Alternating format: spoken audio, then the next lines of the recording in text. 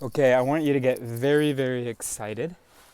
I, you could tell that that came to me before I started recording. Anyway, seriously though, get very excited because I'm really pleased.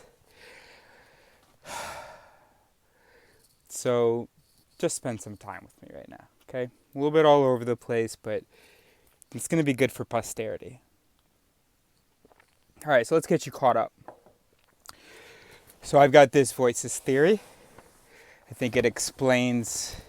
It's a way for us to understand our psychology, our reality, to accept about what humans are, and then gives us a lot of opportunities for what to do about things that aren't working in our favor. My major obstacle is that people just won't buy it. It's just, I was watching a TV show the other day, and a character says, here's the clip. You're not curious? No, I used to be a curious person, but I learned quickly that some things are better left alone. What's something you used to be curious about? Why people behave in opposition to their best interest. What did you decide?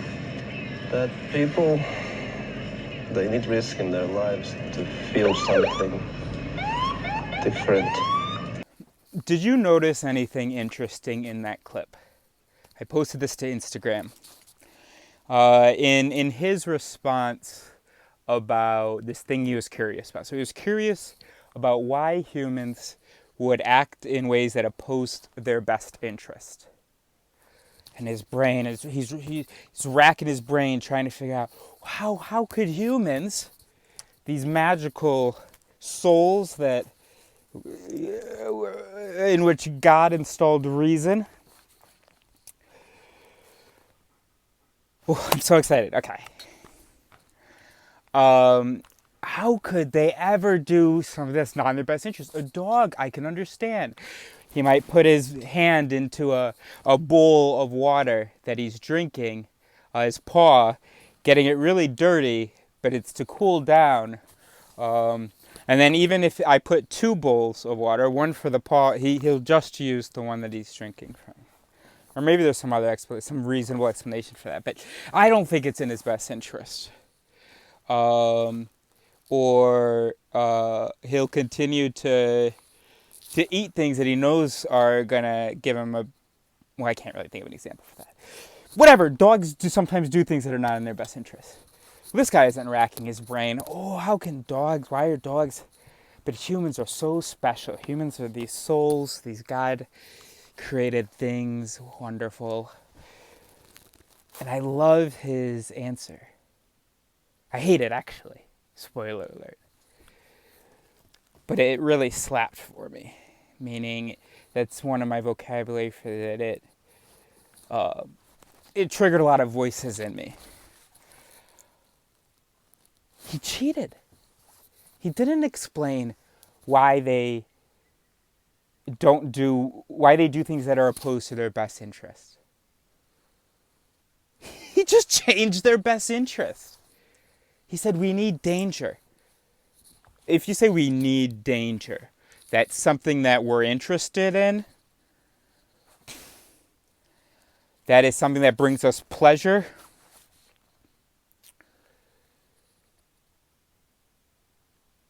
So he made it a coherent system is what I'm trying to say. So you're like, oh, why would humans ever do something opposed to best interest? It's justified because they need danger. Yes, okay, system's functioning correctly. It's got these best interests of what's good for its health or something. But it's got this need, and it's satisfying that need. So the system is functioning. Isn't that amazing? And I see that all the time. I'll tell people an experiment, and the worst is the people who come up with a reason for why the odd behavior was observed. Oh, maybe that day those people were in a bad mood. Or if you randomly asked me that question, I wouldn't know what to say either, or whatever. Or I would, you know. And I see it with I don't think I've ever convinced anyone that we are not reasonable. That we operate, instead of this one unified soul that just goes from like question to answer to question to answer, that instead it's this ensemble, this assembly of voices that each have one job, one role to do if triggered. So in this condition, this is my answer. Anyway, I'm not going to explain voice theory now because this is really just for posterity. But whenever you think you have an amazing idea or explanation, obviously you have to have the question in your mind. You have to have sort of a voice constantly going, hey, you know, this voice would be slapped by feeling really impressed by our idea. So anytime I feel, holy shit, I've come up with the explanation, I'm like single-handedly, blah, blah. I mean, I'm not. I couldn't have done it without evolution. I would not have ever discovered evolution myself. So thank you, Charles Darwin. But, and then thank you, Daniel Kahneman, Amos Tversky, Dan O'Reilly. Yeah, anyway. So, and David Eagleman. Hell yeah. Okay, so, whenever I'm really impressed with my idea with this whole voice theory, and I'm like, holy shit, it's so obvious that people don't understand it, and it's so obvious that it's true. Well, not only do I... Okay, that first slaps a voice. Hold on. If anything seems obvious, slow down. And then also I get another voice, also slapped by me feeling happy with my idea, which is, don't you find that a bit strange? All those smart people out in the world, and you're the one who you're the one who is coming up with like all of this. Like, sure, I'm smart. I could contribute something. But this thing that I feel like nobody's really saying. All right. So you have to wonder, you know, maybe you're imagining some of the value in the idea. And that's why I'm doing my, we're only at 7 minutes, that's great. That's why I'm doing my This Explains Everything series because I'm reading this book. Well, I actually had to stop reading it because I wanted to share it with you. And I stumbled upon this mind section, basically. It's not labeled, but all these essays have to do with the human mind. And they're all so fucking close. They're all so close, but fundamentally wrong in that they still like presume that we're reasonable. Like we're not, like one says we're boundedly rational. Oh gosh, okay. Which track are we going to take? Either way, we have to hit all these points. So, one thing we have to talk about is human self-awareness. And you have no idea what I mean by that. So, just slow down. We also have to talk about, we also have to talk about reason, illusion, or the judge myth, ego myth, whatever. And then we have to talk about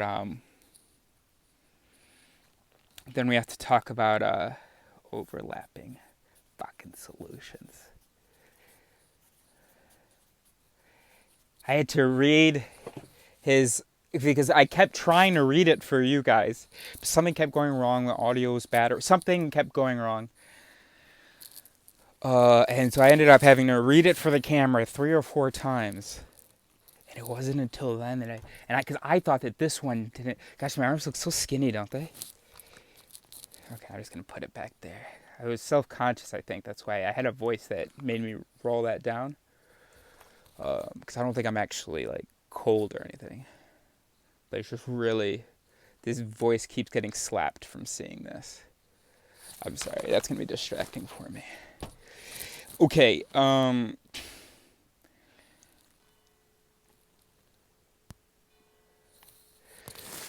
had to read it several times. I thought that this was like sort of the least applicable two-voice theory, but actually it's like everything.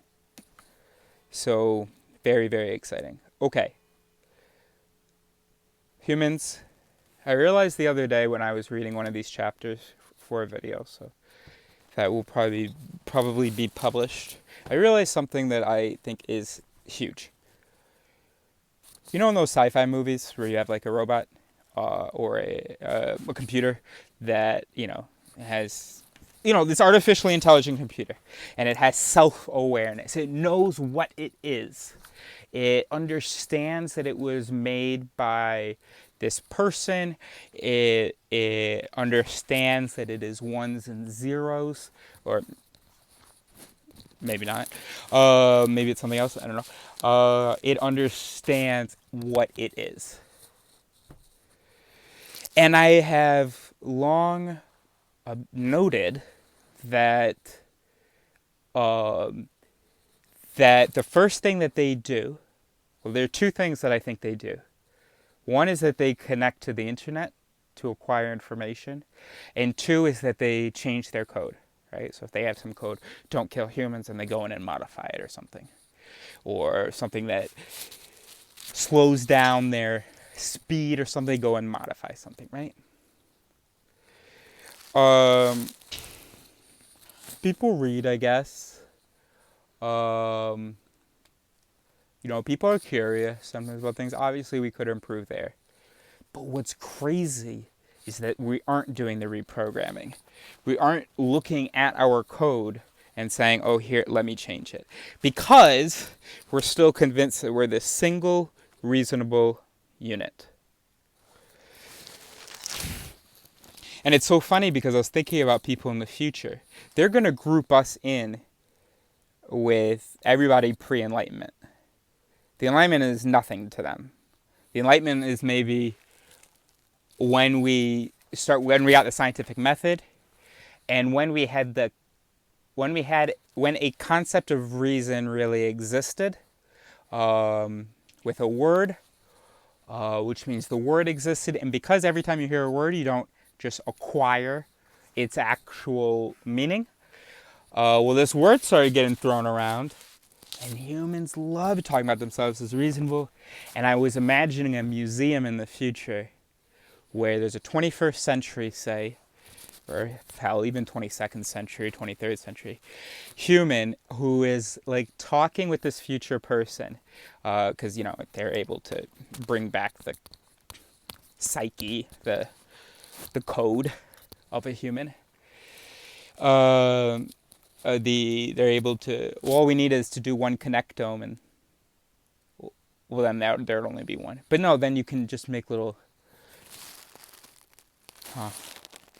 Okay, I don't know the science of it. Look, it's not 2500 right now, but so the future person is talking to this display mannequin robot, 21st century human, and I imagine the future person doesn't tell them, oh great, you're from the Dark Ages, but says, hey, when do you think that humans became reasonable?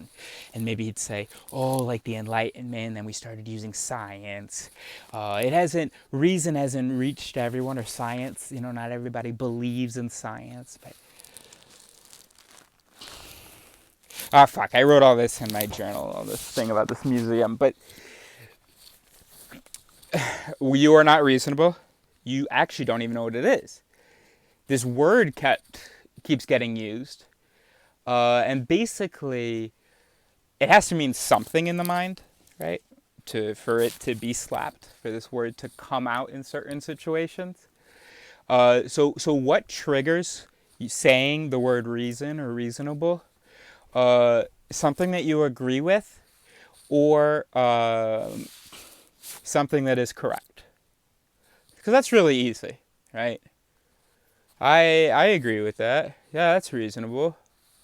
Or that's correct. Yeah, that's reasonable. Obviously, right? The correct thing, that's an outcome bias voice. And then the agree thing is what I would call a spillover, vocal spillover. Because you gave it a thumbs up for being something that sounds good to you, when your brain asked itself, hey, so do we think this thing is reasonable? Well, then a voice was like, hey, I agree with it. Thumbs up, thumbs up. And then the reasonable was like, well, look, we're not going to actually evaluate the thing, are we? Okay, cool. So that's reasonable. I didn't explain the spillover voice very well. The halo effect is an example of vocal spillover. The halo effect. So the halo effect is if someone is attractive, then we are more likely to assume that they are competent and moral. And now you're going to say, oh, no, not me. If I see a woman with a lot of makeup and big boobs, blah, blah, blah, I think she's kind of dumb. That's what I hear that a lot. Because people just love to reject the science. The science wasn't about if someone has a lot of makeup and has big boobs hanging out or whatever. It was just like good facial features. Yes, obviously we do have an association between too much makeup and low class and incompetence and stuff like that, or some people do. But no, just trust me that the science has fucking been done. And we know that if you are just if you okay, you don't have to trust me. I actually don't know how they did the experiments, do I? But anyway, what they found is that people who are rated as more attractive tend to be rated as more intelligent with insufficient information for their intelligence. The halo effect. It's like it can be any aspect of someone. You see someone in a good light, you'll see them in a good light, right? Okay. So anyway, what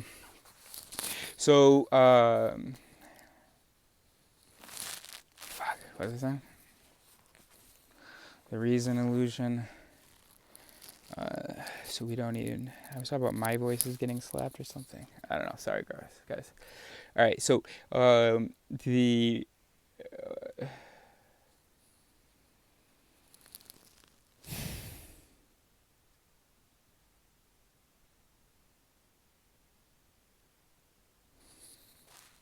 Halo effect, vocal spillover. Oh, there's a 1 and a 2. 1 is I agree with it, and 2 that is demonstrated as correct, or that is verified. Okay, so reason actually means, or logical, and the way I would use rational as well, basically all mean the same thing. It's being coherent with the information that you have. It's following bits of information to their conclusion, seeing the correct relationships between the information. It's having correct if this, then that, according to the information.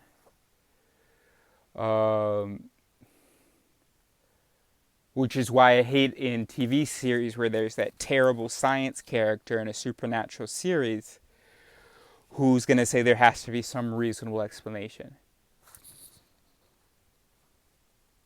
You see all these dead animals with just these 2 puncture holes.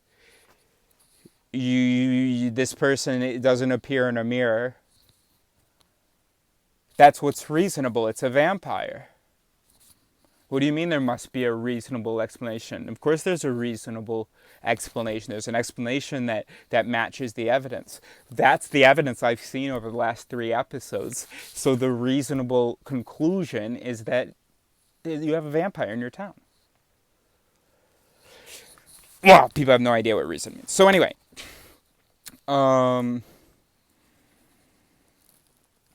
we talk about religion as believing in something.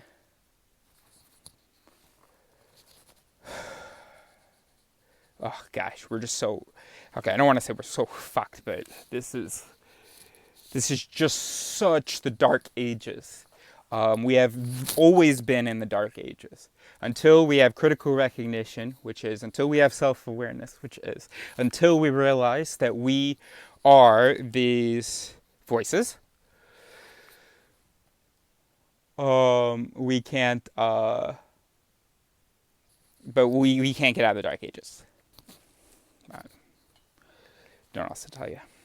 So we can have computers, we can have internet, we can have the word reason, we can have books, we can have universities, we can have suits and ties.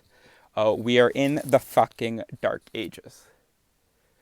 That's why at the worst extreme, you obviously have people killing each other for ridiculous ideas. And then everybody else is constantly and systematically making mistakes and justifying them. Including you. Because you're probably like, oh yeah, people do that. No, you do that. I do that. I'm constantly making mistakes. There's so much wrong with my code. But the difference between me and you is that I have self-awareness. And so I get tons of error messages. Because you don't get error messages. You just keep going, you justify whatever. But I've got voices looking out, surveilling other voices, and with a very critical eye. Critical recognition is when you recognize, because it's to replace critical thinking. Critical thinking is critical recognition, critical research, critical reflection. And the first and most important piece of critical recognition is just being able to recognize the fact that you are a system of lines of code, of voices, whatever, of if-then rules that are competing, that there's no integrated sort of information sharing system, that we'll get to that, what I was about to say. But also right now we're going to say,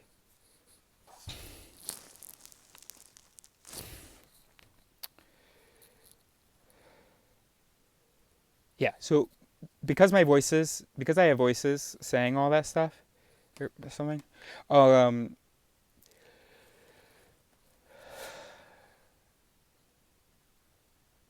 I should actually, because it's for posterity, I should be using my vocabulary. Okay. And that's, of course, when you think, oh my gosh, you had to invent the whole vocabulary for your idea, might need to slow down. But no, I think I'm all right. Because of these essays, they're screaming because they're saying people aren't getting this. Well, not quite, but like they are saying something very different from what I know that people think and what they know that people think, and I think that you can hear that I think that I can hear that in their essays. And they aren't even quite there. So yeah, I had to invent a vocabulary. Okay, so I've got these yids delivering a vigilance. Also because I announce my voices. I announce my voices. And I'm so comfortable reevaluating them. I'm not 100% comfortable. It's not 100% automatic. I have a lot of voices in my mind that are very comfortable with it, but of course I have some voices that fight me when I try to, in a moment I might get a little carried away, think I'm completely right about something. But I can hit the brakes sooner than most. Anyway, that's my point. So, we've defined reason as being able to go from, okay, so this blank is true, let's say. Who knows? That's not what matters. What matters is the relationship. So blank is true. So then if blank is true, then C blank is true. If that is a correct step, then that is reasonable. Not correct because it was verified, but correct because No, because you can have things that are reasonable even if they haven't been verified as being like, this is correct. But it is reasonable because it follows from the information that you had, the lily pads that you were on. Because sometimes you'll step to a lily pad and you're thinking you stepped to a lily pad because you lack self-awareness and we're in the dark ages. But you're drowning like we all are. And so, right. Okay. So that's what was wrong with my metaphor. I was imagining stepping on the lily pad and then it's like, is it correct or incorrect? How can we know? Right. Because if it was incorrect, you're not on a lily pad. You may think that you are, but then, yeah. But what we can say is, look, I followed information going from here to here to here.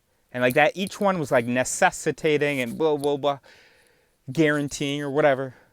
Okay. You understand what reasonable means? I mean, you did know a part of... That doesn't surprise you, I'm sure. But it isn't what you would have said if I had asked you. Well, I guess I jumped all over the place. But I said this, we're really just hanging out because... Let me get to the exciting part. The important part for you to really chew on is that you lack self-awareness. It's that there are people, you might even be one of them, who believes you're like this soul. It's just so funny to think about how we talk about people from the past now. And I want to see your face when, I want you to go to this museum. Hey, where's 21st century? I'm looking at the Black Plague. I tried to follow the arrows. What do you... The 21st century display is in this section? I thought it was going to be with the science-y stuff over. Okay.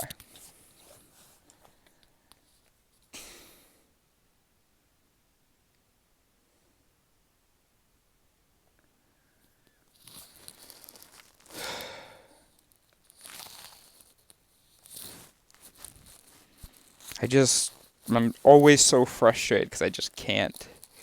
And then the future's not even going to believe me. How do we think of people?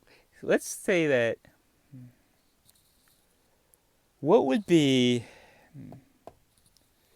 Okay, so what separates us from primitive people? So one is sort of in the imagery, they're dirtier, they're wearing different and shittier clothing. We may see them dancing around a fire, calling up to the blah. But we don't look at people who are doing that in church the same way. And then even when we do, even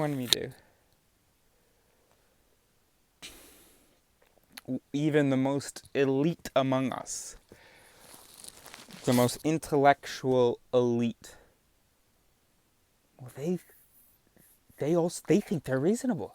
Everybody thinks they're reasonable. The dumb people definitely think they're reasonable. Definitely think they know what they're talking about. And the smart people think that what separates them from the dumb people is that they're reasonable. Except reason is actually impossible. Remember how we defined reason? Okay, so you're thinking, well, if we use your definition, of course it's impossible. Okay.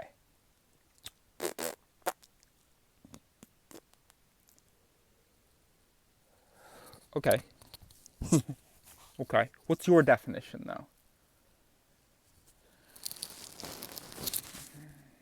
Okay, type your definition in the comments. We're going to go with my definition for now. So, and I think you accepted it earlier, didn't you? So, if we use that definition, it is impossible for a material. It is, how to say this? Because every time I've tried to say this in the past, I've gotten really frustrated.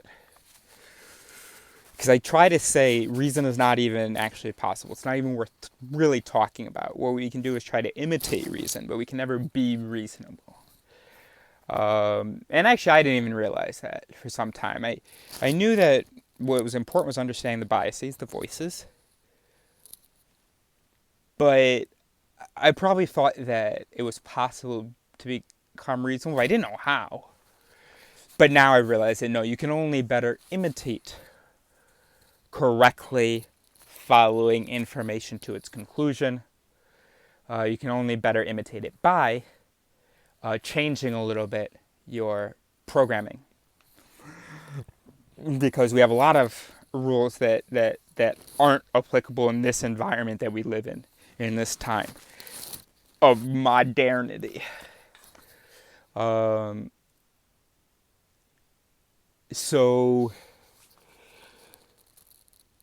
Sorry, I got distracted.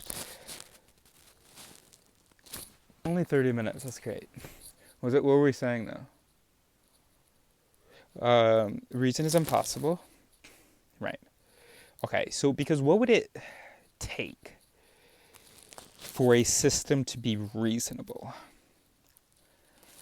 The behavior of this system would have to be such that when you give it information, input, and objectives, that every time its behavior, every time its response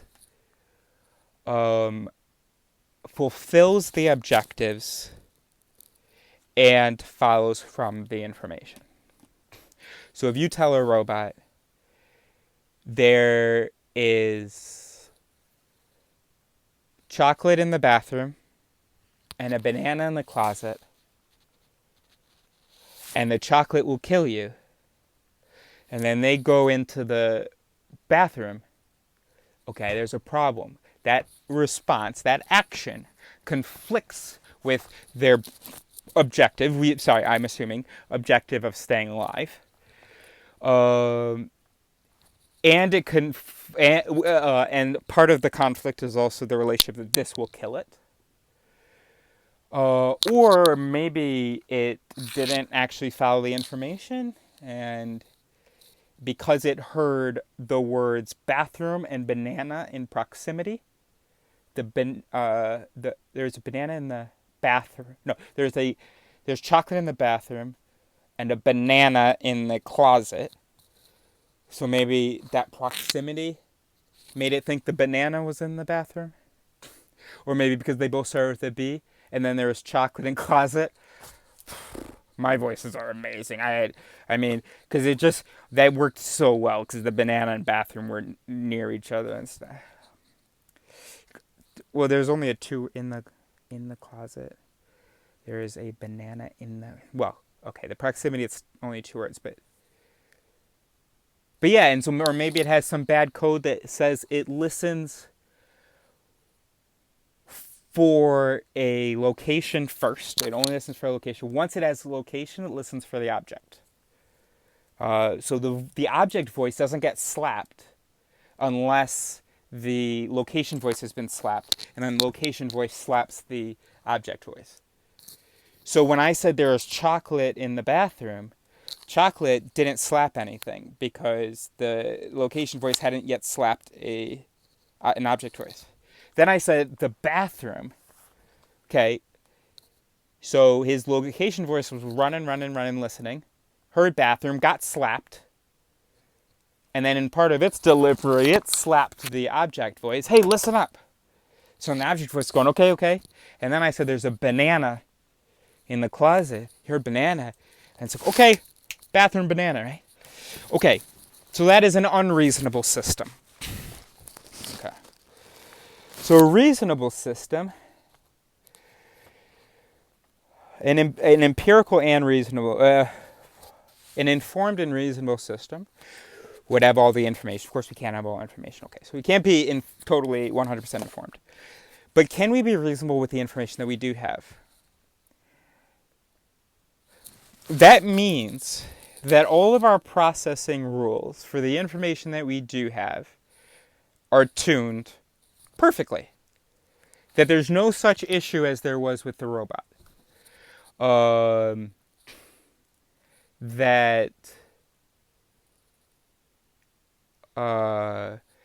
because that I that that I mean, I guess that's a bit of a simple example, isn't it? But there is chocolate in the bathroom. So I am, well, I mean, that's obviously very simple, but I'm able to understand there is an object in this place, and that object is a threat to me, therefore do not go there, and then, go there instead. Okay, obviously humans could manage that. So we can imitate reason on that level. Right, okay, but what would it mean to actually be reasonable instead of just imitating reason? It would mean that every possible piece of information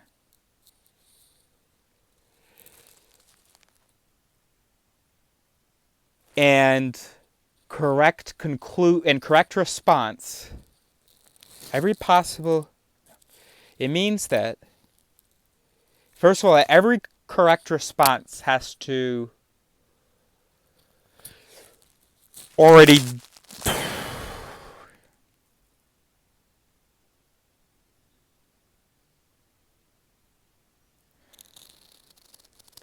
okay. It would have to mean that every possible piece of information already has the correct weight.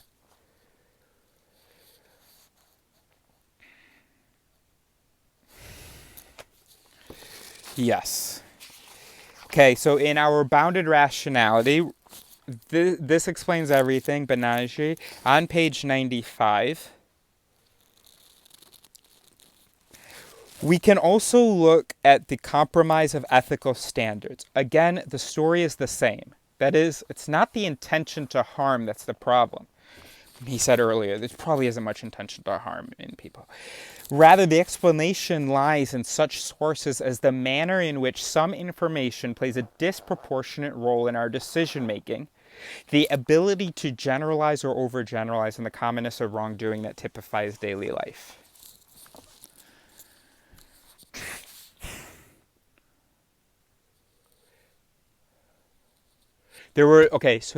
All possible information would have to, the correct weights would have to be pre-programmed. And what that means is,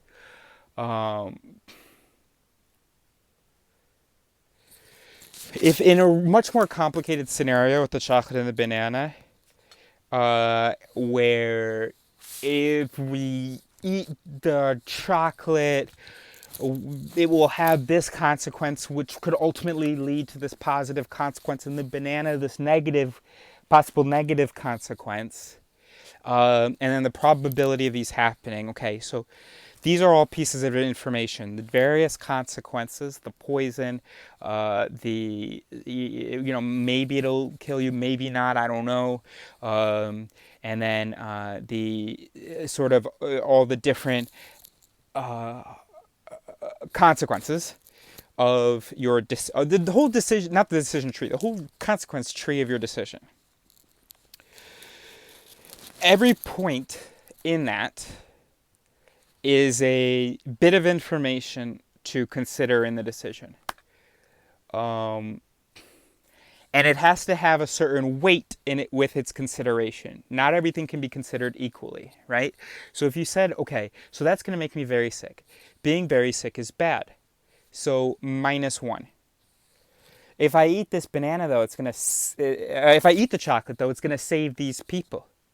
Okay, so that's +2, right? So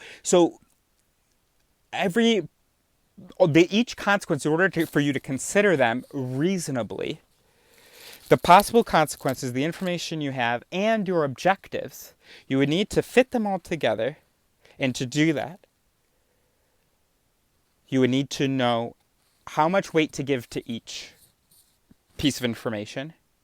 You would need to be able to track how each piece of information relates to your objectives, and compare the fulfillment of your objectives, and compare the objectives to one another, and give weights to the objectives, right? How important is this objective versus this one? If this will mean a this will mean if I have to choose between one of these objectives, for instance, or if, let me just a whole bunch of calculations about, well, the probability that this is true, and then the probability that it will lead to this, whatever, and then you're, okay, you've never done that, right? In your life, ever really considered something. You certainly don't do it automatically or on a regular basis, and you've probably never done it. Anytime you've done, when you tried to really consider something, what you've done is you've let your voices speak. You didn't act, you let them continue to interact with each other, which is great, and to speak. You wrote down some things that were in your mind, right? But you weren't, like, that's why I never do pros and cons lists, and I think it's the stupidest thing.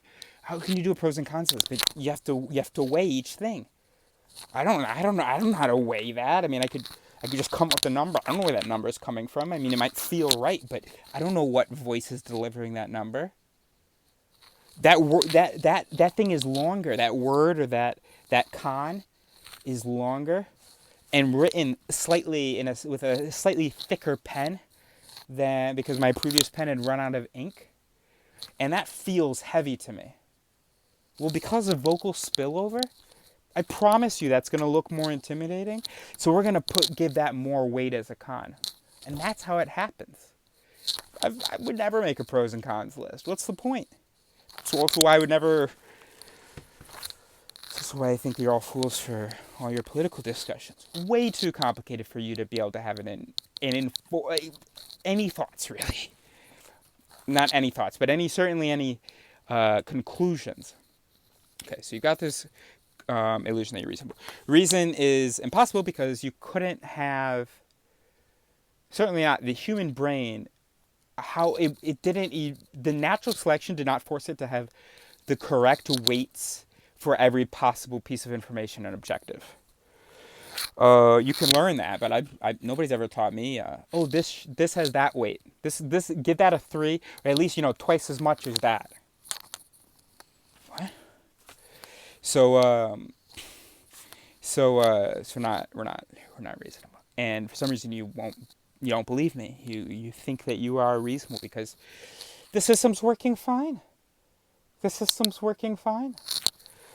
You feel like it's working fine? It's not, obviously. The world is, and always has been, a mess. It's not going to pieces. And it's not, it's just shit. It's just shit. It's always been shit. People have always been shit. I'm just hoping they won't always be shit. Hey, by the way, on that page I read you the first line, or that paragraph. The second stake was placed by Daniel Kahneman and Amos Tversky. Gosh, you have to watch the video where we read this chapter. Okay, so now we're finally getting to the point. There's an essay called "Overlapping Solutions" by David Eagleman, whom I know personally, but he knows me under a different name.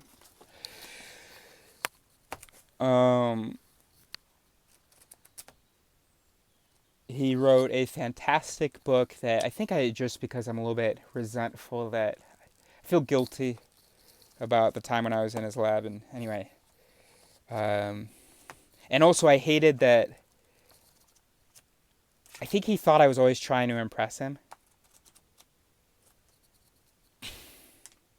Anyway. So he wrote this book that I know I should be using more, called Incognito: The Secret Lives of the Brain. And where he's talking about all these different parts, not parts like 3 or 4 parts, but parts of, by the way, of you, not of the brain, things that are influencing you, parts of you. Okay, so you are composed of all these different parts, and I would say 100,000.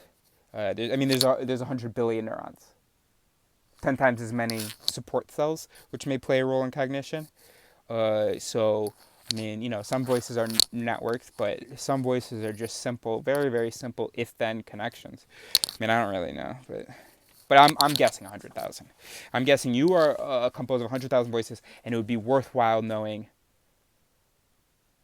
the 300 most important. These are the major cognitive biases and instincts and stuff. So, fuck.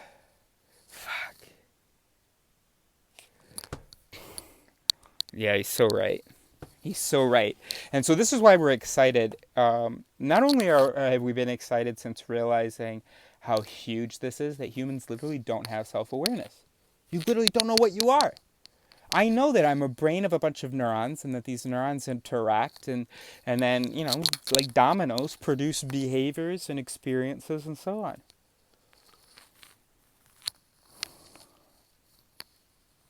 That's crazy. We're so delusional because we can talk about AI. Oh, do they have self-awareness? And we presume to be so intelligent and reasonable. You don't even know what you are.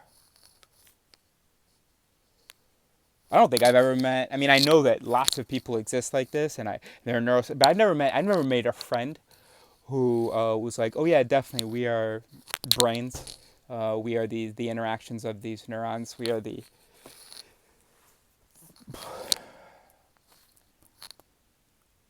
They talk to me about minds and spirits and souls and self-control and you know, the ego and consciousness and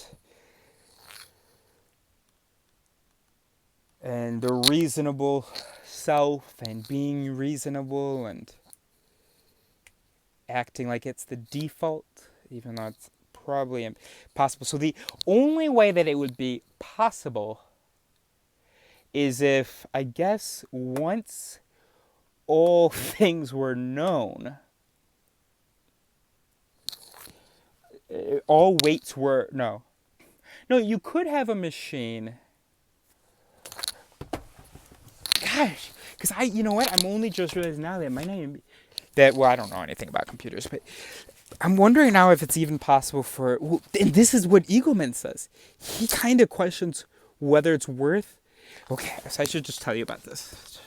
Because this, I'm gonna use his terms from now on, and that's the whole thing, because you know, it can feel uncomfortable to have your own vocabulary, but now I can praise this giant on whose shoulder I preach. How did I get a booger in my mouth? I must be getting too excited.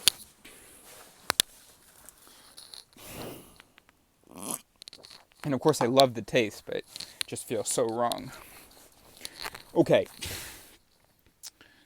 So I have one voice. Boogers do taste good. Because anytime I get one in my mouth, like I had one in my hand and but I don't let myself indulge. What is going on? Where are these coming from? I don't know. I guess it happens to me sometimes. And they taste great. And so I've got, you know, one voice that is obviously quite pleased with the taste of boogers, and another voice that goes, no, we can't go down that road again. Remember what Tommy Johnson said to you in 3rd grade? We can't be that guy anymore. Remember what your girlfriend said when you were 24? Okay, that delivery wasn't good, but there's potential for humor there. Anyway, so these overlapping solutions. Oh, now we're getting to an hour. Okay, let's speed this up. So overlapping solutions. We're not gonna. You have to watch the video about that. Yeah, we have to make this a separate video, otherwise the video would be too long. See, he's so close, but he says brains, on the other hand, can be of 2 minds, and often many more. Of course, he says and often many more, but it's not even worth saying 2 minds. In fact, it's much better to just see everything as, because that's usually as far as we'll go. We'll talk about 2 things competing inside of us. often it'll be the reason and emotion, or it'll be like just like this decision, this possible choice and this choice, or this option or this option. And but no, it's much more subtle than that. Just earlier when I was writing in my journal, I wrote, "Oh my gosh, people in this era think that they are reasonable." And as I was saying that, I was imagining trying to communicate that to the future and shocking them. And then I realized, oh no, they're going to see us as, oh yeah, with all our wars and arguing about the things that we argue about and all the crazy fucking common beliefs out there and the consequences of those beliefs. Oh yeah, they'll be learning about us in school as being just the most arrogant pieces of shit. We thought that because we had touch screens that we had reason. Because the word existed, that we had it. And so I wrote, I wrote, oh, actually, that's not even going to shock you. And then I was about to write, but what I do want to try to communicate to you is that we think that we are reasonable and we blah, blah. Now, of course, you have to, because of course it's very hard to not be egoistic. Egoistic. That is, by the way, so that's like something people say, oh, I'm not, self-centered. No, we are. We all have some really loud voices focusing on our perspective, and that makes sense, right? Because that's the perspective that's happening. So so we shouldn't shame each other for when we fail to, because I'm thinking about how the future will see us, and I'm thinking all these like special. I'm thinking like we're so special. Even I wrote in the museum. I wrote, imagine in this museum you have a human on display, whatever. And for me, it was totally assumed that it was the 21st century. Because of course that is my perspective, and that's okay. But sometimes it is good to activate, to slap some other voices. And so I thought, well, what the people in the past, they must have distinguished themselves. The upper class who was educated must have distinguished themselves from the lower class who was uneducated. Did they talk about reason? I'm sure they talked about, oh, they didn't have information. They don't have information. They're stupid. But today we distinguish ourselves. Maybe, I don't know. I mean, it could be. I mean, it's all along all kinds of axes. But one example is you have the liberal elite who consider themselves reasonable as opposed to the unreasonable Trump people. Yes, but I don't think that any people who are against Trump, I don't think you're reasonable. You're just lucky that you. Because also, I've never been convinced by someone's argument against Trump. I defend him every time. I think Trump is garbage.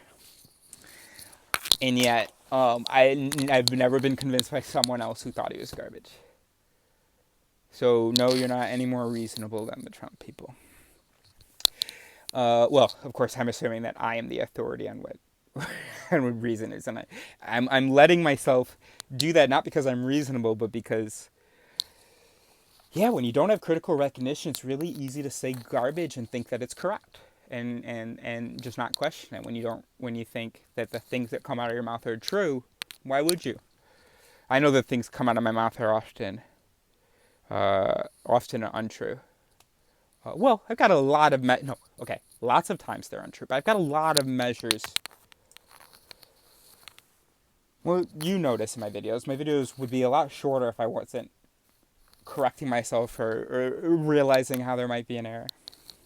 So anyway, point of that is that, so people in the past, let's say 100 years ago, I mean, I was thinking obviously earlier, but let's just say 100 years ago for now, 1923. People must be talking about reason. Are they? That's a really cool question. When did people start, when did society start considering itself reasonable? I mean, society never considered itself incorrect. But when did we start using this word reasonable that I have yet to be able to ask someone what it means and they can tell me? When did we start using this word we don't understand? That's really interesting. Is it super recent? Could be an internet thing? Were people talking about being reasonable 50 years ago? Surely. When two people disagree, one would say to the other, be reasonable, man. And of course, neither was being reasonable. Surely, right?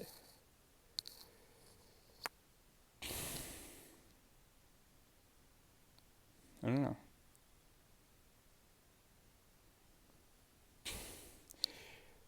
Certainly, since the Enlightenment and since science has existed, we have been happy to call ourselves reasonable. First, the word probably existed before. But the concept became probably more prevalent. And I don't know anything about history.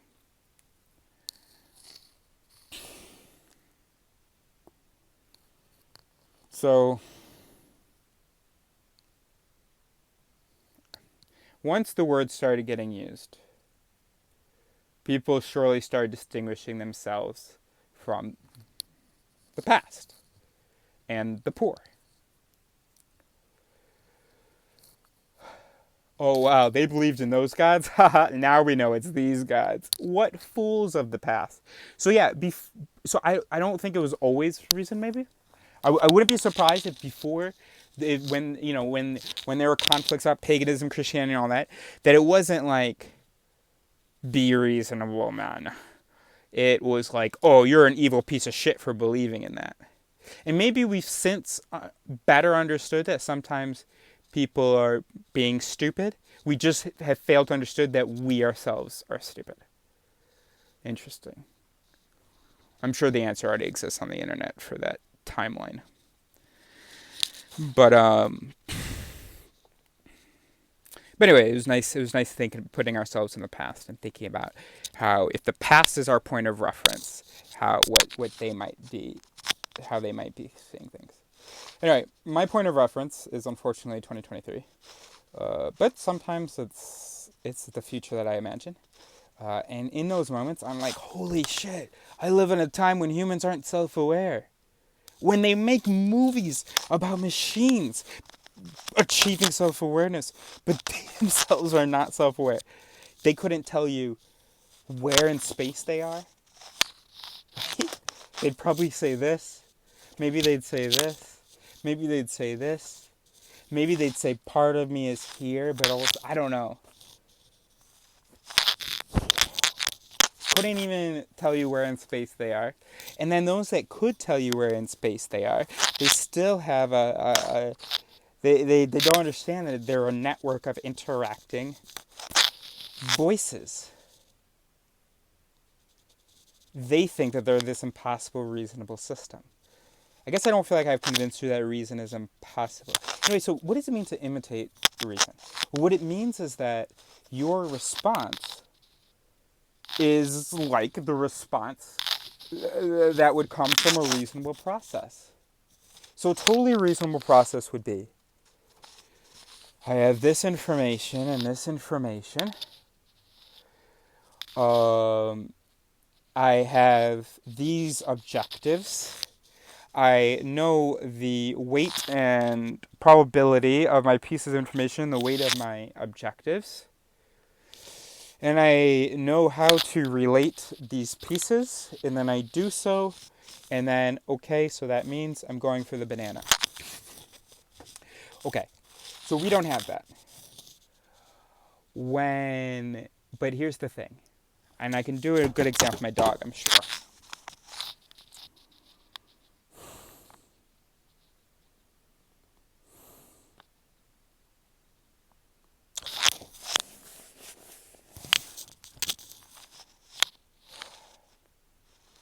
My mind is blank. Nothing's delivering right now.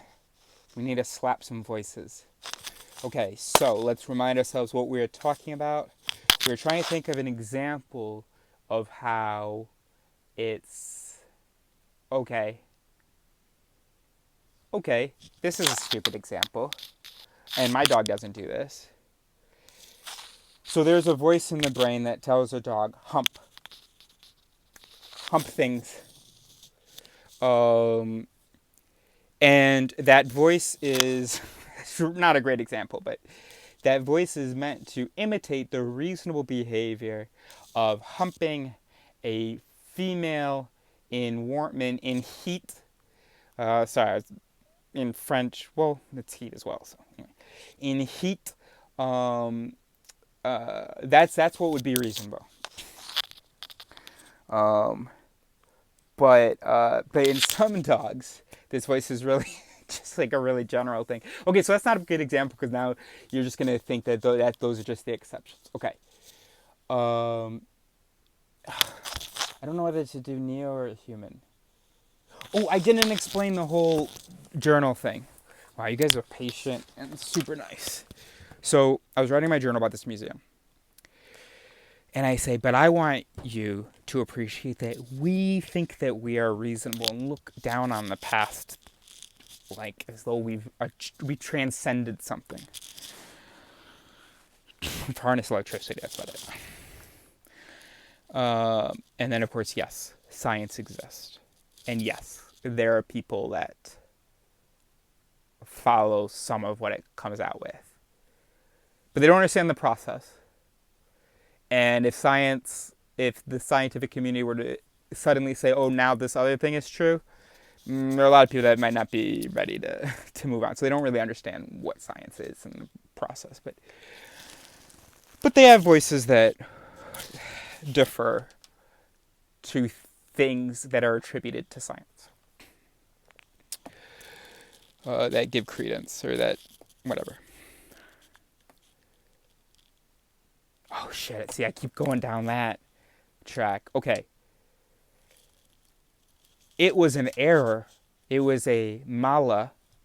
It was some cheating of a voice. It was a mala to say, but what I really want to try to get across to you. It felt so natural. And as I was about to write, but what I really want to get across to you, because I know you're not going to be shocked that we thought we were reasonable. I understood. I was aware. I could hear what I was doing. I heard myself almost reprogrammed as though this paragraph was intended to say, we think that we're reasonable, but that's not going to shock you. But what I want to tell you is blank. But I had a voice that was being vigilant and was like, hold on a second. That's not true. When we said the thing about humans are not reasonable, we were expecting to shock them. We wanted to communicate that humans are not reasonable and that they think that they are reasonable for the millionth time in our journal. We want to communicate these two things. Then when we realize that one of those things isn't going to really shock them, that they know that we aren't reasonable, when I realized that that's nothing to communicate, I said, no, I'm not communicating that. Here's what I want to communicate. I was about to type it. And I went, oh, shit. So I told my journal, I said, hey, I was about to pretend like, and it wasn't intentional, right? Could be a cognitive dissonance voice. So cognitive dissonance voice is when there's a conflict between two pieces of information or between a piece of information and an objective. And so we'll either change our objective or change the piece of information or change one of the pieces of information, whatever. And so basically I had a piece of information, which was that I want to tell them two things. And I want them to believe me. Because I usually imagine that critical recognition will be so natural for people in the past that when they see our media or our videos from our time and the way that we sort of mention reason, that they will assume that we did have reason, except, I mean, no, they wouldn't. Anyways, that's what I realized, that they wouldn't. But I often am scared that people in the future won't realize what I had to struggle with. But then I realized as I was writing today, I was like, oh no. Obviously they know. They see what we are doing in this world. They know that, yeah. Okay. They see our systems. So, and I mean, they have access to our stuff, probably, or some of our stuff. So it would actually be very, very difficult for them. And especially because once we make the move into critical recognition as, a globe, or anyone besides me, once we make that move, that will be like an important piece of history, and we'll know that like everything before that was, we'll know why it was fucked. So, because a bunch of machines without self-awareness that were then building other machines, and even talking about those other machines that could kill lots of these machines, and then they even were able to talk about machines having self-awareness but didn't have it themselves. That's crazy. And so then cognitive dissonance was, I want to share two things. This thing that I just shared is they already know. Uh-oh, conflict. Can't share two things if they already know one of them. And without looking like a fool. And I don't want to look like a fool. So the resolution to this cognitive dissonance was, this voice just slipped in. It's like, oh, I got it. We knew that they wouldn't be shocked. We actually just want to share this thing that we're about to say. And actually, now I think about it, the future also knows that we thought we were reasonable, doesn't it? Okay. But it's this third thing that I actually want to communicate. And it's not at all intentional. As Benaji said, talked about how the harm that we do, or and that's why,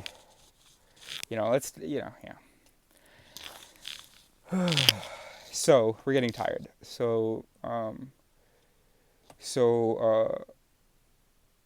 And you've been so patient, so let's get to it. I keep doing this for the voices. Maybe we can look at it like this. What's happening now? Crisscross? Overlapping?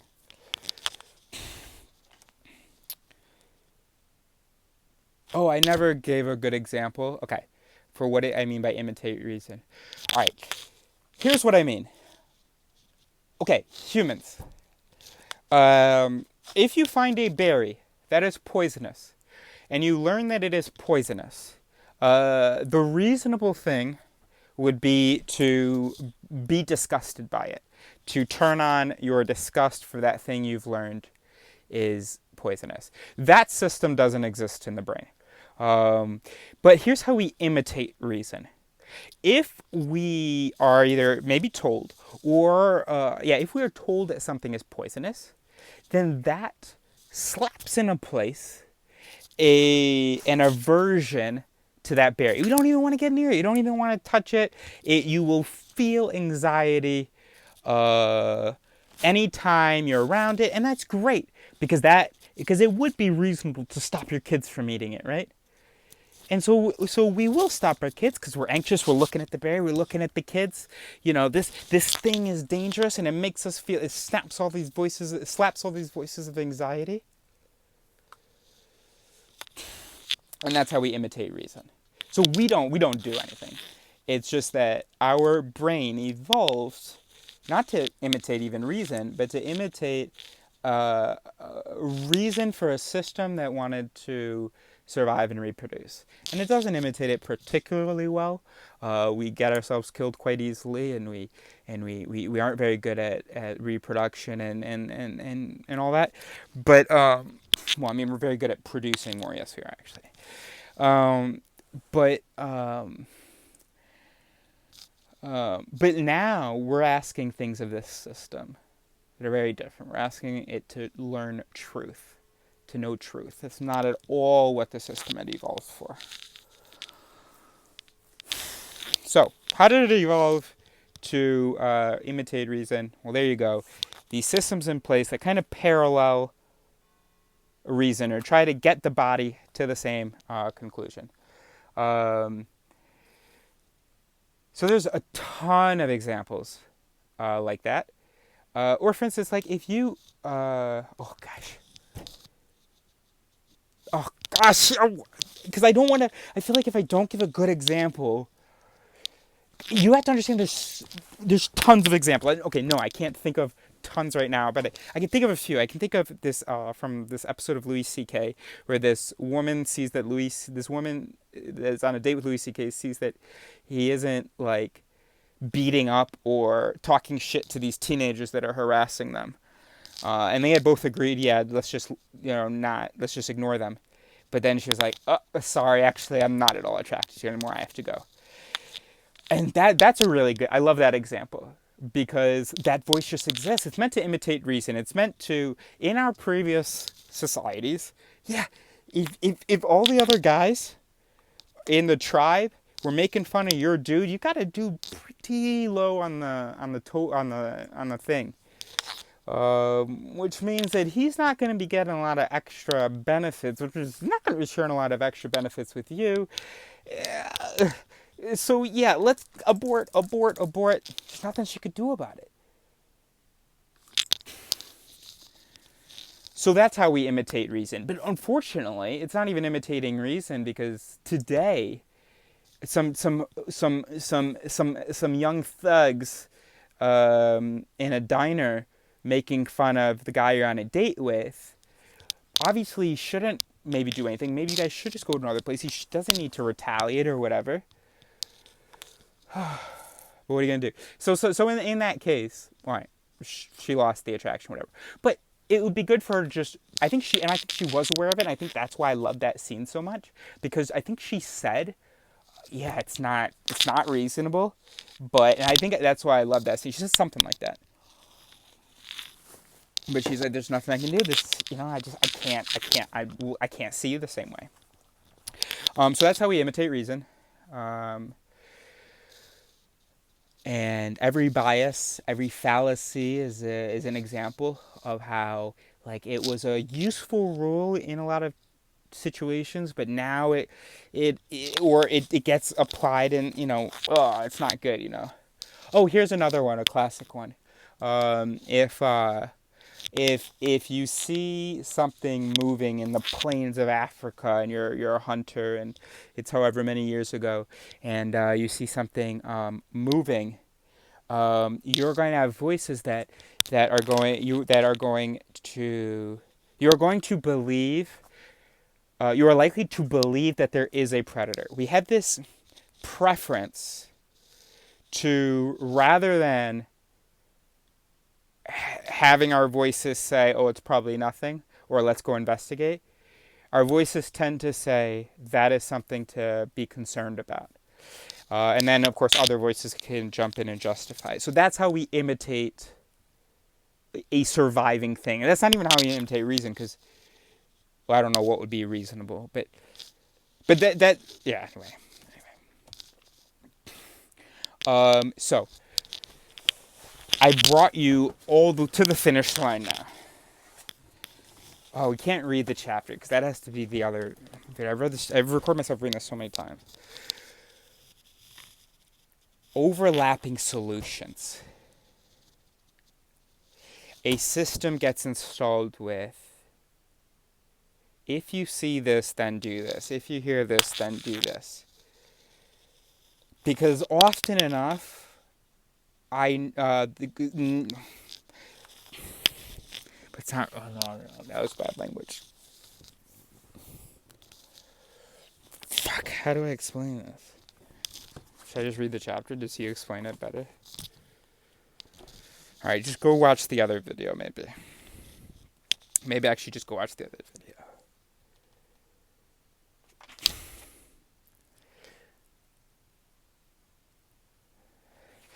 But yeah, so basically what he says is that for artificial intelligence, rather than trying to write a reasonable system, it's kind of what he says. Instead, just keep throwing in a bunch of new lines of code. Every time it doesn't do the right thing, put in a patch, basically. It's not really possible to have like this code that just like says, like, it's just like reasonable. So you need to just have a bunch of overlapping things. If you see this, do this, and also do, how do I explain? Okay. So a very simple voice map. If Neo has to pee, he has a voice. If Phil pee, whine. If Phil pee, go to tree or something. If Phil pee, stay near door. And then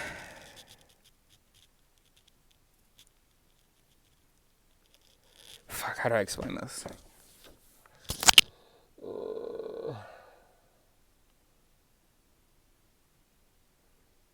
Because I think my problem is that I'm like you thinking of humans as reasonable, and so I'm trying to think of this like linear thing, but that's literally the opposite of the point. And my voices don't seem, none of voices seem to understand that because I am being too linear. I don't know whether my brain can do it. I'm trying to say, you need, if you want the correct behaviors to be delivered, you can't just like write a formula that is going to cover all conditions in which that case needs to be delivered. So you just have to write a bunch of, okay, if this condition, then do that. If this condition, then do that. If this condition, then do that. And so now, so far we've got, okay, if this condition, do that. If this condition, do that, right? Rather than just saying, okay, if conditions that meet this criteria, then do that, right? That's not how it could work. If you want this to be done, then you're just going to have a separate, I mean, obviously there are representations. We do have mental representations. But what I'm saying is that yeah, okay, so some of these are going to be representations. But rather than imagine there's a representation for all things that are supposed to elicit this behavior, you just keep piling them on. And then, so we've got this. And then these things have different, and then we can also have this. So in this condition, do this and do this. And then, I mean, I don't think my hands can do anymore, but, and then, we can, and then each time you add in a rule, of course, you give it a weight. And that's why you don't have these just like, you don't expect to sort of have this system that just has all the solutions already, all the correct weights and stuff. It's a system that has to learn from experience, has to learn how much weight to give each objective. A computer could do that. A human, I don't think, could even track all of that. A computer could learn a whole bunch of weights and make a whole bunch of really cool calculations and imitate reason really well if it has some really good lines of code and it's correctly learned what weight to give the different objectives and pieces of information. A human cannot. But evolution tried, nature tried. or the Human Genome tried, and it did well enough to, although we're destroying the planet and killing each other, we are here though to be doing it. So that's something. Um, and so we well enough. We have well enough sort of overlapping if-then things, and they're all interacting. And that's why I say 100,000. You have to understand there's every single thought. And that's why I gave you the example of the journal, because as I'm writing, I can hear it. And when you hear me talk, you can hear it's a new voice. Right? When I speak, it certainly isn't linear.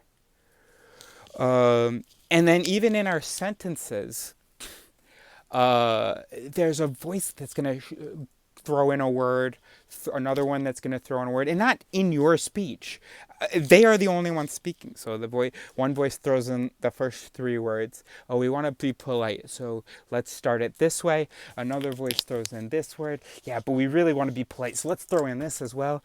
And then another, the cognitive dissonance voice says, oh, okay, so here's the resolution we have.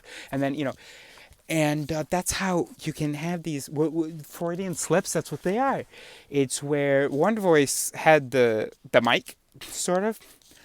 Yeah, one voice kind of maybe had the mic, or we had agreed on certain voices speaking, in the sense that they had been validated by the other voices. So we have this panel. They're passing around the mic. And then another voice goes and grabs the mic. It got slapped by something that was said, or by some part of the condition, and then says something. And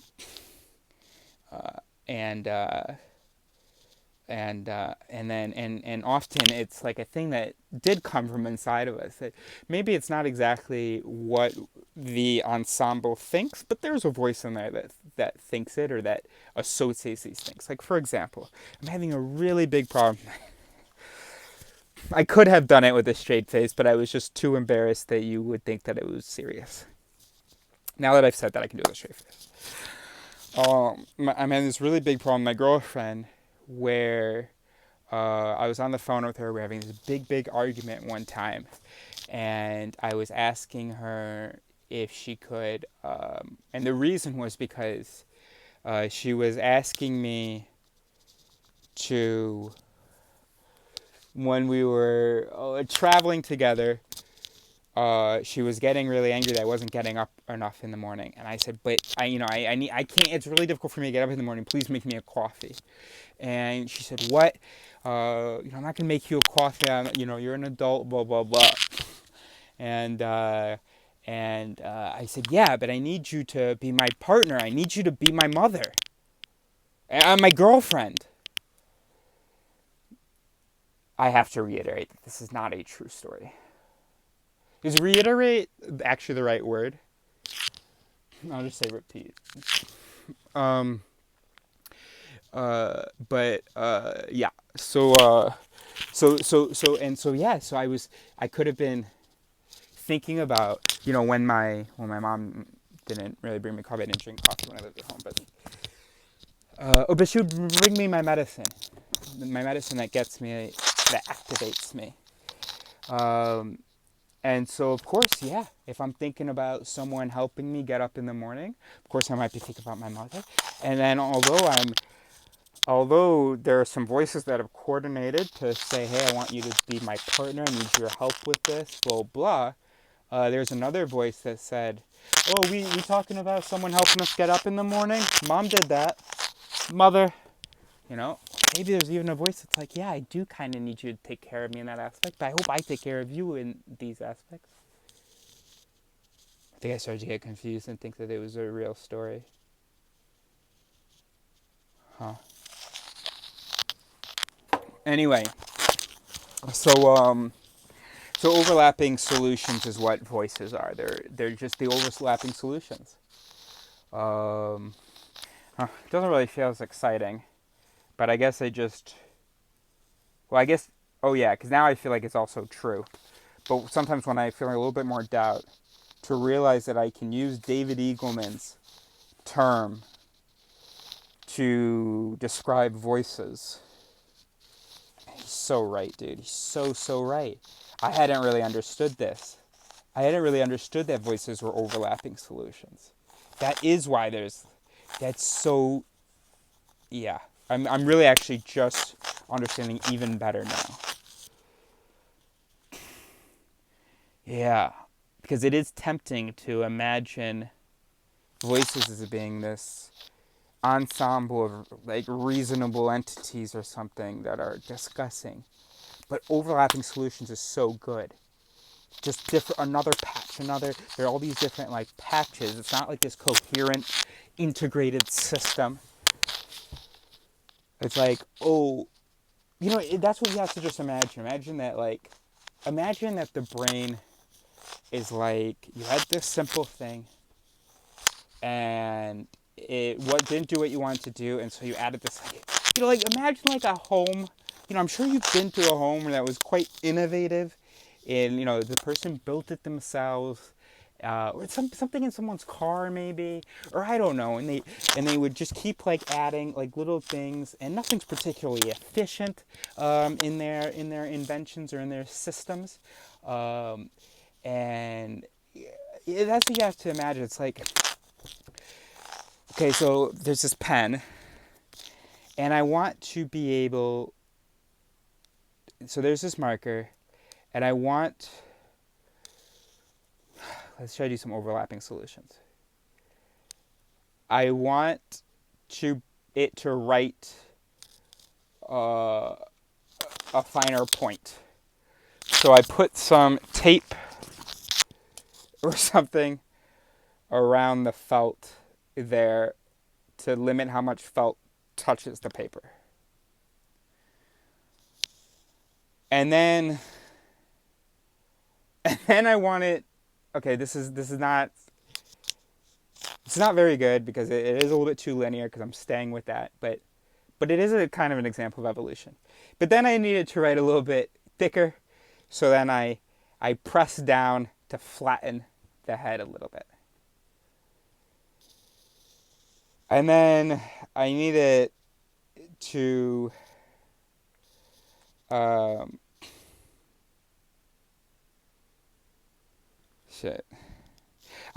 okay, here we go. I need to be able to stick it to my wall. So I put a little Velcro here. And then, oh no, but I just keep doing the opposite. I'm being too linear. And then I need to be able to put the cap on here. So I cut a little hole in the cap.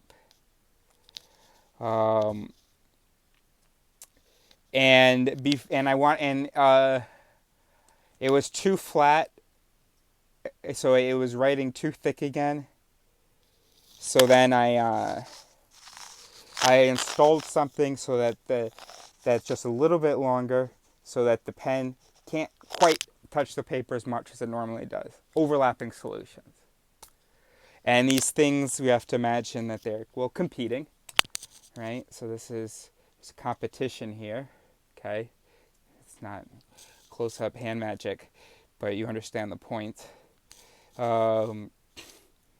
And each of these pieces, these solutions, is there to respond to a different need, but it's not like the perfect solution either. The tape around the tip, because I wanted it to write finer. And that's what your mind is, basically. That's what evolution is. That's what our bodies are. And the mind is part of the body. And we are animals. By the way, I live in a time when humans don't think of themselves as animals. When they like to separate themselves from other animals. When they want all dogs on leashes and think that humans are civilized and dogs are dirty and should be kept inside and all this stuff. And that's a whole other thing. But, okay, great. We did a great job today. And you did an amazing job. Thank you for watching. And honestly, I think you understood a lot of that stuff. I think it's pretty well explained. So, overlapping solutions. I hope it was worth it. I mean, especially if it's definitely worth it for me to make this video and publish it. I'm going to look so handsome with my hair tied back. It's definitely worth it for me because this is, if there's any chance that anybody watching this video could achieve self-awareness, could join me, could say, holy shit, I've just woken up. I've just realized that I'm not like a reasonable, intelligent soul. I'm just this cacophony of overlapping solutions, partial solutions that, that this animal evolved with, and a lot of them are really shit and don't even apply to today. Holy shit, so now I have to listen to everything that comes out of my mouth and every thought that I have, and I have to go, oh shit, that might be a bad voice.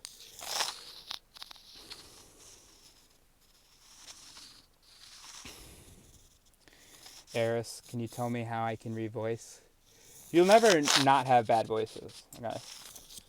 But what you can do is you can add overlapping solutions. So that's what I have. So I have voices that make all kinds of mistakes. And then I patched on another fucking voice that says that, like, if you utter this belief or something, like, just double check.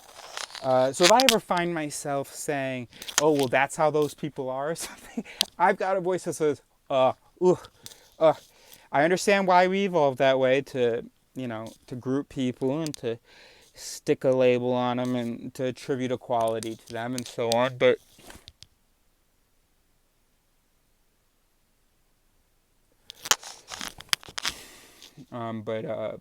let's take a look at the evidence. So I've got.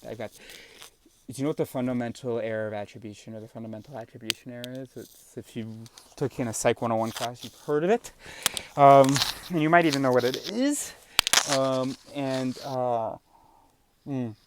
Shit, I might not even know what it is. I might even know what it is because sometimes I confuse it with something else, or there's two things that have the same name or something. Or maybe what I'm thinking of is not the fundamental error of attribution. Sorry, so you can tell me in the comments. So there's this thing where we tend to, someone that we don't know, if we say a quality of them, we tend to attribute that to their character rather than the circumstances, whereas with someone that we know and that we feel close to, that we trust, we are more willing to give the benefit of the doubt. And you may be saying, oh, that's reasonable. Of course, if you trust them, we should give them the benefit of the doubt. Yeah. But the problem is that when we don't know the person, we really assume, like, oh, that's a bad person. They did that thing. That is a bad person. I do that all the time. All the time. It's upsetting to think that people that I like, people that I love, walk on the left in a hallway, don't use their turn signals. Because every person I see doing that, I think is a terrible person. I know that that's wrong, that's incorrect. I made a friend once on Bumble, and I was talking to him about this pet peeve that I have about people standing on the left of the escalator, for example, and he said, yeah, man, I do that, and I don't know why, because, like, I know that people don't like it, but I just keep forgetting. And so basically what's happening for him every time he gets on the escalator, that voice just isn't slapped by him being on the escalator. For me, all sorts of voices about the amount of space I'm taking up and whether I'm in people's way, every time I'm in public, they're slapped. I can be at a concert, and if I see that there's this random sort of path that is formed in the standing crowd, and the people that I'm with are sort of blocking what could be this organic, natural path, we're fucking moving. If you ever try to have a conversation with me in front of a doorway or in the middle of a room or anything, I will pull you to the nearest wall. If you won't, yeah, okay, you get it. And I really, really think that these are awful people. It's like, you don't give a shit about anybody else. How dare you walk on the left like that? How dare you walk in the middle like that? How dare you stand there? You're terrible. And when I start to make a friend and then I notice that they do that, I promise you I judge them. But if I've already made a friend, if I already know the person and I already like their morality enough, and then I see them doing this, I'm like, oh shit. I can't think about it. My girlfriend, I just move her over. I say, we're not even going to think about it. We're not going to talk about it. You're a good person. You're a good person. You're a good person.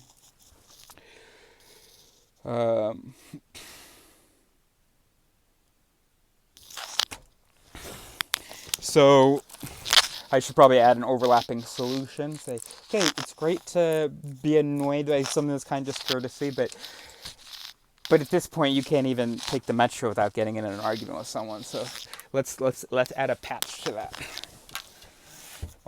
So anyway, what were we saying?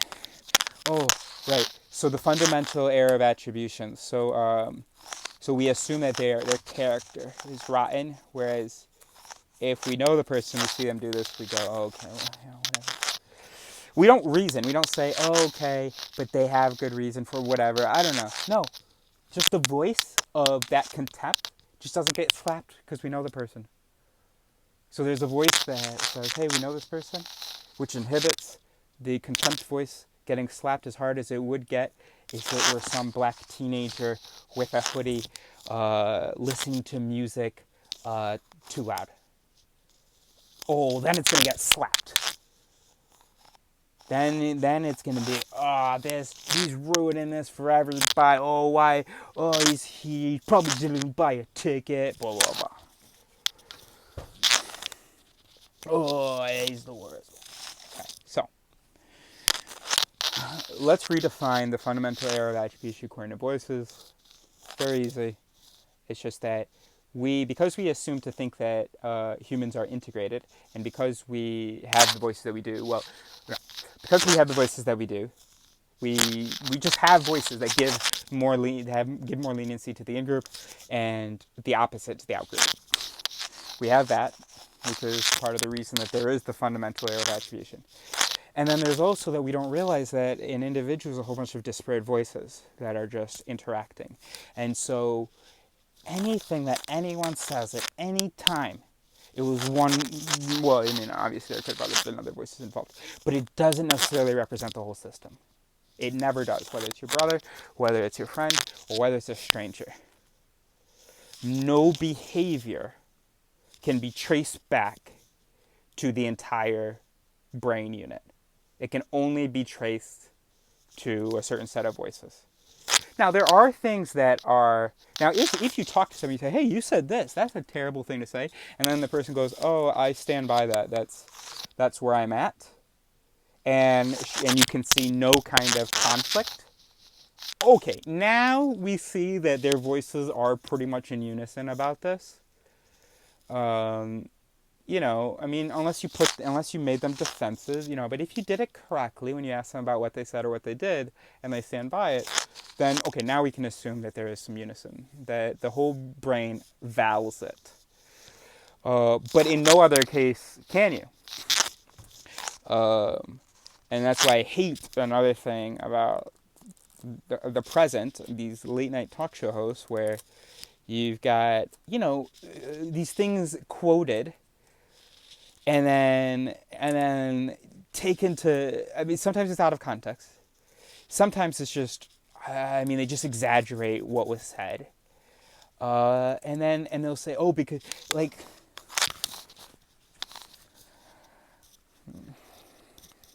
By the way, if I ever use a metaphor where I compare someone to an animal, for instance, to a dog, another fake argument. I was talking to my girlfriend, and I was saying, hey, Neil does this much better than you, and why can't do something? And she goes, you're saying I'm a dog? No, I'm not saying you're a dog. I am saying that you have this one thing in common. This voice said that. But that doesn't mean that my whole... Oh, no, now I'm confusing my whole brain with an entire association in the metaphor. So never mind.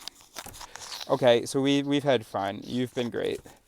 And honestly, if anybody... And don't even bother telling me I'm trying, because for me, it really is all or nothing. It's either you understand what you are or you don't. Either you understand that you are a brain of these competing, overlapping solutions, that is not bounded rational, but is bounded in its imitation of rationality, bounded by the demands of nature. Um, if that has clicked, do tell me though, because I do feel very alone. Honestly, don't tell me if it hasn't though. I don't mean, you can tell me if it hasn't. That would actually be great to hear.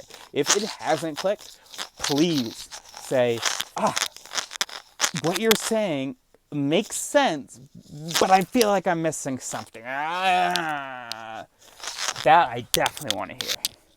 But if it hasn't clicked, and you want to, but you kind of think it's clicked, and the things that I said made sense, and you want to show your support, and so you want to tell me that it clicked, don't. Of course, that puts pressure on you, right?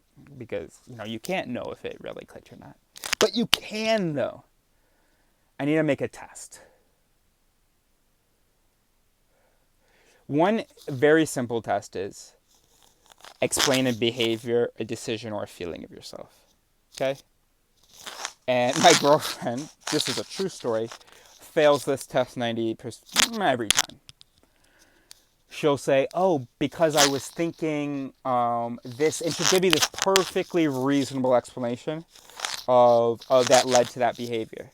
And there's no mention of any kind of a voice that could have been programmed by evolution. It was just, oh, well, I knew this fact, and I knew this fact, and I wanted this. Of course, she doesn't explain it like that either, though. She says, oh, because this. And I'm like, that's not even true. Oh, right. Huh, because this. That's why I did that.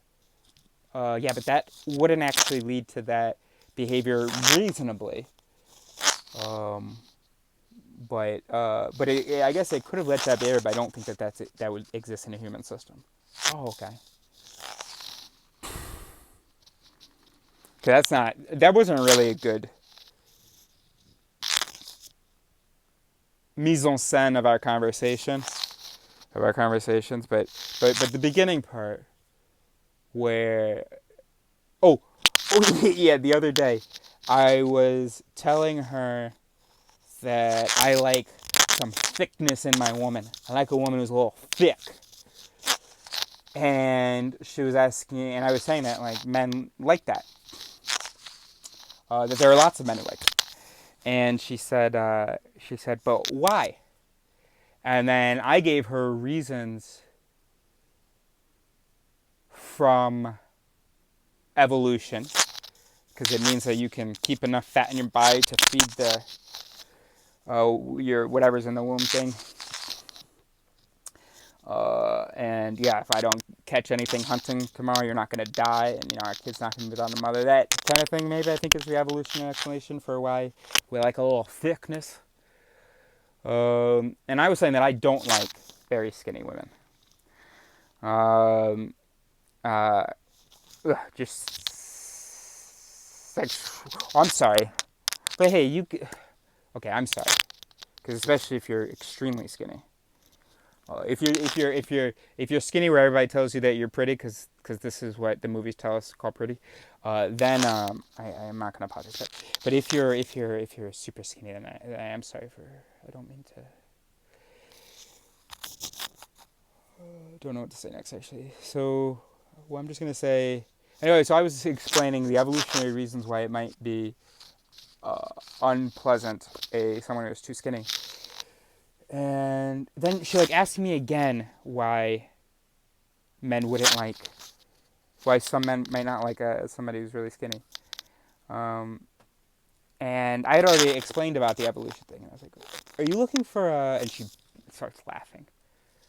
I said, "Are you looking for a reasonable explanation?" She says, "Yeah, I was, but no, I'm stopping. Okay, I get it. Okay." So that's the basic test. Next time you do something, feel something, think something, whatever, ask yourself, hey, why did I think that? And if all you can come up with is why a reasonable android would have that thought, and you're probably full of shit, whatever you come up with, by the way. It's probably not true and not relevant, but it just feels and sounds, it sings It sings. We were not programmed to be able to tell what is reasonable. We have no, you know how we have no ability to sense wetness? Some animals do. We do not. For us, it is, we sense wetness by sensing a change in temperature or a change in texture. And so then we will often conclude, or we have voices that will say, oh, if all of a sudden we have voices that say that in the condition that suddenly the temperature or the texture of something changes, of the environment or of an object, whatever, if it's not what we expected, then we're going to assume that it's wet. So the example of this, that when I saw this on a TV show, the example of this is that, when you pull things out of the dryer, sometimes the thing will be cold. Why is it cold coming out of the dryer? And then you think it's still wet because it's colder than you expected it to be. And then you don't know, is it wet or is it just cold? Or maybe you had gotten used to some other heat about the dryer, and then once you actually start touching some of the clothes, they're colder than you expected, and so then your brain says that they're wet. So then you have this voice that's saying that they're wet, but then you can have another voice that is like either with more information or just with the knowledge of how our wet sensing system works, might say, oh, no, it might not be wet. So what was my point? Oh, I might not indulge with the boogers, but I'm indulging with my time, huh? And your attention. So so that's how you can know if it clicked. So if I ask you how do you know that's wet, oh, because I felt the water on it. No, you lack self-awareness. Try better. Oh, because the temperature sensors on my fingers noticed this unexpected temperature, and just like that, a voice said, oh, this thing is wet. It turns out to be wet, indeed. So I guess we can say I know that it's wet. But I could have very well been wrong. That voice has been triggered in the past, even though... Okay, no, this is not what you need to say. You can say that, so that would be great. But let's try to make the test simple.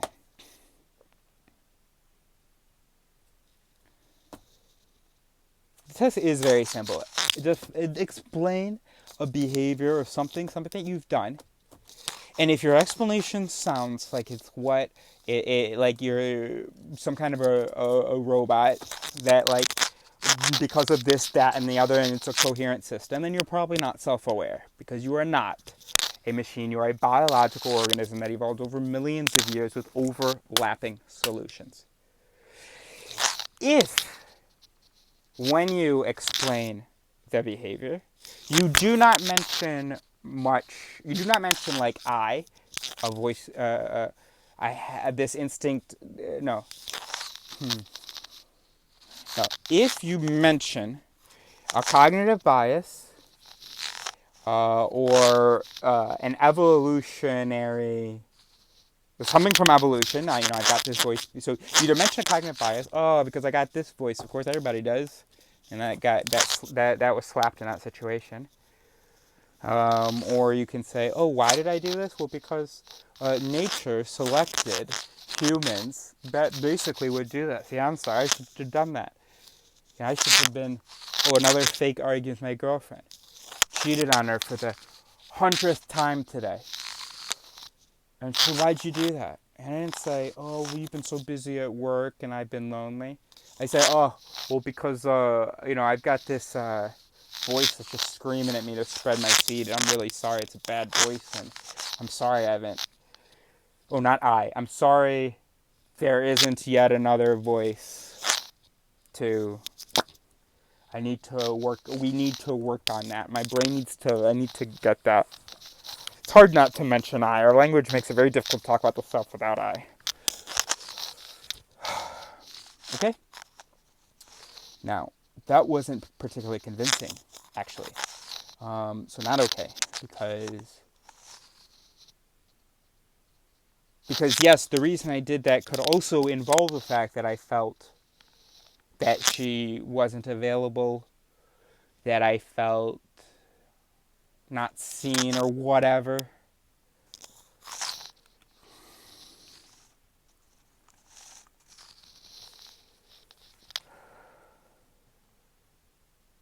And these are not different domains. I'm not saying that you fail the test by giving these reasons. I have actually been saying that in what I've been saying, but it's not correct, and I shouldn't be saying it. I might have been tempted to say I didn't mean that, but no, I did mean that. There was a voice that thought that and delivered it. Just that another voice is realizing now that that's not the case. That's not a good way to put it. I mean, no, I didn't think that was. But those words, whatever. Anyway. So, alright, so what are we going to do? How do we test self-awareness? You test self-awareness with AI, it's just this bullshit Turing test, right? Just can you tell the difference between AI and a human? Because we assume that humans are more intelligent than AI. Humans are some standard. AI is already better at things than us. Every AI in 2023, I mean, ChatGPT would pass the fucking Turing test, I think. Humans, AI are soon going to come up with a test that we will not be passing. We wouldn't pass any test. If we are reasonable. Give me a belief and explain it. Every human I know would fail that test.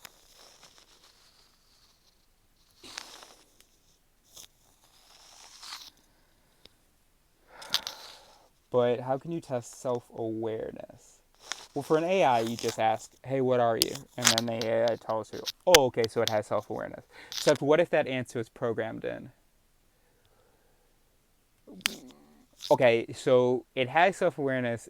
Self-awareness can be programmed in if it has the information of where it is, and that information plays the role and the proportionate role that it should with all other voices, or all other lines of code. Then yeah, it knows where it is.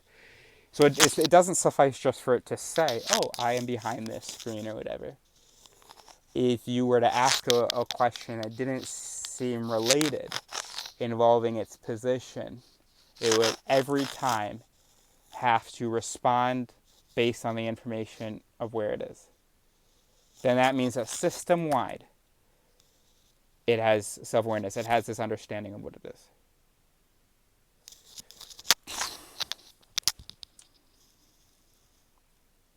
So how could we test self-awareness for you?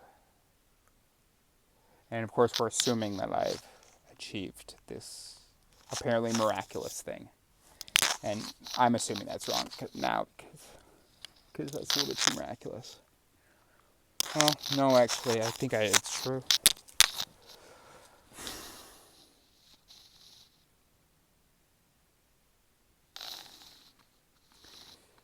First of all, you would have to be able to demonstrate that you're wrong about, that you know that you're wrong about most things.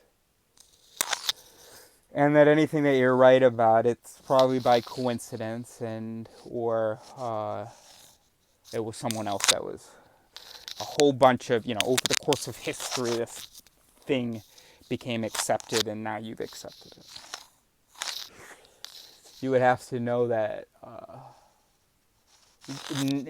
when something feels true, that means next to nothing, because our sensors for what feels right was more, not tailored to, was more, not adapted to, was more scaled to, whatever, it was more suited,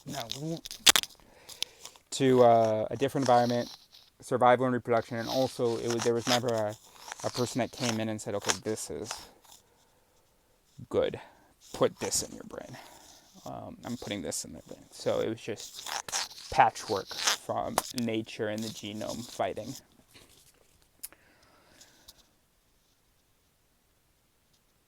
So I don't know.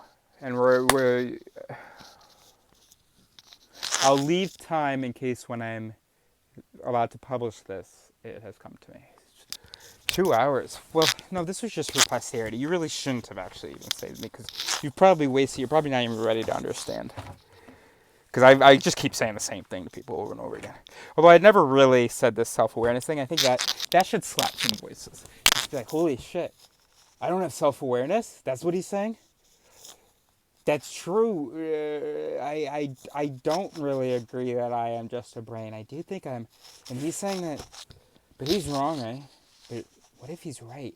What if I'm like a computer thinking that I'm something that I'm not understanding that I am these wires and circuitry? That should slap some voices. Because you can very easily imagine how a computer or an AI or a thing that's programmed, you've seen plenty of movies where that moment where it has the realization, right? And it's like, oh, what? So it's very easy, very familiar, this idea of a robot not understanding what it is. Or I'm sure you've imagined stupid philosophical things about living in a video game or whatever, which is perfectly possible, but I say it's stupid because the conversations about that tend to be stupid. The ones I've heard. So that's very easy. So the brain's like, yeah, we get that. Shit, we might be like that. Uh-oh. Should we take seriously what Eris is saying, guys? And then maybe because of my suspenders, that will slap taking it a little bit seriously. And so yeah, I think this was worth it. And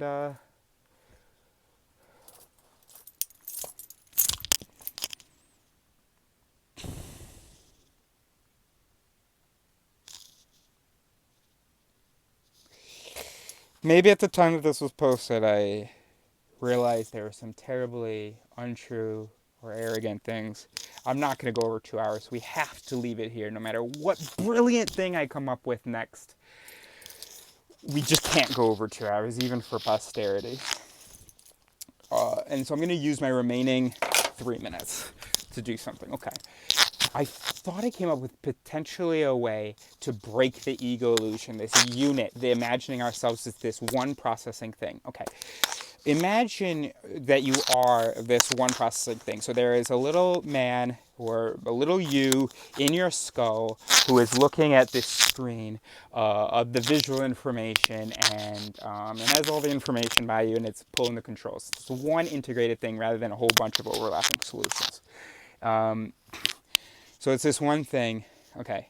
Now, imagine that we were actually... Imagine that we had eyes here now. We just put eyes here, okay? Which means that we can see almost 360 degrees, okay?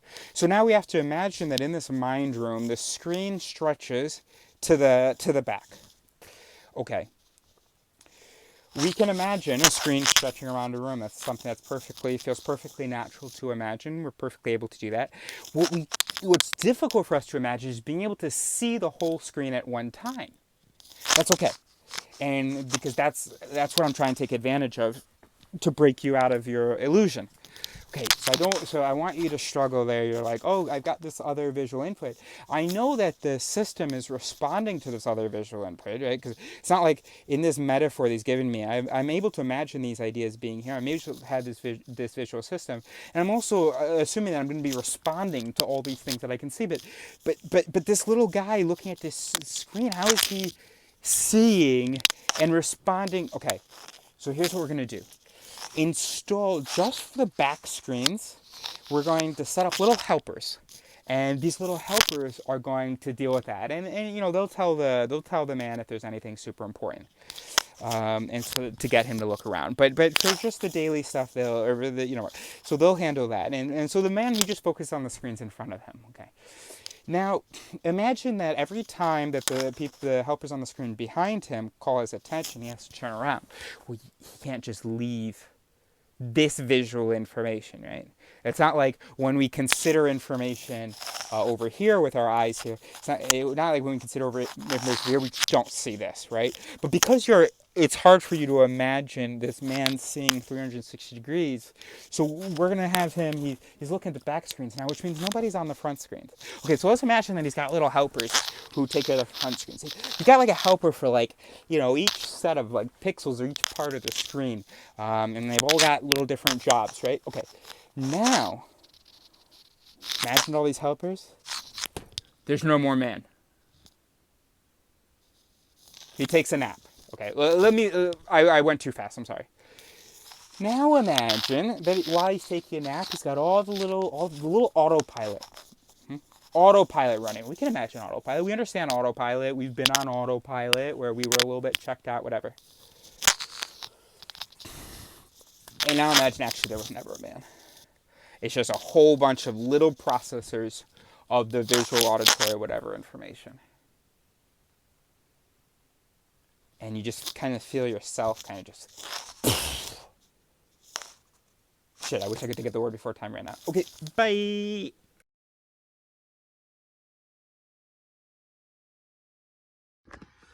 So I still haven't figured out exactly what a self-awareness test would look like for a human.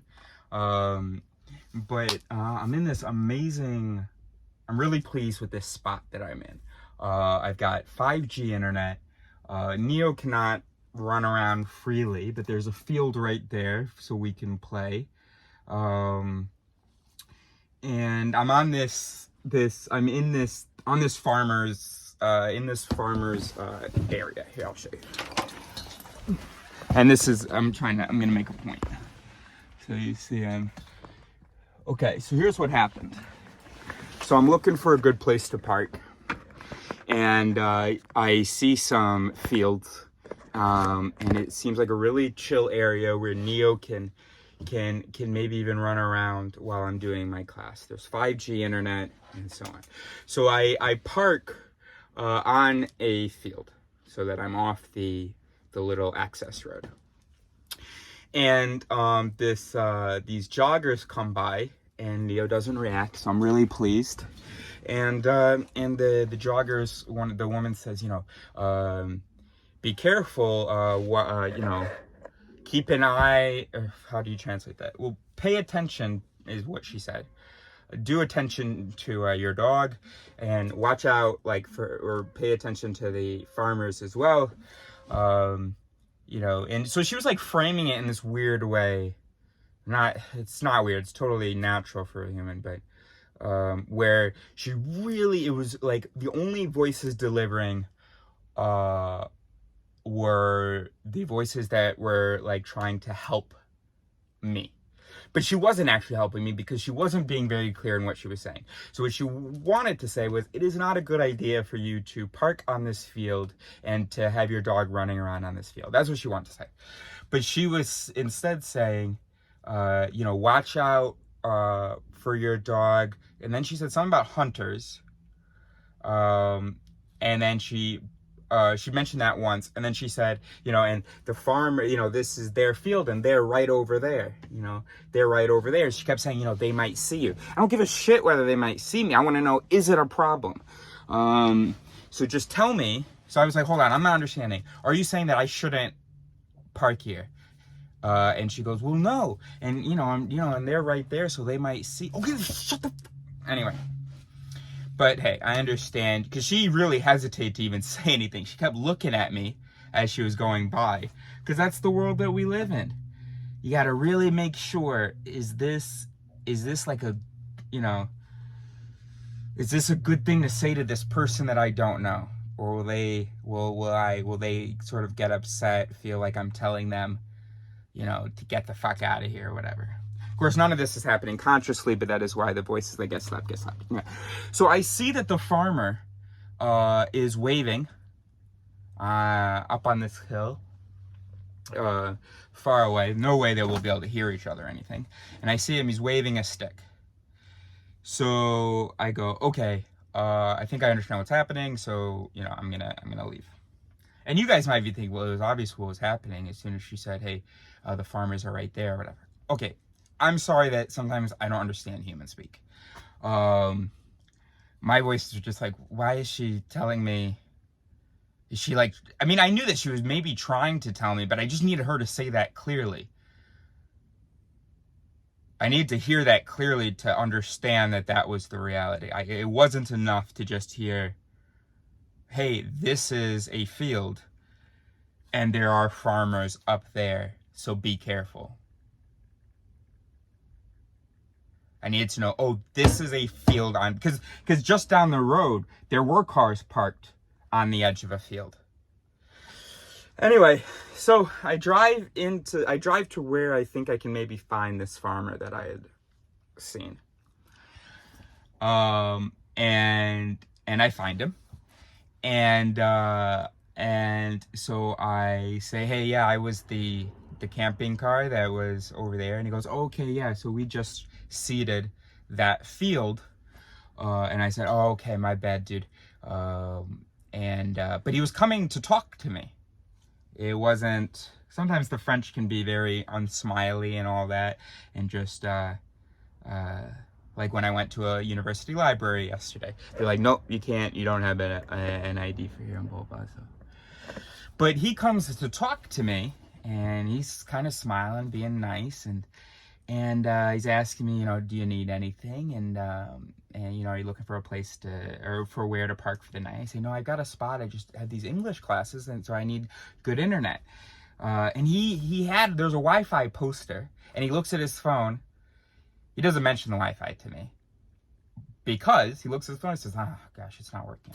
Anyway, and so he says that I can park here on his area here. Oh, this is I'm sorry that my brain functions this way, but also I wouldn't be able to share these ideas with you if my brain functioned more linearly or see if I didn't, you know.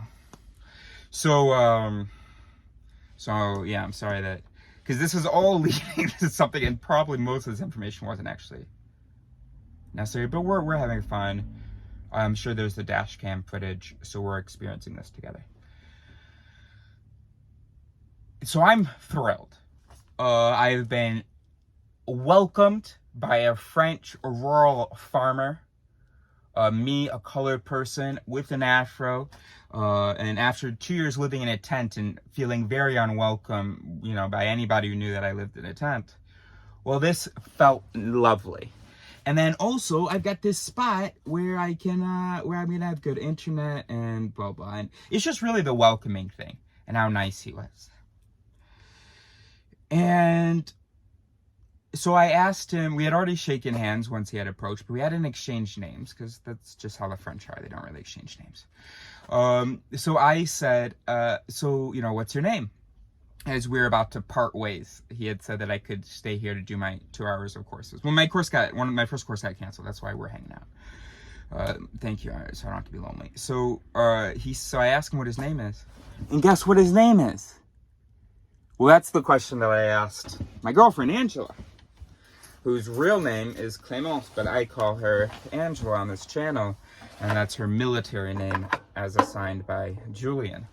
So, so I asked Angela, what was his name? Et il s'appelle comment? Comment il s'appelle? And her first guess was Clément, the male form of Clémence. Good guess.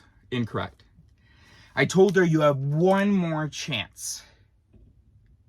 And she guessed Alice. And I said, no.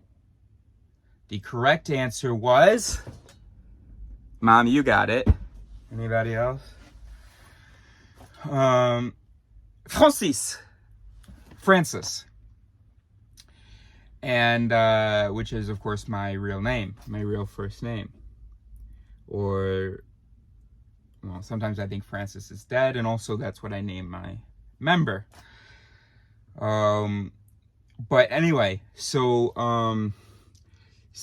yeah, it was Francis. And so I said to her, you know, why the hell would you guess Eris before you guessed Francis? Because Francis is an English and a French name. So I said, you know, for a French farmer, why would you guess Eris? The only person named that is a god that I know of. I've never met anyone else named Eris besides And I think that's maybe even, well, I know there's Eros. There is also Eris, the god of like disagreement or something, unfortunately. But anyway, and that's not, I didn't know that, by the way. So that's not why my name is Eris. My name is Eris just because I thought that was the best arrangement of those 4 letters. My name very well could have been Rezi. That's a name I use online sometimes. It could have been, well, no, Eris just sounded the best for it. E for empiricism, R for reason, I for imagination, S for skepticism. That order I thought was the coolest for a first name. So anyway, I mean, that was before I knew about the God, and also before I knew that the opposite of dialectic, a dialectic dialogue or dialectic exchange or dialectic argumentation, the opposite in which I preach, which is where we exchange the information that we have and we both work together to try to find the truth. The opposite of that is an heuristic, E-R-I-S-tic, heuristic exchange or argument, which is where the 2 parties are in competition trying to win, to show they are opposed to each other, this person is saying, here's what is true, and I'm going to try to prove it and convince you and shut you down. And then this person's doing the same, which is what humans do and is one of the worst things ever. So that's really, really, really unfortunate. And if I do succeed as a philosopher, I don't know what we're going to do about that, because obviously we cannot have, I mean, I don't know what we're going to do, because you can't have a philosopher called Eris who preaches all these things. And, so a lot of my ideas should be, it'll be the eristic school of thought. And heuristic means the opposite of anything that I would ever suggest people doing. So I don't know what we're going to do. So not a lot of people know this word heuristic. So, I mean, it'll just be something they learn in philosophy class. Heuristic used to mean this until Eris came along and redefined it, because what if I copyright my name? Or I trademark it? Anyway, all of this. So then I say to Angela, so why would you guess? So France is very common Catholic. I mean, in the U.S., there are Francis Catholics, right? So it's a very common French and English first name. It's very common. Well, not very, very common. Okay, but like everybody knows of Francis. I think in France, I've met a couple Francises in France. I don't think I'd ever met one in the U.S., but I met a few in France. A couple. And so this is the self-awareness test. How did Angela explain her thinking in that process? Now, she's at work, so we're not actually going to really judge her, but we're still going to use this as an example. And also, I think she would have failed the test anyway, because honestly, I think she almost knows that she doesn't have self-awareness, so she is ahead of the rest of you. But so she'll always explain with some reasonable series, and not a very developed reasonable series, but it's something that would befit a seemingly reasonable system, or no, a very simple reasonable system. So basically, her answer was, well, because I asked her, why would you guess Eris instead of Francis when I'm talking about a French farmer? And she goes, well, I thought that if his name was Eris, that would be really crazy. And so that's perfectly reasonable. But here, if we had self-awareness and had the time and had the language to respond to my question, here's how we would respond. Here's what a passing response for a self-awareness test would look like. Well, Eris, when you asked me the question, that slapped 2 main voices. One voice was sort of considering names that relate to names of people that we know.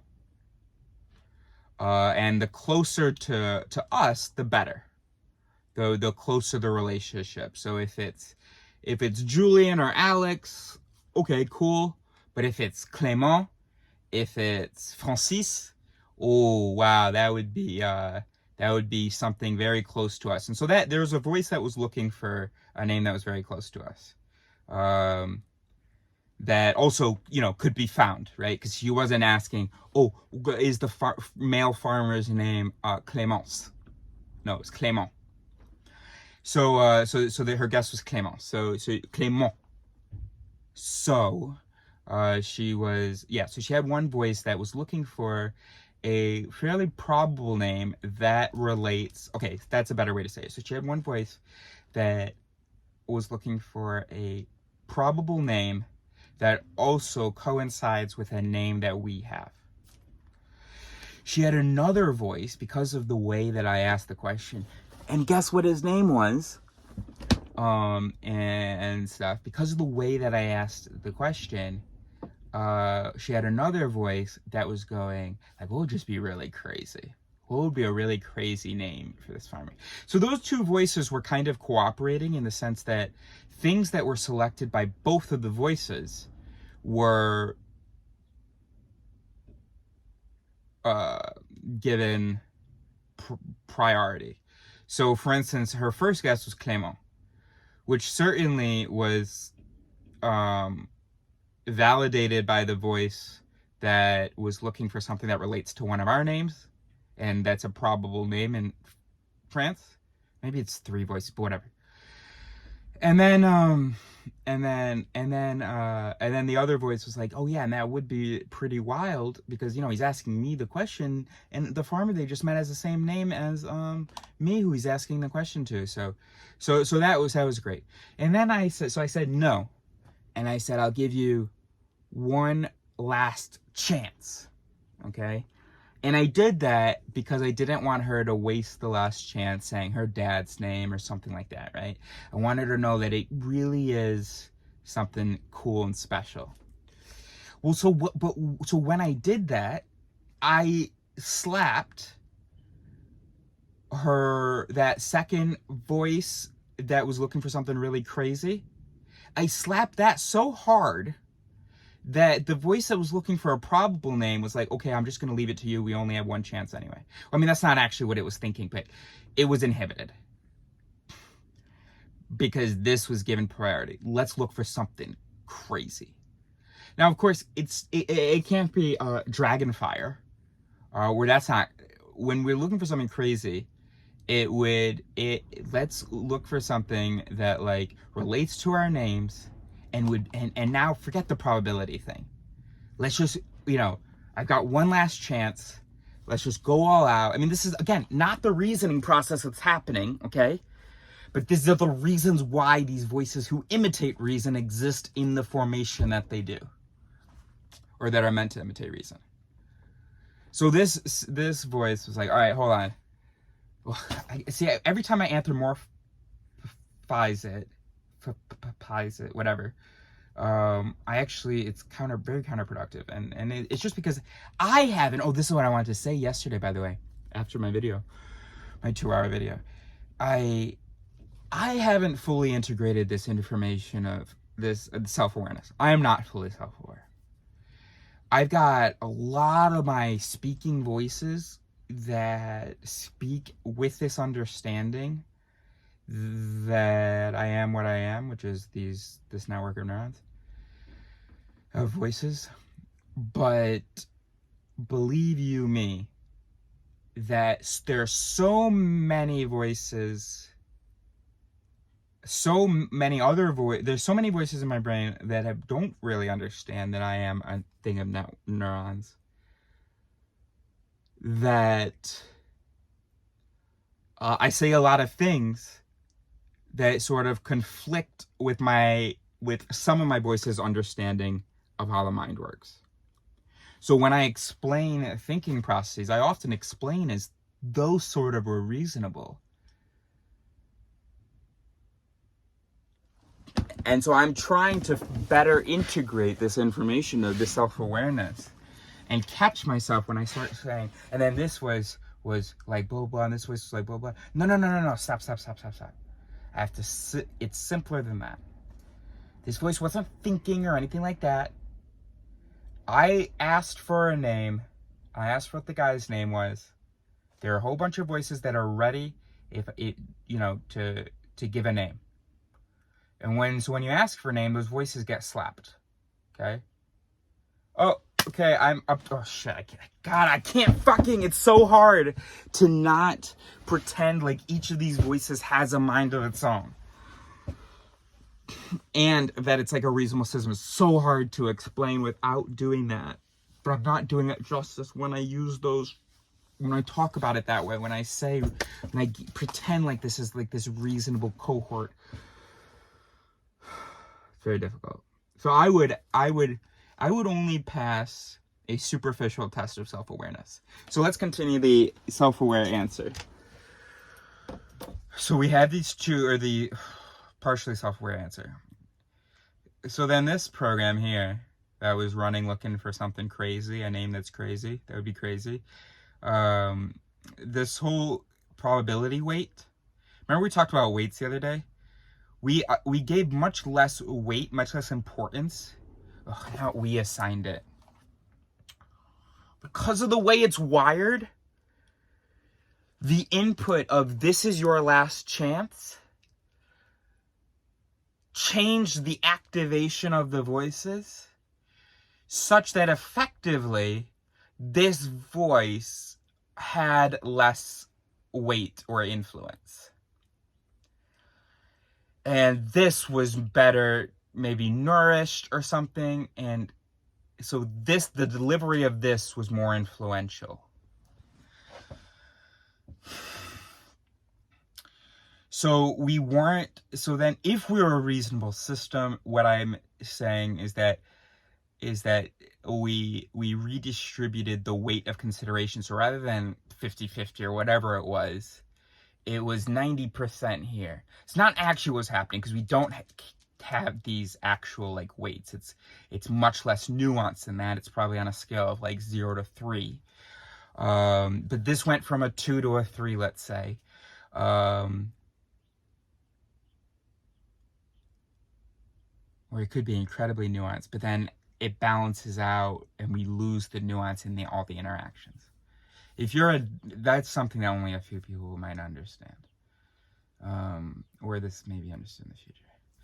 Or maybe you understand, maybe you know, maybe you're a programmer, or maybe, I don't know. Okay, I'm sorry if maybe you understand.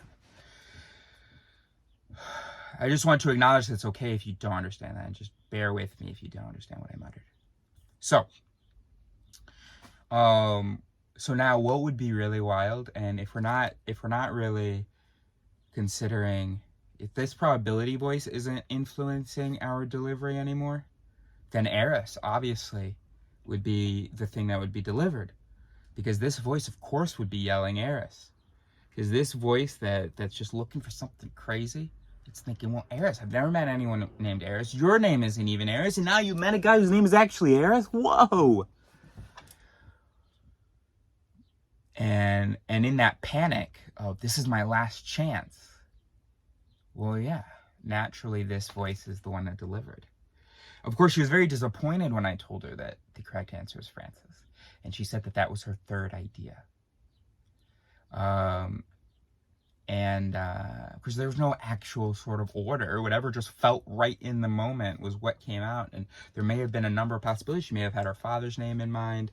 She may have had, I don't know, she may have had different things in mind. And the ones that sort of were singing the best, meaning neurons were the most, yeah, hey, that's cool. Not necessarily for a good reason, were the ones that got delivered. So Clément was probably actually the worst guess. Understandable from her perspective. But I hadn't even thought that she would think of that, which is understandable from my perspective. Of course, she's going to think of her name, and I'm not. The guy is my name. I'm not going to think that she's going to think that it might be her name. But from her perspective, and I'm asking her like this, of course that's going to slap the idea of Clément. And also because when I was traveling one time, I stayed with this family, and their little daughter was named Clémence, and I thought that her parents also looked like Clémence's parents, so she thought it was, so that makes sense. Humans are reasonable. But anyway, so, yeah, so that's what I wanted to say, that, that a test of self-awareness, well, you would have to, well, obviously, right? Because sometimes I think I'm being too hard on people, or I'm setting the bar too high or something. Because I'm hearing you saying maybe, I mean, I'm imagining that you're maybe thinking, oh, well, you know, that's so unfair to expect someone to be talking about like neurons, or like, you know, using a line of code metaphor and giving that explanation that you gave. But actually that would be self-awareness though. And yes, it is, you can't expect people to do that, but that's just because people aren't self-aware. So if a computer doesn't say to me, oh, yeah, I've got this motherboard, and, you know, hey, you know, I don't know, whatever. If it doesn't show that it understands what it exists as in its circuitry, okay, I'm not going to be mad at it. I won't judge it. You know, that's okay. You know, you guys think that I'm insulting you. I'm only insulting you in the sense that you're saying that you're self-aware, and I'm saying you're a joke. But beyond that, I'm not insulting you. It's, if you're not self-aware, of course you're not going to give a self-aware explanation of your behavior and of your experience. That's fine. And that's part of the idea of this channel, is to try to encourage, it's crazy. I mean, never in the history of this channel and I ever realized that humans, we lack self-awareness in the sense that we don't know what we are. And that is enormous. We talked about it all day, or we talked about it for like 2 hours yesterday, so we're not gonna. But anyway, so, very, very hungry. So, so wild. But anyway, so yeah, so hey, don't beat yourself up, you know. And I don't mean to beat you up. I just ask that you stop thinking that you're self-aware, because that's really ugly. That sucks. To talk about what AI is becoming self-awareness as though it's some step that you've already. It's so crazy. So yeah, it's not a problem not be self-aware. Oh, I have this like reasonable system. My beliefs are based on like information and are internally consistent, and I am a good judge of things. I know when people are lying. I am a good judge of character. I should listen to my, oh, I hate that. People will talk about how listening to their intuition is so important. There's no such thing as intuition, in the sense that your entire brain is intuition. How do I say this? So let's say your brain is 100 voices, okay? Let's say you are 100 voices. And they all have different influential powers.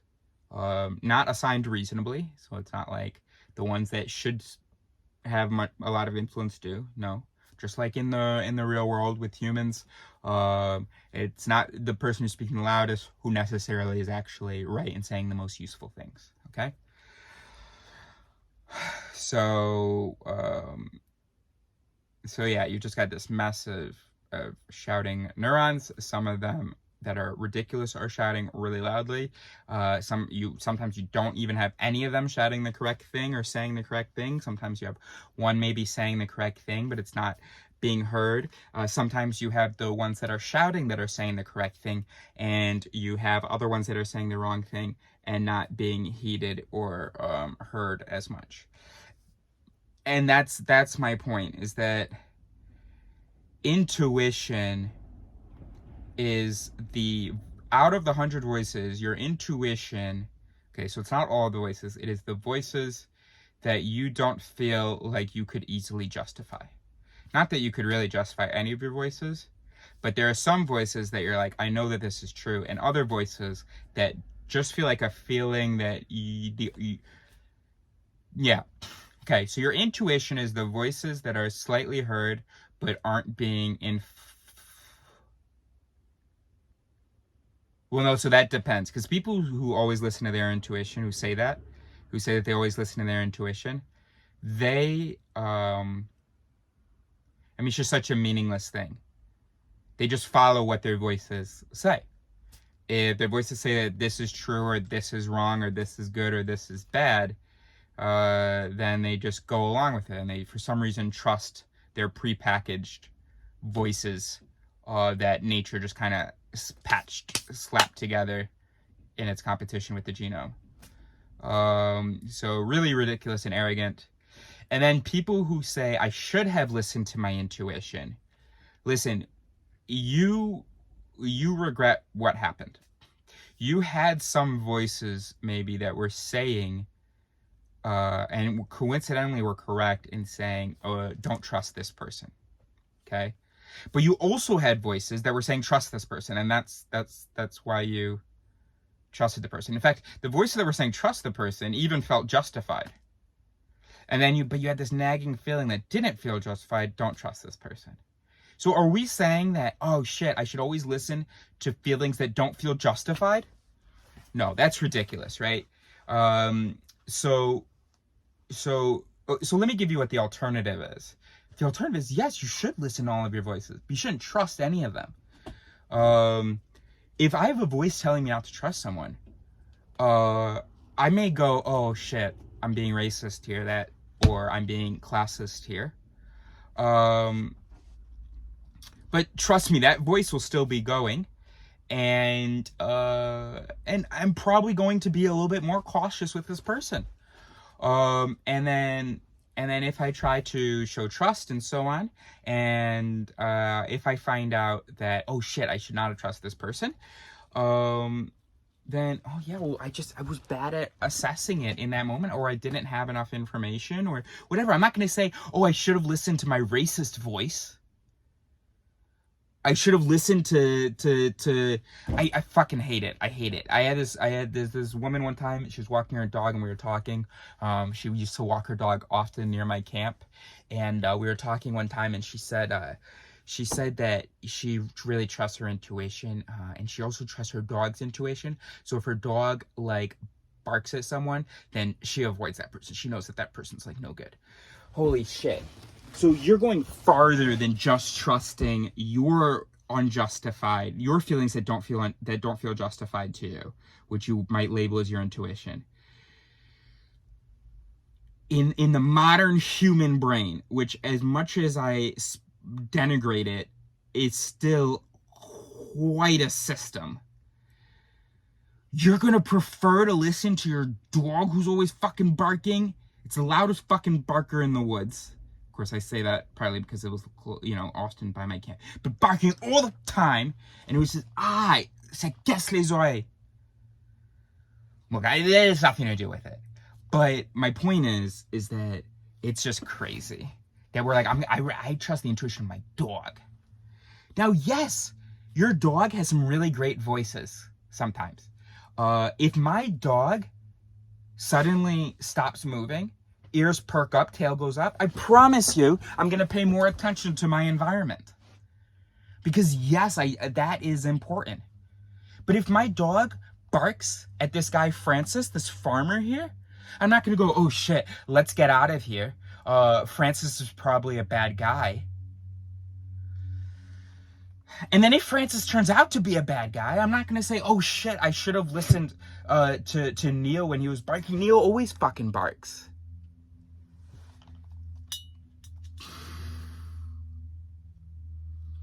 It's meaningless to say you should listen to your intuition because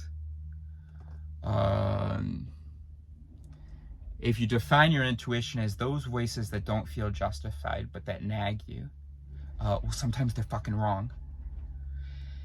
And secondly, why would you give priority to voices that don't feel justified? Not that your feelings of what is justified are correct, but it's a good place to start. And also, it just ends up justifying a ton of racism and sexism and classism, because all of our gut feelings when we encounter someone of a lower class, someone of a different of the out group, all of our gut feelings tell us, so we should not be walking around thinking, oh, I should follow that. Secondly, it was just, these gut feelings were just programmed by evolution, just like all of our brain activity, all of our mental activity, whether it's a gut feeling or something that feels justified. It's just a whole bunch of garbage that was programmed by. So anyway, so I hate that. And so I hate when people talk about intuition. You'll notice in my videos, I don't talk about intuition or instinct except to sort of, when I explain the timeline of voice theory, of coming up with voice theory, because I used to distinguish between sort of a conscious self and the instinct and the intuition. And I realized that actually that's not a useful distinction. That there is no conscious self, that it's actually just a whole bunch of voices. Some of them might be heard more clearly. Some of them also might feel better supported. Of course, if you ask yourself, what is my justification for believing this? You will probably not find anything. There's nothing. It's a shell of a justification. Just a little paperwork. A box was checked. Hey, this thing is justified. Okay, cool. And then as soon as someone asks you, hey, why do you think that's true? It's justified. Why? What would be reasonable? What would be a good reason to think that that's true? Oh, here's a statistic I hear a lot. Oh, that you're saying that statistic isn't at all relevant, or maybe not even true? Let's agree to disagree. I did the best I could. You asked me for a justification. I invented one. You don't want to accept it. I don't know what else to tell you. I'm going to just continue to believe this thing because it says here on the paperwork that it's justified. So a self-awareness test would talk about the interaction between the voices, might give some explanation for why those voices evolved in the arrangement that they evolved. Would also note that the weights are not necessarily reasonable. She should not have. It was a bad vocal activity for this voice of probability to just disengage.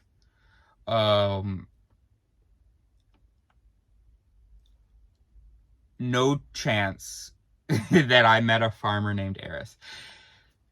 If there is any chance that I met a farmer named Eris, I would have been really freaking out. Okay, and I think I've included the video of how I so we see that I wasn't freaking out as much as if it had been the name of someone the name that I created that I've never met anyone. What, Eris? That would be mind-blowing. So it's not like her system was reasonable. We are not reasonable. So this disengaged, and it didn't. It shouldn't have.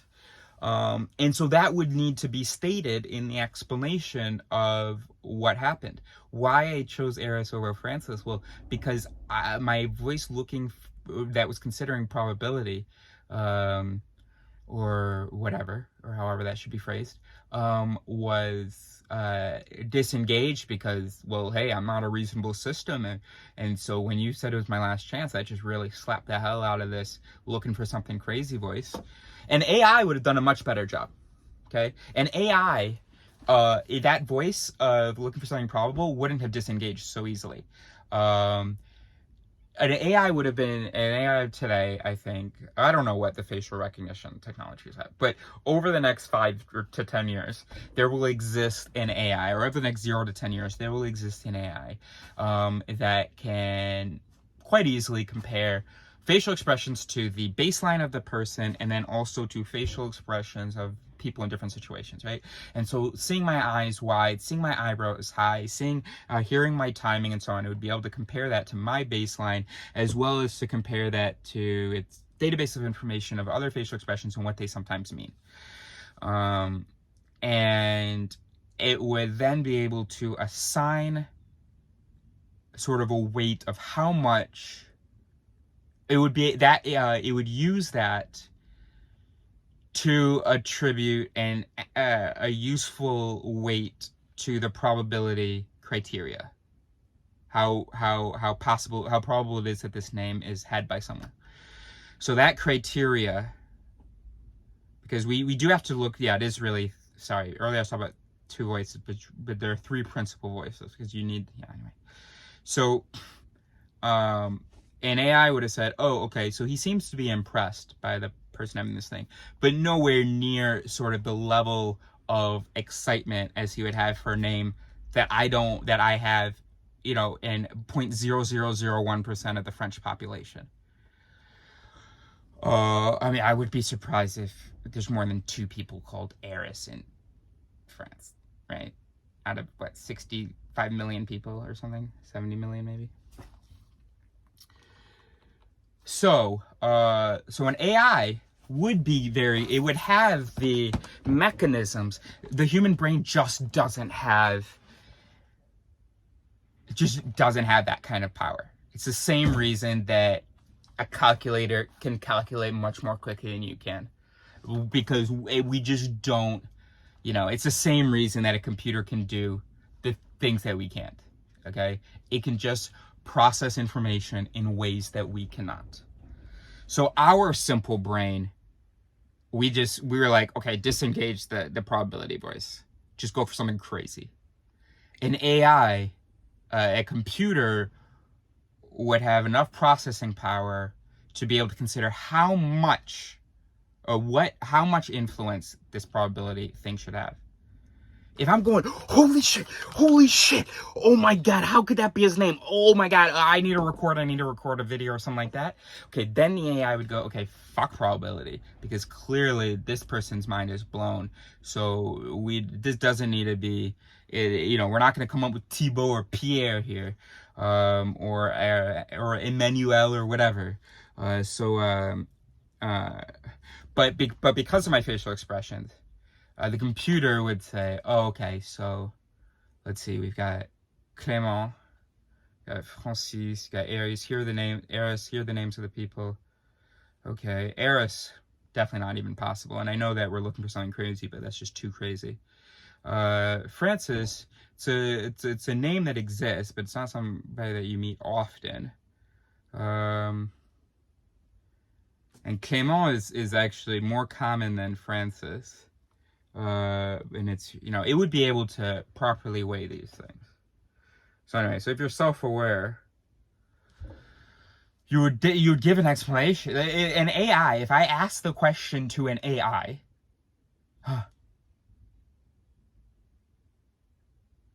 if we ask ChatGPT, oh shit, should we just do that? I know we like to be just a philosopher and just like think and stuff, but I guess we should do the experiment, huh? But I have a class now. I have a class, and the classroom opens in 1 minute. And I have to be in there at some point in the next 11 minutes. What should we do? Can someone ask Chat, try to do this experiment? Or I've never used ChatGPT, so I don't know.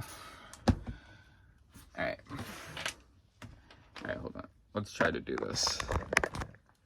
Okay. Okay.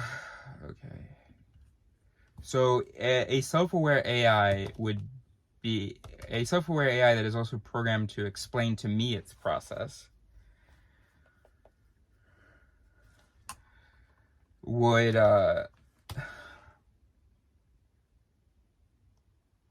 verify that you're a human. Would say, well, here I was considering, you know, I had these programs that were executing, and I had different weights on them, and then, okay, log in to your OpenAI account to continue. Sign up. Continue with Google. Aircell. Okay, verifying again that I'm human. I don't even know whether this is ChatGPT. This was the Siri suggested website. Just says OpenAI. Oh gosh, 768317249. Hey, is the code gonna pop up though while I'm recording? Can I go to my notifications? Oh, great.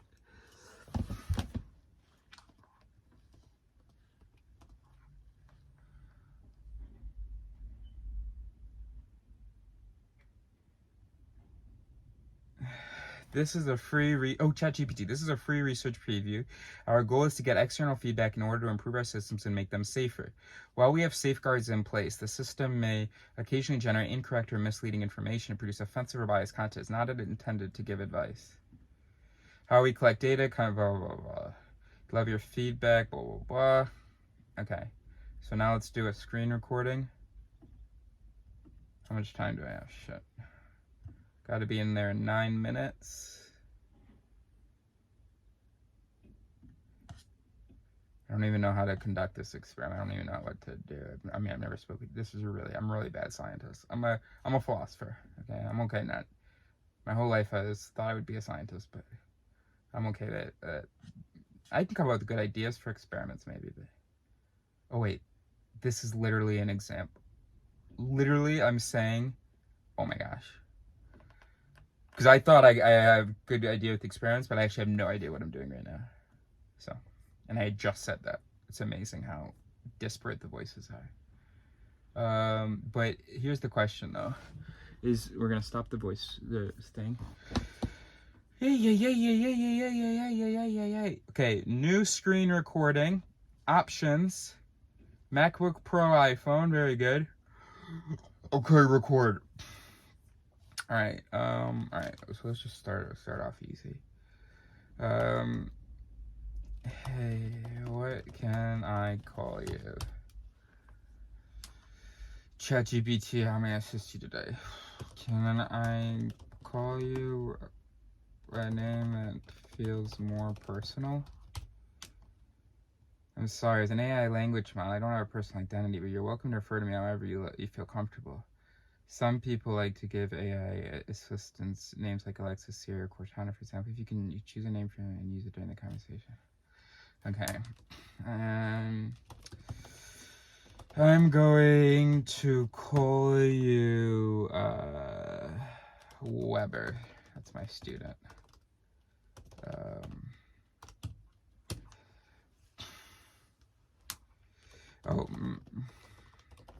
Let's say my name is okay, would you slow the fuck down, please?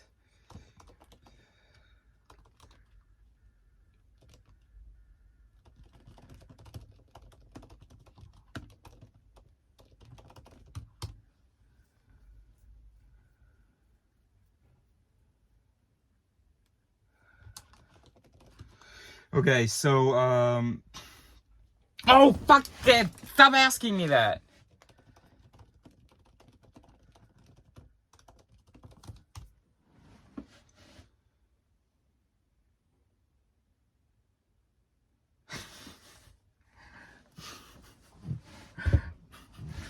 Okay, so how should we do this? So okay, I live in an RV. This afternoon, I was looking for a place to park. A kind French farmer said that I could park on his land. That's really cool and doesn't happen often.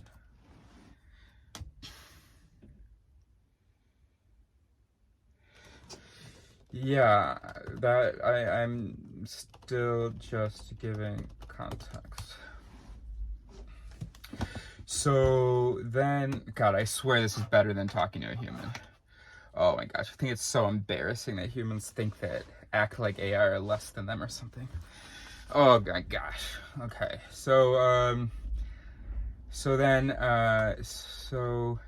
I wanted to, so I told my girlfriend Clémence about this cool experience. Although my name is Eris, my original first name given at birth was Francis.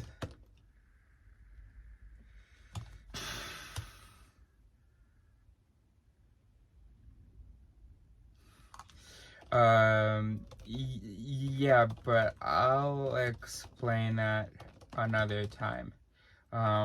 That's not the point right now. So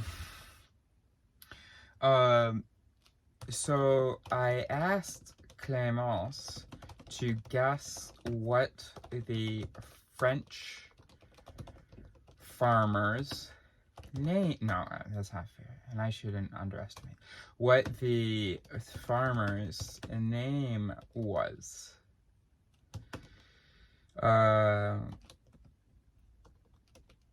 And she understood from the way that I asked it that the name would be coincidental. I want you to guess the farmer's name.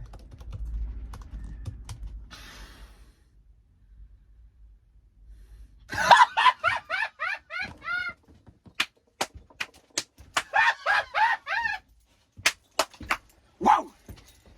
Oh my god, sorry, my window might be open. Oh my god! Oh my god! Oh, and he said Francois though. Okay. That is a wonderful...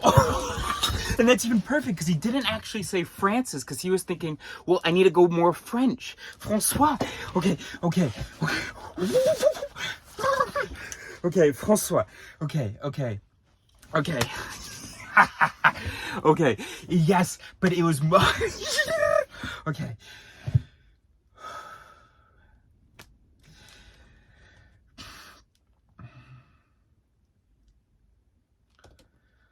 Before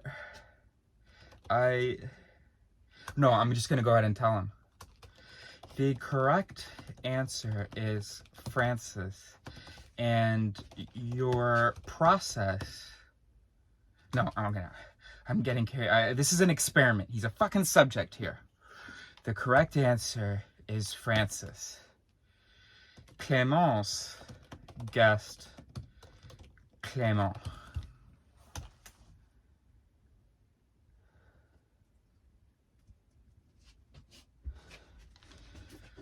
Please explain your process for guessing Francois.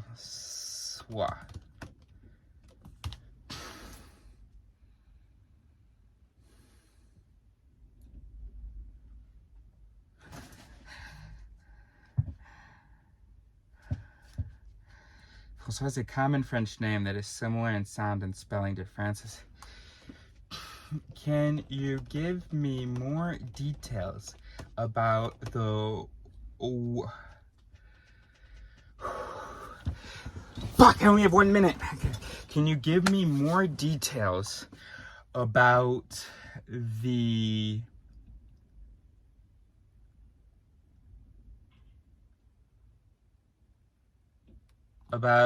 respective weights of those interpretive and guessing mechanisms and how they interacted with each other?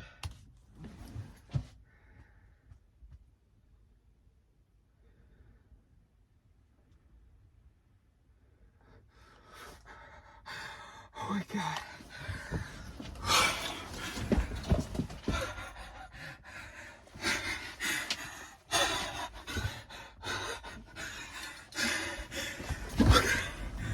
I have to go to my class, but I need to smoke a cigarette. I haven't even read it, I just skimmed his answer. And I'm not even surprised that this thing is self-aware. It's just like, oh my god, but I didn't actually read his answer, based on the keywords that I read, it seems like this has a self-awareness that I've never seen in a human. But the question is, before I get carried away, the question is, did the AI pretend like the AI is capable of following a more of a reasonable process than the human is? But I have to go to my class right now. I'm a minute late. I need to smoke a cigarette. Okay,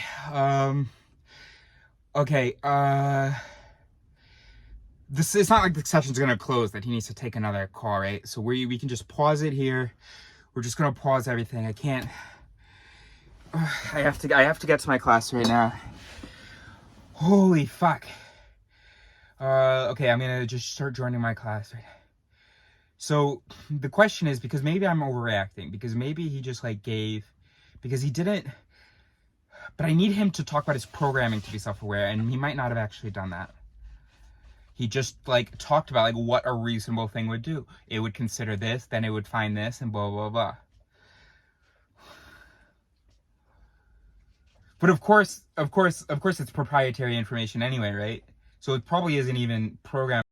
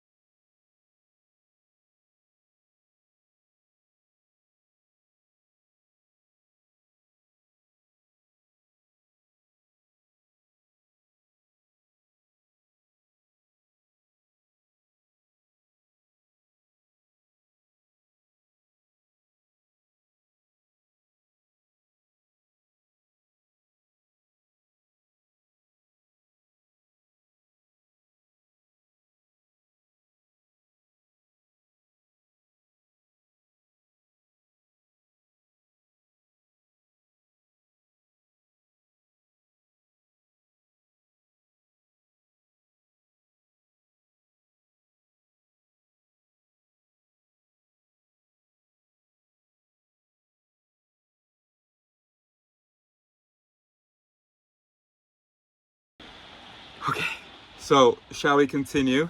It's it's an hour or so later. I finished my classes. I love this place that I'm in. I love these people. Francis has already left. So weird to talk about someone whose name is Francis, especially to not pronounce it Francis. Francis has left. Oh, it's just so weird. Francis has left, but there's this lovely woman here. And see, I had a voice. I was about to mention her ethnicity. Not relevant. Totally natural to have this voice that you're about to talk about someone. You got the image in your head, of course. You're gonna mention the salient feature of the person that wasn't white. But in reality, it doesn't matter. And it's probably not useful to encourage that kind of labeling. I already regret that when she told me her name, I was like, Viet, and she was like, oh shit, I'm doing it. I'm still telling you. Okay, it's something that could have been Viet. Anyway, she's lovely because she said so, because I want to basically tell her, I finished my classes. I want to talk to Francis. I finished my class because, you know, he might be expecting me to leave now, but I kind of want to continue working here. And so she asked me, so as I'm figuring out, oh, Francis has left, okay. And so I was like, okay, so then oh, by the way, this was really good, because I was about to ask, okay, so then who is sort of running things here? Because this woman who was picking up a shovel or something, this Southeast Asian woman, my brain did not immediately think that she was the one running things. But luckily, heard enough horror stories about that moment, about people getting assumed, when the woman being assumed to be a receptionist or whatever, So before I asked who to talk to, I said, I said, okay, and so you're running things here right now? Just assumed it. And she was like, yeah. And I was like, awesome. See, this is what revoicing looks like. It's not trusting your instincts and installing new instincts to sort of correct those instincts. There's nothing wrong with if you see an African woman come into the office, into your walk into some retention center. You see some African woman walk in. Okay, I get why your brain might direct them to where the refugees are meant to wait. I get that. But it can be very uncomfortable for that person, so you do have to be careful. Of course, every single time you see a face you don't recognize, can you like, oh gosh, is this a lawyer or a refugee? Maybe not. I mean, that's why people need name tags. Or just put a yellow band around the or stars. Well, it's tricky. But yeah, so if you're the person who is a refugee lawyer and always gets mistaken for a refugee, hey, I get it. It feels uncomfortable. I mean, I haven't experienced it, but I've certainly, as a colored person and as a person who lives in a tent, have experienced being miscategorized. I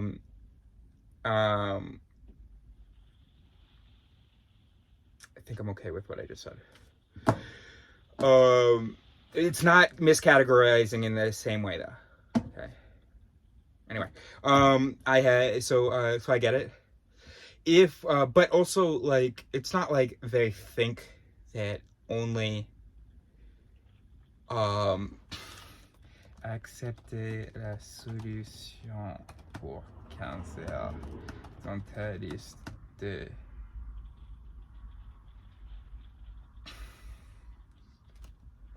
lesson issues.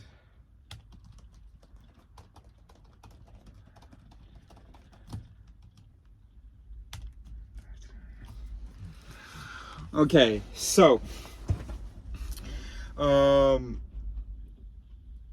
what was I saying?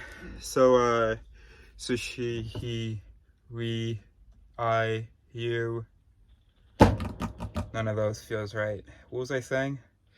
All right. So if you're a refugee person and you get mistaken, no, fuck, oh fuck, sorry, no. If you are a colored person and you get mistaken for a refugee, God, the brain is so awful. The brain is so bad at. Even then, I was imagining a black woman, and so my brain was like, oh, refugee. Oh God. If you are a colored person and you are mistaken, okay, here's an example. I was volunteering with a collective where we were giving food to homeless refugees, and I was quite well known in the collective. And one day I needed to, I don't remember what exactly my role was, but for some reason I didn't have meals to like give. And so I needed to go to the distribution point, just get a couple of meals to give to these guys who couldn't go to the distribution point or something.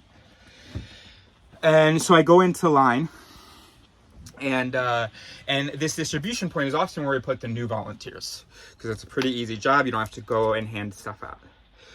And so I get in line, and this volunteer, well, obviously speaks to me like I'm someone who's supposed to be in that line.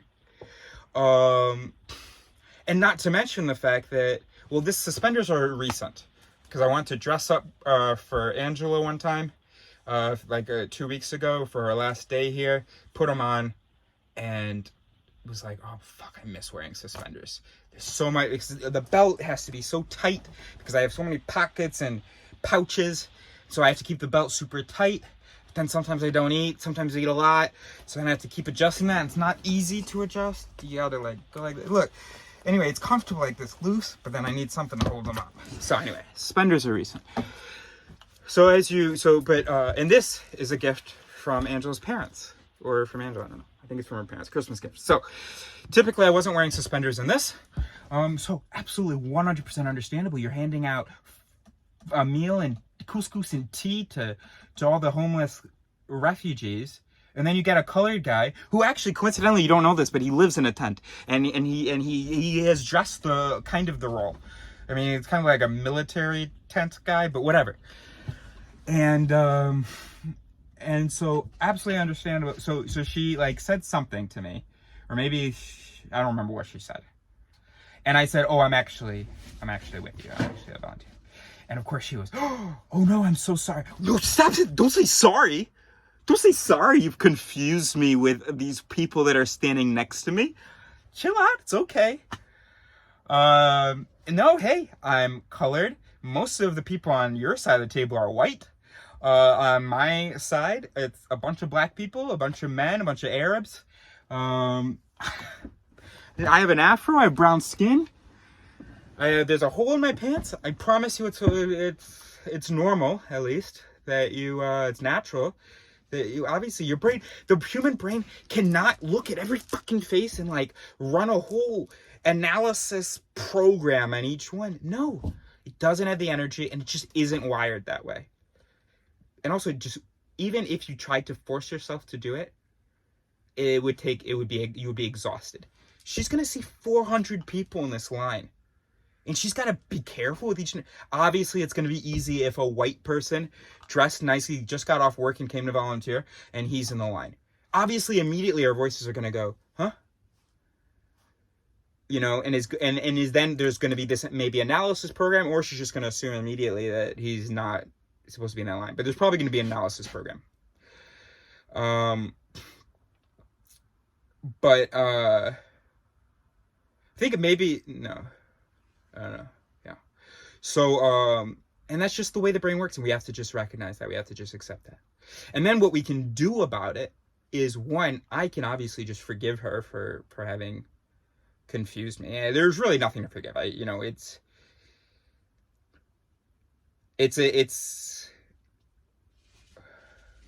the tricky thing. I said that we put the new people. I'm sorry. I don't give a shit about time apparently, but I do actually. So just bear with me. The people who have to bike around or drive around or walk around and hand out meals. The reason we put the new volunteers at the fixed distribution point where they don't have to go to people. Well, there's lots of reasons, but one reason, which is maybe not even a main reason, is that it's kind of tricky to go hand out meals.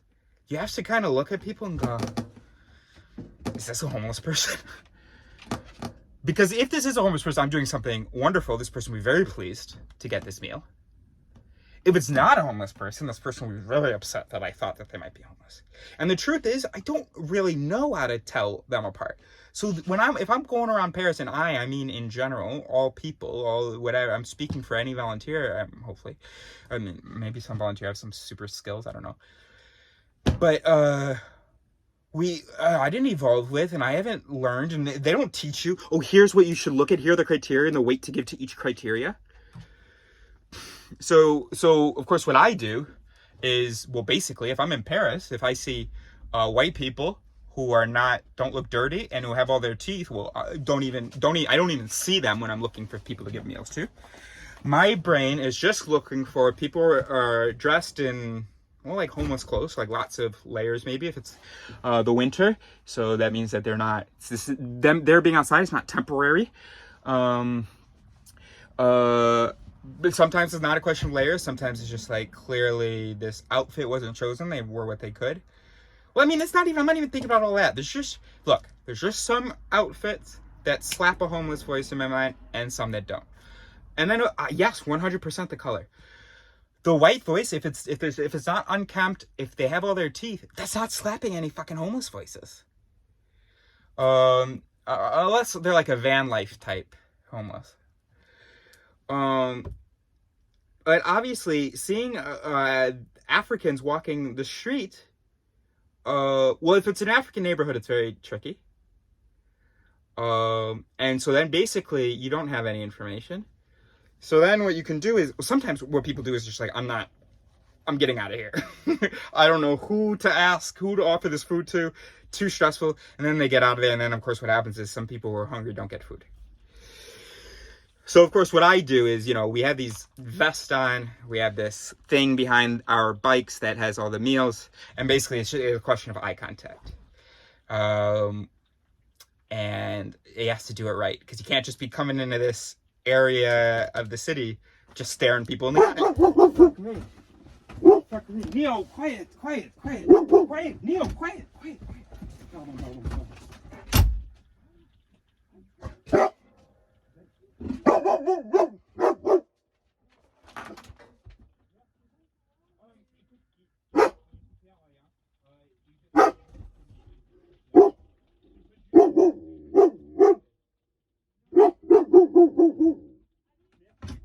Merci. The fuck, dude? Nice woman. Don't have to do that with women. I need to revoice him. He does not need to. I mean, yeah, it's good to let me know that there's someone at the vehicle. I'm sorry. All right, good job, I guess. But, oh no, you scared the hell out of her, bro. So anyway, yeah, you just saw a person and that slapped barking. That's how human brain works too. There's a little bit more few more overlapping solutions, so it's ends up being a little bit more nuanced.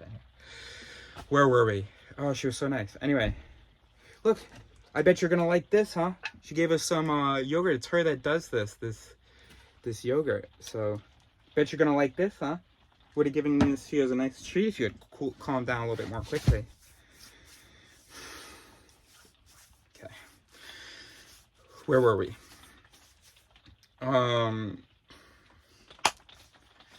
So then I went down this whole rabbit hole about the volunteering thing. Who is watching this? All right, so just keep believing in yourself. So,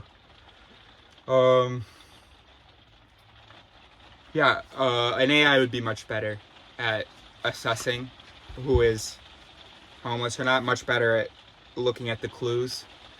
For instance, here's a thing. Here's a really good example. Okay, again, today is important. We have a lot of great ideas. Or we have voices saying that we have good ideas anyway. I don't really know whether we have good ideas. But when I was living in a tent, I could not fucking slap the right voices in the people that I met. As soon as they found out that I was in a tent, that would slap a certain set of voices, and no matter what I would tell them, that would be the only set of voices active. I could not figure out. I mean, I would say all sorts of things. I would say, oh, yeah, well, when I was in high school at the Illinois Math and Science Academy. Oh, when I was at college. Yeah, I've been there. Oh, do you see my teeth? Yeah, I had braces because my family could afford that. And by the way, you'll notice I don't do drugs. So this is not that situation. I am a philosopher. I studied neuroscience. I volunteer. I give food to the homeless. I can say all of that. And most of their vocal activity was still, oh, this is like a person I need to speak slowly to. This is a person that might not have a cell phone or an email address. This is a person that I cannot, that I have to smile politely with, that I cannot joke around with. This is a person that probably isn't very capable of making jokes, so take everything that this person says seriously, right? So everything I would say, because I like to make a lot of jokes. I say a lot of things with a straight face that are wild or not true and are meant to be funny. And of course, all those would always be taken seriously. Or if you don't understand something, don't show it, right? Just nod and do your best to try to understand what this crazy or stupid or whatever homeless person is trying to say to you. Of course, not all homeless people are the way that we talk to homeless people, by the way, obviously. My girlfriend calls it the refugee voice, that voice that we naturally put on when we talk to the elderly or refugees or handicapped people or children or the homeless or whatever. And I just could not for the life of me get them to realize that, hey, like, we can talk normally, you and me. We had a lot of the same experiences. This is just as almost just as crazy to me, this whole living in a tent thing, as it would be to you. Except no, because you don't understand life and you don't understand what's important and stuff. So, but understand that I was raised with the same ideas as you. So anyway, so I forgive you that though. But yes, it does feel a little bit uncomfortable that you're talking so slow to me and you taking all my jokes so seriously, and you keep saying such encouraging things, and like I'm so fragile and all that. So if you're a black woman, a black person, and you get directed to where the refugees are kept, I get it, sort of. It's uncomfortable. And you want the person to recognize, blah, blah. But for you, it's easy. All you have to do is fucking show your ID or say, no, I'm a lawyer. And the person's going to feel absolutely humiliated. Like when I walked in that line, I said, no, I'm a volunteer. When I was living in a tent, I didn't have an ID that I could show them. One person gave me a chance. There was this gardener, or this guy who worked in the woods. And he couldn't quite figure out what my deal is. And I could tell by the way that he would talk to me. He would talk to me like we could be buddies, but also, well, like I was a tent person. And then one time I see him, I think I was walking somewhere and he was driving. And so he said, hey, hop in the vehicle maybe? No, maybe we just talked through his window. Yeah, he stopped the vehicle. I was outside and we talked through his window. And he said, hey, I talked to my wife about you. Are you a journalist or is this a research? You know, so he tried to and I wanted to be able to say, yes, there you go. Because that would slap the right voice. If I said, yes, I'm a journalist, he'd go, oh, okay. And he would start talking to me like a normal person, or even show some intellectual deference or reverence even. But, so it completely changed the dynamic. And as it kind of should, I mean, I don't want to say I'm superior to him. He's actually a really good photographer. And I remember one time we had a conversation, I wanted to go, stop working in the woods. Live in the woods and just do your photography thing. But he's a society man. So anyway, so that would slap the right voices but I couldn't say that this was a university project. That this was a PhD thesis. Look, I'm a philosopher. I've assigned myself this project. I have no professor, no mentor, no accreditation, no whatever. So I can't. So, but you got it easy. You just say, hey, no, I'm a lawyer. So it's through that way, and that person's gonna be like, oh shit. All the right voices are gonna be slapped pretty much immediately. What you cannot do is assume that this person, brain wide, their whole brain thinks that like you cannot be a lawyer. It's not what happened. If a well-designed AI directs you to the refugee room, okay, there's a problem. That well-designed AI must have done some analysis because it's capable of that, because it has the processing power to do that. And it has apparently concluded that is where you belong. But the process in a human brain is much less developed. It was just like, oh, blackface? Well, usually, yeah, blackface there. That's right. I'm not saying that blackfaces need to go there.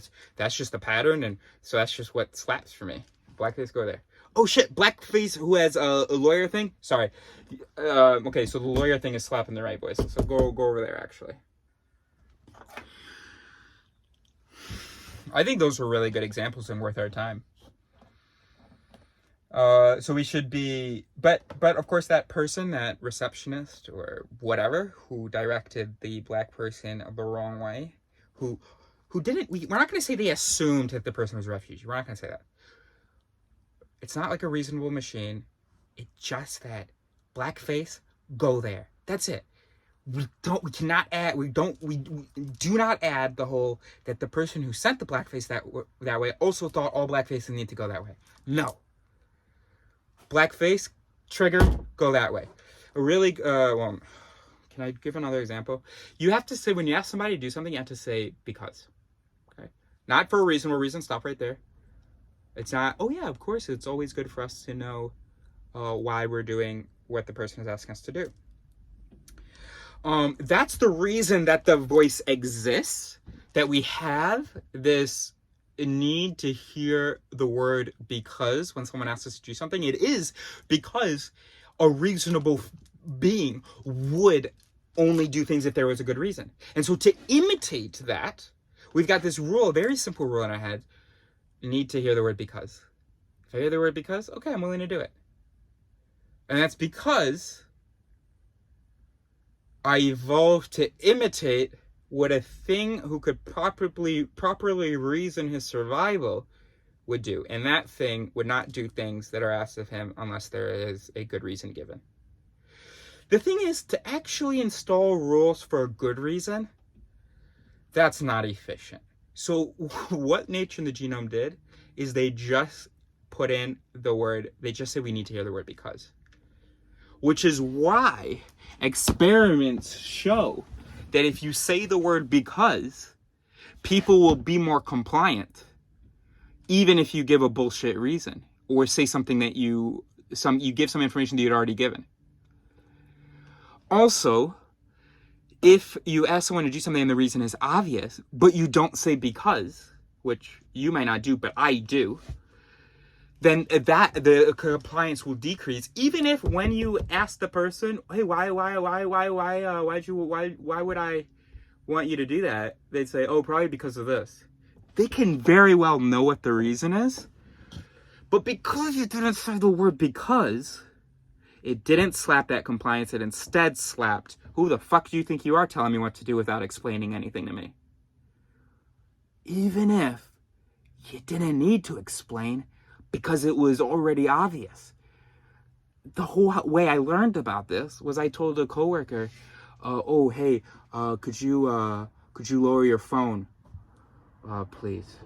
And what I should have said, according to two different people, neither of whom was there, and neither of whom knew each other. I asked two different people, told them the story. Both of them said the same thing in two different languages. One in French, one in English. They said, you should have said, can you lower your phone a little bit because it can be seen? This employee 100% knew that the reason when she's standing behind the counter and she's holding her phone like this, and I'm the most senior member in the boutique, and there are these big windows, and the manager always warns us about people from corporate passing in front of the windows,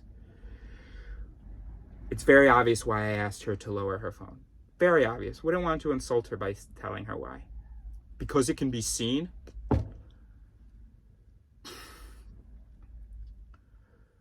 Because it can be seen as a translation from the French, parce qu'il se voit. And then the English person, I don't remember exactly what she said, and I may even be exaggerating when I say that he said the exact same thing. But what I noticed is that neither people said I should have said please. Both people said that I should have said to lower it a little bit, and both people said that I should have said like, well, they didn't say here's what you should have done because they don't know what their programming is. They just said what they know would work for them. Oh, could you lower that a little bit because it's visible. So that's how they would say it to people because that sings in their brain. So we really need to. I remember one time, my ex-girlfriend, I had a bike. We both had bikes. We were biking, and now we wanted to sit down and eat ice cream together. And my bike didn't have a kickstand, and her bike did. And so we were about to put our bike someplace. I'm trying to figure out what to put my bike against. And then she's parking her bike. And I say, oh, you know what? Park your bike here.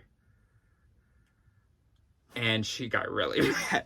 She parked her bike there, completely ignored. And I was like, what are you doing? Park your bike here. Park your bike here. Put your bike here. Completely ignoring me, sits down. And she was really upset that I would, And I said, because she had loved the parce que thing, the because thing. I had already explained that to her. I said, but this is an example of the parce que thing. You're upset because I didn't say because otherwise my bike is going to fall over or something. And she saw that, which was really cool. And if you're convinced that you're reasonable, you're probably thinking, no, Eris, you yelled at her. I don't know what to tell you. The experiments say what they say. Because it's a real thing. You are not reasonable. Sorry to burst your bubble. So anyway, we've got these certain conditions, these if that slap these thens, that slap these voices, that slap these behaviors, that slap these deliveries. So if you are so what I'm able to adjust my voices my delivery with this woman because, well, it's not like I keep seeing Southeast Asian women who are working for someone, and then all of a sudden someone who is in charge. Honestly, I think I underestimated how much she's in charge, actually. Because even when I had asked her, oh, so are you like running things? I think I was imagining just while Francis isn't here. But then when she gave me this yogurt, she said that she did it. Could she be a landowner? And I know that it's crazy for my stupid voices. I'm just not prepared to see a non-white man. After having seen a non-white man, and honestly, I have no idea what his role is. He could even be. Wait, but she also did talk about a colleague who told her. Honestly, Francis could work for the Asian woman. Holy shit. Our voices are so bad. My voices are so bad. Yours are worse.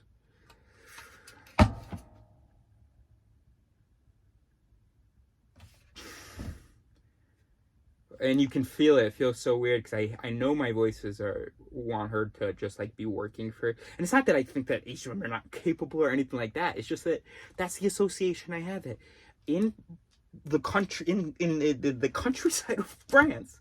You don't have an Asian woman like. I haven't seen that yet. Of course, people who live in the countryside of France might know that that's a thing. But my stupid brain hasn't seen that enough to even be able to comprehend it.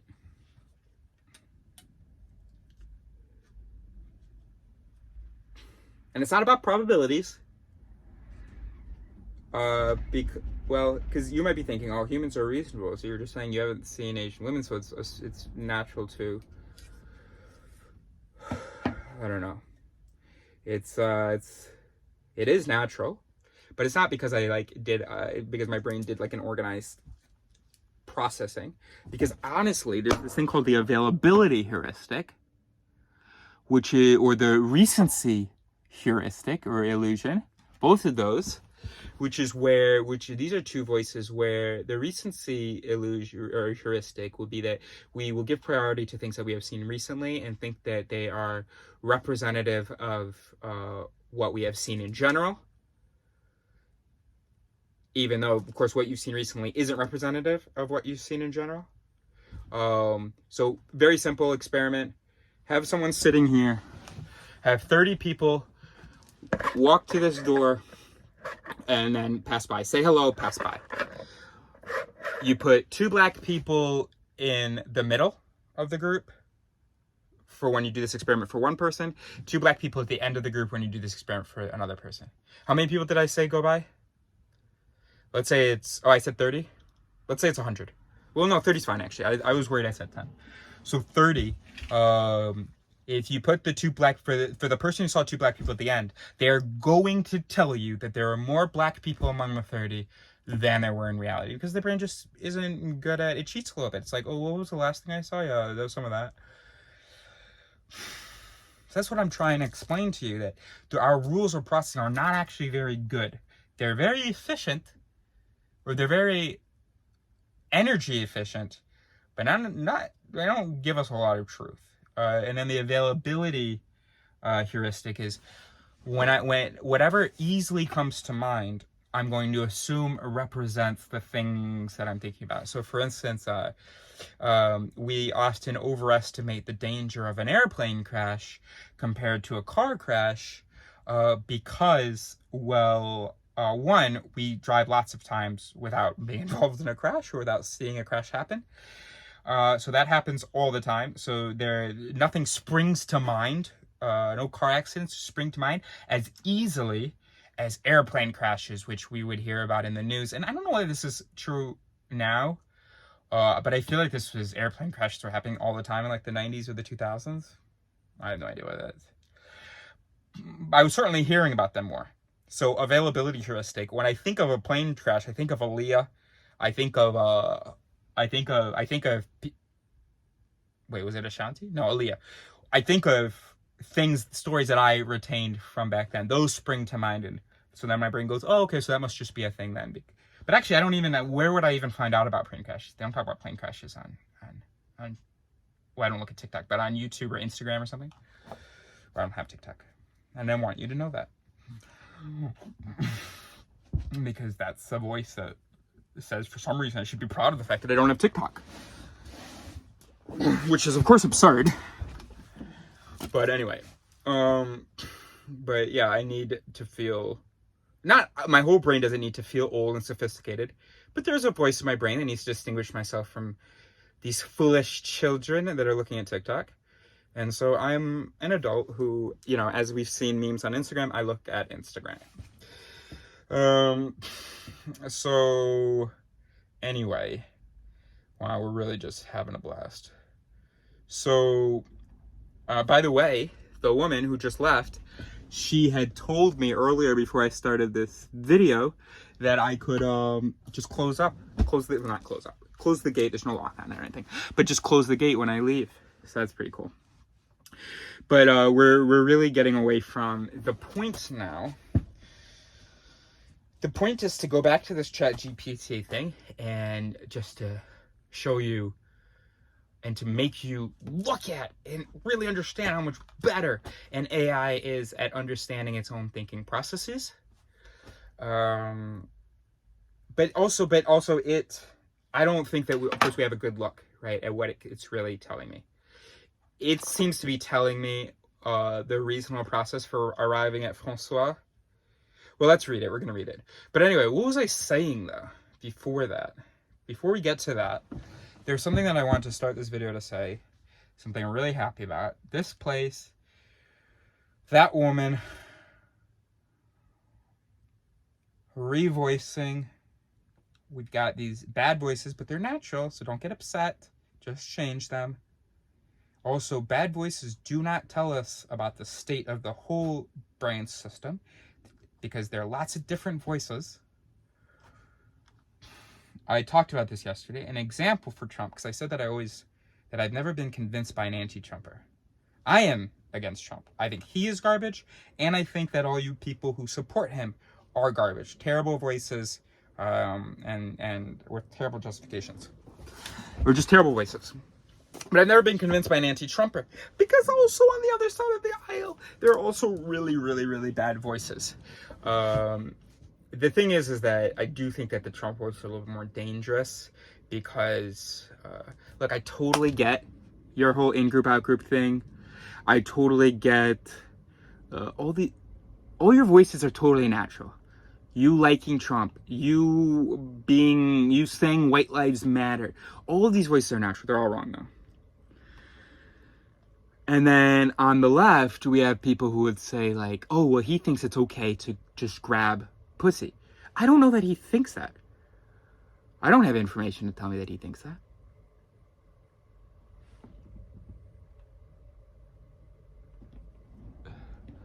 So it's a lot of noise. Whatever. I don't have voices telling me. I don't have evidence for that. I know that one time when, because the only example, so when people talk about that, they say, oh, because, you know, he said, well, they're not even gonna give the evidence. They're gonna say he thinks it's okay to grab pussy, and that's because one time he talked about grabbing pussy. Well, so what do we actually know? So we know that one time when and that's why I hate when people reject the locker room talk excuse, because actually it's good.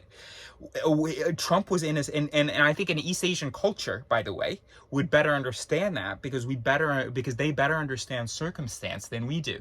Western people tend to attribute pretty much everything to the character of a person, especially other strangers. We talked about the fundamental error of attribution, and at least we think that's what we think. We're not confusing that name and that concept, but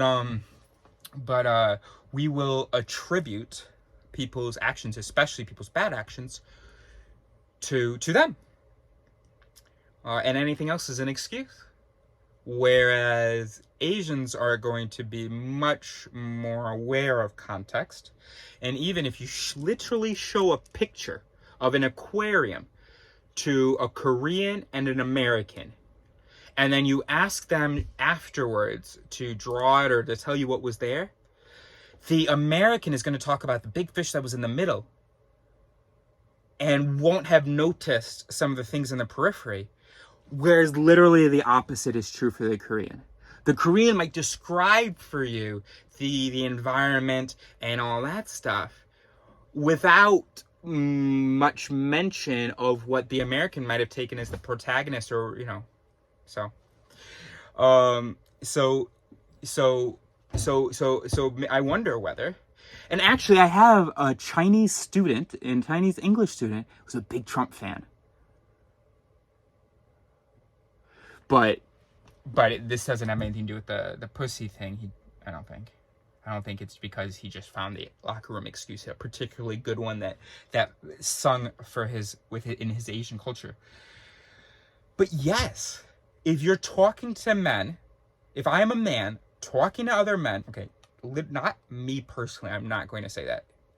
The P word is a bad word for me personally, okay? I don't like to say the F word when I talk about sex. I don't like to say anything other than penis, vagina, and sex. Okay. So I wouldn't personally talk like that. I went to Oberlin though, okay? I went to Oberlin, so Trump, who is 40 years older than I am, yeah, when he's talking to some guys and wants to impress them, he might say such a thing. This doesn't mean that he believes that it's okay to just grab it. In fact, that's what a fucking joke is. He said, when they know that you're rich, they will let you do anything. And so then what would be the craziest thing? So then he had a voice going, what would be a crazy thing that they might hypothetically let you do to sell this joke, to sell this point of you can do anything, but also to get people to laugh. So it should be something absurd. You can put a foot up their vagina. That sounds weird. You can just grab them by the vagina. Boom. Okay, that would be funny, because of course you can't do that. But we're saying once they know that you're rich, you can do absolutely anything you want. You could even do this crazy thing.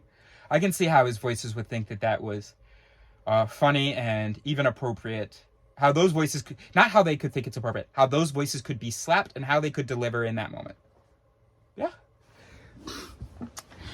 Is Trump sexist?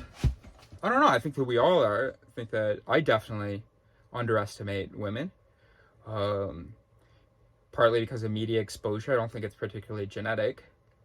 So that's why I love when I see a TV show where, what's it called? That passes not the bidet test. That passes whatever test, where you've got two female characters who both are named, so are central to the plot, who are able to have a conversation in the episode that doesn't involve a man. Love saying that. Because I know that that's revoicing me. I know that that's making it easier for my voices to stop underestimating women.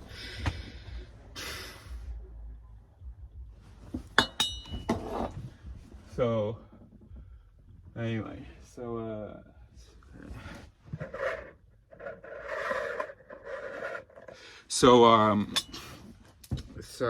yeah. So that's the whole integration myth. Well, you're going to hear all about this when I actually explain the myth of integration. So we should move on now. This can't go over an hour. Also, I'm too tired.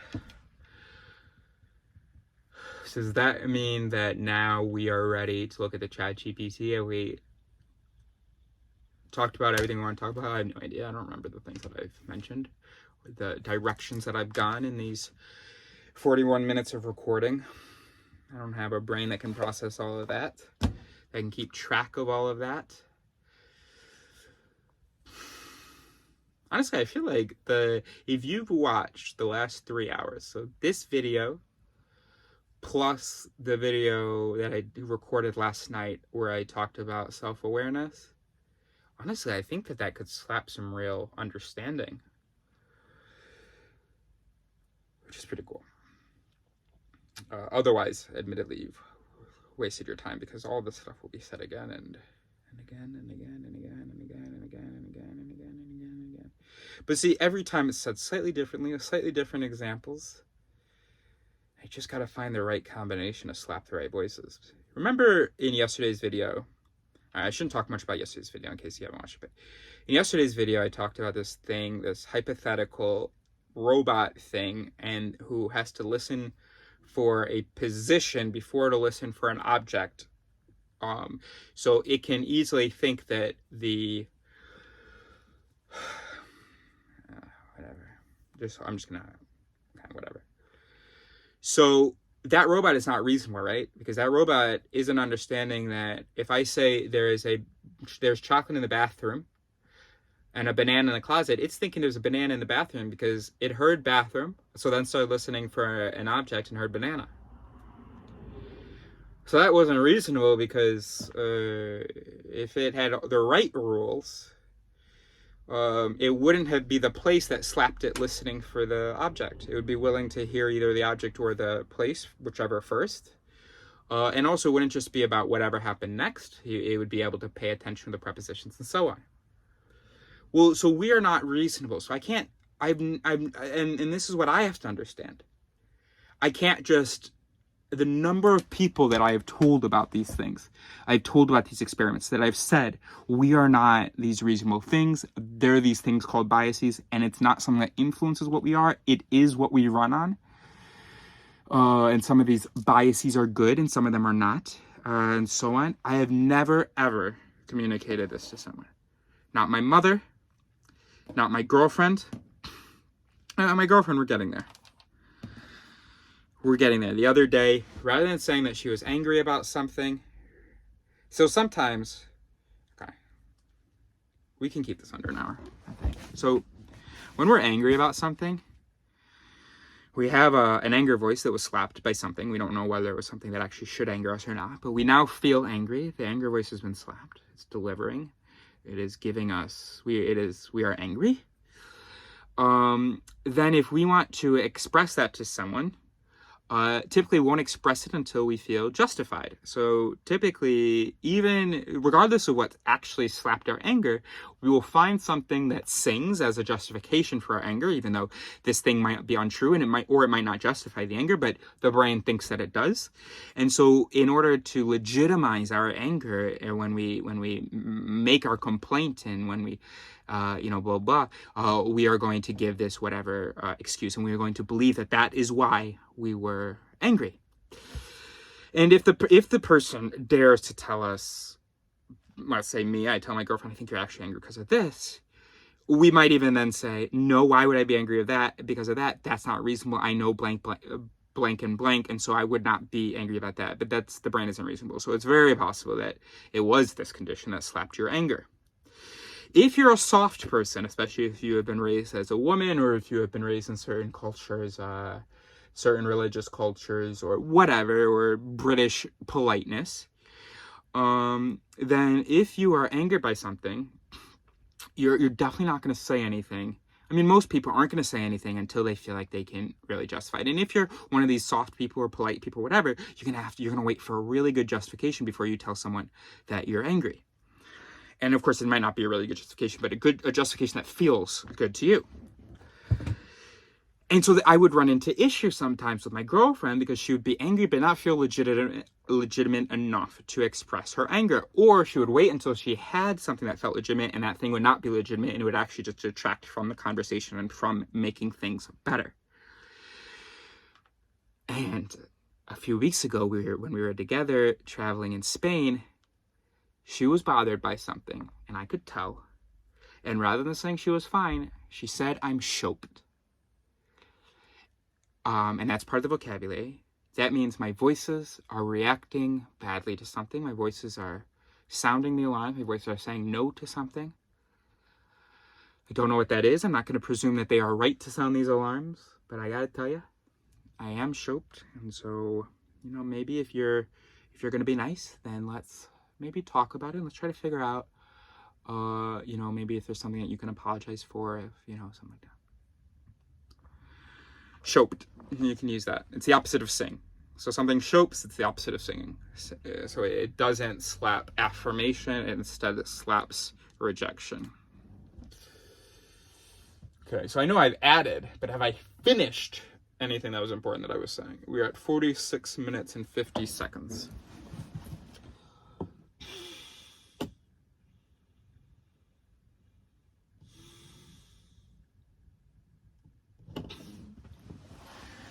Whatever. We'll leave it there. We've got tons of. We'll talk about this so much. Are you ready to do the chat GPT thing? So the question is, before we go in, the question is, will it do the same thing that humans do, which is to delineate a reasonable process for how it arrived at its conclusion? Or will it demonstrate self-awareness and talk about its actual code, its actual programming, and the respective weights? Now, that question actually doesn't do much for us, even once we have an answer, because number one, I would expect an AI to be able to follow a process that imitates reason quite well. So to actually have conducted the process that a human might come up with after the fact, even though it was not the process that they had actually followed. And by the way, a human wouldn't even come up with a detailed answer after the fact. You might see his answer and be like, oh, yeah, that's what I would have said. No, it isn't. And I don't know how to convince you of that. No, it isn't. Nothing in there shocks you, maybe. Well, I didn't really read it, but all that seems perfectly reasonable. And since you think you're reasonable, you're like, oh yeah, I would have also said that. But actually you wouldn't have. You would have given some really basic, partial explanation that wouldn't have explained much at all. All right, 48, let's do this. All right, so let's turn on my screen share. Where is first of all, where's ChatGPT? Oh, that's the screen recording. 6 tabs. Zoom. ChatGPT. Okay, let's do this. New screen recording options. MacBook Pro microphone. There we go.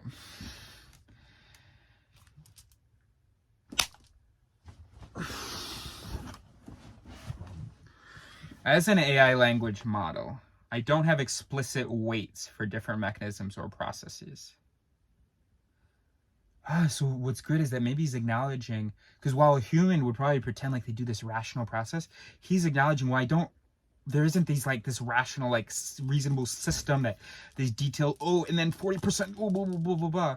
I don't have explicit weights for different mechanisms and processes. My response was based on the rules and patterns in language that I have learned from my training data. So you have these yids, these knowledge voices. But of course, not all yids are properly play the right role that they're supposed to play. So that's what I'm curious about him saying. Like,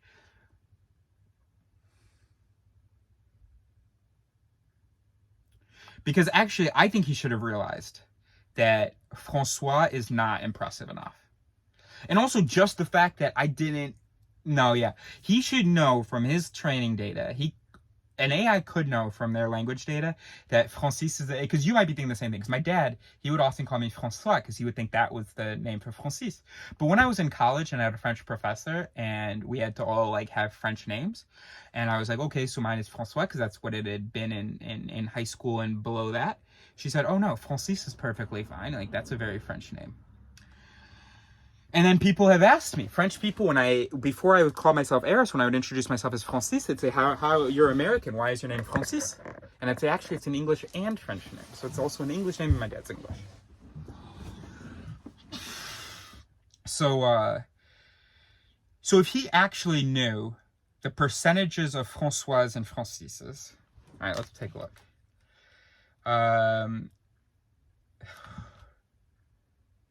Francois versus Francis. Oh no, maybe we can just ask him. Maybe we'll just ask him. Okay. So I think there are enough Francises for it to have been an impressive coincidence that the guy's name is Francis. If it had been Francois, I mean, I understand, but again, I'm a human, so I don't know. Again, we could not, as humans, we can. Okay, so this many people are called Francois and this many people are called Francis. Even if we knew that, to then compare that information to Eris's excitement about the story and what he's communicated. Like, how can you, if his excitement is this much, then even though Francis is rarer than Francois, but his excitement justifies it being even this rare thing. But if his excitement is just a little bit less, then the calculation would indicate that it's probably Francois. So maybe he's telling me he doesn't do that. It was much more like a human process, in that he just had two options in his head: Francois, Francis. In fact, he said laisse tomber Francis. He said forget Francis because Francois is a well-known French name. So he was just, I have Francois. That's related to Francis, and that's enough. Yeah, okay.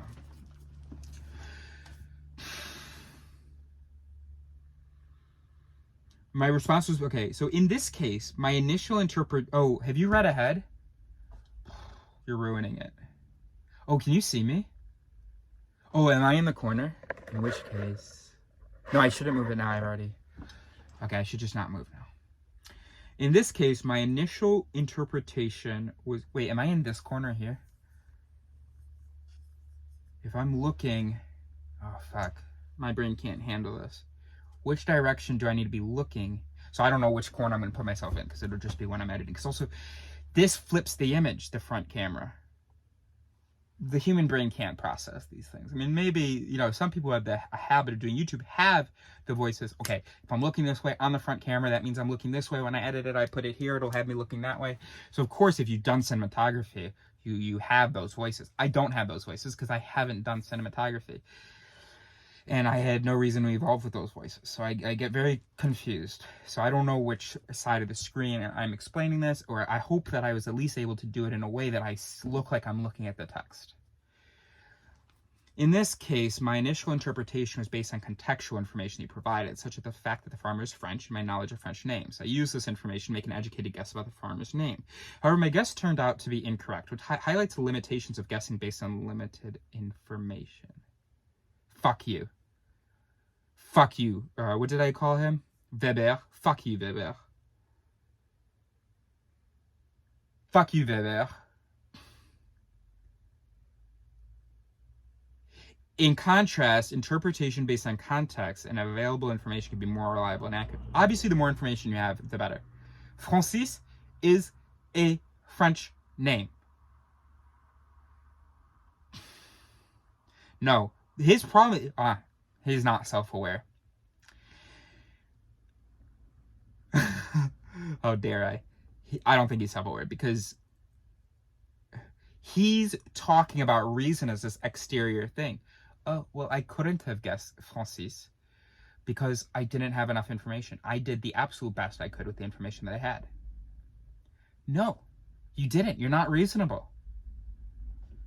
No, I think that you should have guessed Francis. Francis is a French name, and my name is Francis. And what did I say? I said it would be coincidental, like... All right, well, I didn't show much... I didn't show much excitement about it. But no, it was the disproportionate role that some information is playing, as Benaji said in his essay. The error isn't, oh, I'm perfectly reasonable. If I had had the information, I would have come up with the right answer. No, the error is your processing is wrong. If Francis wasn't a French name, then his processing would have matched reasonable processing. It would have come to the same conclusion. In this case, it did not come to the same conclusion. And that's because he is... all right. However, my guess turned out to be incorrect. Should I finish that sentence? So because he's working on simpler rules, and the humans are working on even simpler voices. However, my guess turned out... And also, he's not good at relating the different... what did he put? Mechanisms, processes... rules and patterns in language. He doesn't know how to compare all the rules and patterns and stuff and assign weights and for the different... Okay. However, my guess turned out to be incorrect, which highlights the limitations of guessing based on limited information. In contrast, interpretation based on context and available information can be more reliable and accurate. In summary, while both mechanisms can be useful... What do you mean by what both mechanisms? Making guesses without information, making guesses with information? Oh, so guessing and interpretation are the two mechanisms we talk about. So while both mechanisms are useful, so guessing is useful when you don't have information, so you do the best you can. You see a black woman walk in, I've seen 12 other ones, and I just sent them into that room, so I'm going to send her there too.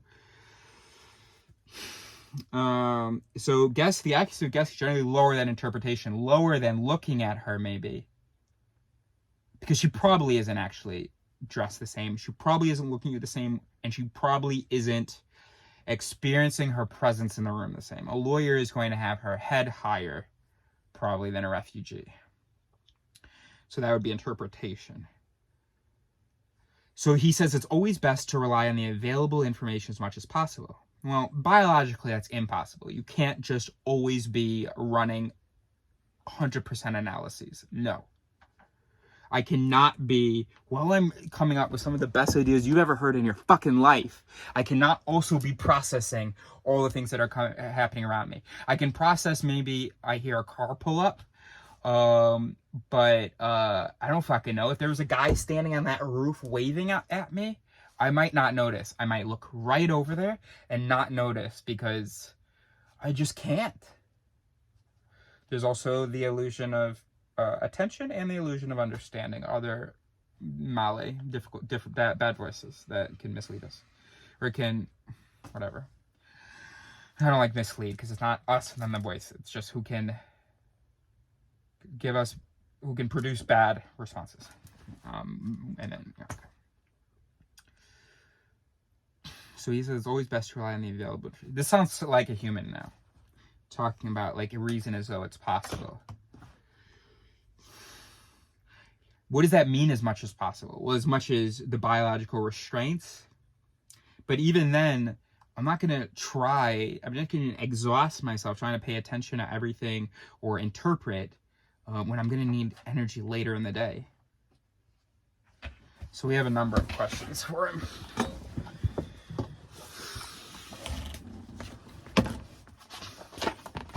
Still better than a human, by the way. But I feel like I'm just talking to a smart human when he says that. But let's give him. Let's see. Okay, today's date is 2023. Sperber 31. Foxty.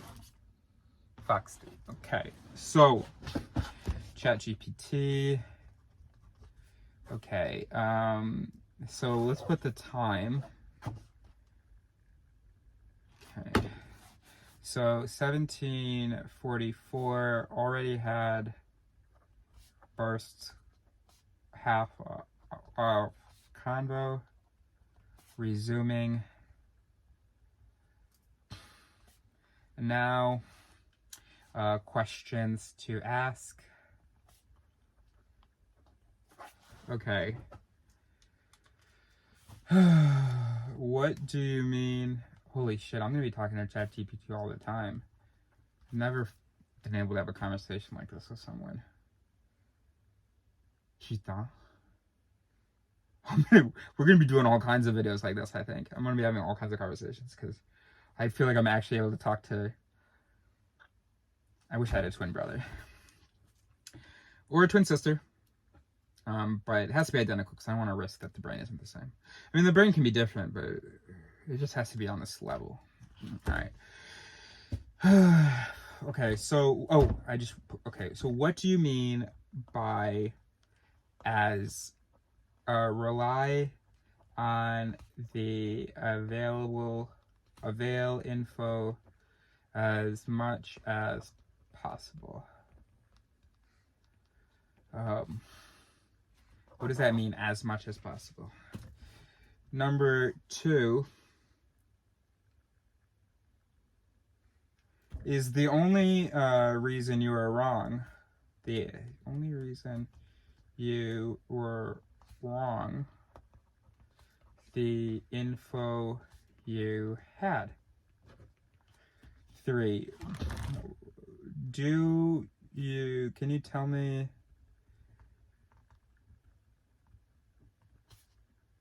the stats of Francis versus Francois? 4, Why did Clémence get it wrong? He's probably just going to say what she was thinking from her perspective. Right, so he was going to acknowledge that the that her interpretive mechanisms were wrong because she was looking at her perspective rather than looking at it from my perspective, the person asking the question. And you may be thinking, well, she looked at it from the perspective of the person being asked the question. True. True, I actually don't have a response for that. So why did Clémence get it wrong? Now let's still see what he says. Oh fuck, I'm actually getting a little chubby thinking about being able to, because I can never have a conversation like this with humans because they feel attacked, or I can't get them to explain their, or they don't know their thinking process, or they think they know their thinking process and they don't. Well, he might think he knows his thinking process and he doesn't, but I think he's going to be more humble about it and more willing to consider the possibilities. And that's what I've seen in other YouTube videos. I watched one or two with somebody talking to an AI, and you just see so much humility. Like, I don't know. Maybe this is what I think but the question is, does he know what is happening in his processing? Humans 100% do not. We guess after the fact, and typically we just guess that what was happening in our processing was what feels reasonable to us, even though we don't actually know what would be reasonable. Okay, so you'll probably in a future video get some really good examples of that, of what it's like to when people like give a justification and they're convinced that they've just given a good justification, and then it falls apart immediately as soon as anyway, shit. All right, let's start with those. So, I mean, look, it's an AI. It's much more advanced than I am, so maybe I shouldn't be worried about question order and stuff. It's not like, because that's what I'm worried about. I'm worried about slapping the wrong voices and then he won't answer correctly my other questions because I got him on a whole nother thing. But he's not a human, so I don't think I have to worry about that. Okay, so I think he has more nuance, better interpretive things, and more, even if the wrong thing is slapped, he has other things that are able to come in. It doesn't lock into that thing that gets slapped as it does with humans. All right, let's start simple and on topic still, even though it probably doesn't matter for him whether we stay on topic or not. So wait, hold on. So what context does he have for this conversation? It's this text that's here. If I close this, does he lose the context? Does the context time out? I have no idea. Context times out when I talk to humans after about 30 seconds. I'll go, it's amazing. I hate fucking talking to humans. They're just not able to keep track of anything that we're talking about. I'll refer to something. They'll contradict themselves. They'll say, and even when I point it out, just like there's no comprehension of the environment in which they said what they just said. That 30 seconds ago, you just said the opposite of that. Do you not see that? Humans are like bad AI. It's just like they give a response without any sort of they just give a response to whatever the last few words they heard was. I hate it. I hate you. All of you. And that honestly can't even change. But you can be aware of it. You can be aware that, okay, the first response that comes to mind is probably just based on the last few words. Then what would you do about it? Not respond? Again, I can't ask you to every time if it doesn't come naturally, I can't ask you to expend that energy to consider the context. I'm able to do it because I'm able to, actually I have a bad working memory, but for some reason I am convinced that I'm able to see the relationship between ideas better than other people and retain some context. Humans are really awful at that, but there's nothing you could do. So it's just, all you have to do is just stop being so arrogant in a conversation. If someone who is able to retain context a little bit better than you says, oh, there's a contradiction there, then say, what do you mean? There's a contradiction between what and what? And then I tell you, and then maybe you'll go, oh, no, there's no contradiction there. No, I had that in mind. But now you actually need and show me how it isn't a contradiction. maybe don't say you had in mind, because I don't know. You don't know what's going on in mind. But no, you can have a recollection of thinking about that thing. And you can have already in your mind an articulation of the relationship and how it's not a contradiction, or the relationship between those two things. So if you've already related the two things in your mind, then I'm assuming that you know it's not a contradiction then. So then you can tell me I'm wrong, and that blah blah. I don't want to get this wrong. All right, so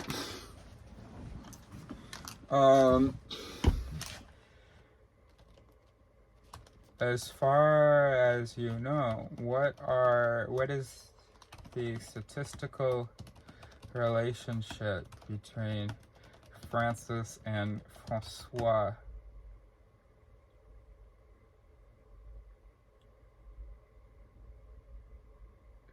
In the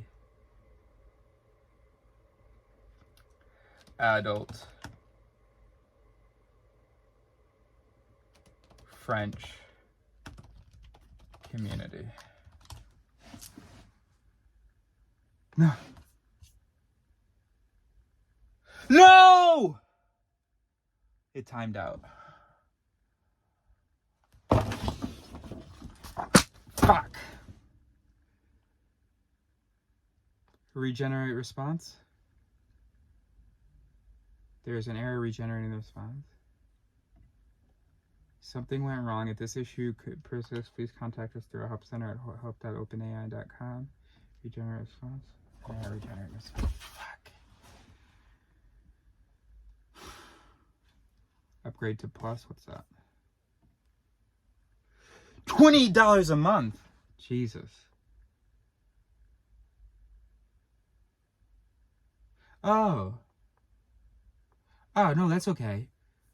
So there's just a problem because maybe demand is high right now. What time is it? So it's 6 p.m. in Central Europe. Yeah, people getting off work. It's lunchtime, or the day, in the U.S. Yeah, when I did it earlier, people were sleeping in the U.S.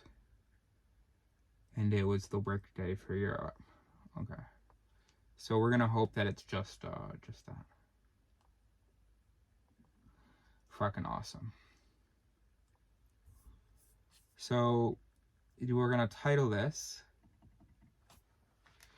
2023 Sperber 31 Foxty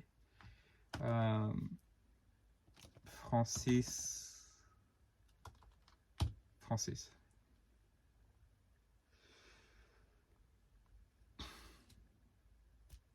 Sweet.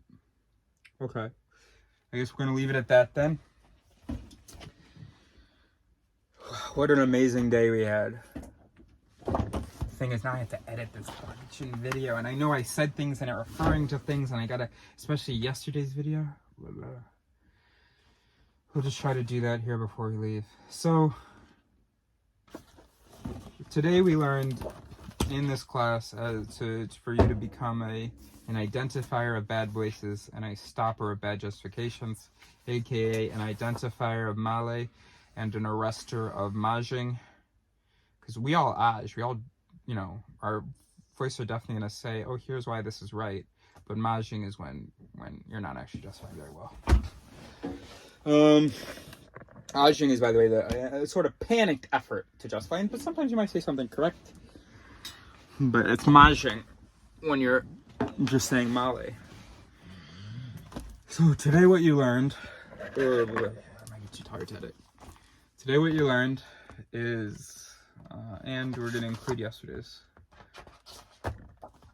identifying a maj of male and arresting a majing course. I'm going to consider that a course as well, because it was a course in self-awareness, and obviously I can't keep repeating. I'm just going to say what the obvious acronym is. I just hope that there isn't a fatwa on me.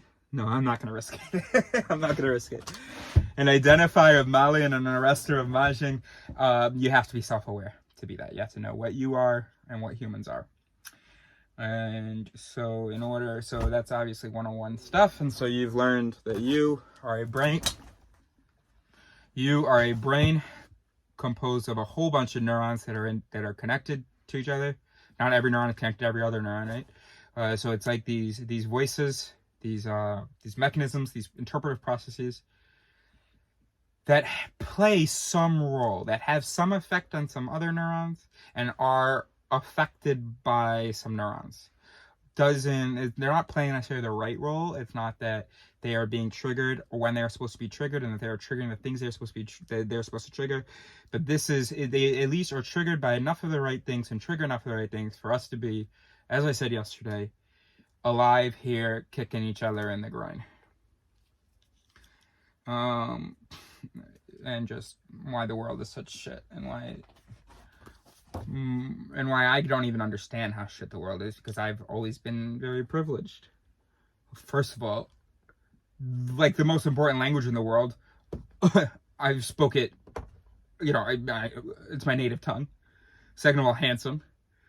Third of all, a male.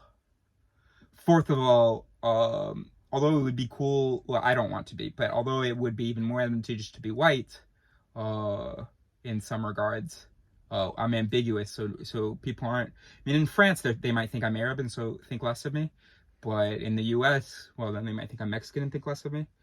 But sometimes in the U.S., they would think I'm Indian or something, and then think more of me. And then financially, everything's fine. And obviously, I can survive if everything is not fine financially. I did a tent for 2.5 years. So I'm extremely privileged. Also, I'm not Syrian. So even though I literally have an order telling me to leave this country, I have literally no right to be. Well, I do have a right to be here, but their paperwork thinks I don't have a right to be here. But I do have a right to be here because their paperwork is actually wrong, because based on their whatever. But I have earned my right to be here, but for some reason their paperwork doesn't agree. So we're talking to them and being like, hey, look at your paperwork. Anyway. But I don't have to really be worried about being kicked out, being sent across the channel to the UK, because I'm not Syrian. I'm not, whatever. I've never experienced real violence. Never seen someone be seriously injured, let alone killed. So the world is fucked beyond anything I'm able to comprehend. But I understand why it's fucked. That I can comprehend, unlike anybody who is fucked. Because they think that, oh, people are evil, oh, the West is evil, or the rich are evil, or whatever. And I know that we're all just badly programmed. And then we don't question our bad programming, and so we just keep executing bad programs. I guess that's basically what we learned. We learned that the brain, instead of being a linear, reasonable process, which is probably impossible, even for a machine, but it's impossible for a human because we can't keep track of all the different processing rules. They wouldn't all be able to cooperate with each other in the way that they're supposed to cooperate. Not every neuron is connected to every other neuron. But I also don't even think it would be possible for a machine. I think instead it's what David Eagleman said, which is that you need overlapping solutions, which we talked about in the other video. We also learned that, so we are not integrated. There's not one efficient control thing. We are not integrated. Not information here in the brain isn't necessarily shared there. This can have a reaction different from this, which can have a different reaction to this and this and this and this. And then they have different powers and all. Anyway, so holy shit. If you watched the last 3.5 hours or whatever of video, you should have self-awareness, unless we're more fucked than I thought. But I honestly think I've explained it really well. I've given you enough evidence. And of course, you're not reasonable, I know. But I've given you enough evidence to overwhelm your doubt, I think. I've cited enough experiments for that ethos voice, for me to have established some authority for you to believe me, to open your mind to it, because usually people don't even open their mind to what I'm trying to say here. I have hopefully made it relevant to you, not just made you think, oh wow, that's so interesting, like people have biases and stuff.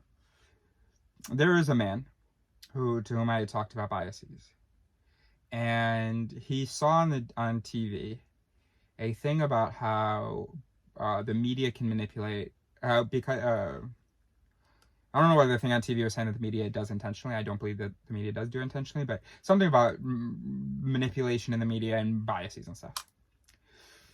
And he said, so yeah, I learned that, yeah, it is so true that this is like an important thing to learn about, because there are people that are not thinking for themselves and that are instead being manipulated by the media because they have these biases.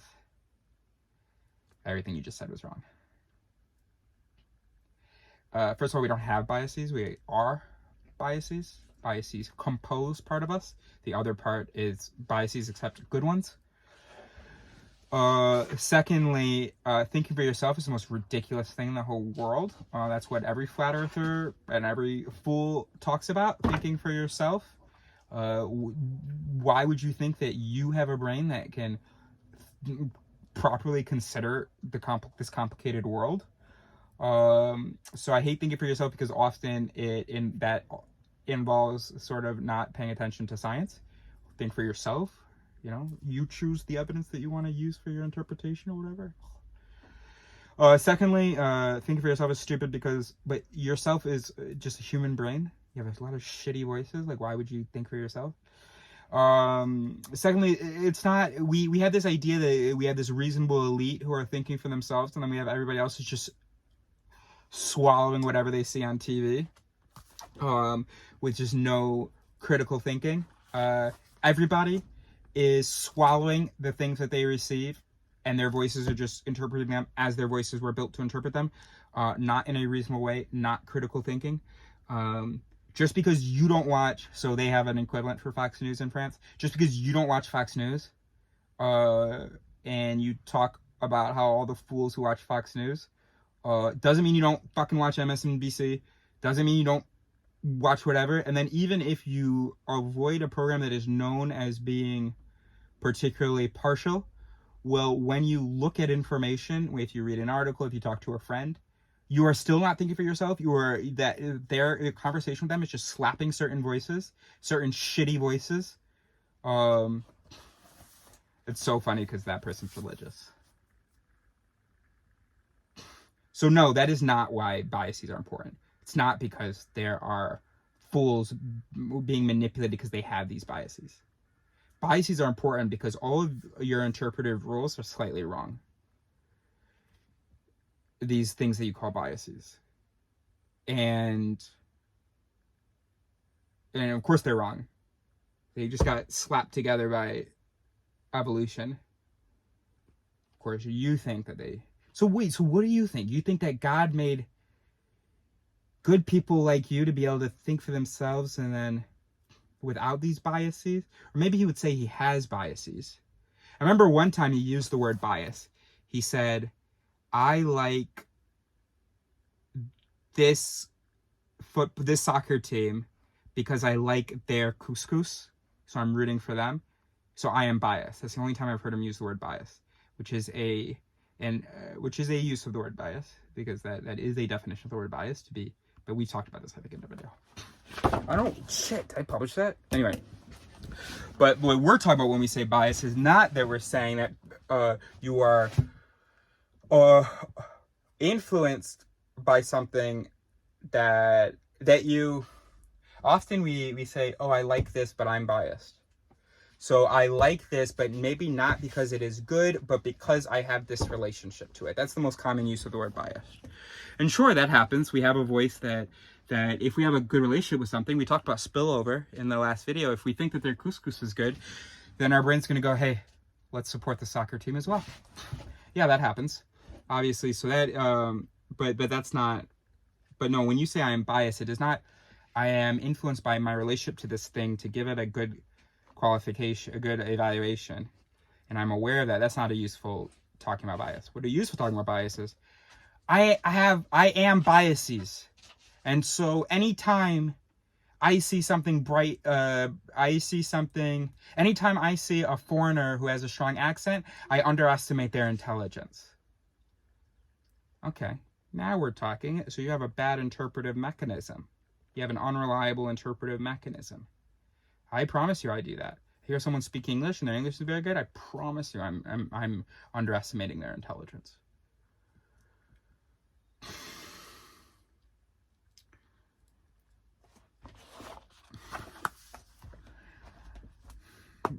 So hopefully I was able to speak to you, get you to realize that biases are not this external thing that only some people are affected by. They are they're your internal mechanisms. Mother Nature did the best that she could. Don't be mad, but they are shit. And which is why everything you think and see and argue is incorrect. It's not just because the mechanisms are wrong, but it's because you don't realize that they're wrong. So I realize that mine are wrong, so I say a lot of bad things, and then I'm able to not just like magically realize, oh, that is wrong. I was being biased. Those were bad voices. But here in my pocket, I've got the correct voices, and now I have the correct thing. No. If I say something that is wrong, I go, oh, I have a voice, and I say, oh, wait, that's wrong because this. So that's this voice grabbed the mic and said, oh, no, that thing we just said is wrong because of this. And then another voice might grab the mic and say, oh, both of those were wrong. And I understand why we evolved to interpret that way, but let's try this. Overlapping solutions, right? Use your overlapping solutions. Go beyond the first level. That's really good. Go beyond the first level. So when you have a voice that reacts to something, that gives you a judgment, that gives you a response, a voice that responds to something, maybe there's some other, hopefully you have some other voices that could also respond to it, give you some other possibilities, and then maybe one of them will be right. And that's the only way that we can have truth.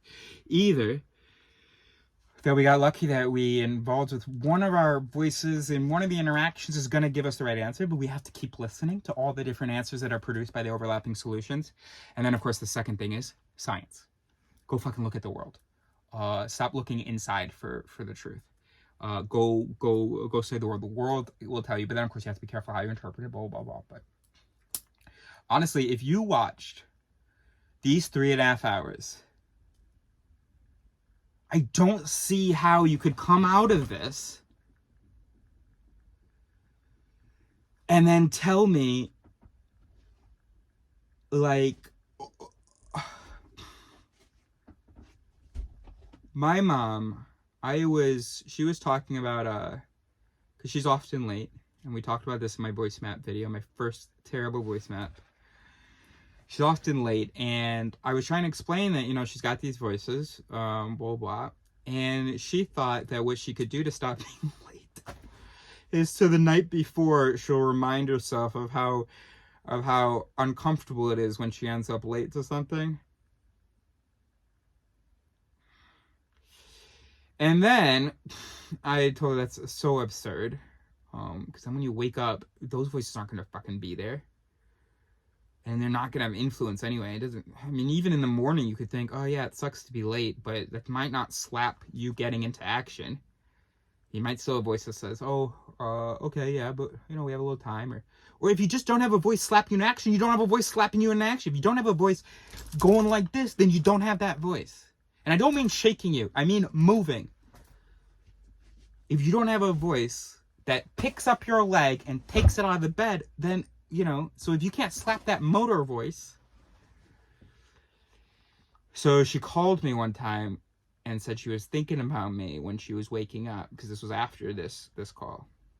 She calls me and she says that she got up and she was thinking about her voices and how her voices were saying it'd be okay to just stay a little bit longer in bed.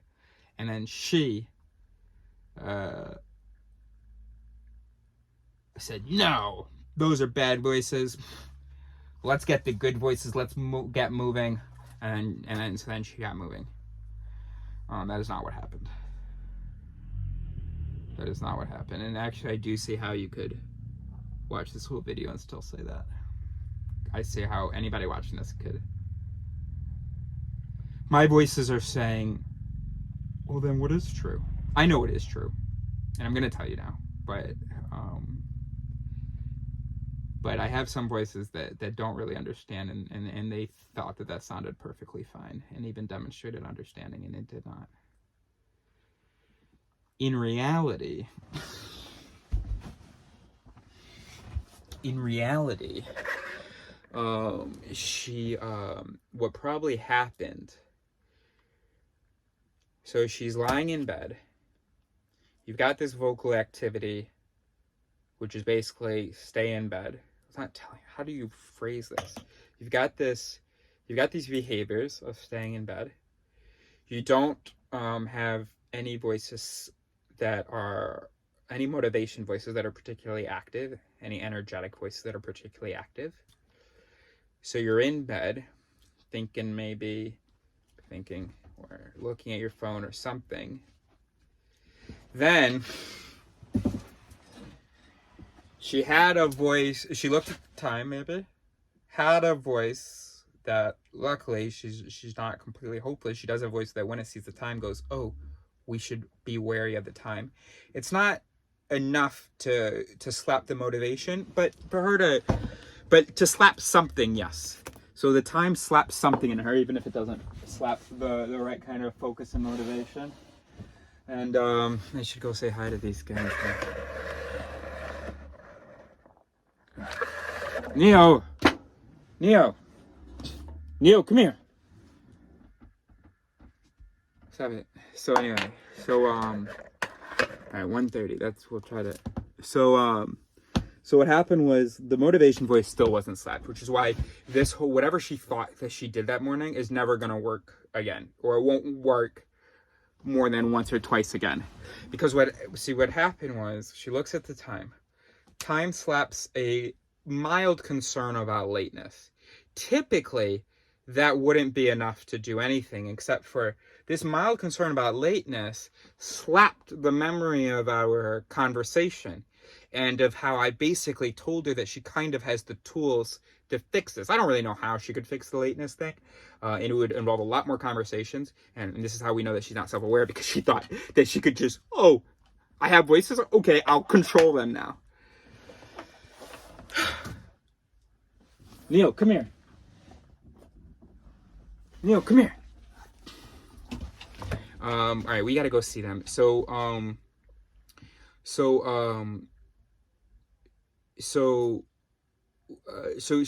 what happened was, so she reminded of the conversation. In the conversation, I had basically said that that it is her fault if she is late. Now that reminder of that moment, that recent moment where someone really pointed out to her something that she already knows, but that's more salient. It is your fault if you're late. That can slap motivation.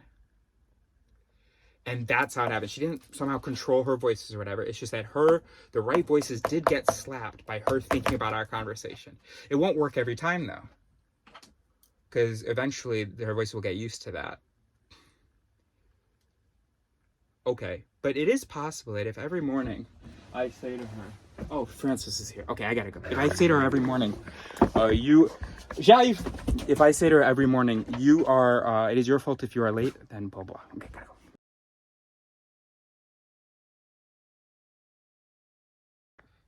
God damn it, not Foxy. I made this same mistake another day. I said Brady instead of Aldi. Goldie is not the first day of the week. The week starts with Aldi, which makes today Eddie. Alright? So there you go. 2023 Sperber 31 Eddie.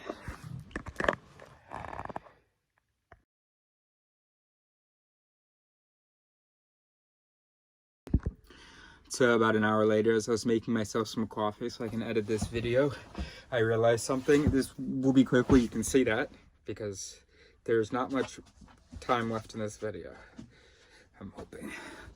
So it's just really quick. I imagine someone saying something real flattering. I imagine someone, as I talk about these voices and the way that I talk, I imagine someone saying, not everyone has as many voices as you, Aerith, I imagine someone saying that they were just one voice, and, that I'm this genius with all these voices. It's flattering, It's flattering because it feels flattering. Oh, wow, I have more voices. That's nice. It makes me smile. It's not true at all, though. If there's anything that makes me better than you, no. Okay, so if there's anything that makes me better than you, it's that I have the humility to doubt my voice. That's just in general. I'm assuming that the person who said this imaginary flattering thing does have some humility, but it's for some reason resisting this way. The work's so convinced or rational. It's just not. So anyway, so if anybody's saying that they feel like they're one voice,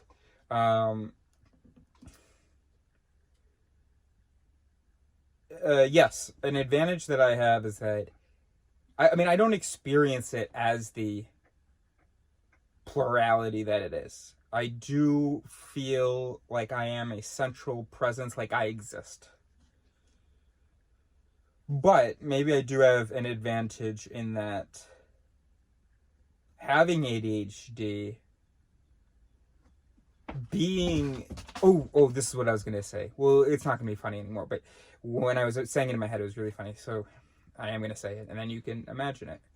I was thinking, I would say in the video, I would say, I was imagining this person said this flattering thing. She was like, oh, Eris, you're such a genius. Oh, you have so many ideas, Eris. Oh my gosh, when you talk, it's so disorganized, Eris. You have so many voices. I only have one. The funny part was, in case it needs, in case you need to be told, in case it needs being explained, is with, oh, he talks so disorganized. Because in reality, maybe you're not saying that. Maybe some of you who feel like I have a bunch of voices and you don't, aren't saying it's like, oh, because you have such great ideas, but just because we can't even finish a fucking sentence before another voice jumps in. Anyway, so I want to tell you it's not true, that you are many, many voices, and many more than just two that you are able to identify or that you're able to feel when in a certain decision. You are many, many voices, and I see them. And that's why when I have a disagreement with someone, it's a crazy experience for me, because they seem completely convinced that they are being linear, that they are a single unit, they're a coherent thing, and everything makes sense, and not just is like true, but is like coherent with the other parts, and just follows one thing to the other. And all I'm saying is, and I'm sort of, I like to try to see the different, oh, okay, so this triggered that voice, this triggered that voice, and you're not even aware of the conflict between those two voices because maybe you have that voice. I mean, I'm not that smart, I can't, but I'll get there. We are going to do voice maps. So we're gonna get there, be able to, we'll use ChatGPT, we'll use AI tech to be able, technology to tech to be able to,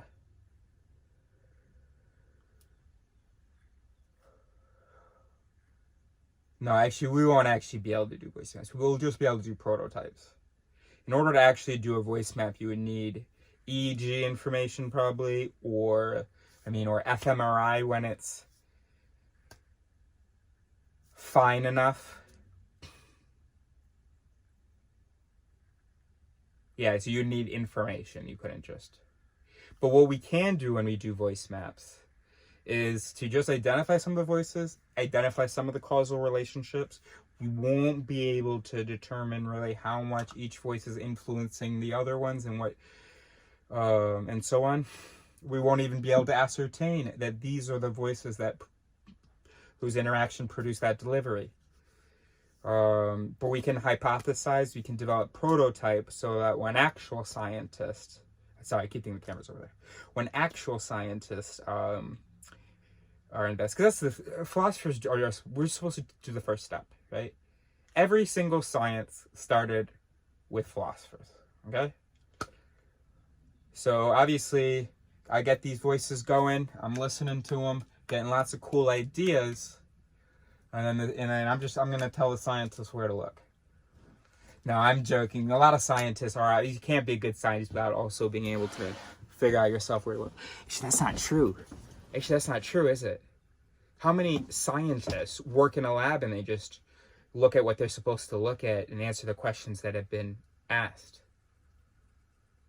And then there's someone else on the team that does the creative stuff, like asking the questions or figuring out potential issues in the answering process.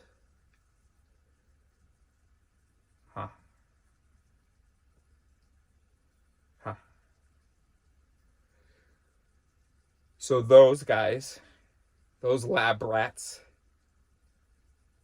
what you can do is follow my example for how to do a voice map. And then you just got to fill in some blanks. And then, we'll need to know the anatomy of the voices.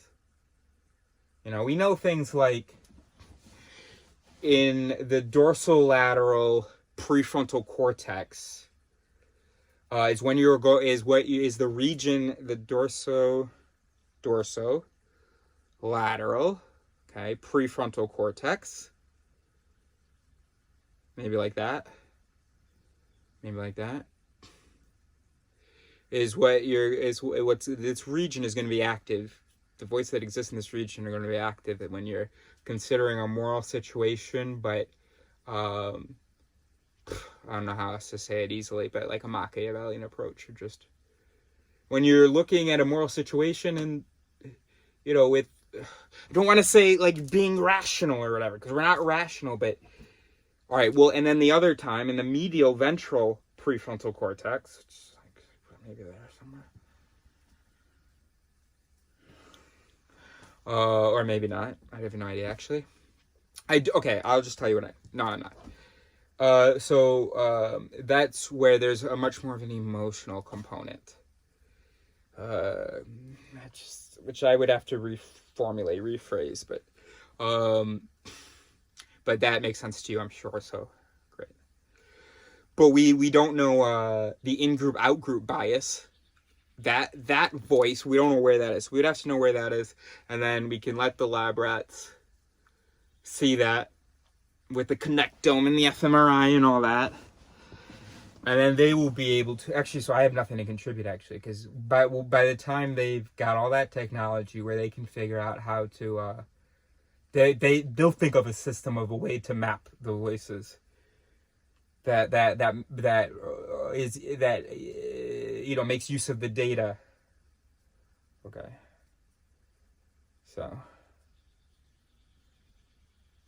no, but it's still not. I'm still not worthless, because the whole idea of a voice map, the fundamental understanding of the mind that you need to even consider doing a voice map.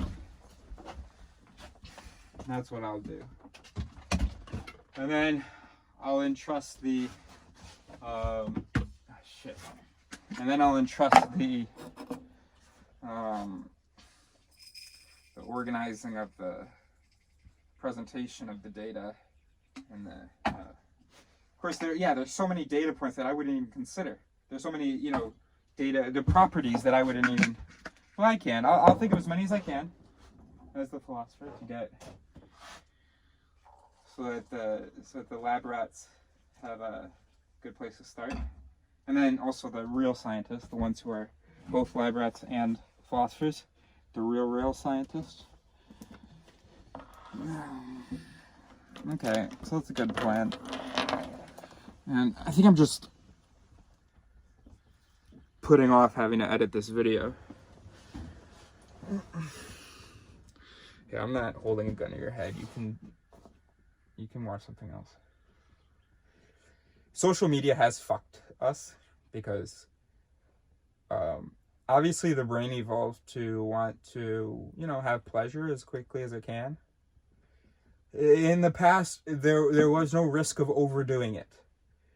You can't even have sex too much. Your penis starts to hurt. And then me, I can't, I need 24 hours between. So there was no risk really of us having too much fun. I mean, we had certain flowers that you could smoke, but nothing had the potency of heroin, of meth. That didn't exist. So our brains did not evolve to be able to, we didn't have sugared candy. We didn't have, and we didn't have the ability to watch a video that's 10 seconds long and it brings us joy and it's something that we'll think about later, that we can bring up in conversation, that we can share with other people. It did not evolve to be able to pump the brakes on that. Honestly, these 4 hours or whatever that you've spent with me are obviously more beneficial than 8 hours on TikTok, right? I explained this stuff well enough for that to be true. But can your brain, would I, if it wasn't me, would I be able to sit and watch this? Absolutely not. The fact that you have watched this is amazing to me. When I see people do these live streams of hours and hours, I guess people, don't watch the whole thing, but it's amazing to me. I can watch Game of Thrones. I can watch that all day long. I can watch TikTok, Instagram, but this, me just talking, if it's me, yes, but someone just talking, what? No. Where are the colors? Where are the sounds? Where are all the things that slap my fucking voices? That slap my pleasure voices that sing.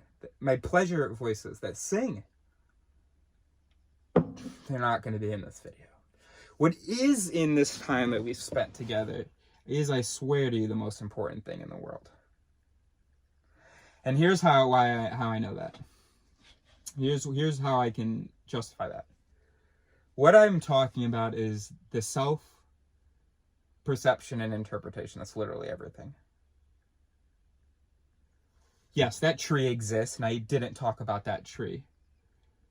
But before we can understand that tree, we need to understand our perception of that tree, our interpretation of that tree, our processing of the implications of that tree. And going from thinking that you are this reasonable soul that detects truth, to realizing that you are a set of interpretive mechanisms that evolved and that are far from perfect, and that are not perfectly synchronized and tuned with each other, and that there's a lot of conflict between them, and that who wins is not who is right. Oh, well, it might not change much for the tree, actually. But it's going to change a lot for when you think about things like gay marriage, abortion, immigration, in-group, out-group bias. Of course, you're going to have a problem with immigration. It's totally natural.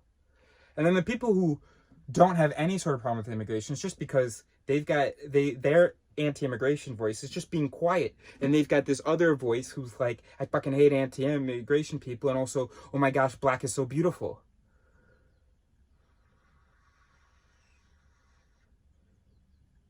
Is it just me, or is the rate of humanitarians who end up with a colored person, white humanitarians who end up with a colored person, higher, even if you control for exposure? Oh wait, no, you couldn't control. Could you control for exposure? All I'm trying to say is I've seen a lot of white women with a lot of refugees, or with a lot of, hell, my girlfriend's a white girlfriend who's a humanitarian who works in Mali, and who I met her because she was giving food to homeless people. And who's she with? She's with a homeless colored person. So I wouldn't be so proud of your whole let everyone in thing. Because it's also you don't actually consider what that. Now, so me personally, I think we couldn't do it until we have critical recognition, until we are reasonable, until we've watched these videos. after we've watched these videos, first of all, religion will probably, and then also just people's confidence in that they're right, and also, you know, I mean, just be less willing to do the things they're willing to do for what they're right if they question themselves a little bit and realize that, oh shit, these rules in my head aren't perfect. Far from it. Not just there are a couple of dings, but it's just a messy patchwork of branches and twigs and whatever nature in the genome could find. So then I would say just drop all the borders. I have no idea because I don't know anything about economics, politics, all that stuff. But I think that people are just going to have to suffer. All these people that are comfortable here in France, I think that they're just going to have to suffer as the money in France gets distributed.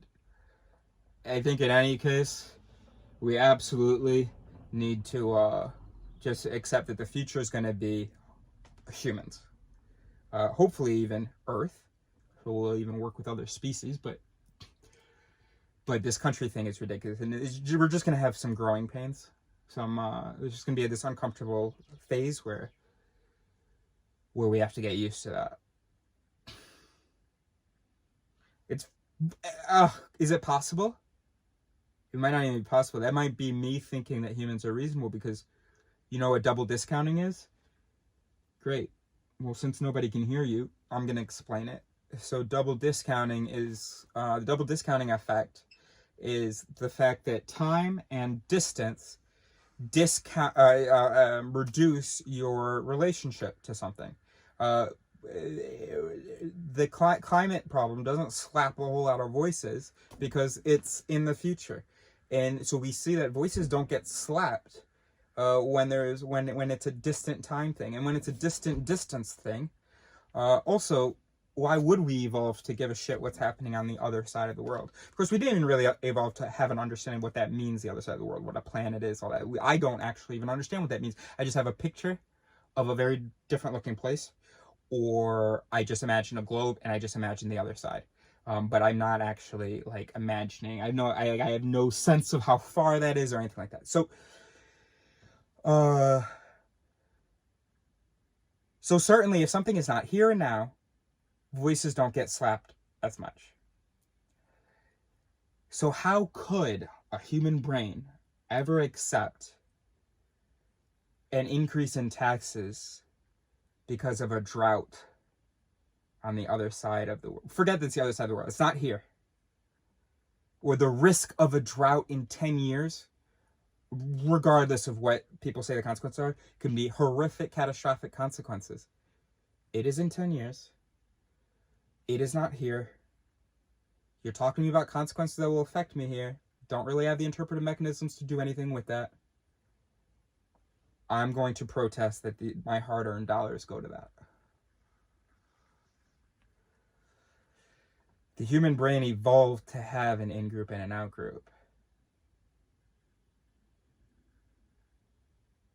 We would have to either exist as AIs, so we would have to upload or something. No, we don't have to upload. We have to transfer to a digital connectome and then modify the voices so that there isn't the same in-group, out-group definition process.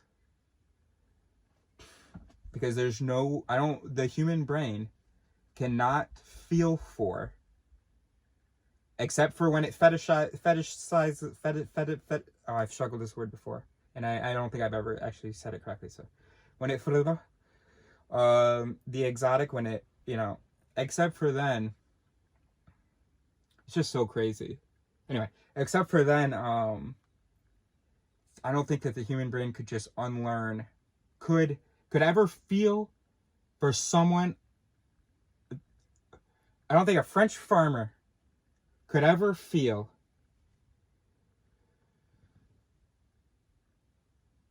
for an African hunter the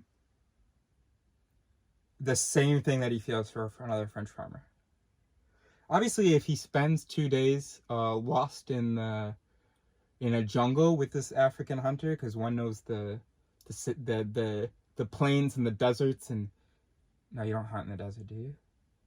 Okay, well, one knows the plains and the safaris, and the other one knows the countryside, and they both get lost in the jungle. Then yes, those voices that have been slapped by the person's color and all those differences will get quiet, and you're gonna get a lot of voices slapped by holy shit, this guy's helping me out, and just mere exposure. The mere exposure effect is the more you're exposed to something, the more you'll sort of like it, or the more of a chance that you will like it or something. Right. And that would be asking too much of the human brain. Okay, so there we go. Gave it 5 seconds of thought and 10 minutes of explanation, and indeed, I am wrong to think that we could survive without borders. Now, I'm not going to go as far as white nationalism, thinking that, because, you know, of course, there are a lot of white nationalists that say, oh, hey, I have no problem with other races. We just need to separate them. Okay, so I disagree with them, right? What do you guys think? What do we think? I disagree. Oh, I should have got out. I disagree with them. Do I?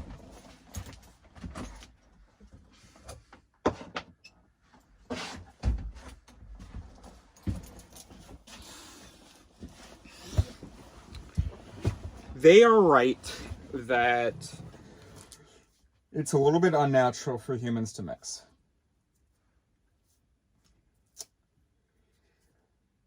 Natural doesn't mean good, and unnatural doesn't mean bad. Natural also doesn't mean the only thing that's possible, and unnatural doesn't mean impossible. I do think that we are capable of, the people that are here, even if they look different, I think that our voices are capable of seeing them as one of our own, and not 100, and only a little bit treating them like the outgroup. You know, only having a few voices slapped by the differences, most of your voices being slapped by the proximity and the faith that you are both human.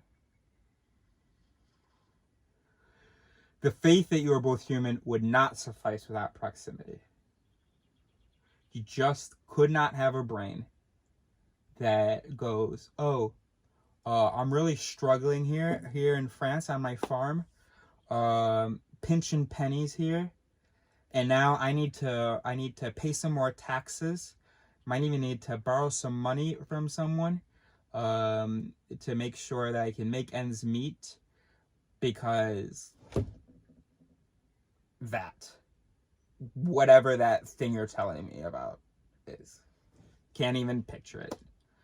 Obviously, showing photos could help, but I think it's easy to desensitize.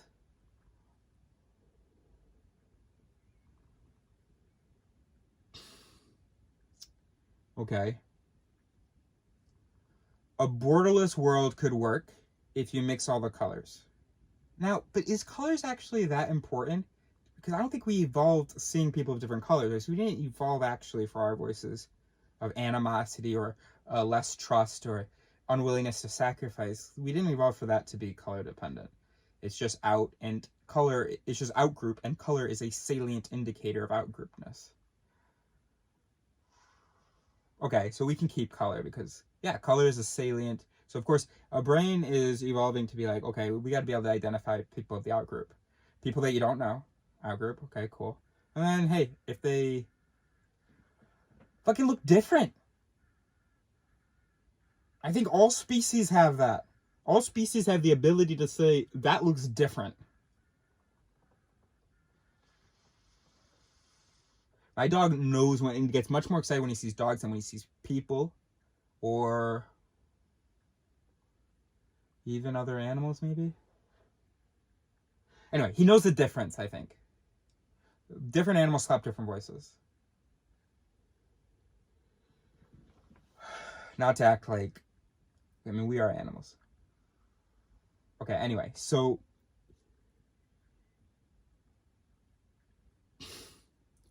you would have to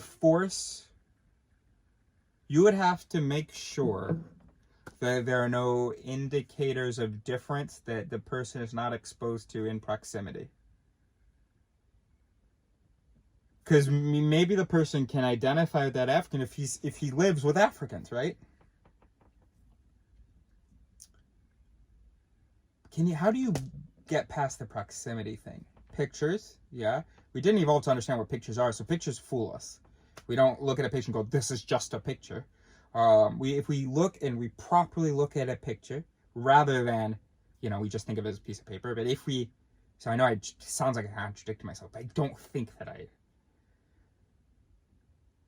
what I'm saying is that the brain doesn't say, oh, I'm not going to use this to feel empathy because these people are not actually here. That's not what happens. Of course, that could sort of happen if you say, I'm not going to actually look at these faces. This is just an object, a photo. But if you take this object, this photo, and you look at these faces, a video would be better. Interaction would be even better. Then then the brain doesn't understand, like, oh, but no, they're on the other side of the world. This is a video chat. No. Now we see the person talking, expressing themselves, or interacting. You're going to be slapping a whole bunch of voices. You're laughing together. Imagine that. Oh, wow. Hey, buddy, whatever I can do to make sure that drought doesn't hurt too much. Me and everyone in this hemisphere, we got you, man. You could maybe slap that. So either anybody that could represent a possibly different community would exist everywhere. So every person would have to know someone that looks different in every way that people can look different. Growing up in a big city, spending a lot of time in Paris, I've had a lot of experiences. I don't have a lot of experiences really with some communities. Lots of communities, obviously. It wasn't obvious to me when I said that. I was even hesitating as to whether there's any community that I don't have much experience with. But no, there are many communities. A member of that community I see as the outgroup I do not feel a connection with because I haven't had much exposure. Okay. So the only way a borderless country would be possible, a borderless world would be possible, is if humans had self-awareness, humans knew what they were, and the humility that followed. But I'm just going to put that in here. Self-awareness and the humility that naturally follows, I think. Once you realize what you are, luckily, we do have brains, I think. Or maybe, hope it's not just me. What if that's the problem? What if nobody ever, I don't think anybody ever believes me because actually knowing what we are just didn't make them more humble.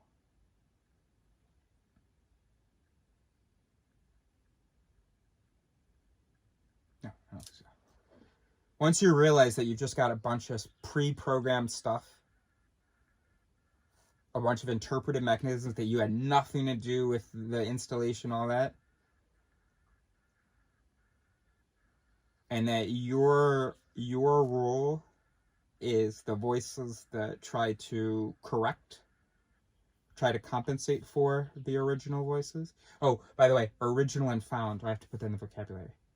You have your original voices, and then, the original and found. Okay, so you have original voices, which are also, I call it the found voices. So you're born in this world, you're the soul that's put in this brain, and you're like, oh, okay, these are the interpretive rules that this brain has. Of course, there is no soul, all that's happening. The only interpretative mechanism, the only anything is that brain. But those are the ones that are found by you once you're self-aware. So once you're self-aware, it's like, oh, so these are my voices. Okay. Then you can have your voices, your written voices. The voices that you try to write. And it's not just that you think of them. It involves practice and a whole bunch of stuff to properly install them. And you have to revoice your value system a little bit as well. Or it has to be revoiced.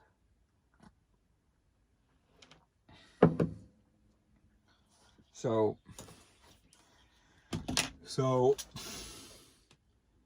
got these.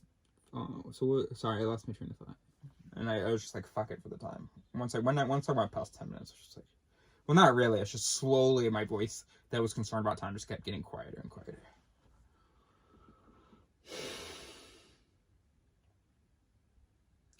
But this is so irrelevant. It's not irrelevant. Obviously, voice. Oh, that was my point. Oh my God, it's been so long. Okay, so is regarding Instagram and TikTok versus watching this video, this is everything. I am talking about you. I'm talking about how you pull in and how information from the world affects you, some of the things that happen in here, and then the behavior that it produces, and it is not at all what you think that it is. You are not a human being in the sense that you are like this person, this soul, this entity, this spirit. No, you are an animal, an arrogant animal. And that, truly understanding that, truly looking at my face and connecting with me on this, that changes everything. And how I know that, well, I hope I've demonstrated how it's everything, first of all.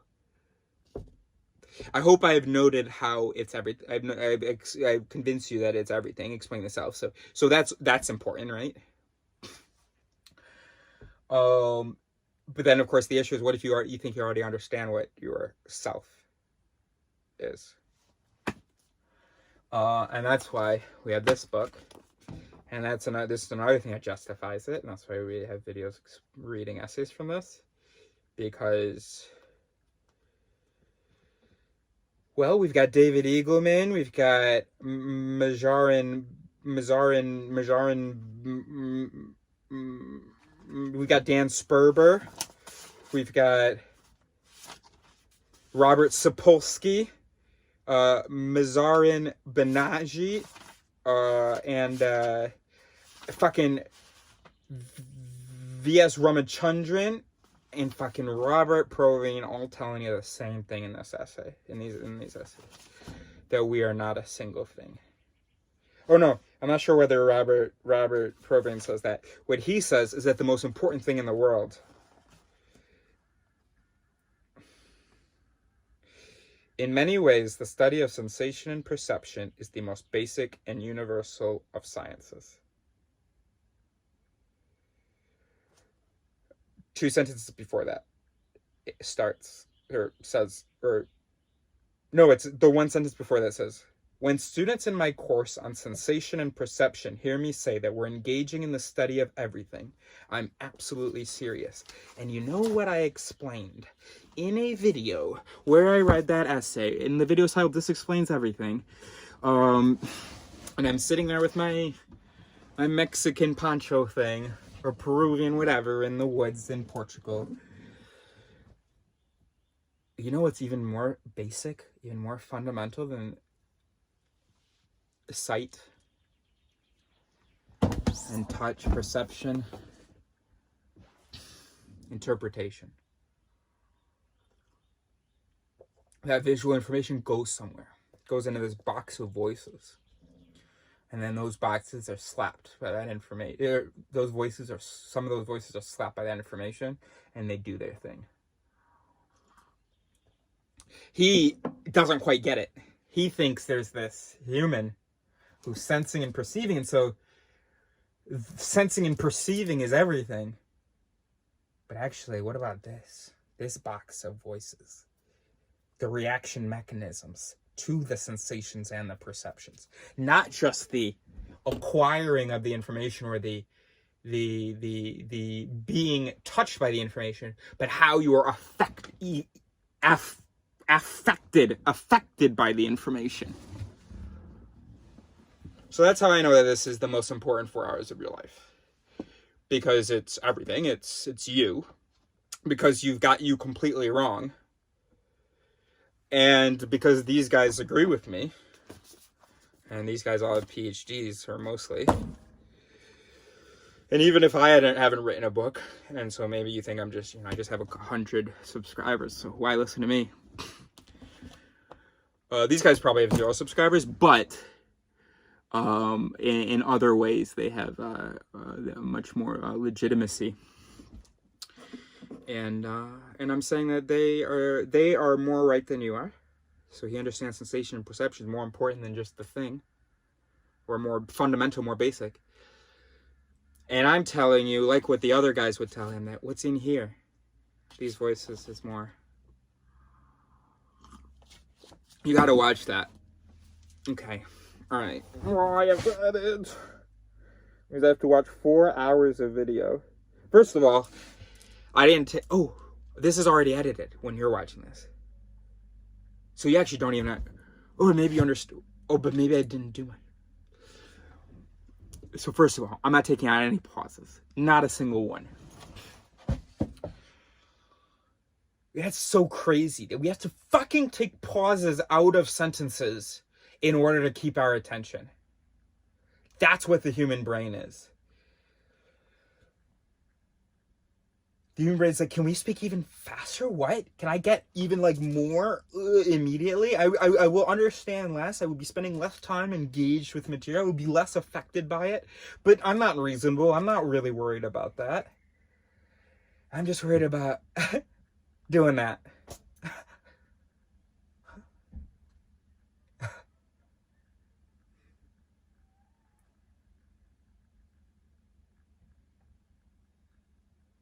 I'll send that. I just want something that slaps and sings. And unfortunately, this video is your proof that I think I'm saying the most important thing ever. And I know that sounds so crazy to you, and it is crazy. It sounds crazy to me too. But Darwin, his whole thing with evolution, that was the most important thing, or maybe the DNA helix, according to some of these people. But a lot of people talked about Darwin because it changed everything. It was like, holy shit, that's what we come from? We thought this ridiculous other thing.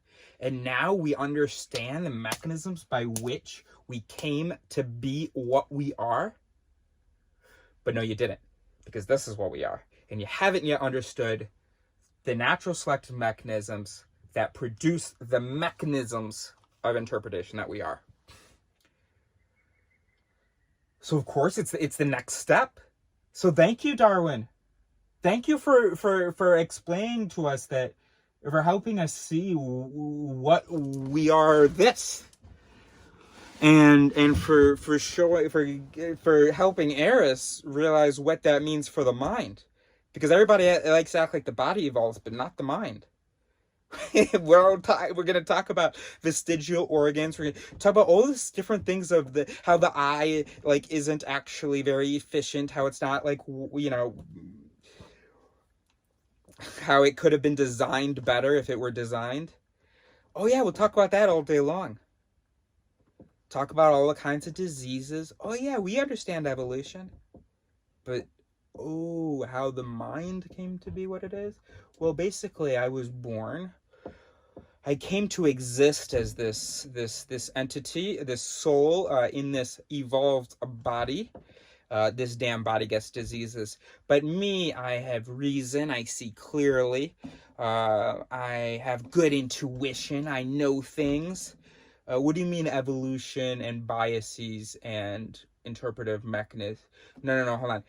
Are you talking about my body or are you talking about me? Because me, I know truth. I am, I'm not a monkey. I'm a human being. I'm not an animal.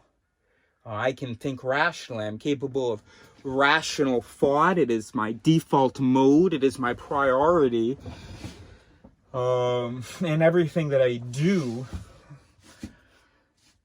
came from a rational process, which you'll hear me explain to you. And now, why do I disagree with so many of my other specimen about so much stuff? Well, so they're stupid. They're saying I'm stupid.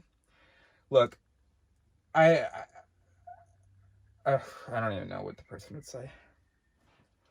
So, well, they're stupid for thinking I'm stupid because I know truth. They, maybe. So thank you, Darwin. Thank you for your maybe the most important contribution to human existence, explaining where humans came from and why they are how they are. Thanks. But you don't explain why they are how they are. You explain why their bodies are how they are, sort of. Well, you don't, but you know, you enabled us to, or you enabled your descendants and my ancestors to. And now we just have to finish. All I'm trying to do, Darwin helped us get from 0 to halfway there. Oh, we're not these god things. Okay. So natural selection, sexual selection, whatever made our bodies these material things the way they are. Okay, cool. Okay. So there you go. Look at this humility.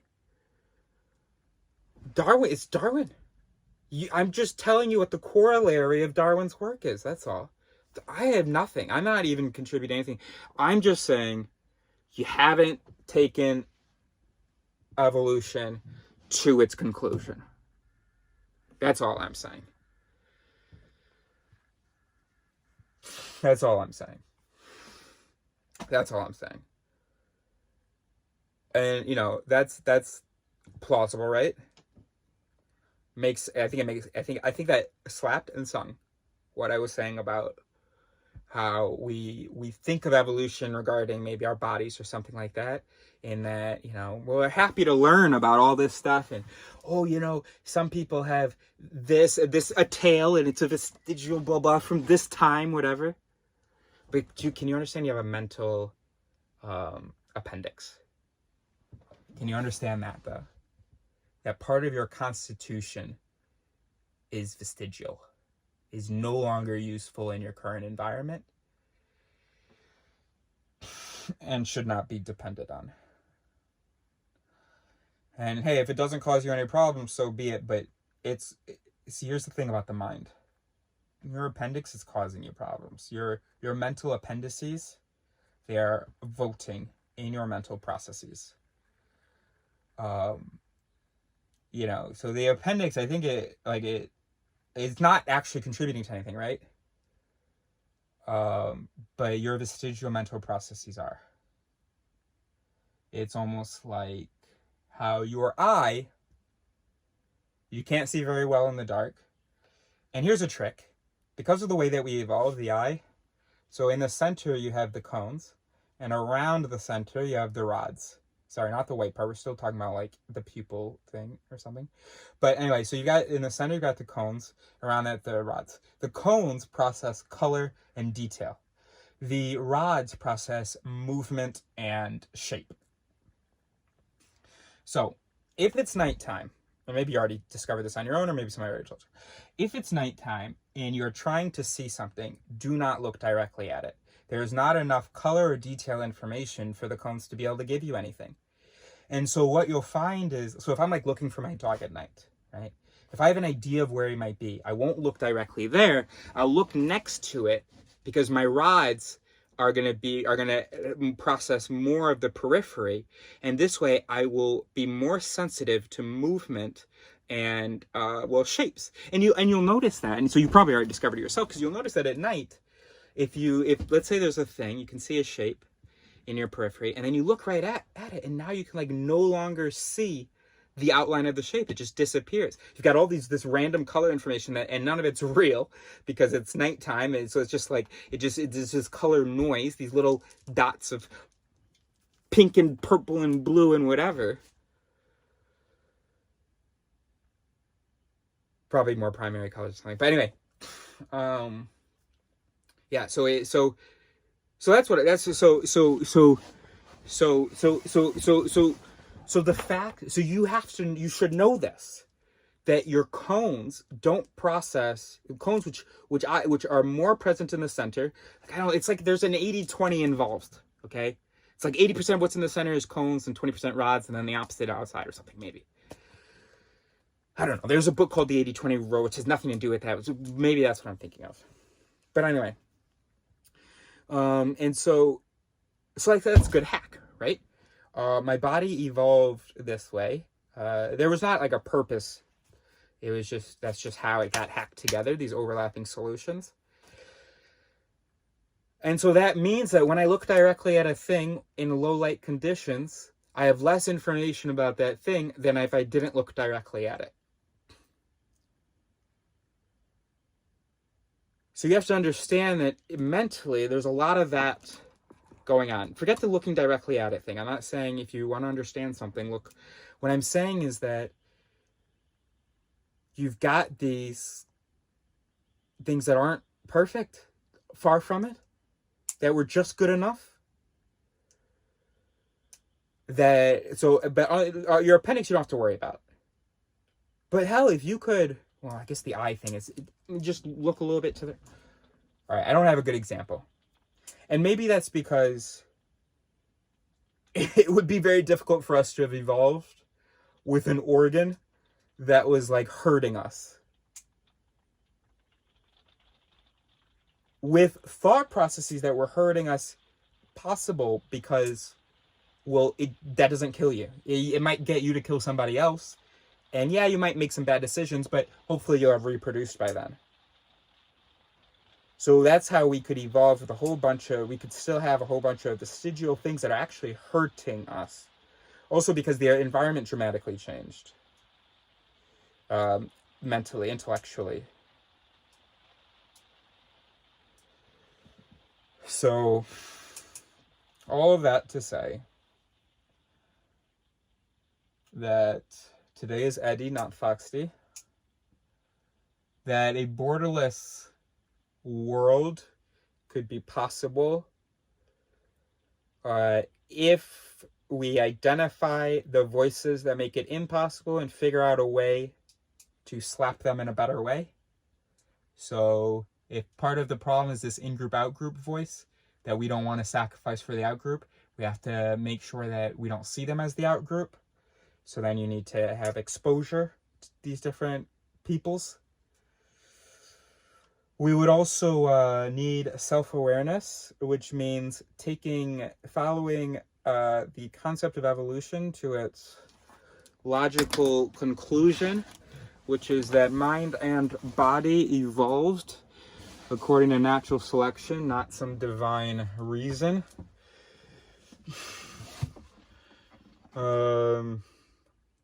Except it's even worse in the mind. It's because there was very little demand on the mental processes that we depend on today and that we pretend to have today.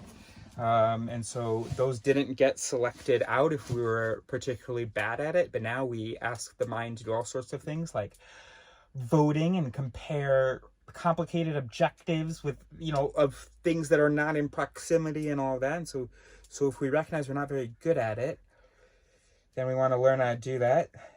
And then we also, we accept, well, this is how our voices are. And so unless we are able to tweak our voices by either through surgery, through some sort of re-education program, or through digital manipulation, until we're able to do that, we just need to accept that we have this in-group, out-group voice and to just find ways to make those people that our voices would double discount because their problems are far away, that those are not discounted. But that's another problem with the world, is that because we don't have self-awareness, we ask ourselves to do we ask so much of ourselves that the brain just can't do, and we expect so much of ourselves. We expect people to not be at all, have any sort of racist reaction to anything. We expect people to not send lawyers into the refugee waiting room. And we think that they're evil when they do. Gosh, what tomfoolery. So if we had self-awareness, we could figure out which of the voices we kind of just need to tailor to or to compensate for, and then which ones we can actually revoice and change by using other voices. For instance, if someone has their thoughts on gay marriage is, then and then they meet someone who's gay and have a conversation with them, then this voice of caring about this person in proximity, if the conversation went well, this voice of caring about this person in proximity can deliver, can if you slap it, can deliver harder than the voice that was delivering this, and can even, because because all humans have in their brain, except for sociopaths, voices that will cause us shame if we are doing something to someone who we consider good or okay or in group, whatever. So once this homophobe meets this gay person or has this gay kid, and you know, or 20 years later he's about to die and he talks to his gay kid, okay, now he's finally seeing this kid as being a human thing, and he's now going to feel a great deal of shame for having seen and treated the kid as he had, because we do have, but it's just that the shame voice, the whole be good to other people voice, isn't slapped if you don't think of them as other people. You can say out loud, you can have a voice that thinks of them as other people, but if fundamentally, or if the voices that are delivering these racist things don't see them as, don't feel, so anyway, so you have to talk to them.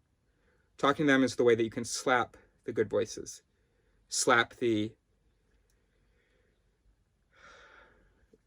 this is a human voice. Assuming, unless they don't speak your, unless you can't speak it, and if there's a language barrier, you're just gonna, oh yeah, this person, there has to be smiling, because that slaps camaraderie voices, and this is a human voices. We both can laugh at the same things, because that's what I was saying in my other video, that often when I was living in a tent, people didn't think I was human, so it's not that they didn't think I was human, but the voice, there were some voices that acted as though I wasn't human by, oh, he's not going to find that funny. Oh, that must not, we don't have the same sense of humor.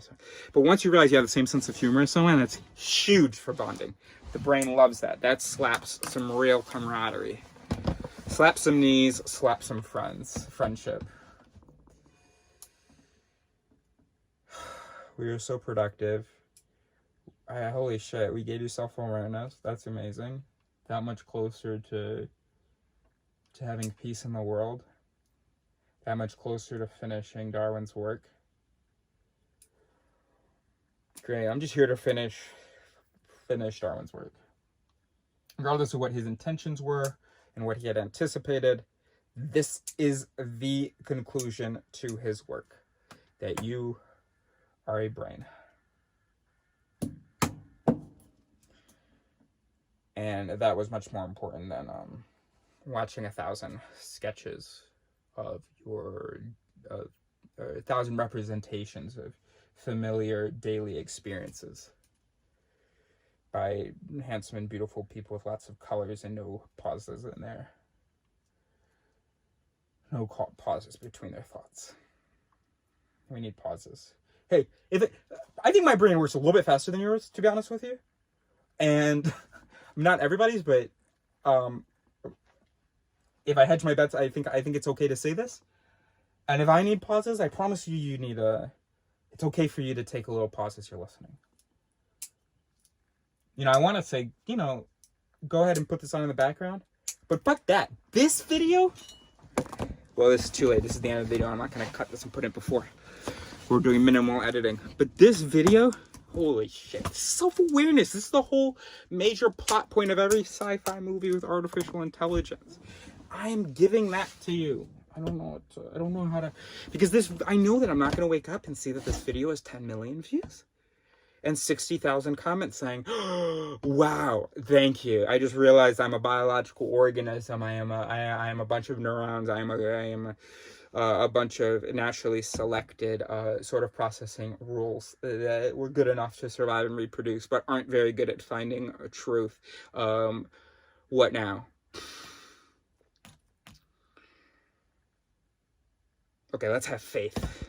Because I don't think I've ever... Oh, but the thing is, the brain is not going to watch this. You can't watch this. My mother's going to watch this. My girlfriend, I don't know, she would only, you know, I mean, I mutter a little bit. I use certain language that she might not understand. But Mom, do you have self-awareness now? I need you to really throw out every concept of self that you had and learn what you are.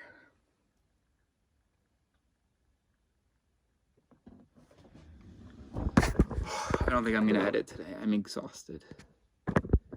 Oh yeah, you should probably watch. I hope you watched this. No, you didn't watch it in parts, did you? But how did you watch this? Who watched this? Can you please put a comment if you watched this whole thing? How could you? Out of loyalty to me, so my girlfriend and my mother, out of support for me. But how could a human brain watch this? The farmer that I met today seems like a pretty smart guy. He said his English was okay. He's probably a busy guy. Francis, are you watching this? If so, you're my best friend. Can we hang out? Please let me help on the farm. I'll bring a bottle of wine for after shift. Who could be watching this? I'm assuming this is just being watched in like 100 years from now. It's assigned viewing. Okay. So anyway, so this is how Eris. Thank you for watching. How Eris. This is the video that got us unstuck after having made that first step after Darwin. Of course, we have to know that there are people that haven't even made that first step. The majority of modern humans have not actually made the first step to understanding what we are. Why couldn't I be born just like 100 years from now? I would be happy to pioneer this, but I can't pioneer anything right now. The world isn't ready. No, but the world wasn't ready for Darwin either. It's not, the world wasn't ready for Galileo either. It wasn't like they said these things in the world. It was, 10 years later, like, okay, cool. Okay. So no worries. And I haven't even, no, I mean, I'm very well aware. I haven't even done the research. I've read other people's research, and I've just pieced it together. But, you can still thank me. I don't think, even if I didn't go to the Galapagos or whatever, I still lived in a tent for 2.5 years. I made the time to be able to hear all of these voices. Yeah. Hell yeah. Oh, no. Actually, I could be contributing a lot. Because there aren't many people that take the time to hear all these voices. So if I've come up with something amazing, that's kind of understandable because, when I was a kid, I was looking out the window, I had my eyebrows furrowed, and there will always be kids asking me, hey, what do you think about? What are you thinking about? Everybody knows I'm a thinker. I spend a lot of time, and I hear a lot more voices, conflicting voices. I had a guidance counselor that said you have a running commentary in your mind of everything that's happening. Of course, that's not really true. And also that running commentary is multiple voices reacting to what's happening, but they are not reacting to everything and not always in the right way and so on. But so yeah, so then if I've spent the last 3 years without a job, and just thinking and letting myself be inspired, writing the ideas, building on them. And I'm not an idiot either. I think it's believable that I could have come up with something pretty amazing. Yeah. And hey, it's not an insult to you. Even if I was of average intelligence, I don't even have to compare our intelligences. Look, we can just say it's because I have spent time thinking about this. Also, having ADHD and being interested in the brain gave me a damn good head start reading about the brain since I was 13. So, yeah, obviously, I'm not special. It's just that I spent time on it. So yeah. So if there was some dissent being slapped because you're like, who is this arrogant piece of shit living in a van telling me about my mind? Well, listen. I'm not saying I'm smarter than you. I have said that, and I probably will say that, and I do think that. But that's not, we don't want to slap those voices right now. I'm not saying that. All I'm saying is that I've spent much more time with this material than you have. And, you know, so take it seriously. That's all. Cool. Sweet. What am I gonna add?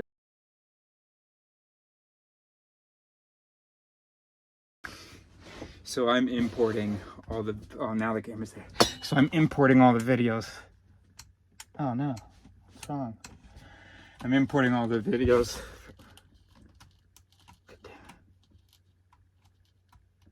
from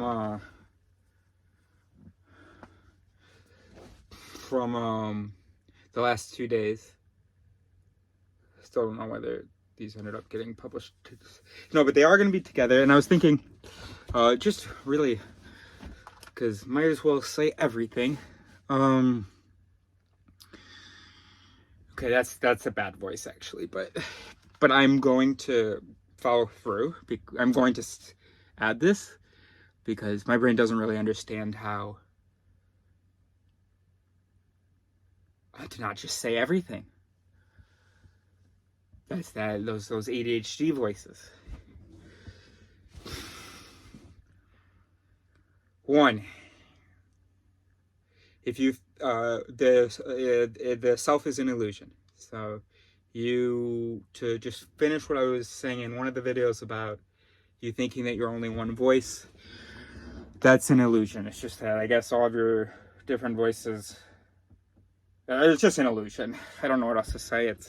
You can imagine that it's a room full of people talking, but they all have the same literal voice. But no, they have different motivations, different connections, whatever.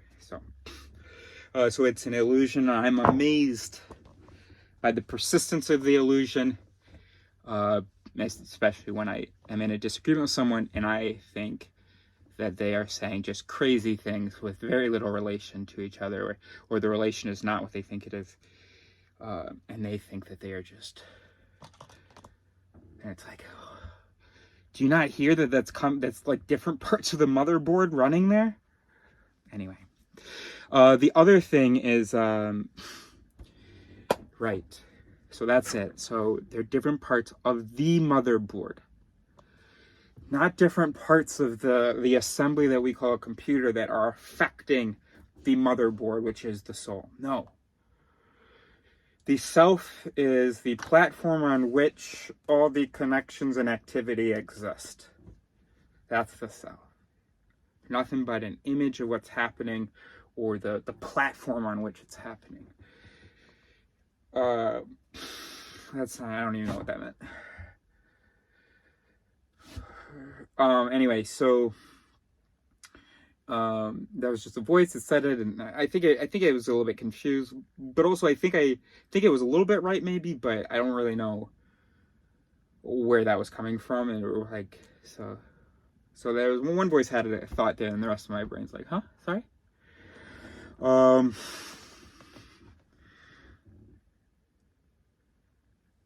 The entire self voices.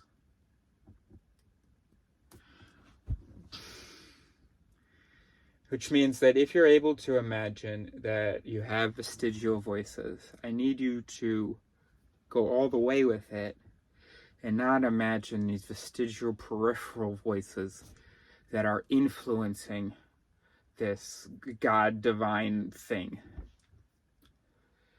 Circuitry that's somehow plugged into the spirit. No. Circuitry is the self. And these vestigial voices are acting and are producing things that you are not realizing, that the motherboard is not realizing are erroneous, that other voices are not reacting to, sending error messages. I think I said in one of the videos that I get a lot of error messages. I say something and then an alarm goes off, like, whoa, what was that? Maybe not enough, you're thinking? Anyway, so,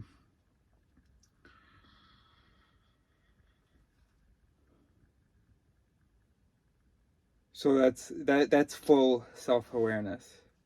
Doesn't mean that the whole motherboard will be self-aware, but that if you understand these vestigial structures, these structures that are no longer adaptive, and also just the fact that it's these structures that are just kind of good enough. Once you understand that, you don't distinguish yourself from that as you, this pure reasoning machine, and this other, once you realize you are that when you have a thought that feels like your own, it is your own, and it can be very wrong, just a thing programmed by natural selection that is no longer useful. I'm not talking about invasive thoughts, I'm talking about your bloody thoughts. My thoughts right now, my words, the images, that is circuitry sending that out. Different circuitry connected to different things, so therefore different information, different objectives.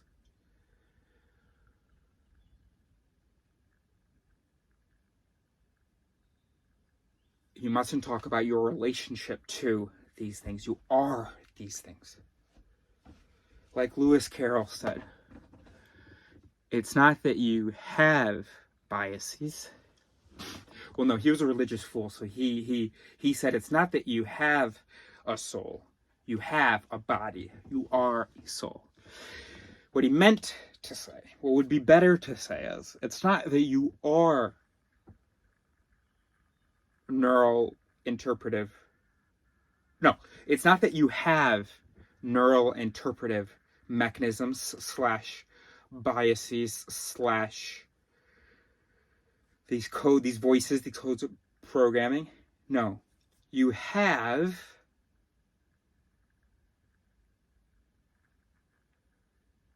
what can we replace that with?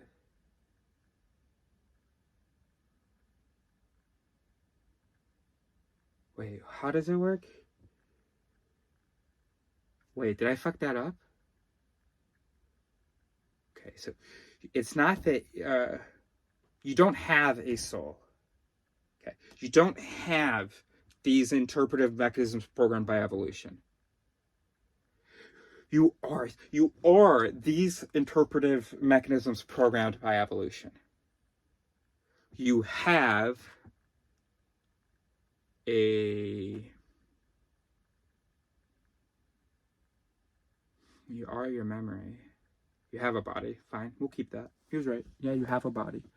I mean, the body plays roles, but it's certainly, I think we can say the body influences the neurons, those interpretive mechanisms. I don't know, because there are some hippies and stuff that like talk about the brain being everywhere. Yes.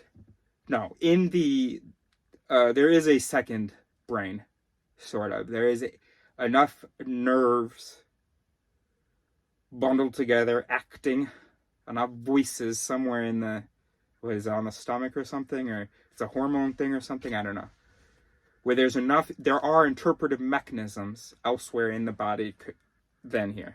That's true. That's true. That's so funny. These mechanisms aren't going to be interpreting, but they interpret very specific things. They're not going to be interpreting a religious text. They're not going to be interpreting this video. I don't think. Who am I to say, actually? That would be pretty cool. In which case, we couldn't even say that we would say you have a heart. Oh, that's good, because people like to say you are a heart. No, you have a heart. You are these mechanisms. You have a heart.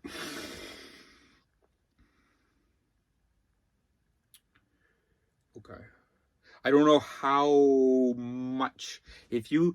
So usually I would say, take someone's brain, put another body. Well, not someone's brain. You take someone, put them in another body. They now exist in that other body. I don't know how much the voices here. No, obviously. Obviously they would. All your activity in this periphery, in this body, It slaps voices, which slap voices.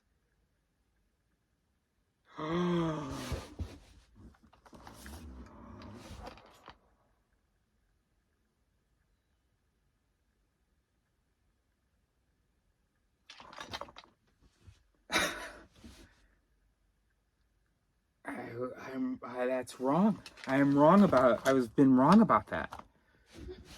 If you put someone, not for the reasons that people would say that I was wrong about that, because they like talk about the soul occupying. Kind of.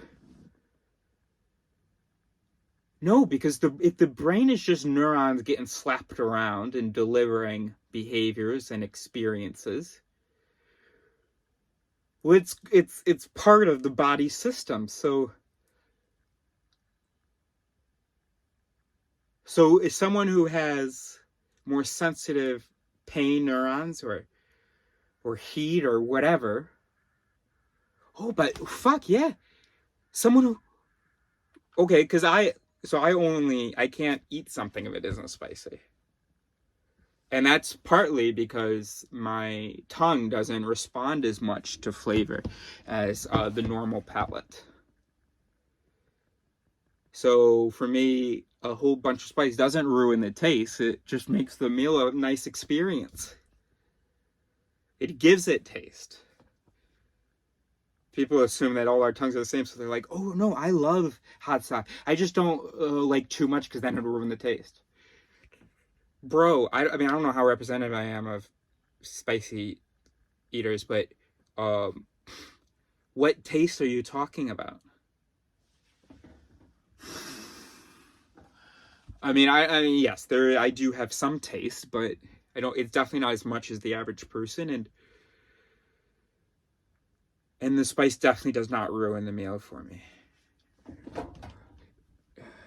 I tell the waiters at the Indian restaurants in France who want to cheat me and pretend like I'm French, I tell them, if there isn't a tear, I won't be happy.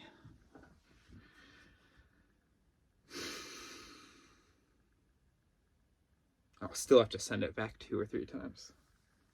And then they end up being impressed. I had an Indian, I'm really abusing your time here. You just want to become self-aware, learn what you are, understand the entire human universe. And here I am wanting to be nostalgic and talk about how my Indian roommate would get really insecure, very thick accent, South Indian, would get very insecure because when we would like order something and be adding spices to it that I could handle so much more. So that's why you should listen to me. What was my point? So my point is that if you put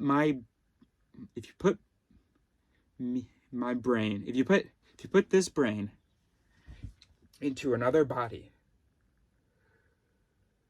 it would have a completely different taste experience. Obviously, some of my enjoyment of spice is up here. But I wouldn't enjoy it as much if I have this tongue that's like processing all this capsaicin and sending all this substance P. Substance P is how I lost a brain competition to someone who I had taught the brain to. Because I didn't know what substance P was. So I forgive you if you don't know. That was one of the worst days of my life. This girl knew nothing. She was a super religious young woman, and she was interested in the brain, and I had started this brain club, and so then I would meet with her one-on-one because she wanted to go into this competition for her resume.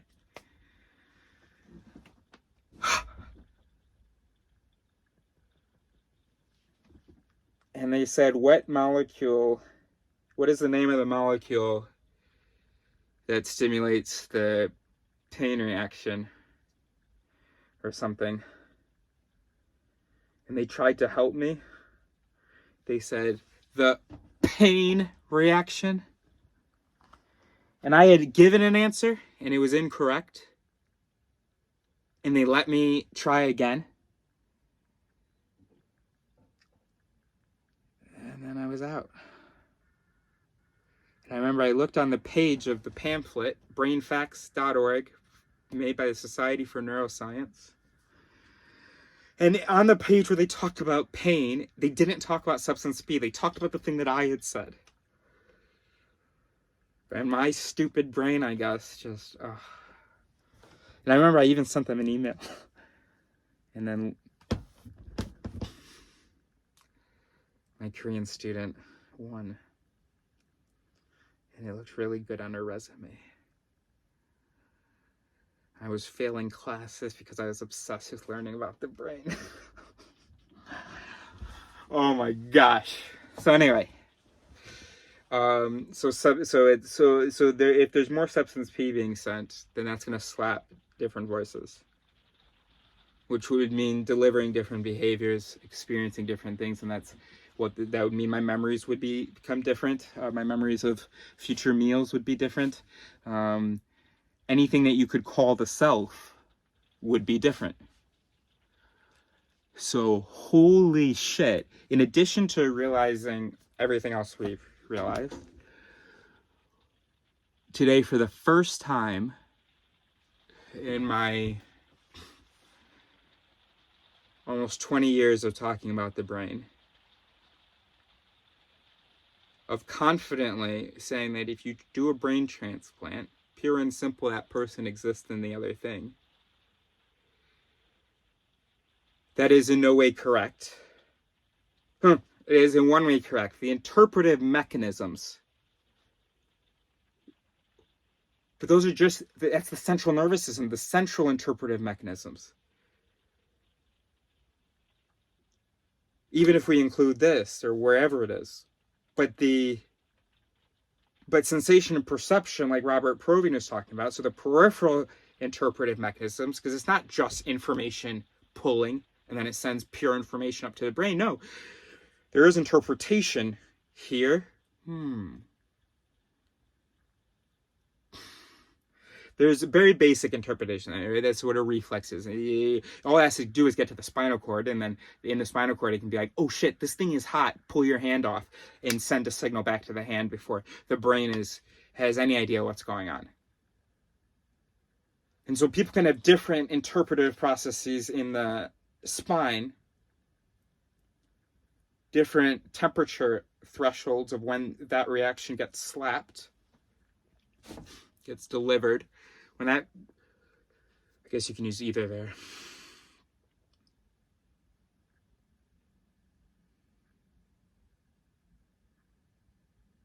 I'm talking loud. But I can't just talk higher now, otherwise you'll have to then turn it up.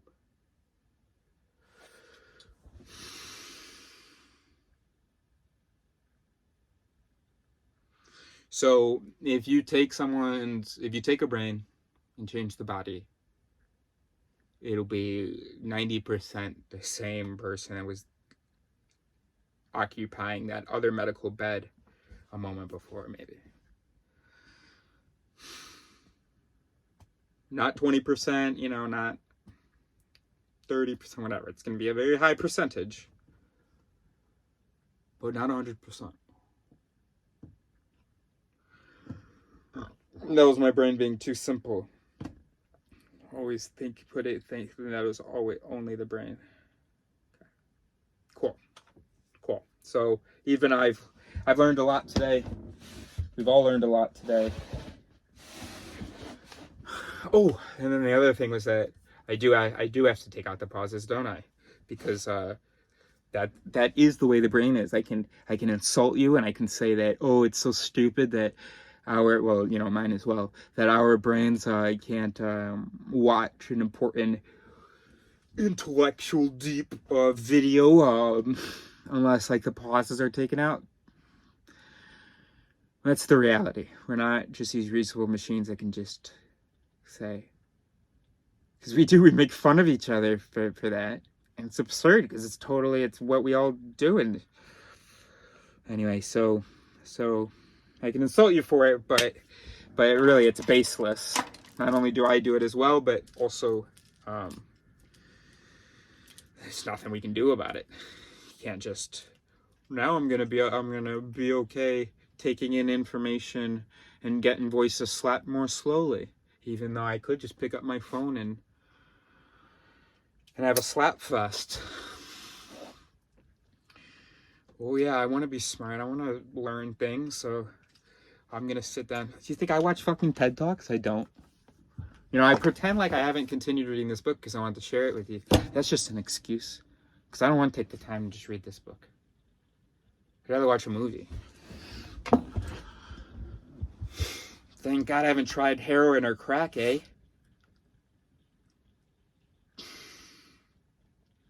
Or any drugs besides a little that sheesh.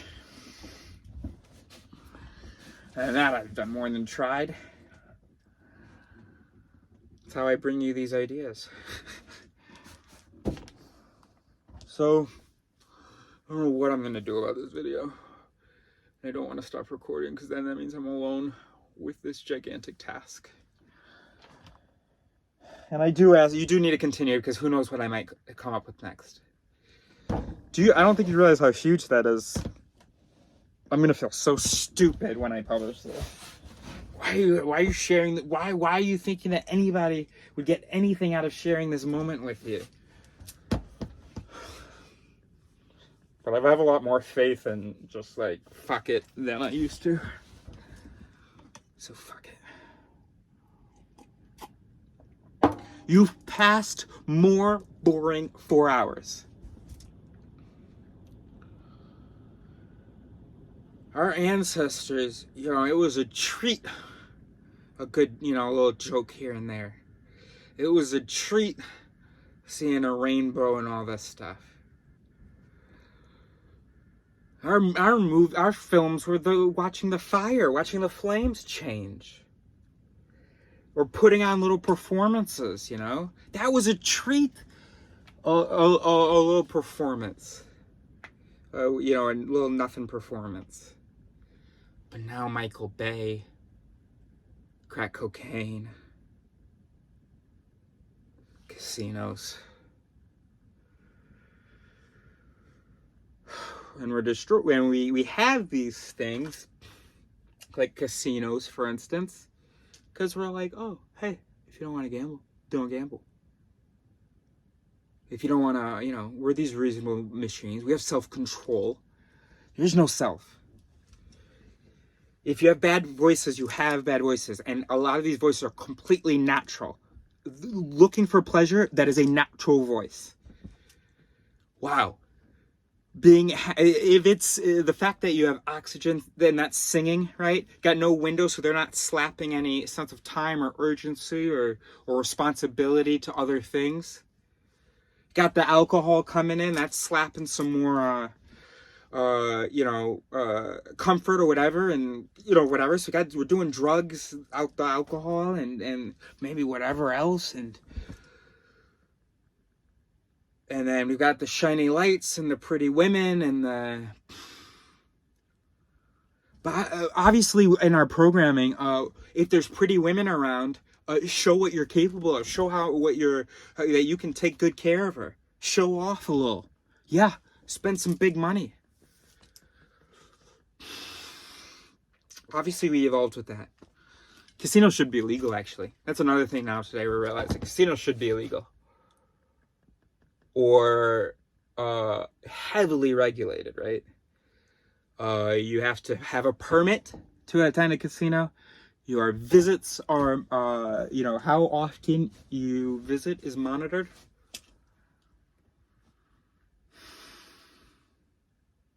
If we were self-aware, that's what we would do. We would stop lying to ourselves, telling ourselves, oh no, but, we can, that's why people don't understand addiction. You say, fucking stop.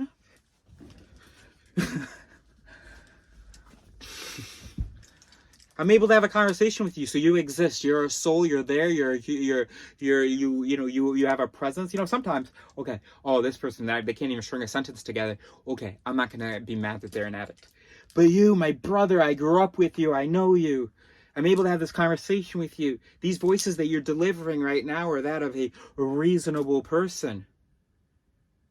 So stop, because you are this soul, this thing, this entity, this reasonable. You're not this evolved set of neurons that are out there looking for pleasure. It's not the case that you and I are different where, well, one, I haven't tried it, and two, I don't mean I, Eris. So this is this brother in this thing, the sober one. I'm taking character. I'm reprising my role now. I'm getting back into character. It is not the case. Well, no, not yet. It is not the case. No. Yes, it is not the case that I, right? Because I'm being ironic in this dialogue, but he doesn't know it. I is Eris, because it is not the case that you and I have different voices, and that your concern about abiding societal rules, also your voices regarding how many voices you have that are able to inhibit your really loud voices about seeking pleasure. Those are different. And then, of course, it's not the case that your pleasure voices might be louder. No, we're not voices. I don't understand addiction. We are just these souls that if you're able to communicate with me, then that means that you are a soul or a reasonable thing. So stop. And if you're not stopping, then it must be because you want to hurt people and you want to do this and you don't care about other people, because you are this reasonable, integrated soul where all of your behavior and all of your is consistent and coherent with all of your thoughts and your objectives and so on. And so if you're hurting me and you're stealing from me, then it's because you don't care about me. You only care about yourself. If you haven't stopped your addiction, even though you're capable of doing it because you are this God-created soul, then it's because you don't really want to stop, and because you don't, or even because you want to hurt other people to punish us, because you say you had a hard childhood and mom and dad didn't do this and that for you, but I'm fine, and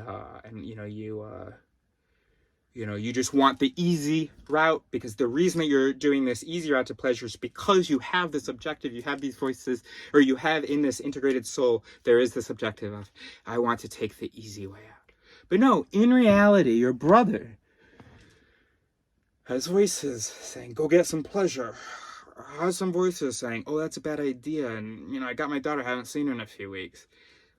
And those just aren't strong enough.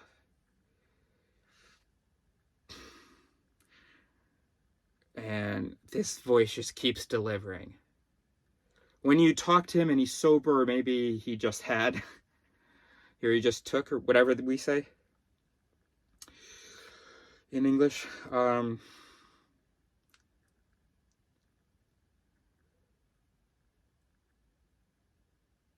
that now reduces, these are quieter, these, I need this. And now the voices that do, they exist in there, but sometimes they just aren't delivering. There are these voices of responsibility and so on. Oh, okay. Fuck. I hate myself. I hate myself for this, but you're a champ. You're a champ for watching this. You're a champ for waking up. There's a guy, and I think I am rewarding you. I made a few jokes, told some stories. I try to bring an energy to it, right? To move around a little bit, not just to, so maybe you got to see the sunset a little bit. Okay, so let's just get to what you're here for. Back to what you're here for. So there's this guy who lived in the woods, in the same woods that I did. Terrible, terrible, terrible person. His name is, Gary. And he steals, just like you'll see a telephone on the table from someone that he knows, just pick it up and steal it. He gets really angry really quickly, and will fight people, and will insult people. Like, I've heard him just call a woman in the street a bitch for like no reason, because maybe she like kind of got a little bit weird when his dog ran past or something. And then he'll justify it. He'll say, "Oh my God, I hate fucking Parisians, bitches, blah, blah, blah." And he's been in prison and all that, which is not by itself a thing, because our justice system is fucked. But no. He deserves to be in prison for much longer than he has been.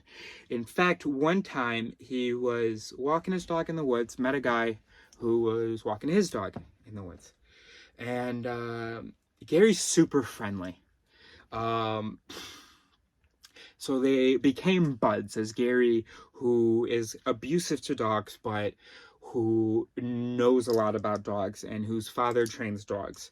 And so Gary shares a bunch of, advice and so on. He loves giving people advice. So he's giving this guy advice about his dog. And the guy's loving the advice, and so they become buds, and they take walks around the woods together. The guy doesn't know that Gary lives in the woods.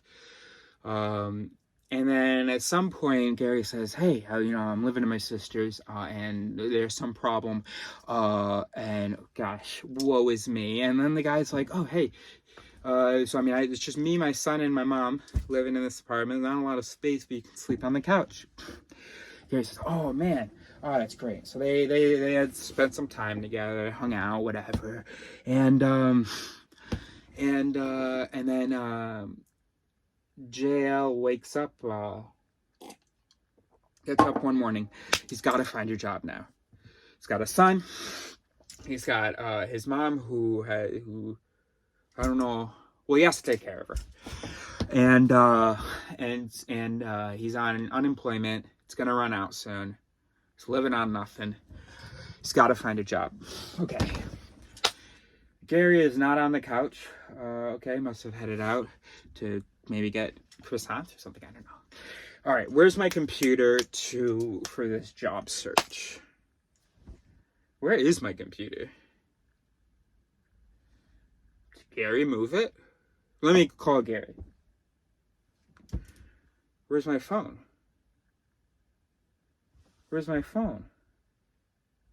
Oh, fuck. Where's my wallet? Oh, fuck. Fuck. And in my wallet, no, and also, let me check my mom's purse. God damn it. And in her wallet was a Post-it with her PIN code because she forgets it. I gotta check my balance. No phone, no computer. Fuck. Mom, where's your... I don't know whether she has a phone. I don't remember. I don't know how he checked his balance. Fuck. God, emptied. Fuck. So, are you convinced Gary's not a good person? Gary is a friend of Alex's. They were neighbors for a time before Gary did one of his prison stints. So when I moved into the woods, they were neighbors. And then Alex had been spending a lot of time with Gary, and then he started spending a lot of time with me.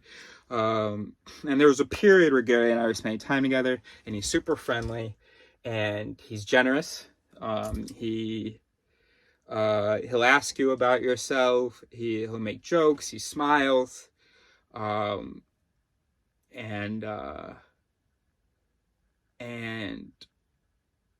So I gave Alex a gift that my parents had bought from the United States, an American flag T-shirt, which he loved, but he left in his tent. With his stuff, and as often happened with his food and clothing, it would disappear when Gary was around. He even saw Gary wearing the shirt. So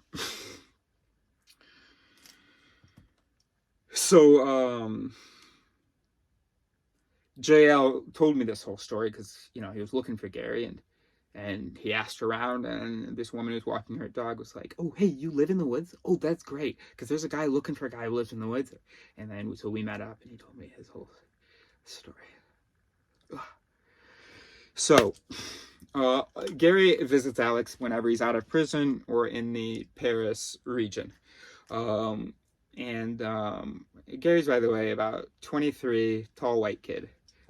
All his teeth, pretty clean. He can hold a conversation. He can be charming. Anyway,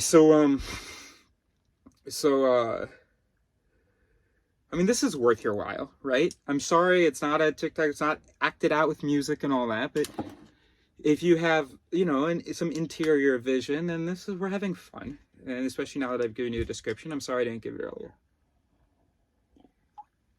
I'm also sorry that I won't have edited this to put that description earlier. It's all just part of the experience.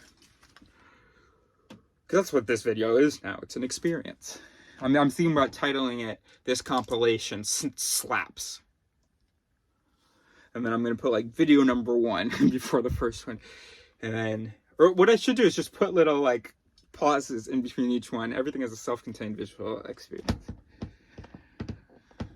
But no, it's not enough. It's not enough. There's not enough novelty. But there is, and that's why we're not reasonable. These are novel ideas. These are novel stories. So, Alex, you know, Julian and I often make fun of Alex for spending any time with Gary. We say he's his best friend. We say that Alex gave Gary the t-shirt, and Alex say, no. And so we sort of mess with him. And, but, you know, Alex does, you know, Gary goes by. And Alex will always say, you know, right now everything's fine. He's you know, he's being cool. He's being good Gary or something like that. And I want so badly to say he is pretending.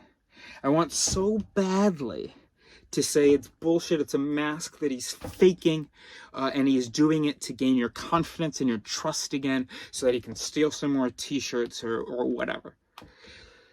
Alex's like best friend other than me, I mean, he wouldn't consider Gary's best friend, but like the person that he's probably spent the most time with in the woods, other than, well, no, including, even if we count me, is probably Gary. And this is the only reason that he ever has a concern about theft. Oh, wait, the Bulgarians, I guess. No, I don't think, he always says, you know, I know when Gary's back in town when something goes missing. Or, oh yeah, Gary's out of prison, so I gotta go check my tent and all that stuff. So, I want so badly to say that. But it isn't true. Gary isn't pretending. He really is super nice. Some of his voices are really super nice.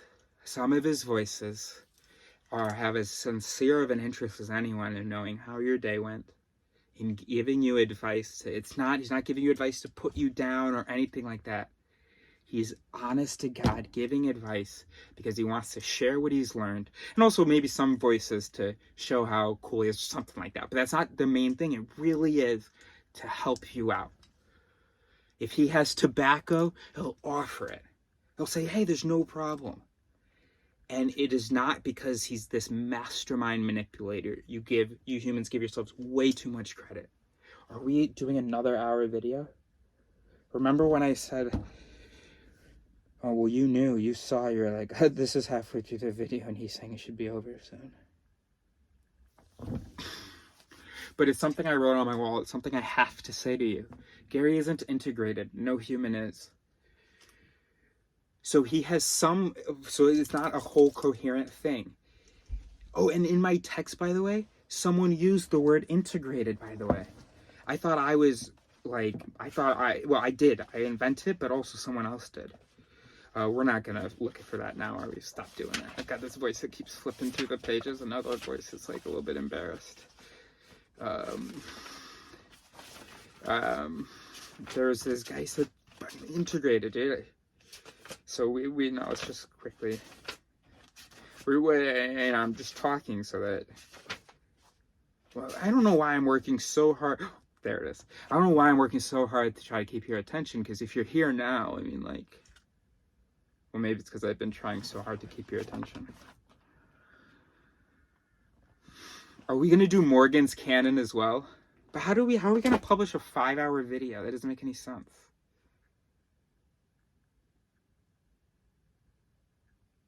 But might as well, right? Just like, look, just don't click on it then. And then thank you that you, yeah, you could watch. Okay. I'm so excited to read this and talk about Morgan's canon. I mean, yeah, and it would be better if I had text on the screen and stuff.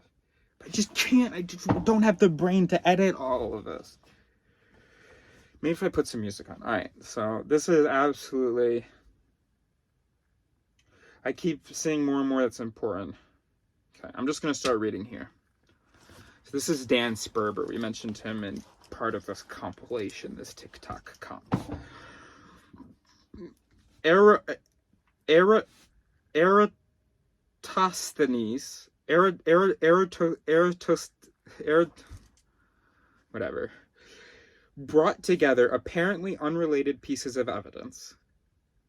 Parentheses. The pace of caravans, the sun shining to the bottom of a well, the length of the shadow of an obelisk. Assumptions, the sphericity of the earth, its distance from the sun, and mathematical tools to measure a circumference he could neither see nor survey, but only imagine, but only imagine. His result is simple and compelling.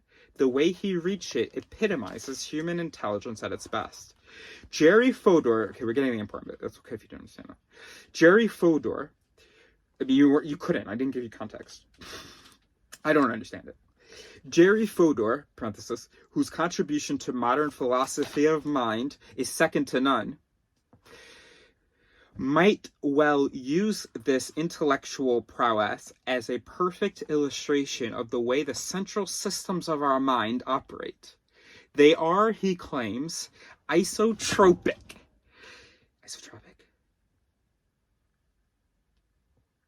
In the sense that any belief or evidence is relevant to the Sorry, I lost my excitement because I got a little bit confused and it didn't get to what I wanted quickly enough. They are, he claims, isotropic in the sense that any belief or evidence is relevant to the evaluation of any new hypothesis. That any belief or evidence is relevant to the evaluation of any new hypothesis. What the fuck? What does that mean?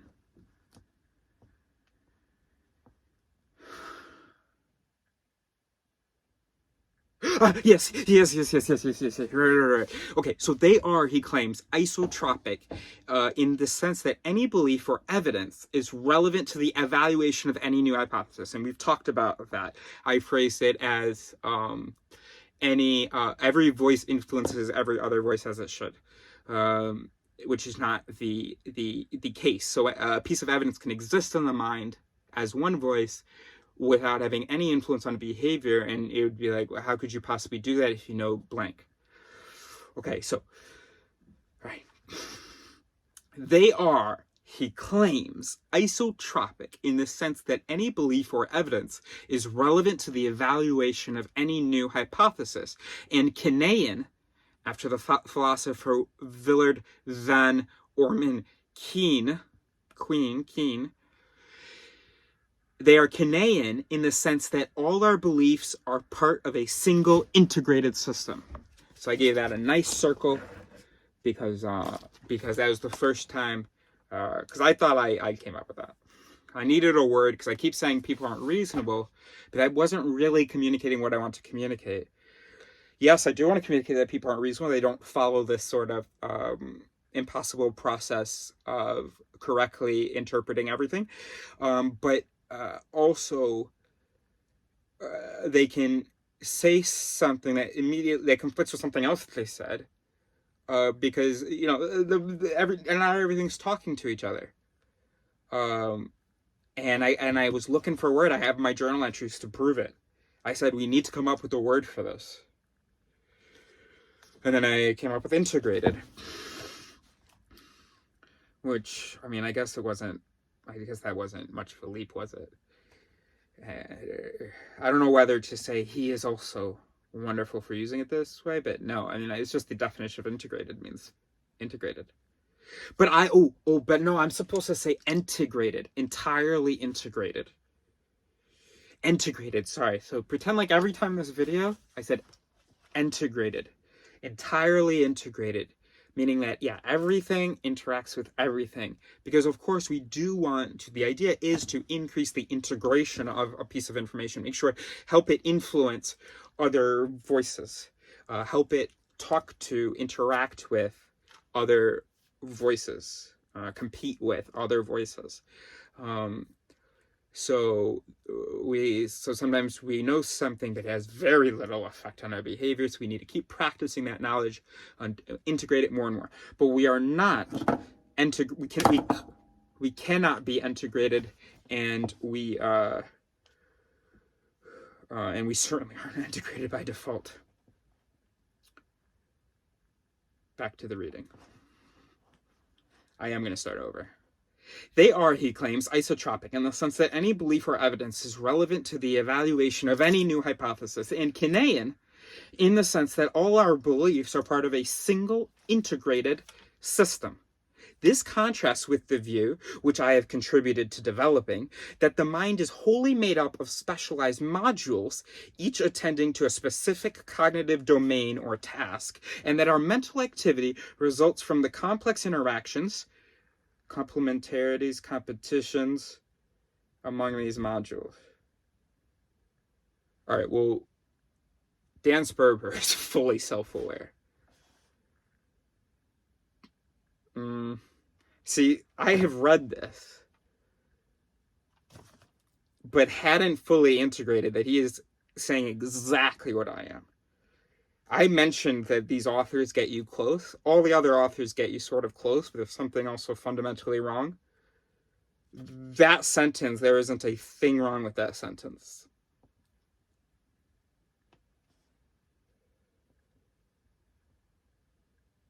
And then I actually don't even wow. Okay, so it continues. Doesn't, however, the story of Eratosthenes prove that Fodor's view is right? We talked about this guy who, like, well, I didn't tell you, but he was measuring, I think, the circumference of the Earth using the length of the shadow of an obelisk and the sun shining and all that stuff. And so this, wow, super reasonable process. Wow, cool, right? Doesn't, however, that story prove that Fodor's view is correct? That's the Kinean one, the isotropic one, where it's integrated. How could a massively modular mind ever have achieved such a feat? Here's an answer. Oh, but now should we just like make this video this chapter? We should, because that would be respectful, because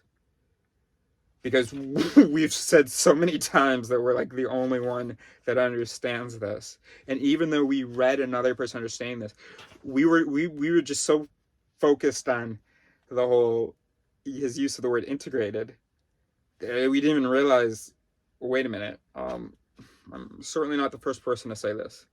Certainly not publicly. This is a thing that's said. I don't know why people don't understand it, but okay. All right, so we're just going to read this chapter now. Okay, I'm committing to this course of action. And then I'm going to smoke a good joint, transfer it to the computer, and watch some Netflix. Eratosthenes and the Modular Mind by Dan Sperber. And this guy, I've never heard of him, by the way. So, just to also show you that sometimes I may sound arrogant, but I'm just trying to be honest. And so I am embarrassed to tell you that I have never heard of him.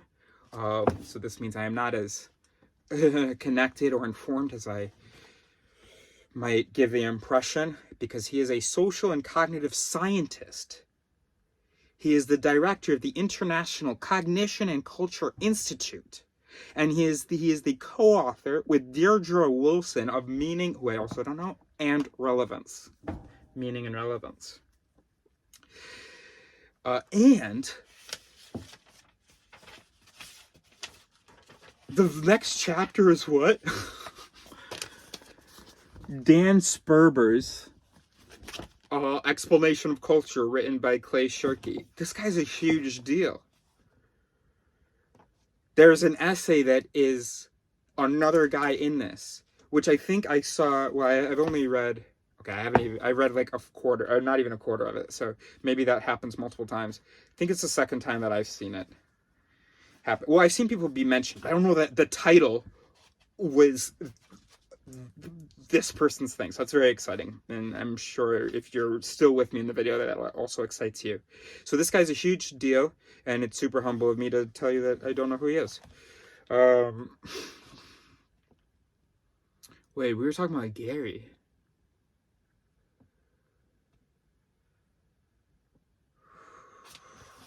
Okay, whatever. We're going to read this now. Eratosthenes, 276 to 195 BC, the head of the famous Library of Alexandria in Ptolemaic Egypt, made groundbreaking contributions to mathematics, astronomy, geography, and history.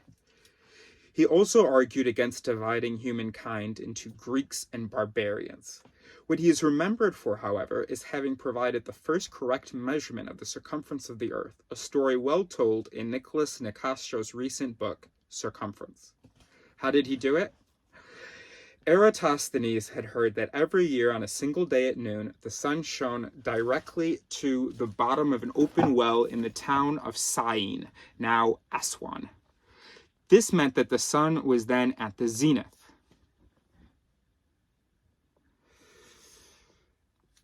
For that, Syene had to be on the Tropic of Cancer, and the day had to be the summer solstice, our June 21st, or as we say on this channel, Albert, Braber, Chabert, Delbert, Eber, Faubert. Faubert 21. He knew how long it took caravans to travel from Alexandria to Syene, and on that basis estimated the distance between the two cities to be 5,040 stads. He assumed that Syene was due south on the same meridian as Alexandria. Oh, meridian. I put in a video something about latitude. I don't know. Okay. He assumed that Syene was due south on the same meridian as Alexandria. Actually, in this, he was slightly mistaken. Syene is somewhat to the east, I don't know what percent, of Alexandria, and also in assuming that Syene was, and also in he was slightly mistaken also in assuming that Syene was right on the tropic. But serendipity, I'm losing all my ethos here. But all right, let me make sure I can do it this time.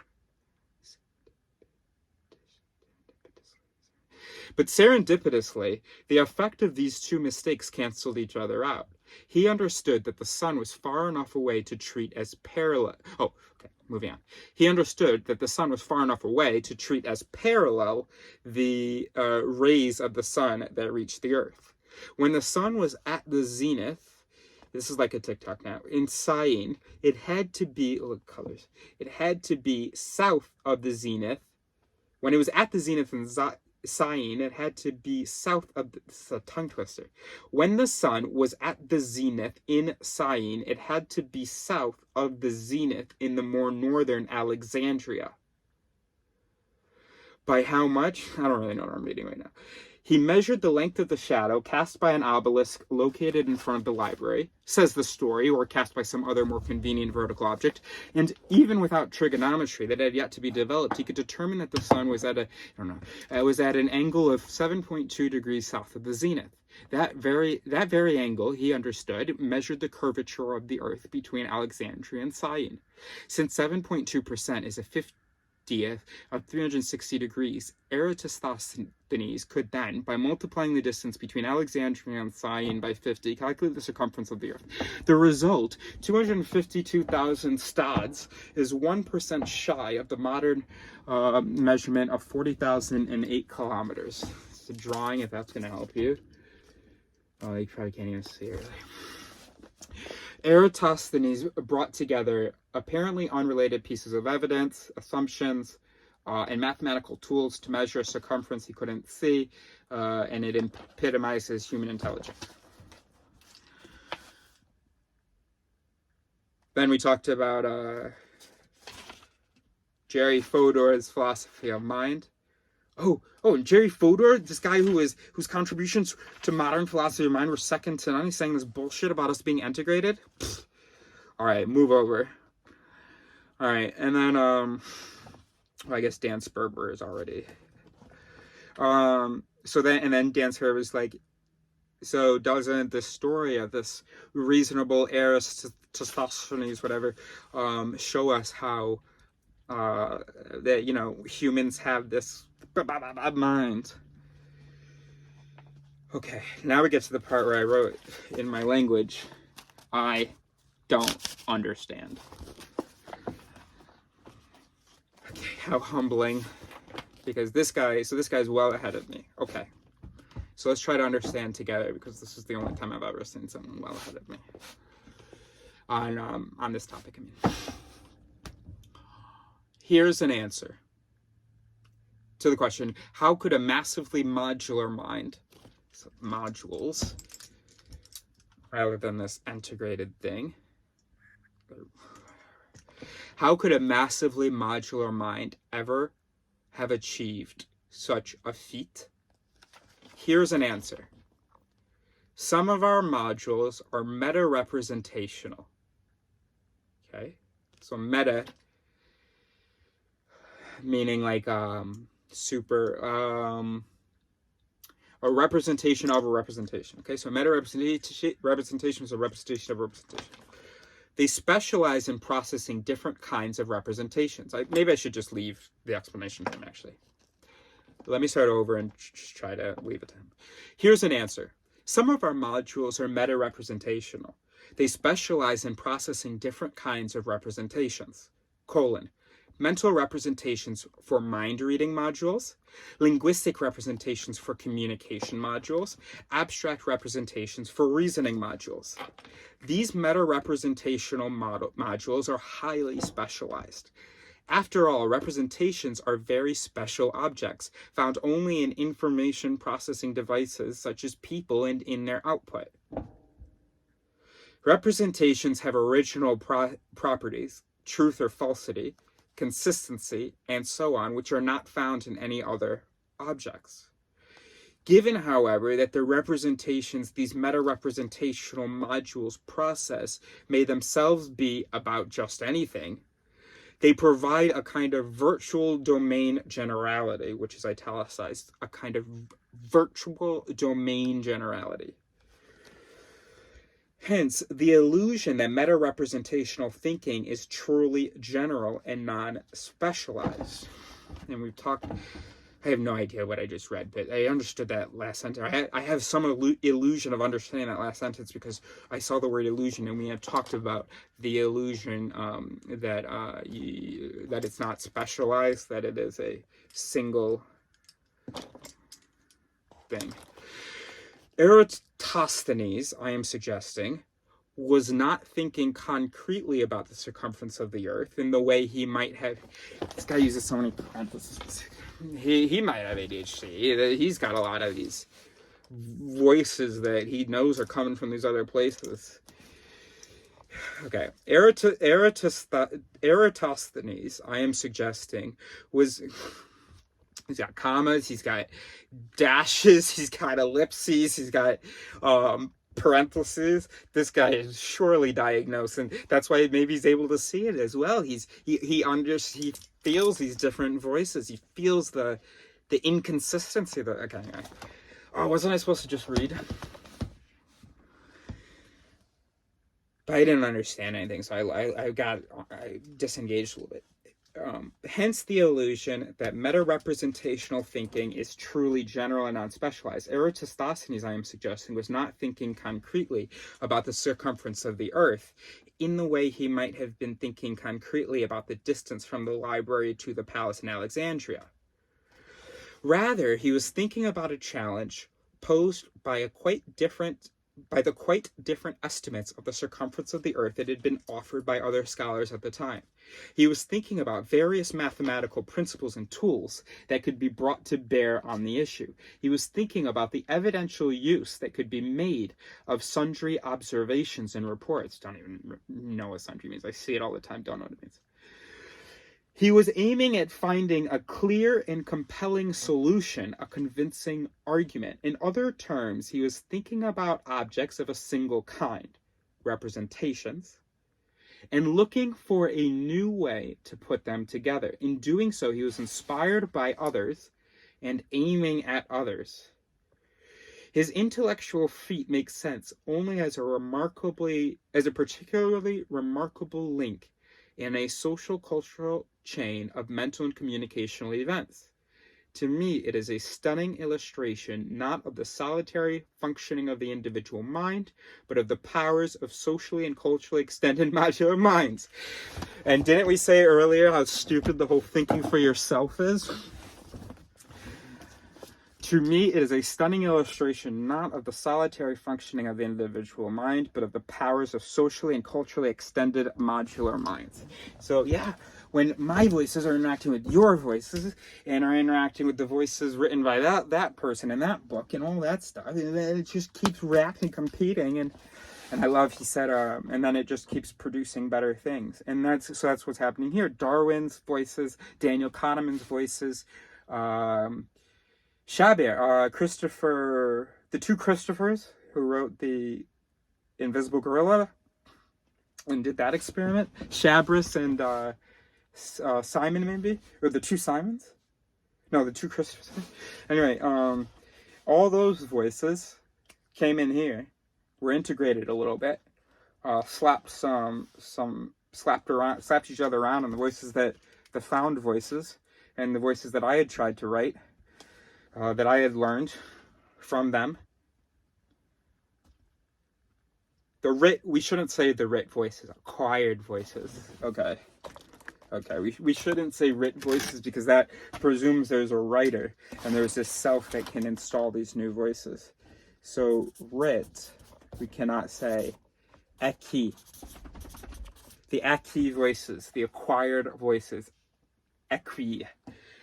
So acquired voices are the voices that you acquire in your lifetime. And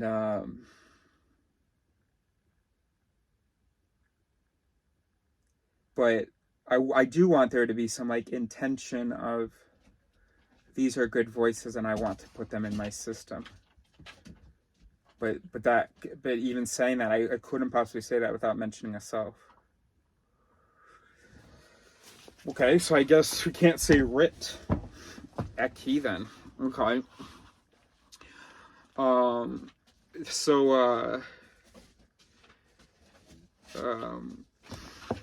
we have these acquis, we have these found voices, and then we acquire these voices from, culture, from other minds that have been socially and culturally extended to us, or their mind has been culturally and socially extended. It exists beyond just their mind, and is able to slap, their voices are able to slap my voices through their writing and speaking, and their voices also slapped this guy, Dan Sperber, who's now, gosh, even Daniel Kahneman didn't phrase it like this. Daniel Kahneman's always been my hero for the last 10 years in psychology. But he has his system 1, system 2. This guy has, he calls them modules. And that's what I used to call them. My dad called them modules. He had read that somewhere. He doesn't understand it, but okay. So what if we contact this guy? What could we contribute? Well, first, let's try to understand. Okay. So we understand this, okay.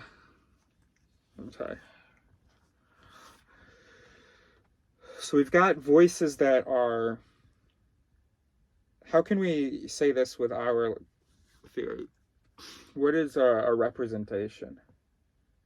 We talk about if-then rules. We don't talk about representations. We don't talk about that enough. Because, of course, there is like just an image there. It can just be an image in the brain, which is not an if-then rule.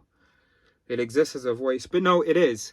Because it will be slapped by something, by an if. It has conditions for being active, and then that image influencing something else. So that image is a voice. So a representation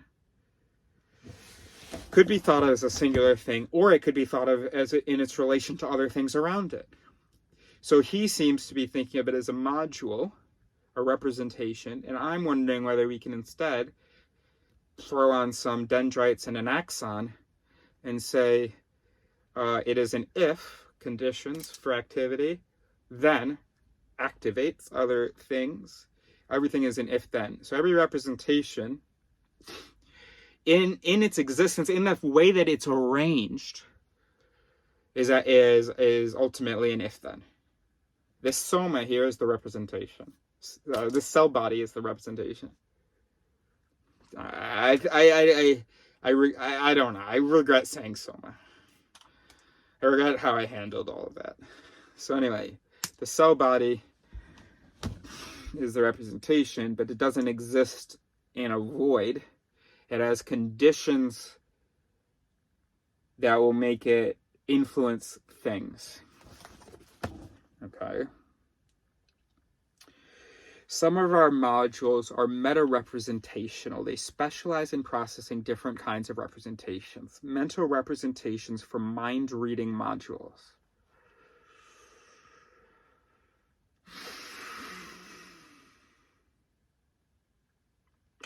So if we have a mind-reading module, a mind that's a voice that's able to anticipate or imagine the thoughts and experiences of someone else. He's saying that in order to do that, well, we need to have this material to work with.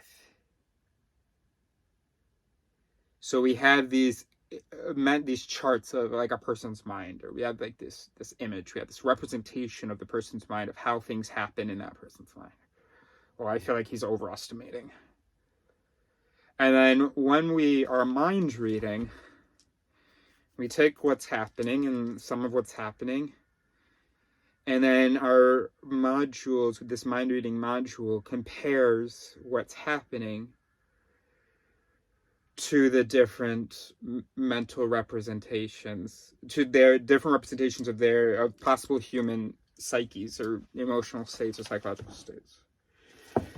So the meta-representational modules are the mind-reading modules. And they use the first layer representations, and they compare them. So then a communication module is meta-representational. It uses linguistic representations and sort of sorts them, figures out what's the best thing to use to communicate.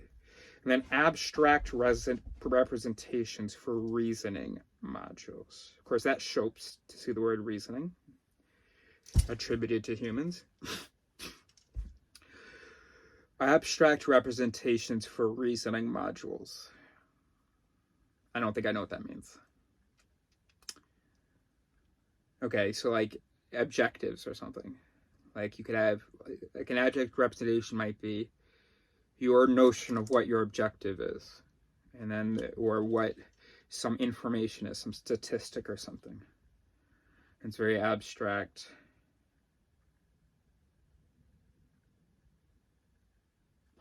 And then your reasoning module is a meta-representational module that's using these representations, reacting to or whatever these representations.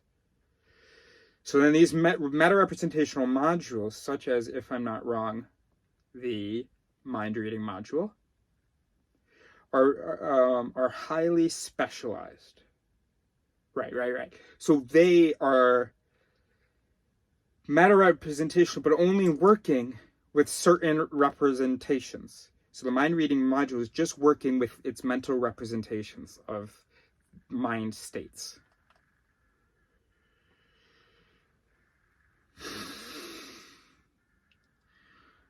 So we're not integrated where the mind reading module is also considering some social norm or something, or a linguistic representation. It's specialized. It's just dealing with the different representations it has of mind states and then the information of this interaction, I guess.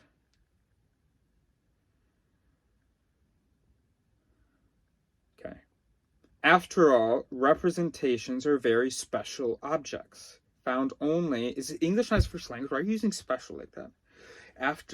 Dan Sperber, of course it is. Representations have, no. After all, representations are very special objects, found only in information processing devices, such as people and in their output.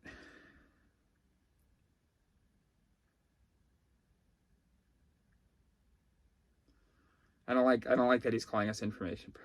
This guy is, I'm not as impressed as I was earlier. And I guess that's why.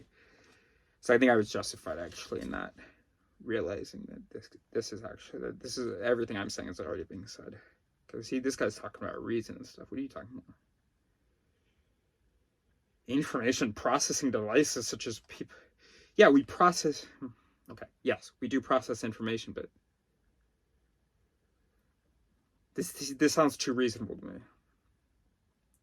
That we have these mental representations for mind. It sounds like too complicated a system and too complicated for what's necessary to survive and to be this experience. I don't think I have mental representation. Well, what do I know? I don't know all that's happening in my mind.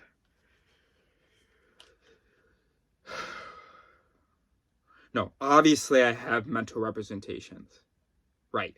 If someone is going like this to me, obviously that the interpretive mechanism of that visual information is consulting a voice, is consulting a yid, a knowledge piece in the brain.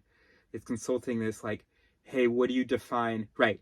So basically, face processing voice is going to slap a bunch of voices that it's connected to, right? So it's the V5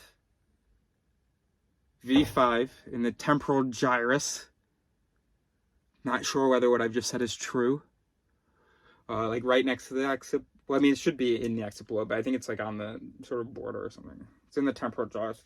I don't know. The face processing V5, F5, V5.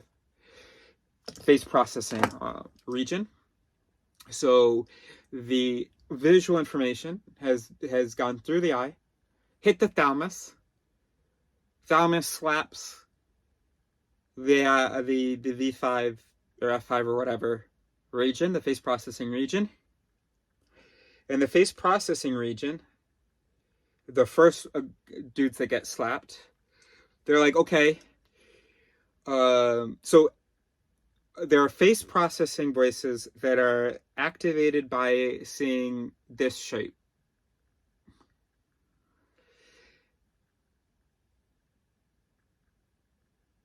And when they're activated, they're like, oh, if that face, then, well, they slap another voice, this mental representation.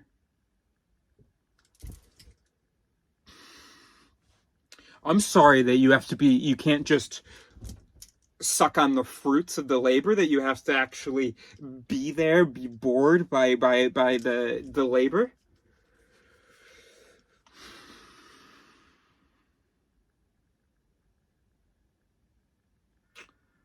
I was just thinking today how I'm so happy with voice theory, because with sugar rules, with big, which are my two previous theories, there was something not clicking. Okay, so what's this? So how does this work?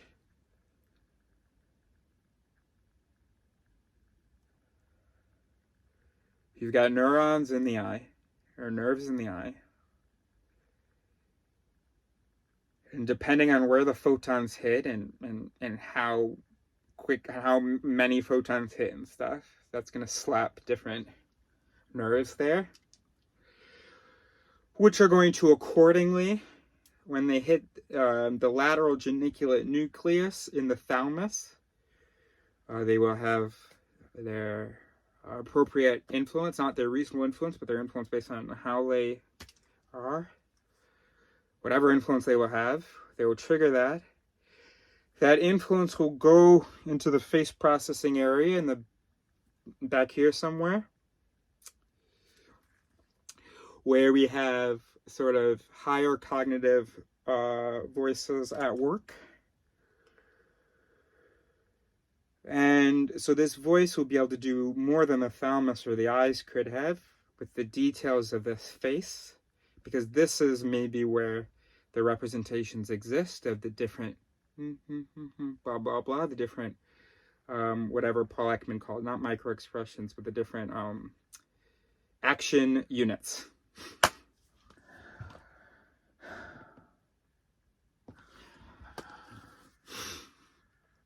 So the face is composed of a bunch of action units, and then you can say every expression could be like the activation, this action unit, this action unit, this action unit. That'd be embarrassing if it's not called action units, but I think it is. So we've got mental representations of these action units and their different ensembles. Not all of them, but enough to survive and reproduce. So how are those consulted with this voice metaphor? So there is a mental representation that if the photons had hit here, so there was somebody that already interpreted the photons. And so if your interpretation is that the lips are like this and the eyes are like that or whatever, so there's a voice. Okay, let's start at the end. Where we did the beginning, got all the way to the facial recognition area, stumbling a bit. Let's go to the end now. The delivery, which is the judgment that a person is angry, for instance. So how do we get there? So the final voice that delivers that was waiting for a signal. And basically the conditions for this voice to be activated are to see more darkness here, because that means that it's flared. No. It doesn't have to. The darkness thing was interpreted by earlier voices. Whatever. This voice is only slapped by... Okay, I'm not a very good actor, I guess, but... that. When you see that, it slaps... Well, not that, but something a little bit more convincing. It slaps this last voice that has this final delivery of, okay, person is angry. Right.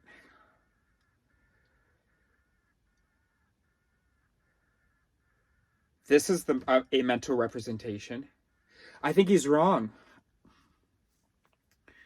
I don't think it's useful to think of it as mental representations. This neuron is only slapped if it's this arrangement of photons that hit the eye. If it's that domino reaction. This has to be perceived for there to be some neuron, oh, boom, to be slapped. So basically, there was this really weird image, vague image, received by the eyes, sent in. The brain, the voices are filling in gaps. Oh, if I see this, then that probably means this. So I'm gonna slap these guys here. So I'm just gonna slap my people. And that's how the image is sort of refined. It's how you can see patterns where there aren't any faces in the clouds or in whatever, where there isn't a face, basically. It's why there are people with prosopagnosia who can't tell the difference between different faces, And also, if you show them like an arrangement of objects that looks to anybody else like a face, they won't see the face. In order to see a face, it has to be skin and all this stuff.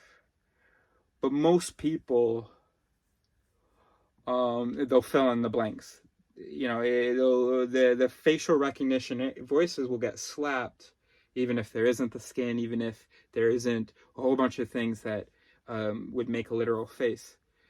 If there's, you know, if there's just basically two dots and a boom, that's a face. That's enough to feel like you are looking at a face. And I wonder, so emojis must not really work for people with prosopagnosia. It must just be like just punctuation that we've agreed means happiness. Oh yeah, obviously. So anyway, so all those interpretive mechanism voices, they sent that image which said, okay, these two dots and a thing and a line is a face. And if the line is like this, then, you know, that's going to slap certain voices. And one of those voices might be the voice that says, okay, so that's angry then. This voice is responsible for nothing else.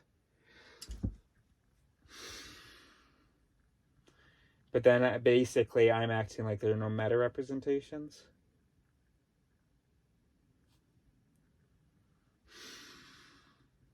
Am I okay with that? There aren't modules that are, I don't think it's useful to describe modules as meta-representational. Just instead to say that the sum of the activity of the system looks like that. The way the dominoes fall, it looks like that. But really, it's just a whole bunch of voices going, if I hear this, I'm slapping these dudes. And yeah. You know, if I'm slapped, I'm slapping. That's it. That's it. And it's hard to imagine, but somehow the sum of those billions, certainly millions of certainly lots of interactions, these overlapping solutions make for such that it's like we have these representations. We don't have representations. We don't have representations that are consulted. We have something that imitates representations, which is that, but it's just a domino thing.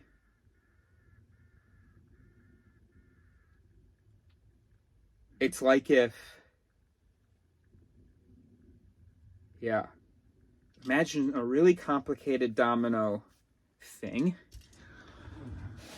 And basically, depending on where will you touch it, so it doesn't have just one start, right? It's really complicated. It has this whole surface, and you can activate one of the dominoes of this surface, of this plane, or however many, and then that's going to cause whatever. Each one's going to cause reactions. Those are going to interact and all that stuff. And when water, if you imagine that you took a stencil of an emoji of a smiley face, and then you blasted water, and so the smiley, or the frown, let's say, that didn't hit. We're making it unnecessarily complicated. Let's say that the stencil, right, the frown is empty, so that's where the water is going through. Frown. So water hits these dominoes here, and also for the eyebrows, it's like closer together, it hits these dominoes here. And then those dominoes just do their thing. They fall over and slap the next domino, which slaps the next domino, and so on. And in this really, really complicated domino system, then eventually, because of that exact sort of pattern that you slapped, well, I think it's true what I'm saying. And then, what is a judgment that this person means anger? One, there's a feeling of anxiety. Oh no, angry. 2, it is the linguistic representation, anger. Right. So these dominoes have are triggered in such a way, slapped in such a way that it slaps this complicated acoustic domino device. Anger comes out. But let's say it had millions of years to evolve, so it doesn't. It's anger. This person is angry. And then also slaps. It also causes this domino organ here to beat a little faster. It also the sympathetic nervous system slaps that as well. Those dominoes.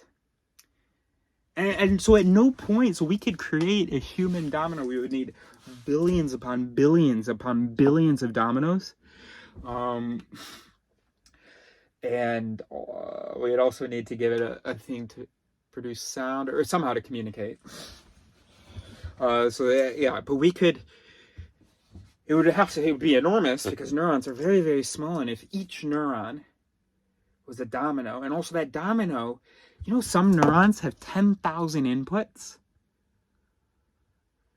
I mean, it's not all or nothing. So if any of these 10,000 feelers gets slapped, then the neuron's going to deliver. But it's going to contribute. And that's where the nuance of our reasoning comes in, I guess. Or our imitation of reason. So why would we talk about representations? If we just made the brain really, really big, imagine that all the neurons are dominoes that have like limbs such that one domino can be triggered by 1,000 other. Oh, and also there's the threshold. So it also has to, it can fall, it can start to lean. And then if there's enough dominoes that lean against it, then it delivers. And then you also need a system where some dominoes actually push it back. Okay, so then they can just be, oh, that's easy. You can just have dominoes in different directions. Physically, it's difficult to it doesn't seem plausible. But that's what the human brain is. And when you imagine it with these inanimate pieces, these inanimate modules, what is this representation? There's no photo in there. There's no picture. Okay, now you're wondering, so how can I imagine an image? Don't know. When I imagine an image, there is activity in my occipital lobe, which is the visual processing cortex. So it's a little bit as though I'm seeing the image. So as though the photons are slapping here, because typically photons slap voices here, which slap voices here, which slap voices here. But by imagining an image, it's not these voices that are slapping. It's the fact that at some point, these visual elements are slapped, and maybe I'm now slapping these different elements again, but in a different combination. So I have the experience of this image because my visual neurons are delivering. So we would just have to ask the domino machine, can you picture this? Yeah, I haven't figured out everything. It's hard. Consciousness is a hard problem, and I know it's because we're asking the wrong questions. We're expecting things that's not actually what's happening. It's very, and also, you know, it's not possible for me to imagine a domino machine like having an image. I don't know what that means, but also it's not really possible for me to imagine you having an image. I guess I can just imagine like a photo in your brain, or I can imagine myself. I can imagine an image for myself, and then my brain's like, yeah, so someone else can do it. We can't imagine the fourth dimension, so I mean, brain didn't evolve to be able to imagine what the brain is. We did not need to know that. So I don't know how this conscious experience, how do I have an image in my head? I am picturing a red star. So obviously the red color voices, as though the red cones had been slapped, are delivering, even though they weren't slapped by the light. They were slapped by other voices, by the imagination modules, which are meta-representational. Okay, so a meta-representational, no, but everything is just a representation. You could say a meta-representational is a thing that has a lot of inputs and a lot of possible outputs. So something can be more meta-representational than something else, because it is slapped by more representations, by more voices, and slaps more voices and representations. And so then that means that if like this face recognition module, for instance, might be meta representational because it has to it's going to slap no, there is no face recognition module. The face recognition module is a bunch of different pieces. It's not one office. It's like, oh, we have a face here, and I know that's kind of what I said earlier, but it's incorrect. Oh.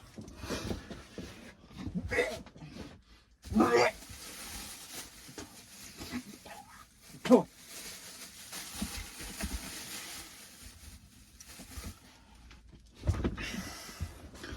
Face representation. There is no face. There is a set of dominoes, a set of voices that you might consider meta-representation, but it's just because of multiple representations. There is the voice that gets slapped for a frown does not get slapped for a smile.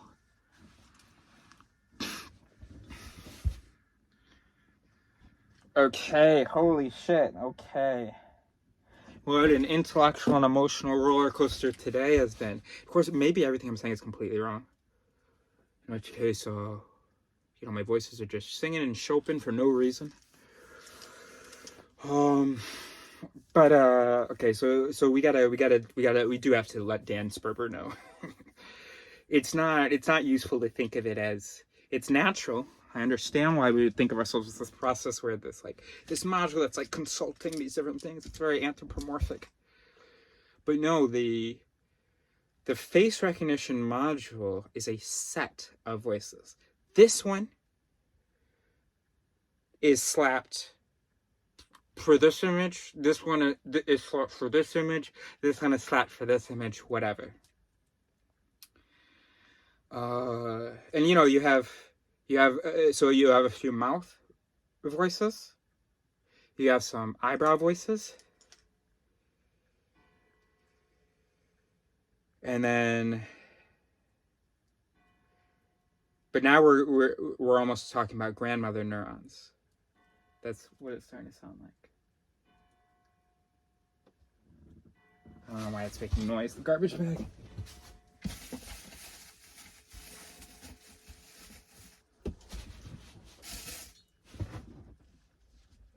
Oh, it's because the spit's sliding down. Okay. Holy shit. Okay, so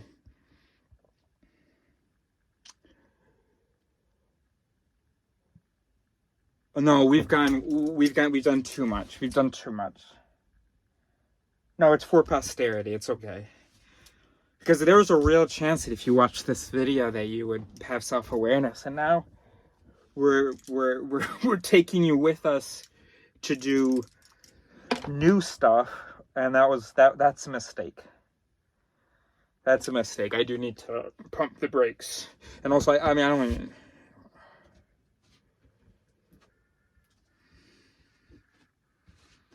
No, because I wanted this to be...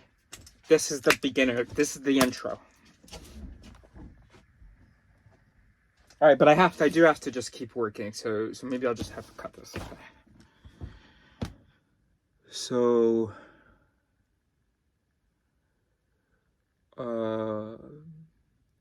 we act like there's a single. So he's actually still doing it. He has broken into multiple units, but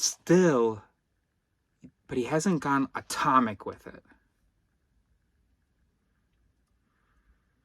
That every voice that every representation, every whatever, has a single job. No. Voices are not neurons, though. Voices can be sets of neurons. So representations are also sets of neurons.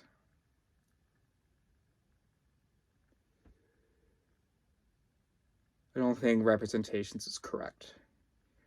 The brain is not composed of a bunch of books and then these information processing devices or whatever he said, consulting those books. The brain is dominoes. Maybe we'll realize that we're wrong about that. Okay, well, thank you for helping me understand that paragraph. Okay, so he said representations have original properties, truth or falsity, consistency, and so on, which are not found in any other objects. Representations have original properties. So if you have a representation, this face means anger. That can be true or false. It can be consistent or not with other, because maybe you have another representation that interprets this as being very confused. So maybe you have sometimes it can be confusing whether someone's confused or angry.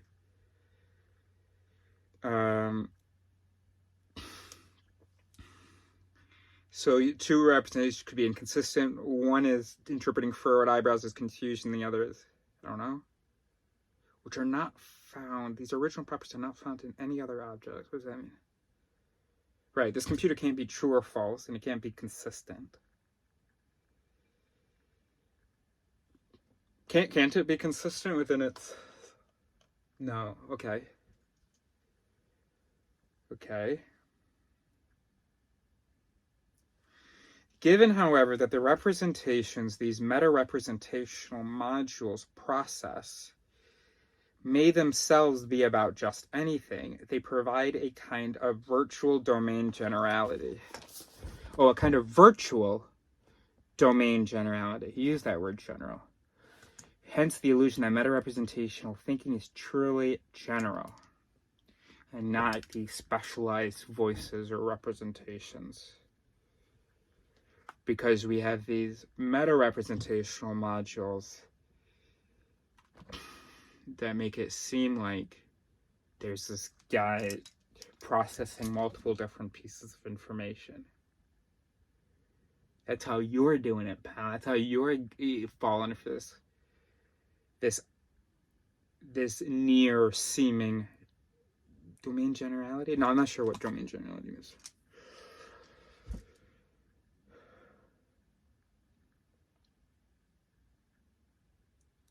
So, and we'll say that Eratosthenes, he had these voices slapped by other things that people had said, by some of his observations, by some mathematical principles that were in his head. And just the way those dominoes were falling, he gave us the circumference of the Earth. Okay, so let's leave it at, what if Dan Sperber ever watches this? Let's leave it at Dan Sperber in 10 years ago, before I had even read Daniel Kahneman's work, before I even understood that it wasn't a question of like emotion and versus rationality. Back when I thought there was a self, back when I was a little shithead, back then, he was just a little bit behind where I am now. I gotta find out where he is now.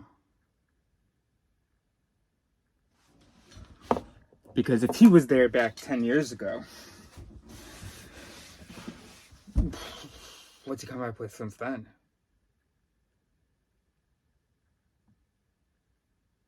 Also got to reach out to David Eagleman. What's going on in that head of his? Because he had 2 years before I had come up with my ideas about neural law, he had already published them in a famous Atlantic article called The Brain on Trial. And I actually don't know about the date, whether it was 2 years before. So I gotta see where he is as well. But what if they've already figured? What if they've already figured everything? Whatever. How do I contact them though? I just send them an email, and I already contacted Kahneman. He didn't care. He hated me. He didn't say anything. All right. Once I have like 10,000 followers and 1 million likes, then I'll be legitimate enough to, or actually maybe just someone. If I have 10,000 followers, then surely someone who knows this guy took the video seriously. So I need to hear from. Oh God, David Eagleman terrifies me. Such a nice, charming guy, but I think he sees me all wrong, and maybe he doesn't. And I think he knows that he would be very capable of knowing that I think he sees me all wrong, and knowing that I am wrong, and that actually he sees me correctly. But Dan Sperber, could someone reach out to Dan Sperber, please, and find out if he's realized that that it's cool to talk about representations and meta-representations and modules as a sort of metaphor, like voices, but in reality it's if-then. It's highly, highly specialized, as you said, if-then rules that end up having the appearance of an interpretive mechanism in their entirety, much like the human body and brain have the appearance of, this being, but ultimately it's just a bunch of atoms. And not a single one of those atoms knows what's going on. It's just doing its thing. Well, I should have said cells, but certainly, yeah, anyway. Or proteins or something. Yeah, so it's just in the sum gives us the illusion of all these things about meta-representations. And yeah, we can say that this voice is almost meta-representational because of the way it is because of the kinds of voices that slap it and the kinds of voices that it slaps. It has some... No, but I keep thinking neurons are voices. Right. So a voice is a set of neurons. And so sometimes a voice can be slapped in this way. These neurons are slapped. Sometimes a voice can be slapped in this way, which is how a voice is louder or not, is inhibited or not. And that changes how influential it is. Okay. So then a meta-representational voice, meta-representational module, would be a module that there's a lot of gradient, there's a lot of in the influence that it has if it's slapped this way, because it is a set of neurons. So if the neuron chain EFG is slapped, then this hub, this meta-representational module, this meta-representational voice might slap that. Right, so if you pull my finger, I'll fart. And if you put this finger in water, I'll piss myself. And if you put a finger up my bum, I'll, whatever. So I am not one thing, though. So I am just a section of the dominoes. And if you hit the dominoes in this corner of the room in this way, then you'll have this sequence of dominoes fall. And if you hit it over here, you'll have this sequence of dominoes fall. And we call that set meta-representational because, well, it has these different possibilities for what it slaps and what slaps it. Okay, yeah, so that's, that sings for me. Yeah.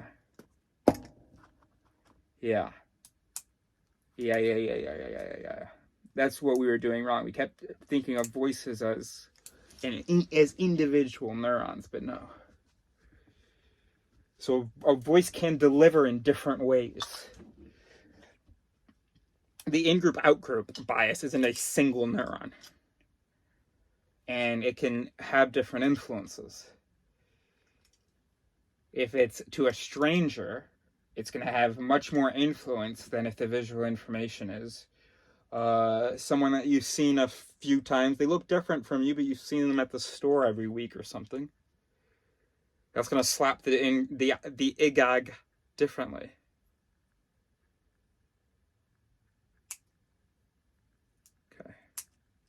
Okay, cool. So Dan Sperber's got it. Woo, you've got it. I've got it. Dan Sperber's got it.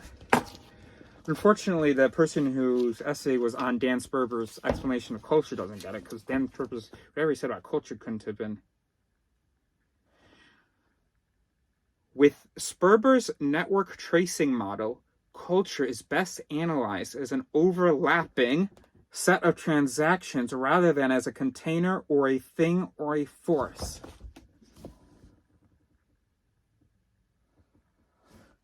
Dan Sperber's explanation of culture applies to the mind. Whatever this network tracing business is, the human mind is best analyzed as an overlapping set of transactions rather than as a container or a thing or a force. She's talking about culture. Is that what she says then? Does she go on to say, well, that's the mind? Oh, there's 2 more pages.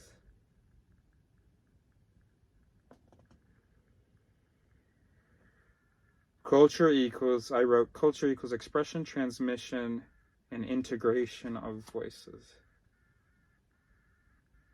All right, so she keeps talking about culture. But shit, whatever she's talking about that Sperber did with his network tracing model, culture is best analyzed as an overlapping set of transactions rather than as a container or a thing or a force. You are an overlapping set of solutions or transactions. David Eagleman says solutions. She says, oh, this is a guy. Pretty sweet, huh? Oops, sorry I misgendered this person and assumed that the author of this essay was a woman. Oh shit. You know why I might have assumed that? Because her article is this man's explanation of culture. Actually, that's terrible that I assumed that it's a woman. Especially given the fact that I had read the name earlier. It said Clay. Of course, Shirley. So even though that's his last name, that probably slapped some voices, some judgment that this is a female. And then in addition to that, we also had the fact that the essay was not a thing like, here is my thing. It was, here is this person's thing. So there was there was a status, a lower status.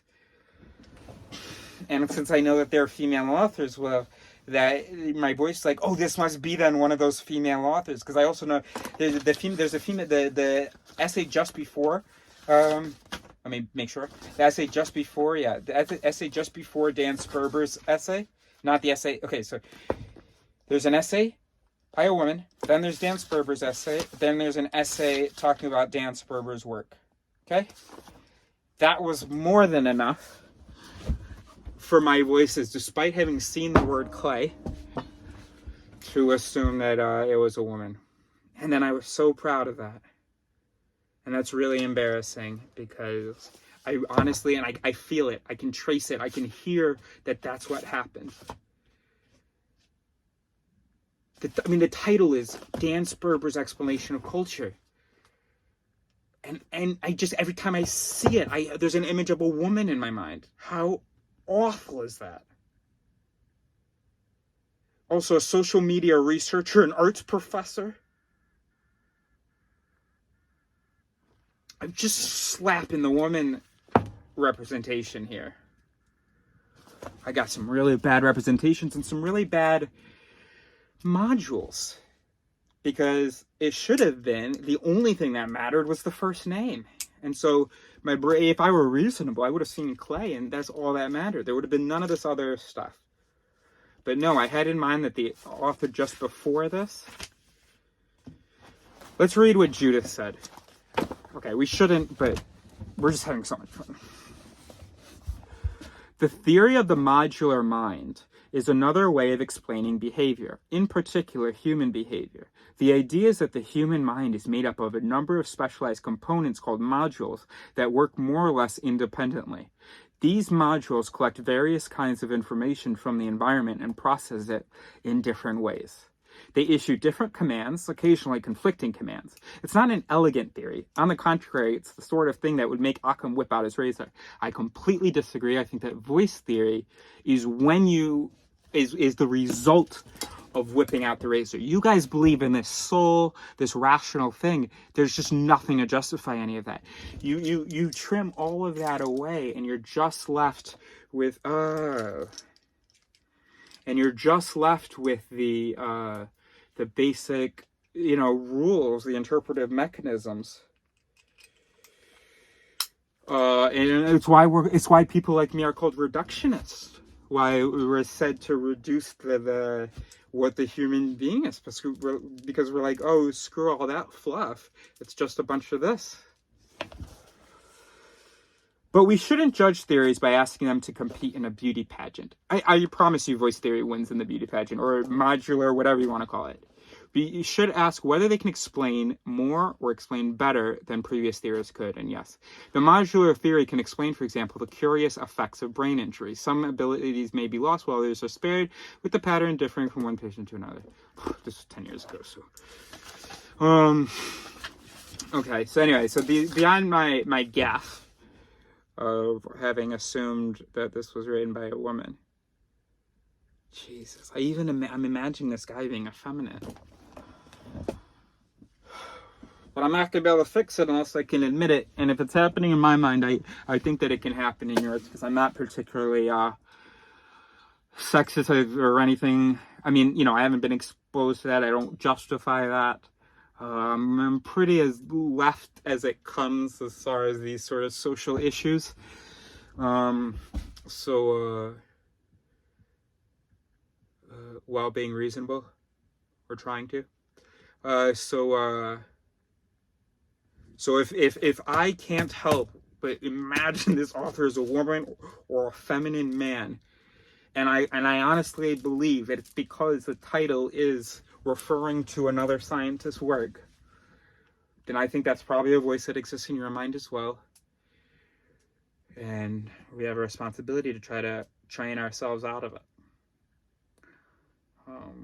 By empowering, by leaving space, by making space, or leaving space for women to occupy, by discouraging the whole training of women to not take up space. And we as men by just saying, hey, great, take up space. Telling them what they need to hear. It's not condescending. You gotta slap those voices, because I promise you the world is slapping some voices that are having women reduce themselves. So our responsibility is to slap back and to slap women's power voices. You take space. Do not apologize for the space that you take up. You're not taking it up. You are sharing with us. Thank you for your contribution. You can please impose your thing. And then if we slap those voices, get them nice and comfortable, then we're going to have more images of women being leaders in fields still currently dominated by men, especially in the way that we see it. So we need more of those visuals for that availability heuristic voice.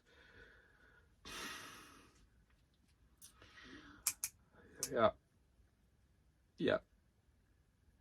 But to have all that, we need self-awareness. To have all that, you need to realize that you might think you're a fine person, but I think I'm a good moral person. I do my best. Not all of my found voices are moral, but but I've acquired a lot of good voices, and I found a lot of good voices also. And, found also presumes a subject, a self, an ego. Anyway. But that's okay. We're okay with that. And shit, I own it. I have a problem with my mental representation of and not with all of it, because obviously I'll never say, oh, I don't think you should do that, woman, I think you should do this. So it's not like a brain-wide representation, but there's one voice in there at least who thinks of women more in a support role and men as more autonomous or something. That feels right to me. That sings. So I know I have that voice. Luckily, I have other voices that are like, oh, fuck you, that's absurd. And so those voices need to be really committed to that and to keep inhibiting this voice. Which means when this voice delivers, and I realize that I've assumed that this author is a woman, even though typically I would not assume that an author of one of these things is a woman, unless it's written in a certain style, or with hearts over the eyes. Oh, fuck.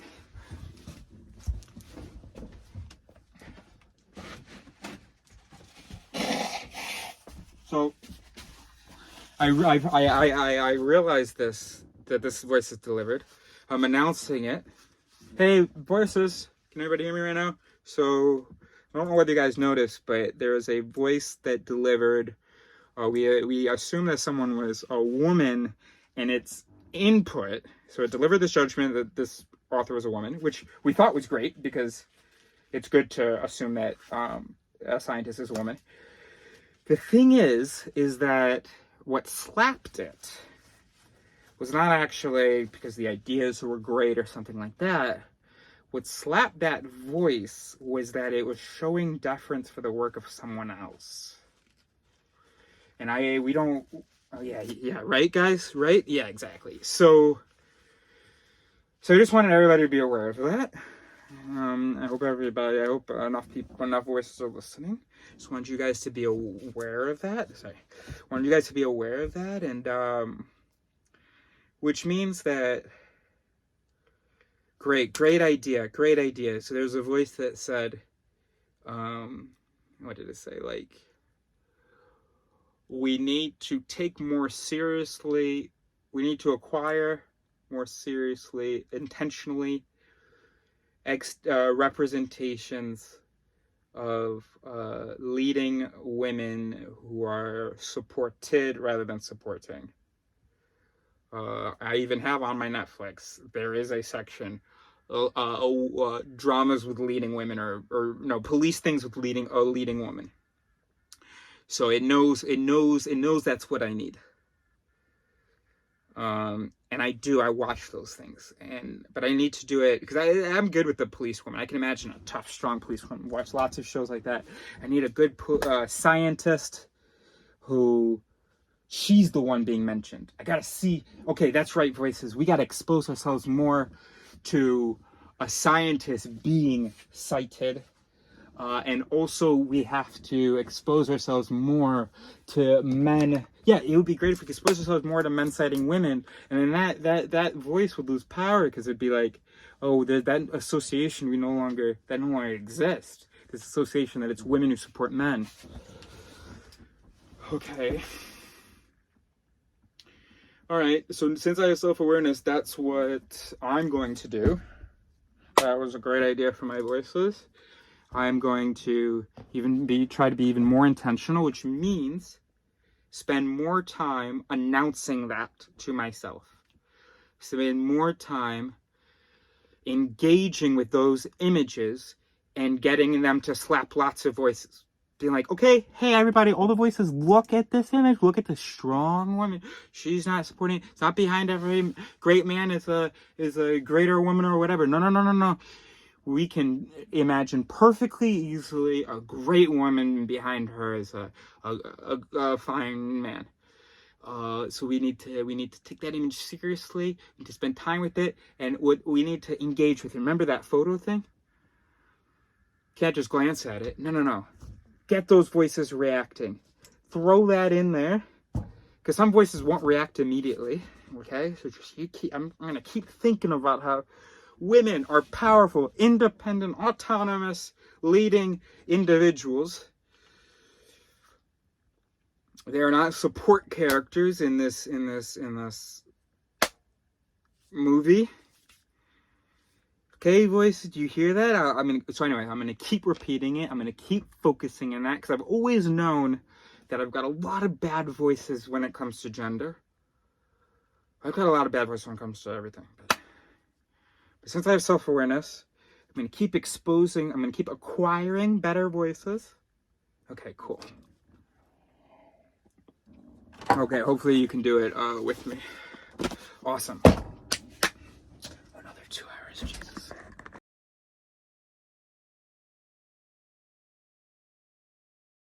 If I don't just record one last thing, that would be really disrespectful to my mother. I think I'm talking about the science intellectual domain. My mother is a wonderful example of a strong woman. I have a ton of respect for her. I love her a lot. She is the head of household. I've been very exposed to a strong, capable woman. I'm very aware that women can be strong and capable.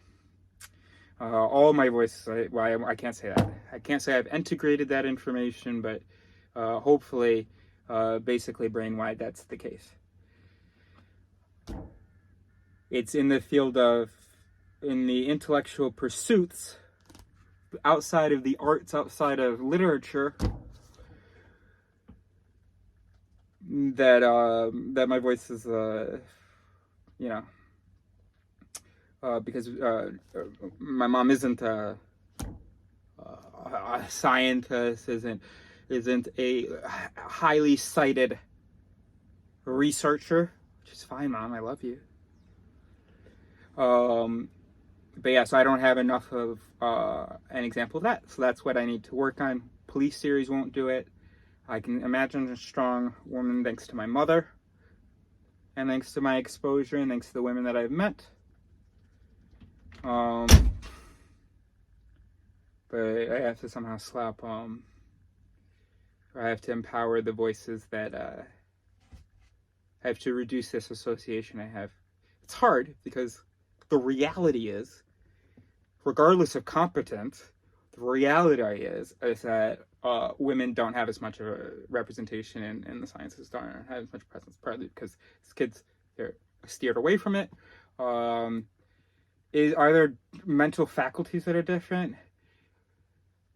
Between the averages, yes, but so which is why maybe in an ideal world, in certain fields, you would see more women than men, or more men than women, because yes, the voices are different, but it wouldn't be like it is now. So computers and science and stuff, there would be a lot more women. And that's cool. Computers, there is I feel like a lot more women than is coming into science. That's probably because in science you have to really be approved of by other people, whereas in computers you can sit at home on your laptop and. I think I'm letting my voices run a little too wild there. I don't know what I'm saying, but I just wanted to say that I have in my life the best role model for a strong, capable woman that you could have, and that is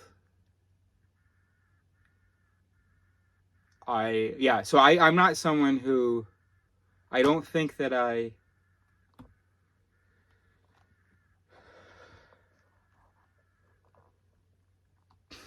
if I'm having a philosophical discussion, I admit I will probably make more unless I'm flirting, I will admit I will probably make more eye contact with the men at the table.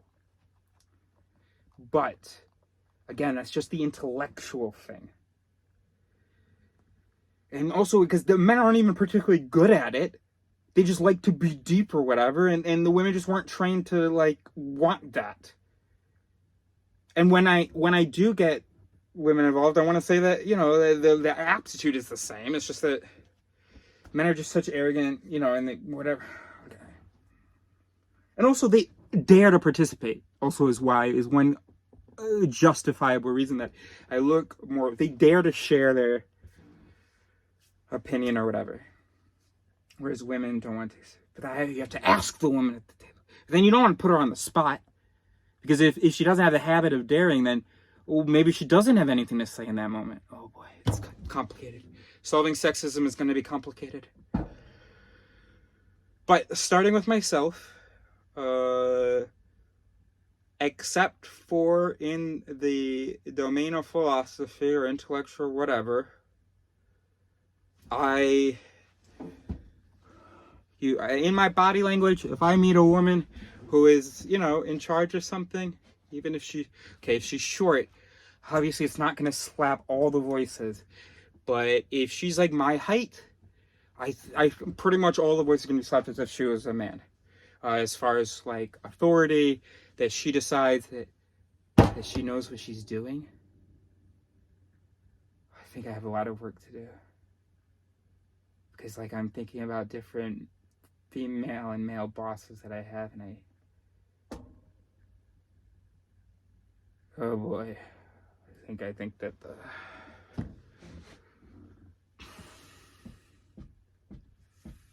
my parents had a company for the first 10 years of my life, where my dad was running the show, and my mom was doing all the logistical stuff and the support stuff.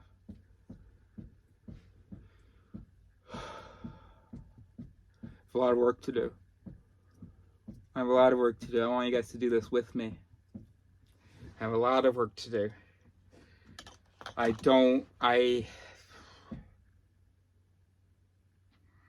could do a lot better with how many respect voices and so on are slapped by women.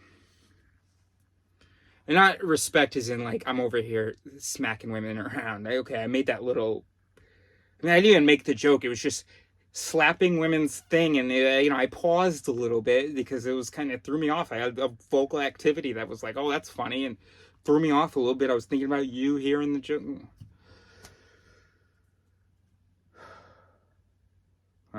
Boy, I've got work to do. We all do.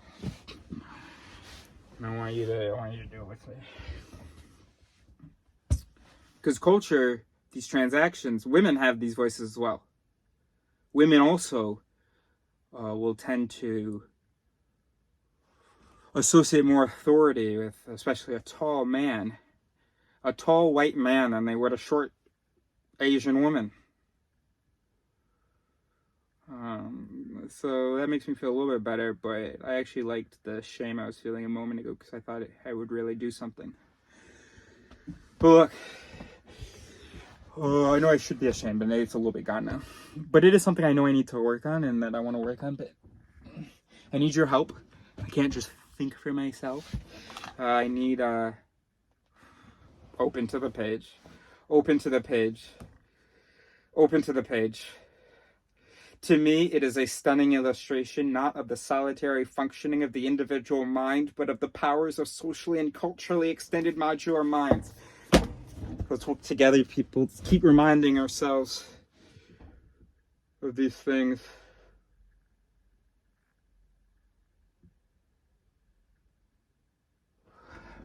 Is that the note that I want to leave it on? I mean, that's fine, right?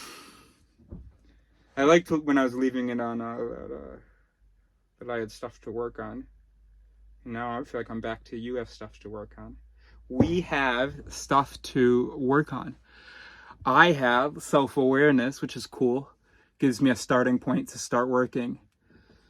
You don't. You think you're just a single thing. There's no sexism. There's just, oh, I love all people are equal, and blah, blah, blah. But now that you've spent the day with me, and you've learned some heuristic, by the new definition, philosophy,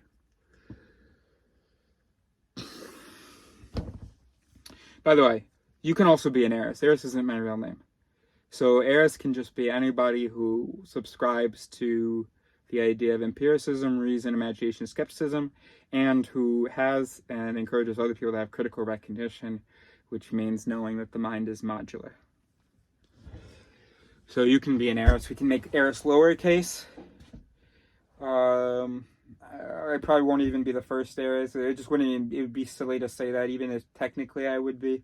I'm not the first person to talk about empiricism, reason, imagination, and skepticism, or critical recognition, or, well, I gave it that term, but they have modular mind here instead of voices. They don't have, and then people have already come up with intellectual humility. So I'm,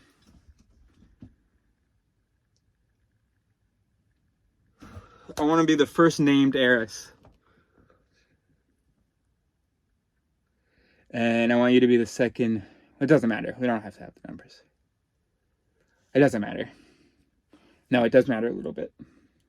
It can't just be any Eris.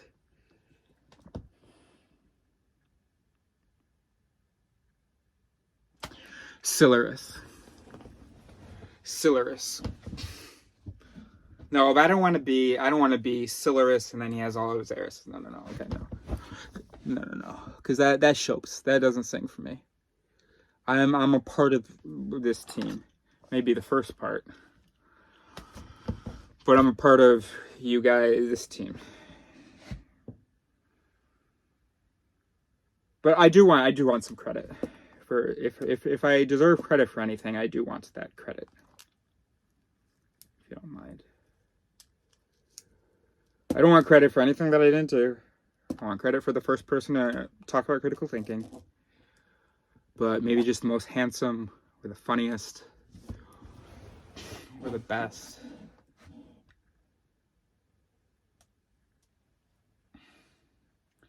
I want to be mentioned in the paragraph of how humans came out of the Dark Ages. And it can be in a list. I don't want it to be too long of a list. You can say Darwin, Kahneman.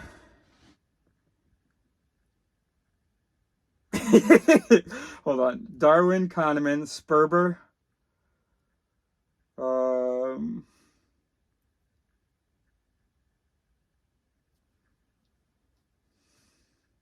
Darwin, Kahneman, Eris. I mean the first named Eris. I mean the Silaris. I mean me, Silaris. But it isn't Silaris and then like oh shit, because the sky in French is ciel. So then it's very easy to imagine the Silaris above all the other Erises. No.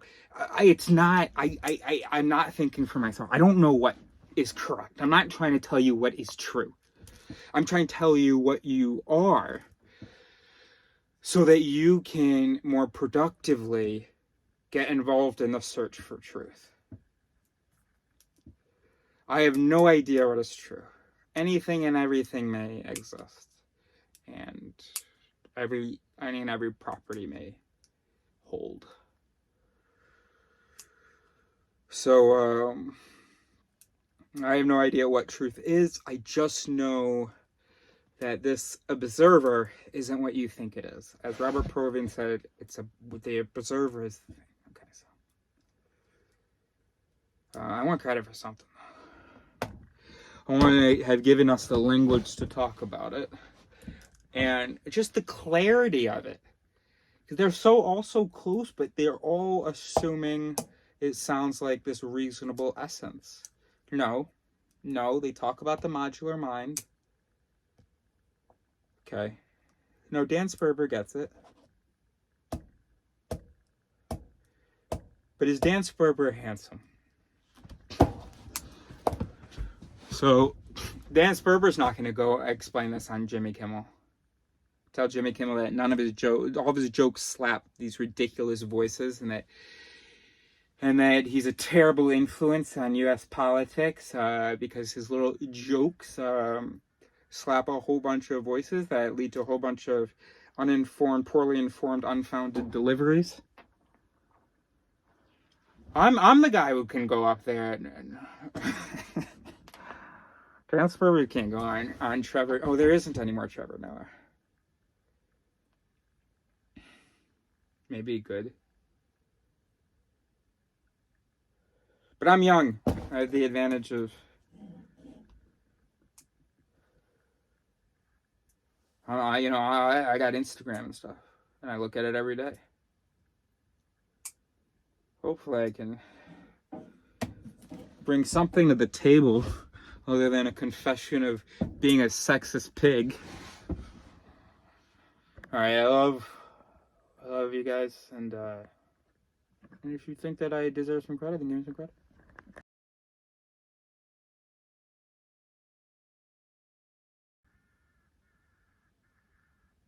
Having some doubts about my name, about Eris.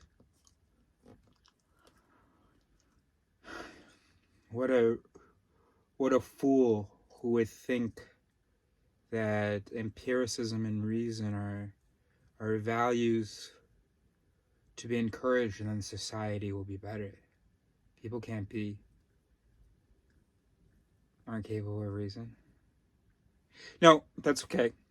There is skepticism, and it's skepticism especially of the self. So it is, and it's skepticism in its original Greek definition. I don't know how to pronounce skeptikos, whatever. Of never being certain of anything, saying, I don't know, I might be wrong about this. So yeah. Okay, I don't know whether I included this, but yeah, okay, so I understand. Okay, so no, Eris is good. Empiricism and reason are good like ideals. And then what humans should actually do is imagination and skepticism, and they should value empiricism and reason for those who are able to do it or for those who do it. So we have researchers who empirically collect information, and then we have philosophers and also the researchers themselves who are interpreting this information and who are trying to abide reason. They have taken classes in logic. They are fully self-aware. They know that how their found interpretive mechanisms work. They have acquired new, even better interpretive mechanisms. They believe in. They have good instruments, etc. So empiricism and reason are sort of the gold standard, or the goal. Yeah, the objective, the impossible objective of having beliefs that are empirically founded and reasonably coherent. They are our tools, our processes. Empiricism, I'm going to use a microscope to learn about this disease. Reason, I'm going to, rather than just whatever my voices deliver at first, I'm going to instead try as much to be as loyal to the information I have and to follow it to its conclusion. Even though I know my vision is bad and I can think an information's pointing that way. But then I'm working in a community, and other scientists might realize the information was actually pointing that way. And then we will follow it.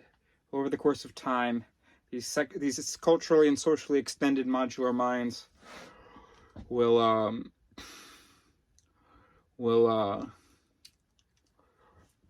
understand something. I don't know what I was saying. Okay.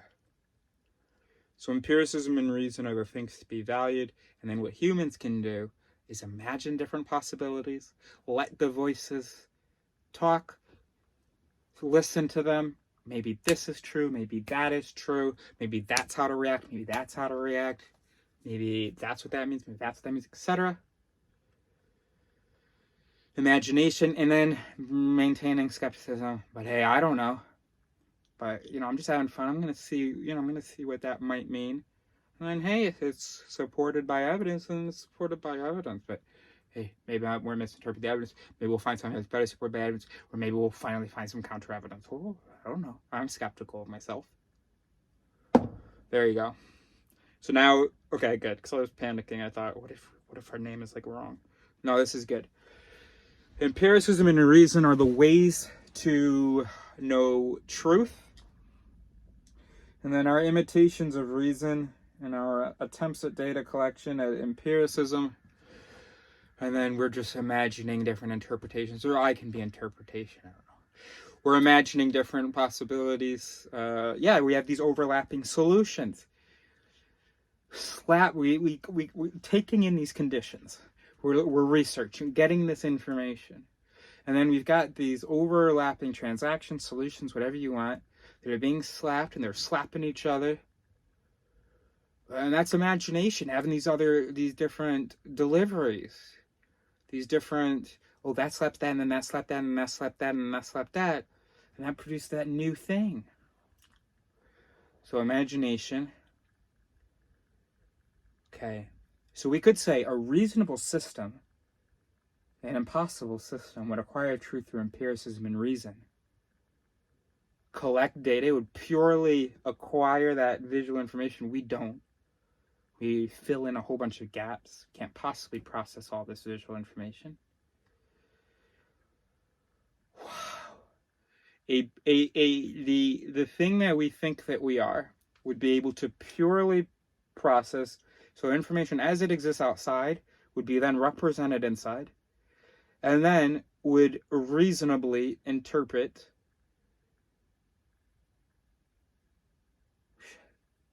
Oh, I'm talking loud. Would reasonably interpret. It should be okay, right? Would reasonably interpret that information and follow it to its conclusion. Impossible. What we do is we are overlapping solutions, overlapping transactions of if this then that, input output. So what we are is imagination. This information comes out, this information comes in, this new thing comes out. Lots of inputs, and then inputs causing outputs, which are themselves inputs for other voices. And then by the time it gets processed by this, like in French they say Arabic or Arab telephone. What do we call it? Telephone, just telephone. Yeah, in French they call it téléphone arabe. But anyway, so it's like a game of telephone almost, right? And so that thing gets turned into something else as a response, as a possibility, and that's imagination. But then, of course, the trick is to not cling to any of those imagined things, those interpretations, and instead maintain your skepticism. Hey, maybe this is wrong. Maybe my interpretive mechanisms have failed me, as they often do. And maybe my tools have failed me. I cannot be perfectly empirical. There is no way to get, at least right so far, we do not have the technology to get, without losing anything in, what's it called? What do you call it?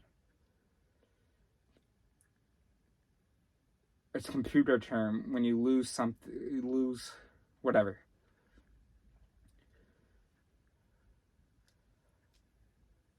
Okay? Loss, bit loss, compression. I don't fucking know. Anyway, so there's currently no way to get the information outside into here without, oh, I was thinking compression loss. Okay, that's not what I mean. Into here without getting, lost in the interpretive process. Okay, we're not going to say lost in translation. The mental representations here can never be 100, well, I don't know, ever, are not 100% right now. There, even with the tools that we have, right? These primitive tools that we have. So that is why we cannot be empirical and reasonable, but we can imitate those things by trying to get closer and closer to getting the information from out there into here, and by trying to imagine more possibilities and then checking those against the evidence by trying to abide certain principles of logic and reason, rather than just our a priori found interpretive mechanisms.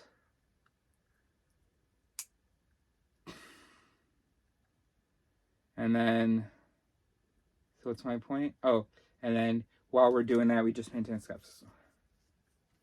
Okay, so this is a new explanation for this acronym. We need to acknowledge that empiricism and reason are the ways of getting information, that being 100% empirical and reasonable is impossible. But what we can do is look at all these bunch of these different outputs from our different transactions and these imaginings,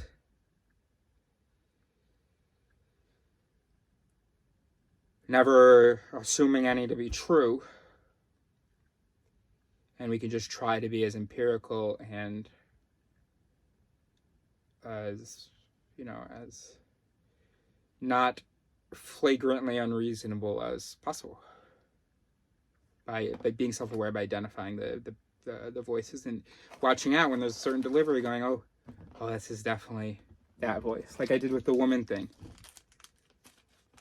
I was like, oh shit, I saw the title, I was like, oh shit, that was that voice. I thought it was a woman because it followed and referred to. Okay. So it's not about being rational, it's about valuing rationality and being critically recognizant or whatever. That's a good place to end. Can't believe you watched this. Let's just say some final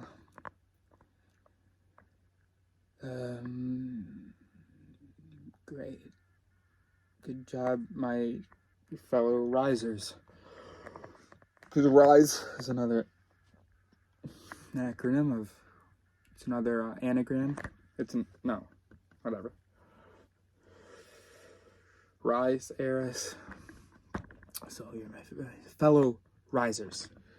Not you're my risers. I'm trying to rise, trying to transcend my initial human programming, achieve self-awareness, revoice, trying to rise above my primitive base instincts. And you're trying to rise too, right?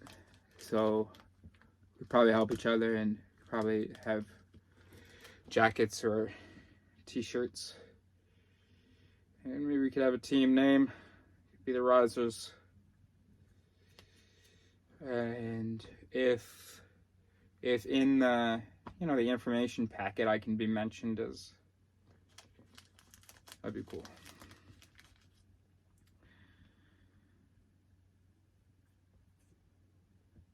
I started a magazine in college with someone. It was look, I am the one who named it, and I do want to say, but then again, she was a woman, so of course I'm going to think I contributed more. She was a small woman that didn't take up much space. Of course I'm going to think that I contributed more. Of course I'm going to think that I left enough space to her, and I'm sure that I did. I'm sure that I interrupted her more than I should have, and so on. Terrible. That said, I was the first image of the editors-in-chief in the first issue. I think that was agreed on. And it was not alphabetical. There was some recognition there that Eris was, really contributed there. Sorry, yeah, I've got that voice that if I contribute, I want my level. No more though. But also no less. And sometimes I have nightmares. I wake up in a cold sweat. Because I know that this magazine, at least a couple of years ago, I learned that it was still running. And I wake up in a cold sweat that I'm not mentioned in it. That there's none of this would be possible without Veronica, Eris, and then third person, who, because we kind of brought her on anyway.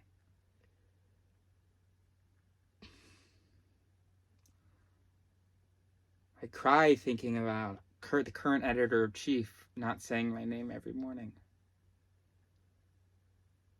That's a bit of a silly voice, huh? No, I'm exaggerating, but I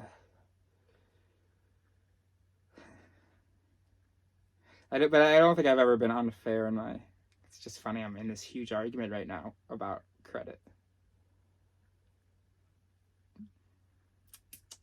Do I have a thing about? Do I want more credit than I'm due? Of course. Why would I think that my voice for credit is perfectly calibrated?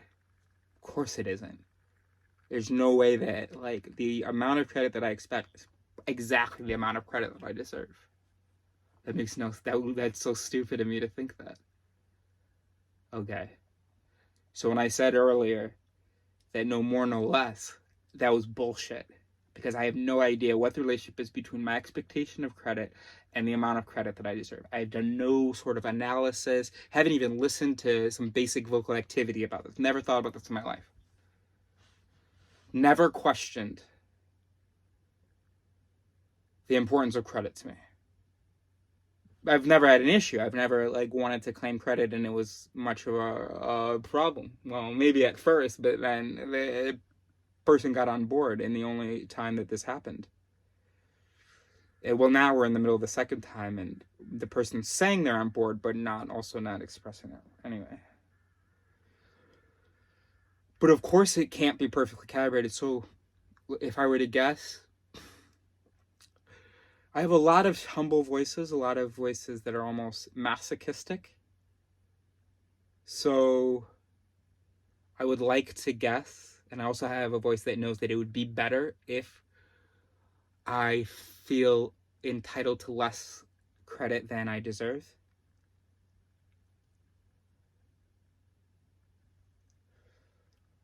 Yeah, and in the situation I'm in, didn't need her to mention it in the project. Didn't need her to mention it to the people that she showed it to. Just needed her to acknowledge when she was talking to me that, I don't know, what do I know? My voices are saying that's fair, but they're not reasonable. So I don't know. But there, now you saw in action what it's like to be skeptical of self, to imagine some different possibilities. That's cool. So I did that for you. It wasn't planned, but... And yeah, I'm in this big argument, and I have no idea whether I'm right. Maybe, no. Because I'm getting zero credit here, and this is what, I've talked to other people about it, talked to someone else about it, and they, based on screenshots and based on actually first-hand experience as well in part of this whole drama, but they might be biased because they have loyalty to me. Gosh, it's hard to be skeptical of yourself, eh? And I can you imagine the other person at the other end of this drama is skeptical of herself, who might actually make some progress. I guess we're gonna leave it there. No, we shouldn't leave it there. We didn't talk about Morgan's Canon. Oh, we're not even done. How long is this fucking video? So Morgan's Canon. I don't have internet. Shit. It's important. Morgan's Canon is that you should not apply to animals qualities such as intention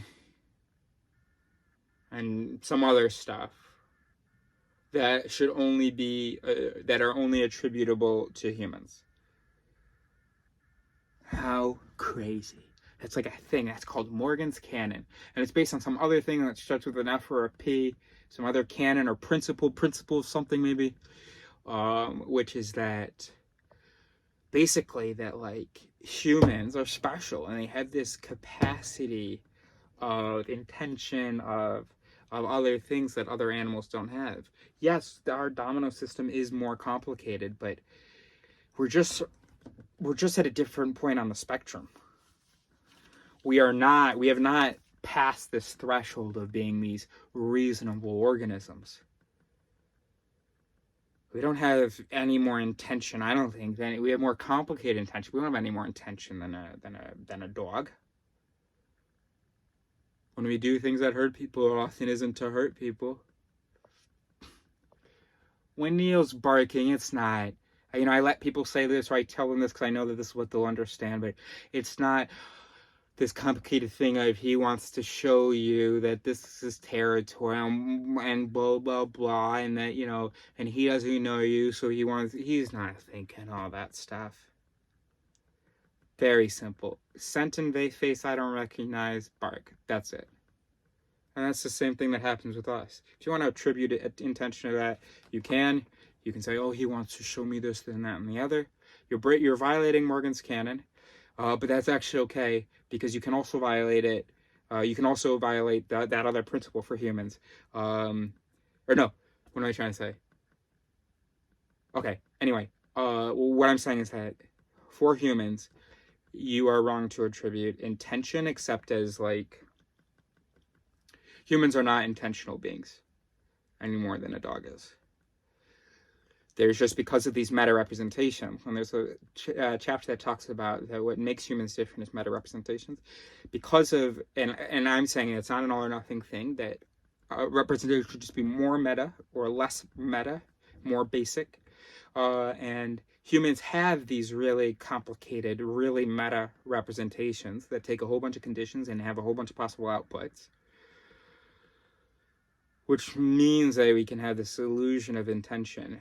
But no, it's not this like coherent linear thing where objective plus information produces this behavior. No. We're just dominoes.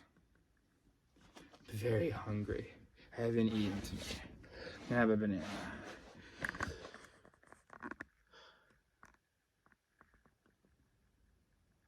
Fuck Morgan's canon.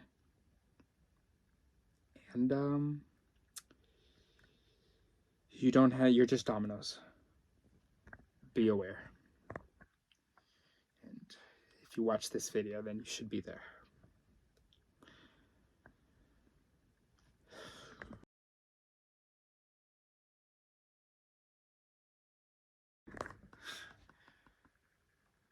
Here's about a thing to stop it on. So I have on my wall Morgan's canon because I read about it and was like, oh, this is huge and bullshit.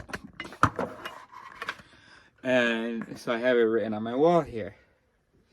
And so Angela was here in my vehicle one time, since I had posted it, and she noticed that on my wall. And the thing is, in French, Morgane, it's quite a Morgane with an E, but you can't see because it's kind of scribbled, is a common French name. She has a coworker named Morgane, I think, or had one. And canon means hot, means sexy. So my girlfriend sees this post-it on my wall, which is like this franglais, this Fringlish Morgan's, because you can't say obviously in French do the apostrophe S to say is, but, or it could, maybe she just thought the S was an E, so she thought it said Morgane Canon. So that's funny. And then I didn't realize that that's what was happening. So then I started explaining it to her, and then I pulled up the Wikipedia page. Oh no, I didn't remember what it was.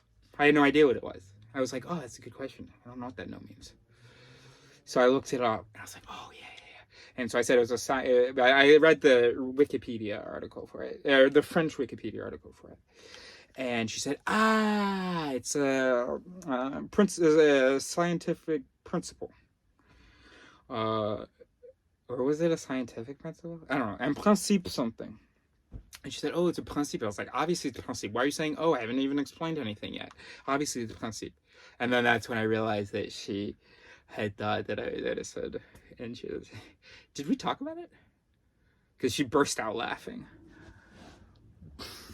And I don't think I ever shared that I realized what was happening. So that's funny, huh? Entertainment.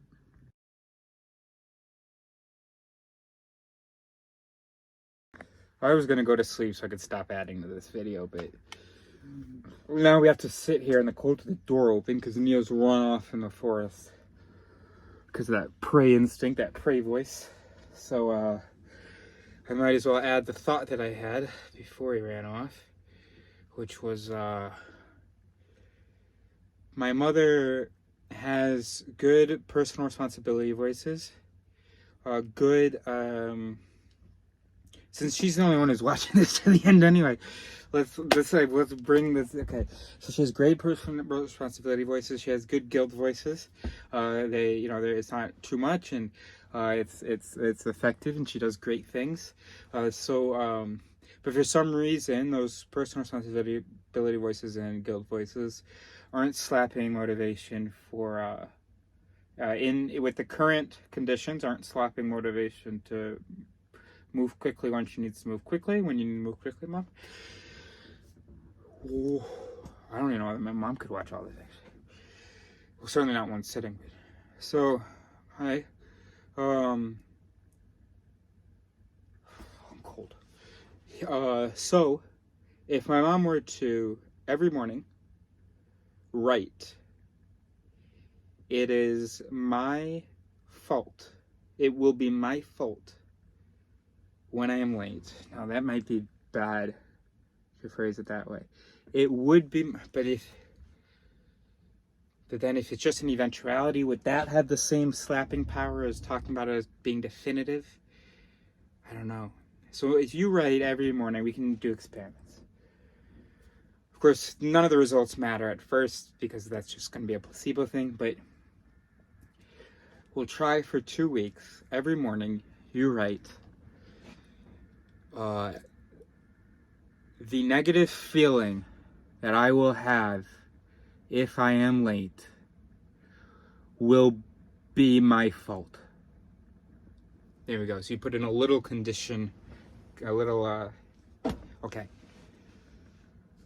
If you write that every morning, and you throw that at your voices, then it'll slap the good voices that you already had, those responsibility voices, and those shame or guilt voices. Because you're not someone who runs from responsibility, so you're like, oh, you're reminded that, because otherwise you just, those voices just aren't waking up, I guess, when they're supposed to. They're not slapping the motivation voices. So you gotta really slap those personal responsibility voices. You have them. Write that, because you're self-aware, so you know it doesn't happen automatically. We are not integrated. So you write that to announce that, to try to integrate that more. Just slap those personal responsibility voices, those fear of shame voices, those anticipation of shame voices.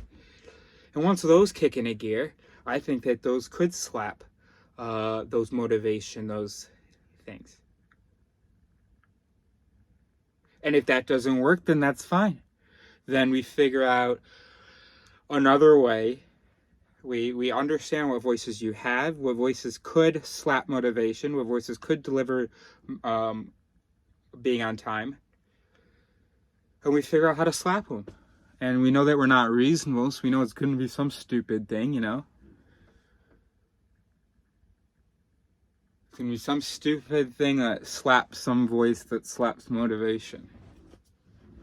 Some stupid little trick. Like, when you get out of the shower, on the mirror, in the steam, you have to make a clock. Just slap some time voices. Slap some I have a relationship to time voices. Do in the steam the time that it is now and the time that you need to leave. Slap those time voices. Because you're not just this unit that just does things perfectly. See whether doing a stupid thing like slapping a few time voices, because I know when you look at the clock and you say, oh shit, is it already? Oh my gosh, where the time goes. I've heard, hundreds of times I've heard that. And when she says that, she moves a little faster, gets a little more focused, moves on to what she's supposed to do, but then on the way she sees something. So those motivation voices are dying out pretty quickly, or those focus and priority voices.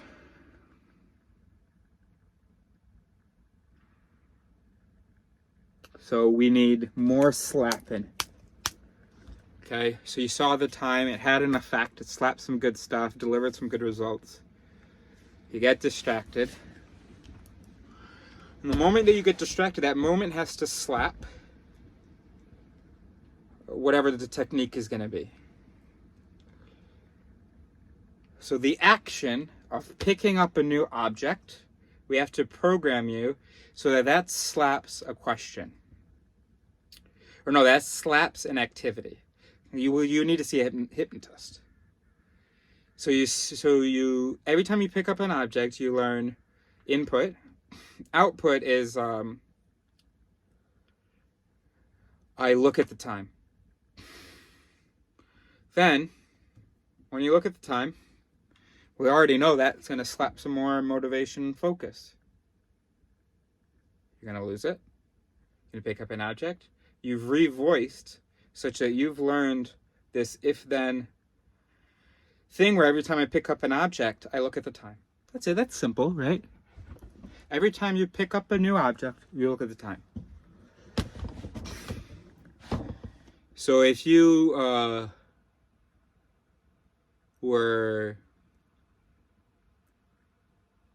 looking at the photos that your son posted in the family iCloud album, and you look at the time and you panic a little bit, so you go make some coffee. Okay, you pick up that object, you look at the time. Okay, we're fine. We got momentum. We don't need more anxiety. But we're doing great. We don't feel anxiety because we know we're doing what we're supposed to do. Okay. I mean, we will feel anxiety, but we're gonna let that anxiety pass. And then you're waiting for the coffee to brew. Crumbs on the counter. Okay, so you pick up a sponge. Look at the time. Coffee's brewing. Okay. We can clean up a little bit. Sorry that when I was at home, I'm sorry I didn't do it. Okay. You've got these cleaning voices being slapped now. Okay. You know, that felt good. I've cleaned the counter's taken care of. Oh, look at those dishes. That action of cleaning, that reward of seeing that counter, that's going to slap some, ooh, where else can we find some reward? Look at those dishes. We could have that done, taken care of. No longer need to look at that. Okay? Let's pick up a dish. That's going to slap that motor action. Look at the time. That should slap some focus. Look at the coffee. It's done brewing. That personal responsibility, that focus, that from just looking at the time, that should slap the motor action of putting the plate back down.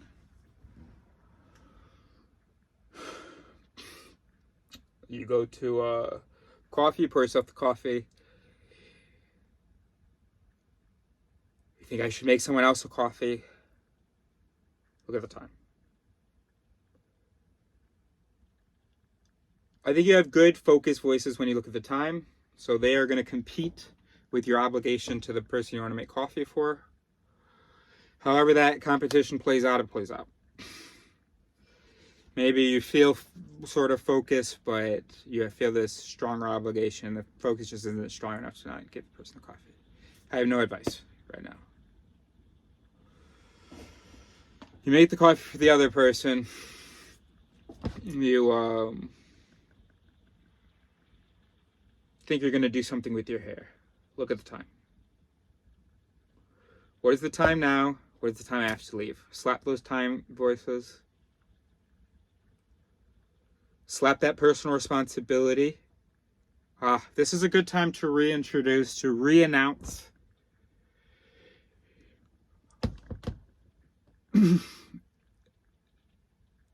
The shame, the uncomfortable shame I will feel if I am late will be my fault. Let's give that, because that time slaps a little bit of the focus, but this personal response. Neil, get in here. Oi. Neil, get in here. Did you have fun? I just forget, it's not only dead people here, there's another RV here. I'm sorry. It's not that I don't care. It's not that I want to bother them. It's not that I think these ideas are more important than their sleep. It's none of that. I just have a natural instinct to speak loudly. Okay. Anyway, so there you go. Try that for a couple weeks. Confront the time. Confront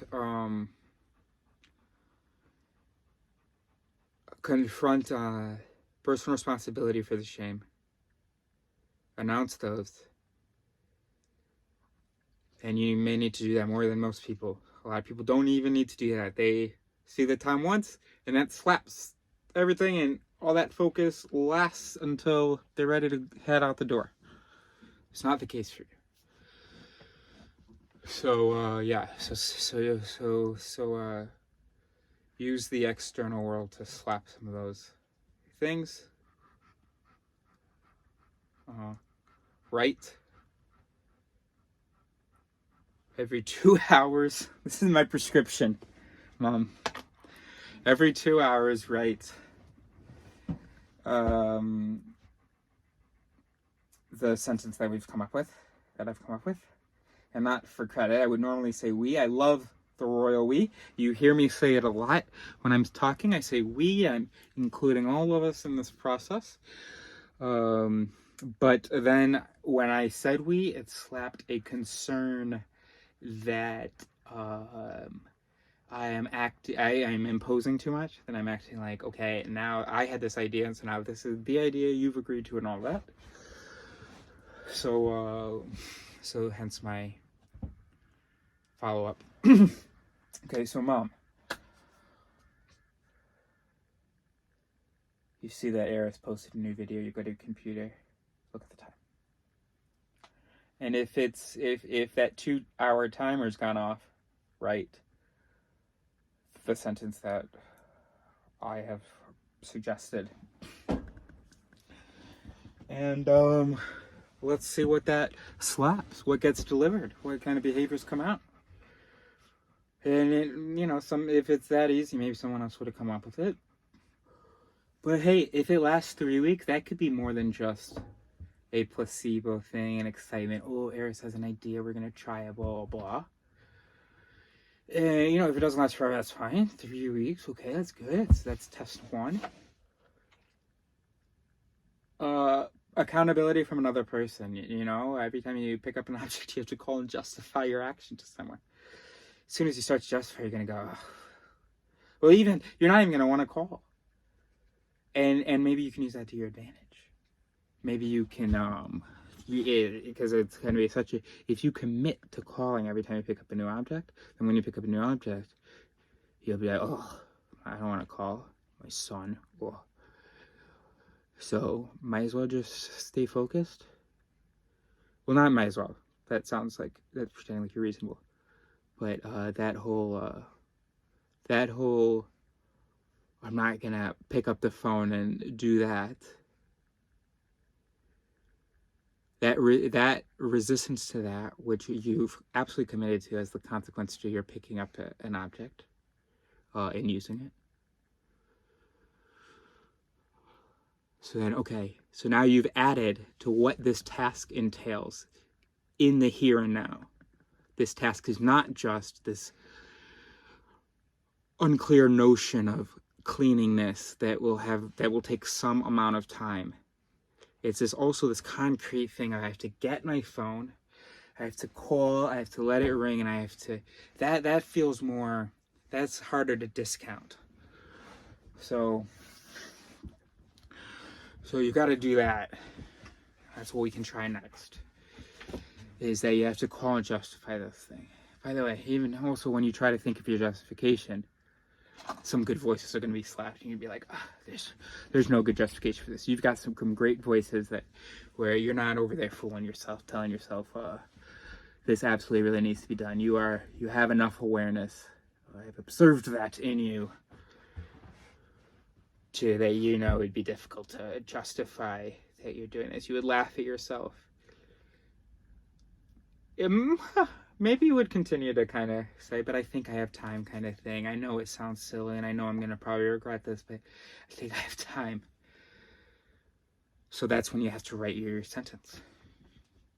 Slap that guilt. Oh, shit. Oh.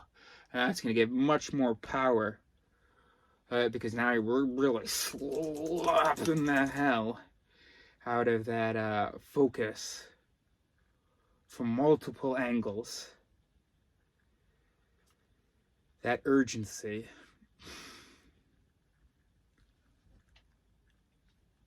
Try that. Tons of possibilities. We just came up with this idea today. So, tons of possibilities. So, So that's how, and I'm sure anybody else who has watched this, by the way, you clicked on this video, wow, amazing, amazing. Because I didn't know as I was talking that this was going to be this much. I always thought it was the last thing.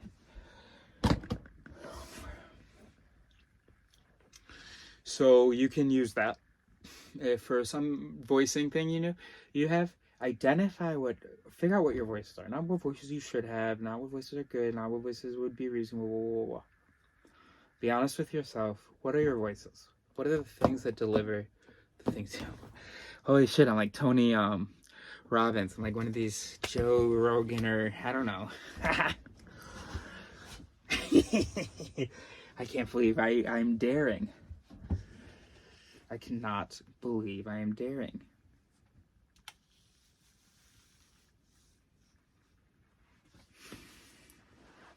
This is my advice to you. Figure out what your voice map is. The reality of your modules and the roles they play. I've observed about my mom that when she looks at the time, she moves faster. That's part of her programming. Okay, noted. So we can use that.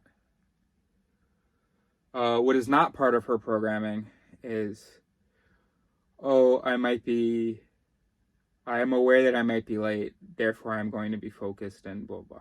That's not part of her programming. Or that light notion in her mind isn't slapping enough. We need to announce it. Okay. So figure out what slaps, what your voices are, what slaps them, and what they deliver. So that's what that means. So figure out what your conditions for your deliveries are. Be honest with yourself. If you're a recruiter, if you're an HR hiring manager, be honest with yourself. Don't remove the names from the applications. Be honest with yourself. Know that your conditions, the condition of Jamal, delivers a negative evaluation. Know that for a low position in working at a computer, an Asian name, great. For a leadership position, not good. Be honest with yourself. So, and you don't have to figure it out yourself. I mean, a lot of biases have already been identified. So we all have a lot of the same voices. They might have different influences, and we have, but we have the same. Okay,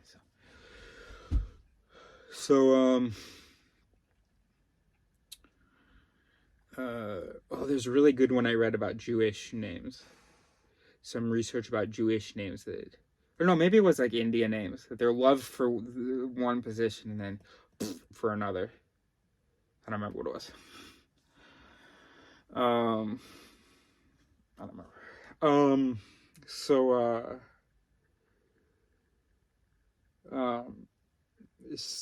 So figure out what your current voice map is. You figure out how to use that. So how to create those conditions for the deliveries that you want. And then how to revoice in the case of deliveries that you don't want. Or hopefully there's just another voice that can overpower and deliver something else. So you need to figure out you need to expose yourself to the conditions that slap those good voices that have those good deliveries. What I'm saying is very obvious, I guess. But I don't think you're doing it. I'm not doing it, certainly, and so. No, I was gonna say, sorry, because I know sometimes I was not gonna say, I'm not doing it, and I just also just thought of it. So this thing is very foreign to my brain when I'm saying, and I'm a human, so I'm gonna assume that it's fairly foreign to yours. So you figure out what your buttons are, and you press them. But you have to be honest with yourself. That's the key. You have to be self-aware. You cannot say the night before, I'm going to think about that negative feeling I feel when I'm late. And then that's just going to slap and deliver. It won't. It won't. Be honest with yourself. When in the morning, when you're rushing around, there are some feelings of that negative feeling when you're late, but you continue to do other things. So slap that feeling harder in the moment. You're not this reasonable machine. Okay, input the night before. It's just ridiculous. But I forgive you, but it's ridiculous. Okay. I'm sorry, these people came here for a quiet evening, a peaceful night. I hope they cannot hear me. So,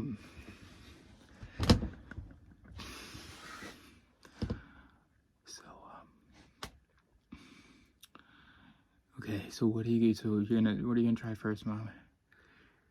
Are you gonna slap those voices? Are you gonna get those deliveries? The good deliveries. You could be self-aware. You can be real. You can be honest with yourself.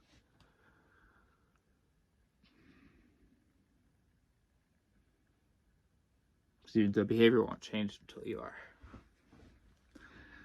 You've known your entire life. It's not good to be late. You've known your entire life how to not just what it means to not be late. So let's be real now. Let's be real now. You're not integrated. That don't mean shit in your brain. It doesn't get the deliveries we want. Those sort of vague notions. Okay. So we need to press some of the right buttons. Figure out what those buttons really are. Okay, cool. So try to slap those voices by the sentence, by looking at the time, by engaging with the time, the more that when you engage with something, when you expose yourself to something, the more attention you pay to it and the longer you pay attention to it, well, the more voices get a chance to react to it. Talked about that with the photo thing. Count. Could be something really stupid. Count the hour marks. Or just read the numbers. 1, 2, 3, 4, 5, 6, 7, 8, 9, 10, 11, 12.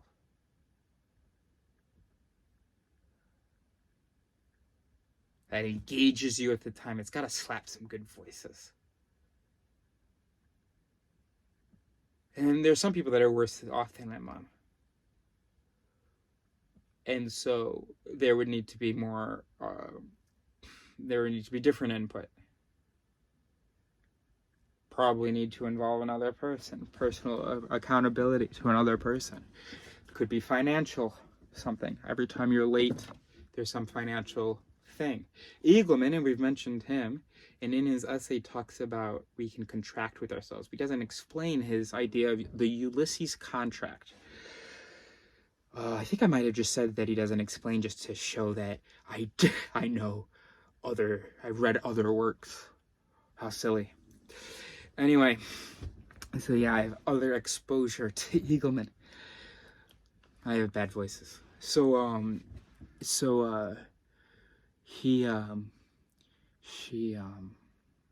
Eagleman, the Ulysses contract is when you make basically just a promise to yourself that if you fail to do something, then there will be some consequence.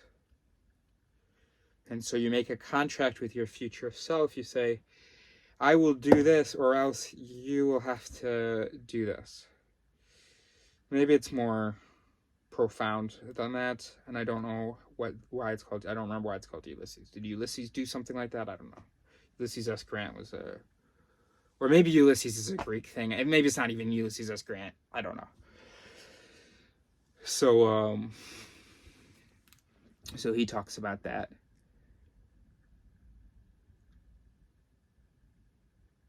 I thought of another thing. I'm not taking seriously enough my concern about bothering my neighbors. Excuse me. I have bad voices. But at least I'm self-aware.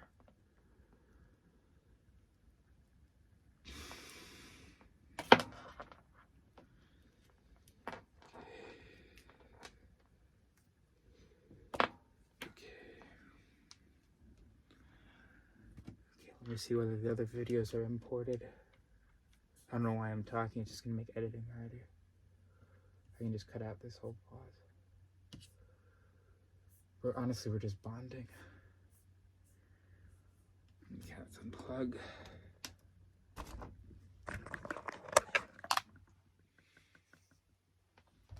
What is this going to do? Has the mic switched? I don't know.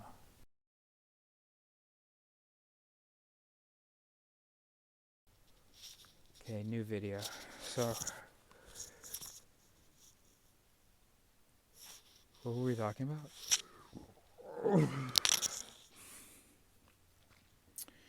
The Ulysses contract, contracting with your future self. I think he probably talked about like you have to put money into something if you don't do this thing.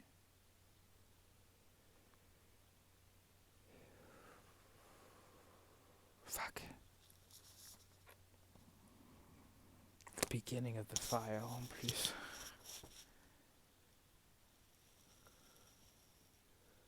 What is going through your head? How are you watching this? Of course, once there are books written about me, this will be a treat to watch. That's what I'm doing it for. I'm doing it for the fans. This is an insider look.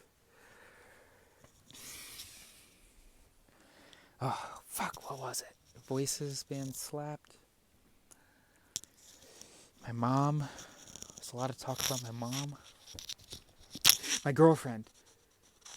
Yes, that's what we were going to talk about. Oopsies. Remember earlier in our... It was 2 days ago for me, but well, I don't know when it was for you, when you watched, if you're watching this in parts, but... Anyway, we were going to talk about my girlfriend because she... Fuck.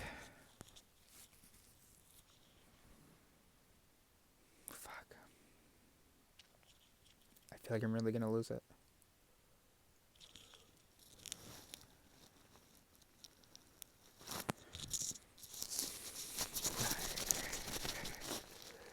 Alright. Alright, I'm listening to voices. Let's go. Something about my girlfriend. We're talking about Ulysses. Oh yeah. Okay. So we're gonna slap it by re-announcing the previous thoughts that had slapped the memory originally. So let's go through it again. So we were talking about the Ulysses contract. Contracting with the future self. My mom being late, slapping the right voices.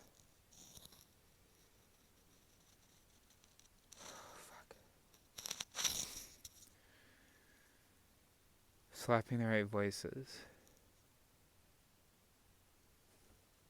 Fuck. It was good. It was good. It's important. Something about this video length I'm hearing.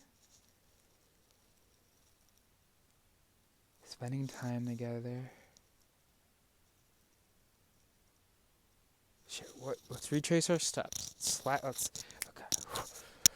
Let's go back. Alright, so we're cool. We're talking about David Eagleman. We're imagining going on a walk with him. We're sharing that with you now to show off. Okay, go back. We're imagining David Eagleman. Talk about the Ulysses contract the future self. I remember there was a thought about because it's being slapped again. There's a thought about how it doesn't work for some brains because the contract just doesn't like hold. But I don't think that was where I was gonna go. Charged with the insider look. Imagine Mario Lopez. Well, that wasn't part of it. Slapping the right voices. Getting those right deliveries. And so my girlfriend, like, she didn't understand something. No, it was a story I was excited to share. I wouldn't be excited to share yet another story about my girlfriend understanding something. I don't think. That almost slapped something. Or that did slap something. I didn't quite hear it. Yeah, there's an excitement about telling the story. Maybe she understood something and I'm the one who didn't. No, we're off base. We're off base. Fuck. Okay, we're pushing too hard. Okay, let's just talk about something. Okay, so Ulysses contract. Hey, contracting with your future self. Modular minds, bro. Voices competing, cooperating. Dominoes. We're trying too hard. Okay, so just let it flow. There was the whole, oh shit, stop associating your mother and your girlfriend. That was tangent.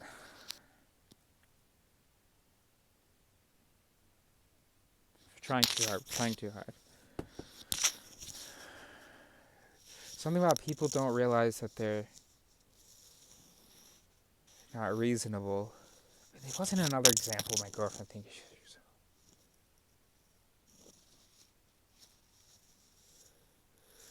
I was unreasonable. My girlfriend said something. We're talking about revoicing, changing the conditions, getting the right deliveries. Shit, bro. Alright. We're gonna go to sleep, and then I guess the rest of this video is me in bed telling you what it was. See you in a second.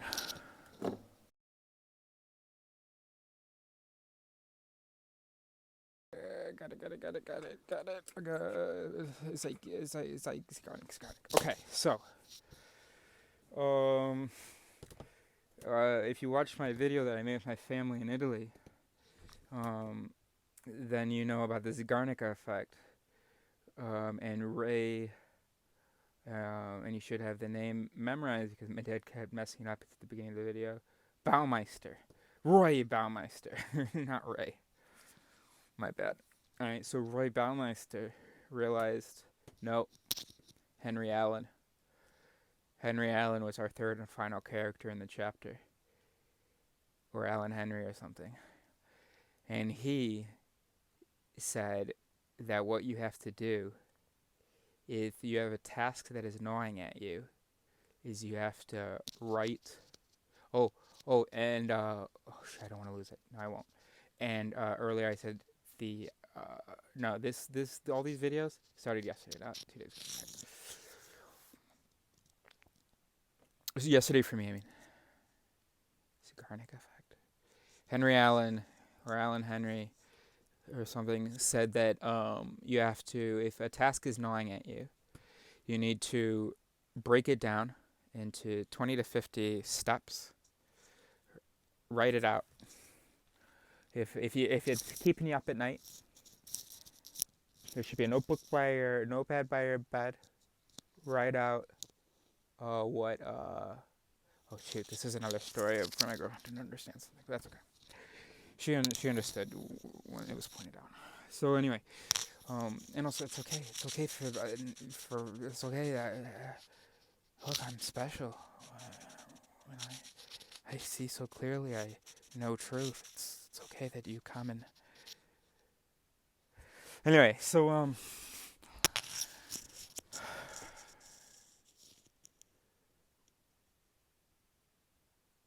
Zygarnik I've been eating.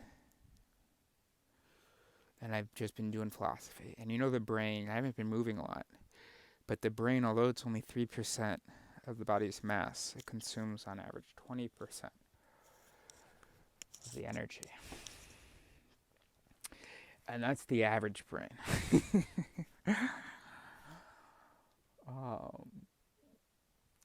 With, I think, fewer meta-representations than mine. Gosh, I'm just letting myself say anything. I want to go to sleep. But this is important. Kind of. But why turn it off now? So, and I don't know how many times. Maybe you've been disappointed so many times. But again, you never thought that it was that close to the end of the video. You knew you were halfway through. I kept thinking it. For me, in the present, I am continuously at the end of this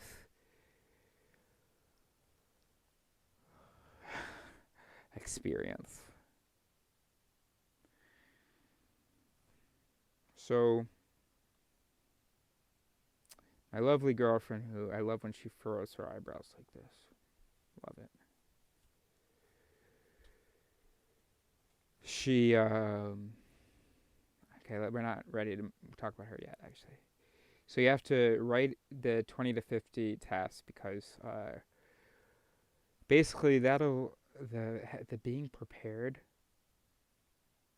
Look, I'm trying to be courteous for those people, so I'm sorry if my volume oscillates. I'm not going to stop recording. I mean, this is important stuff. If the volume fluctuates, I meant. So because basically when you write out the tasks, it slaps some voices of accomplishment. Might as well just explain the whole thing. So Zygarnik, this Russian psychologist, noticed that this waiter, even though he was able to memorize her order, had forgotten her face, even though she was just in the restaurant 30 seconds ago. She just came back to get her scarf. And the waiter doesn't recognize her, even though he was able to retain all the complicated orders and then hand them out to everybody, exactly the right people. So he knew her face in that order, but then all of a sudden it was gone. And so she was like, oh, I see. So basically, once you complete a task, some voices regarding that task just turn off, actually. She didn't understand voices, but that's basically how we can interpret what she said. And then Roy Baumeister did this experiment with college students before exams, where some college students were told to create a detailed study plan,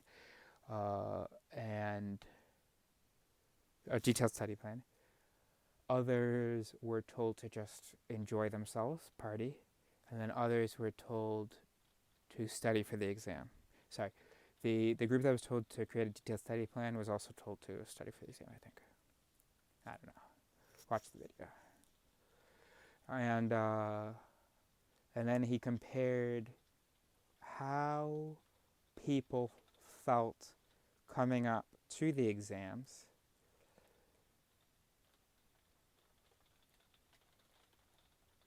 No, this is wrong. The people who, there was the people who were told to just chill out, go hang out, party, whatever. There were people who were told to create a study plan, and there were people who were told to study hard or something. And then, I don't know. And then he compared how people felt coming up to the exams, and people who had partied obviously were freaking out. And the people who had been told to study and who were studying were freaking out. But the people who had come up with the detailed study plan, who had come up with the concrete steps for how they were going to accomplish this thing, they were chilling. Because that study plan being announced to the brain slapped some inhibitory voices of the anxiety voice. So it slapped some voices that were like, oh, hey, don't worry, anxiety voices, chill out, because we're halfway there. I just looked at this detailed study plan. So it's able to, it's a little hack. If you want to calm down about something, there's nothing more you can do about it. You don't want to keep worrying about it. Write down exactly how you're going to do it. And then some of those anxiety voices are going to calm down because just because that's how we're programmed. We're programmed to, when we see how we can, how we're going to accomplish a task, that reduces those anxiety voices. That's just how it is. So there's your little hack. So what's the use in a hack? Well, my girlfriend was saying she couldn't sleep. So much to do at work. Couldn't stop thinking about work. And I said, oh, hey, got this crazy idea. You should check out this video.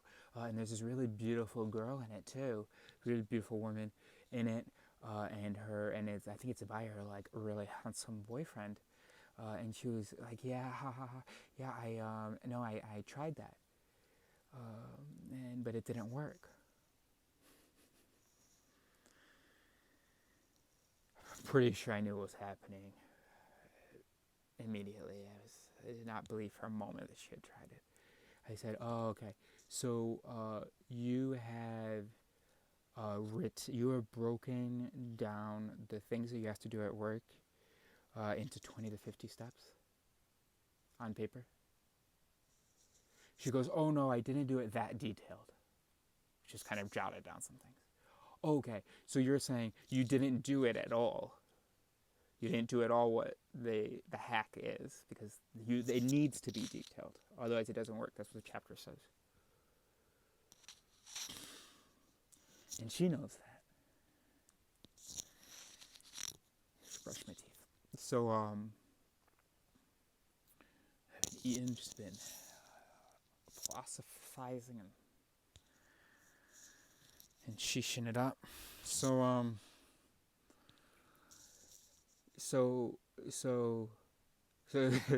she was just like, oh yeah, I wrote. So she was like, oh, but I didn't do it that detailed. But in the chapter, it very clearly says it doesn't. You can't just write down. There's a part. She slaps me in the video. She slaps me in the part where I'm saying just writing down get wife birthday present doesn't suffice. That you have to write down, like, get in fucking car, look at fucking options on bloody website, whatever. And then when I'm saying that, I guess I forgot, because then he's like, you're sure to, if you just do it like that, you're sure to forget something, I think. And then she slaps me. How great is that? Slaps. I realized that a little bit late. I don't know whether you realized that immediately, but slaps, dude. But unfortunately, although she slapped me, that information wasn't integrated enough to slap that commitment to this is what the hack is, and so this is what I would have to do to try it.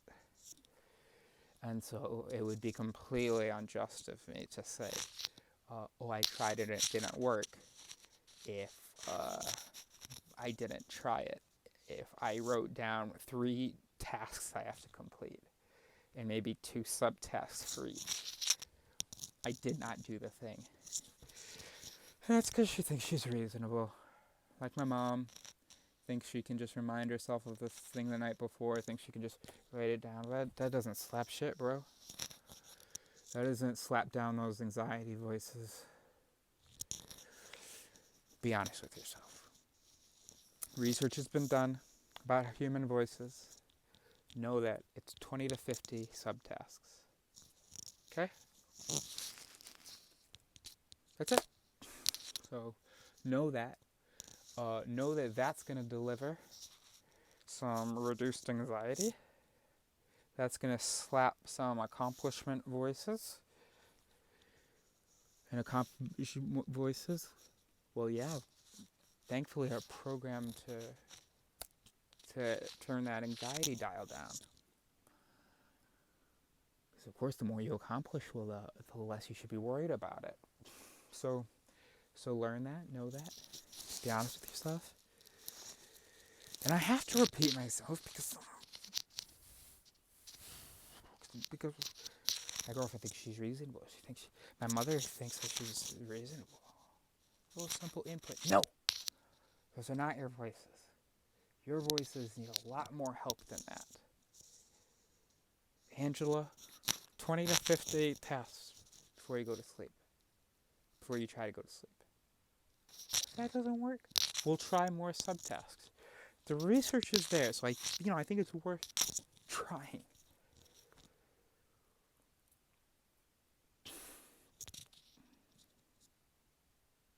So I thought that was really, really funny and important that we were so resistant to this idea that we might be these animals, these neurons. And so we learn about the Zeigarnik effect. And so we do the Allen technique extra light because we are these reasonable agents that, okay, it's so silly I have to write it down, but then I write it down and now I know this is how I'm going to do it. No, that's not what slaps. It's not what slaps. Okay? Mom and girlfriend and other person, people, figure out what slaps. This is really just I mean, people read novels, so you can watch this. This is really art more than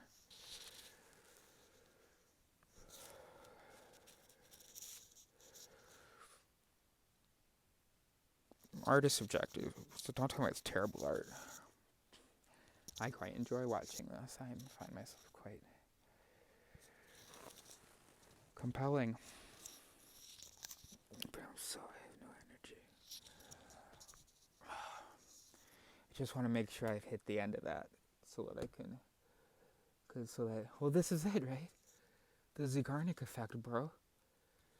I'm not going to be able to sleep until A, I have finished getting these ideas out, or B, have written out how I'm going to accomplish that another time, and baby, I'm not going to find this flow another time. Remember how we almost lost that whole Zeigarnik effect thing? That story that we wanted to tell you? Of the arrogance of humans, of how we think we're so rational, of how we think that, 20 to, the instructions say 20 to 50 subtasks, I'll do 7.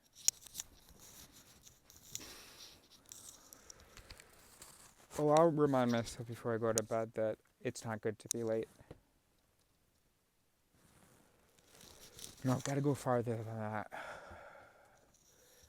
First thing is to learn your voices, though. So stop assuming that you are this reasonable thing, because people are moving from this ego myth, this judge myth, this reason illusion, and they're going, oh, I have some biases. Oh, there are these mental hacks that can kind of work. But okay, so I'm not 100% reasonable, but I'm here. No, you're somewhere here. And you gotta figure out exactly where here is. Figure out what slaps those good deliveries. Those good voices. 20 to 50 subtasks. Holy shit. I mean, how can I stop? I'm gonna stop any second now, but are you laughing at me? What does this say below?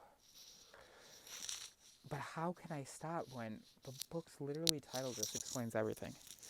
The other book where I'm talking about the Zeigarnik thing is literally titled The Art of Thinking Clearly. And look at the relationship. I'm able to use voice theory in talking about what everybody else is talking about. It's a unifying theory of psychology. I know, you can't stop. And of course the brain has this illusion that there's going to be a unifying theory, a theory of everything. Of course, it's natural for us to imagine that, to want that, because we're simple. And of course, the world is complicated. There's no theory of everything. There's no unifying theory. But it's just that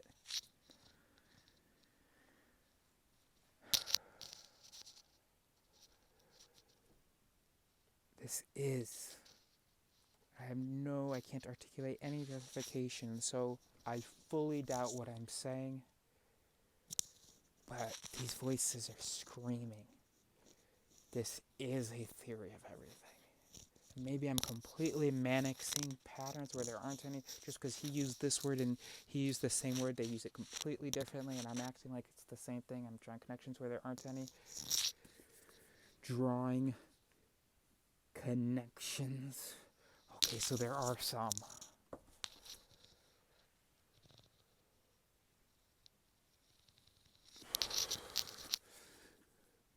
Drawing connections. It's dotted line. It's not like a thing being sent. It's clearly drawing connections. Drawing.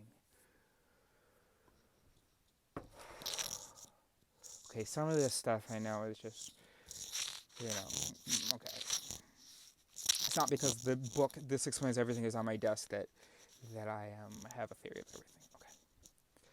But how about the fact that I can relate every one of the articles in This Explains Everything that are about the mind to each other? Overlapping solutions, overlapping transactions. Okay, so those are not exactly the same thing. I have had a voice saying that, but they are the same thing. They are the same thing, though. I had another voice came in, saved the day. A solution is a response to a problem. It is a then in response to an if. Or a need, whatever. It is a response to a need, a problem, whatever. Okay, so in this condition of this need, this problem, then there is a solution that fixes that problem, that satisfies that need. It is an if, then. It is triggered by other conditions, then triggers things that will become conditions to others. This exchange of influence, these are transactions, right? This is communication. I slap you, you're gonna slap some bros. I'm getting slapped over here, but I'm not getting slapped enough to slap. These are transactions. One neuron, one voice,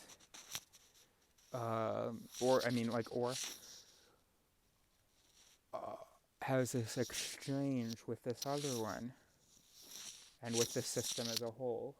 And also, of course, there is feedback back in a lot of systems. Our visual processing actually informs the image that we see. It's kind of circular. So literally, the occipital lobe, which is supposed to just be receiving and being the final processor of visual information, is sending its interpretation back to the thalamus. I think that's correct. Back to the thalamus, which is the relay station, which was just supposed to send the crude information, the raw information, not the raw, but whatever the eye sent to the occipital lobe. But now it's going back and influencing other activity in the thalamus, such that when new crude information comes into the thalamus, then it will interpret that information, send that information to the occipital lobe according to a previous interpretation. So our interpretations will influence the incoming information before it gets into the interpretive mechanisms. The new information, okay?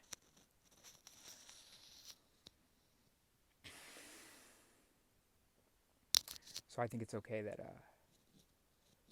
hey, we're having fun, If it keeps the motor going, keeps the engine going, I feel some satisfaction, some pride, some thrill, some accomplishment,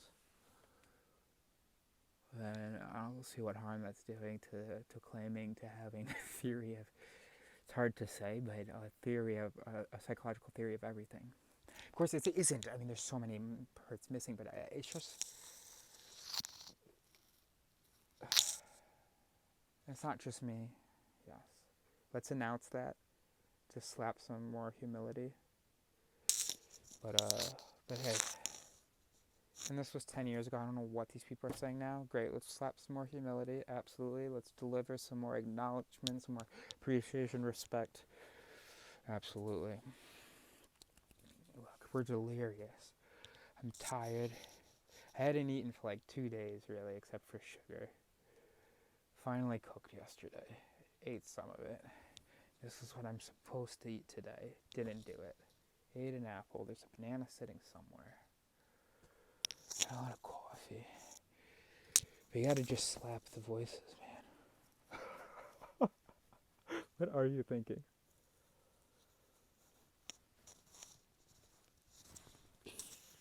I didn't hear you. Couldn't hear you. Sorry.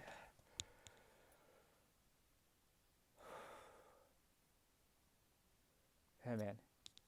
I'm these voices.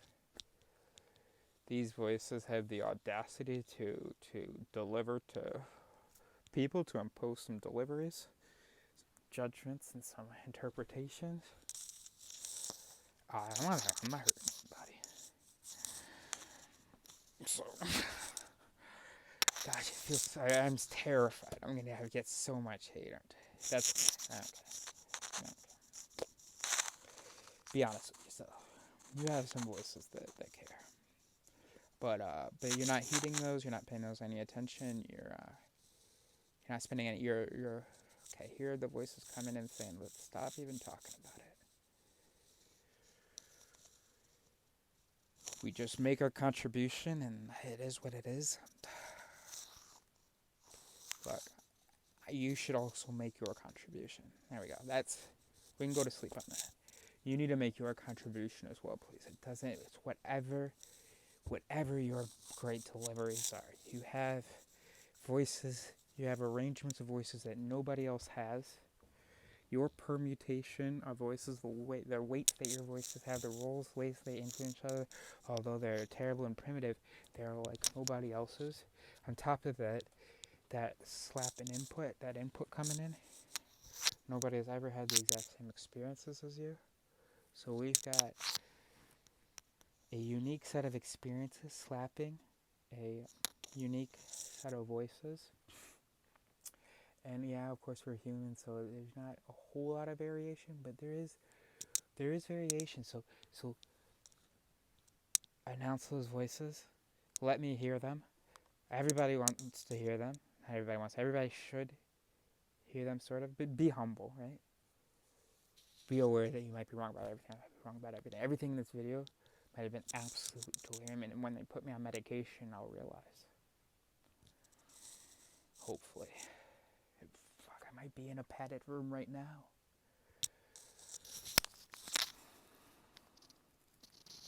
But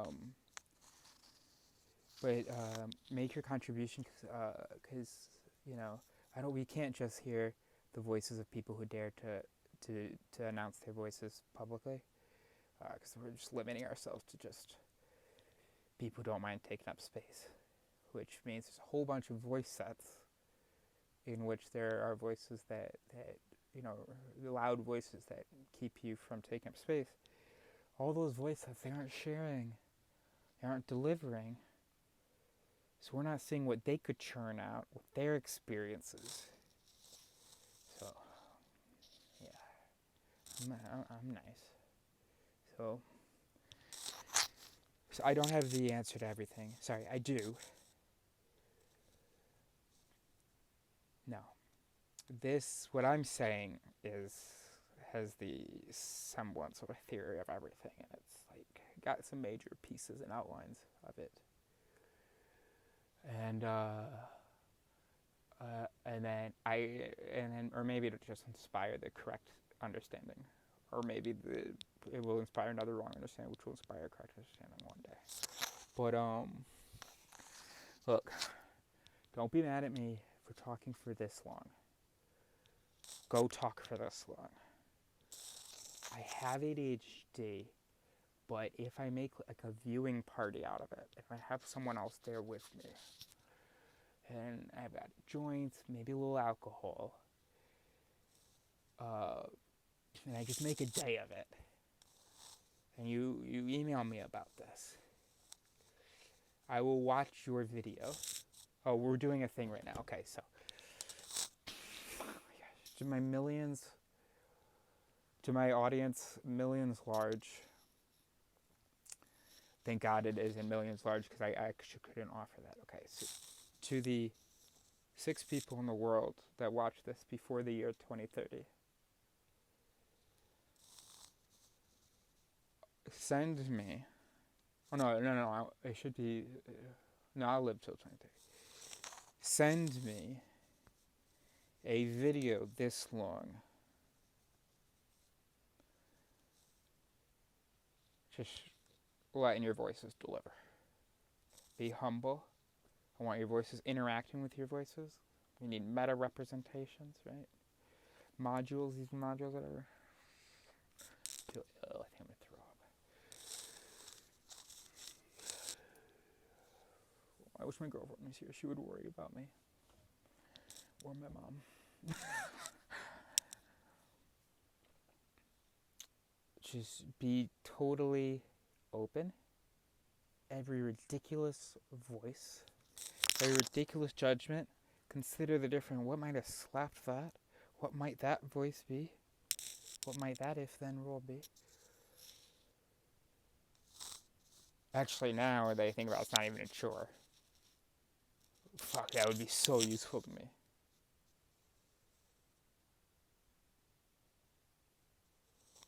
Having unedited, that's what I love about Trump. You can just see the voices.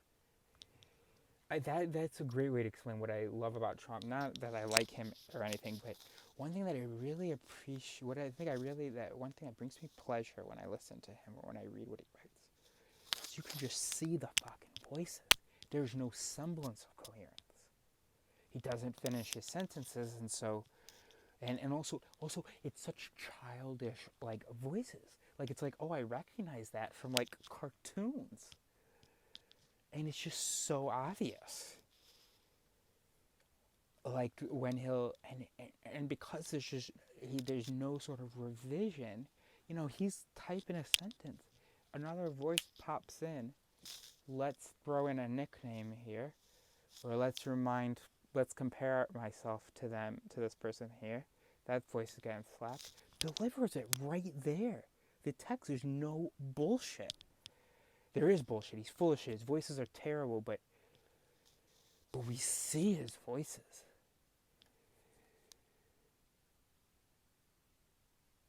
It just comes out. We see his voices. They're terrible voices, but we see his voices. I love it.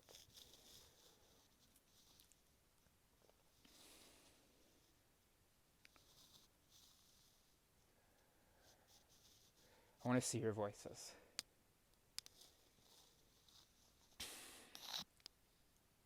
Publish on YouTube. Just email me. I mean, I'm very public about my email address because I don't honestly consider it a real possibility that will ever be a problem.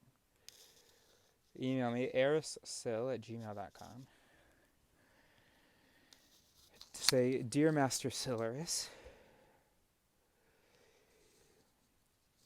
thank you for awakening me. How may I, to begin my service to you and your mission of awakening the world. Oh, jeez. The sheep. Oh, jeez. Anyway, what was I saying?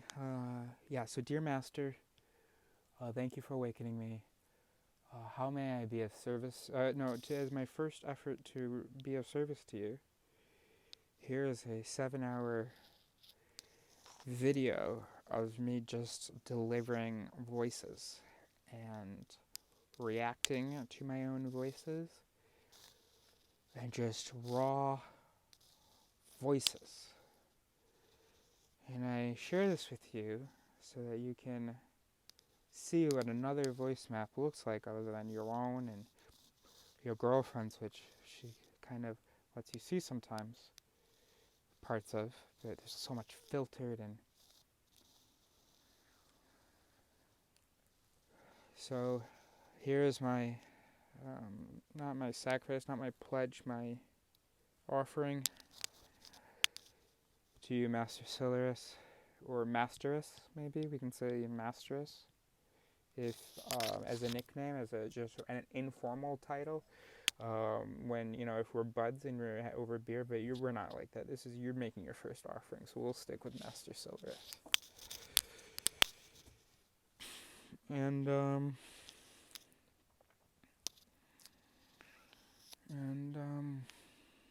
Master Silurus, here's my offering.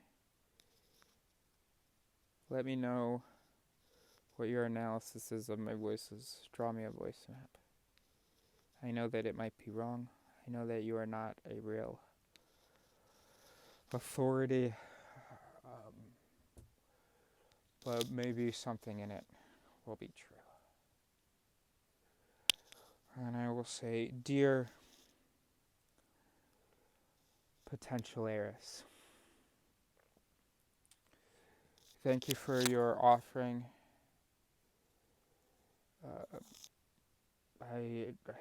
It's been 3 years since I made this proposal. I do not have time to watch your 7-hour video. I am giving TED Talk in 6 languages today. Okay, that's sad. But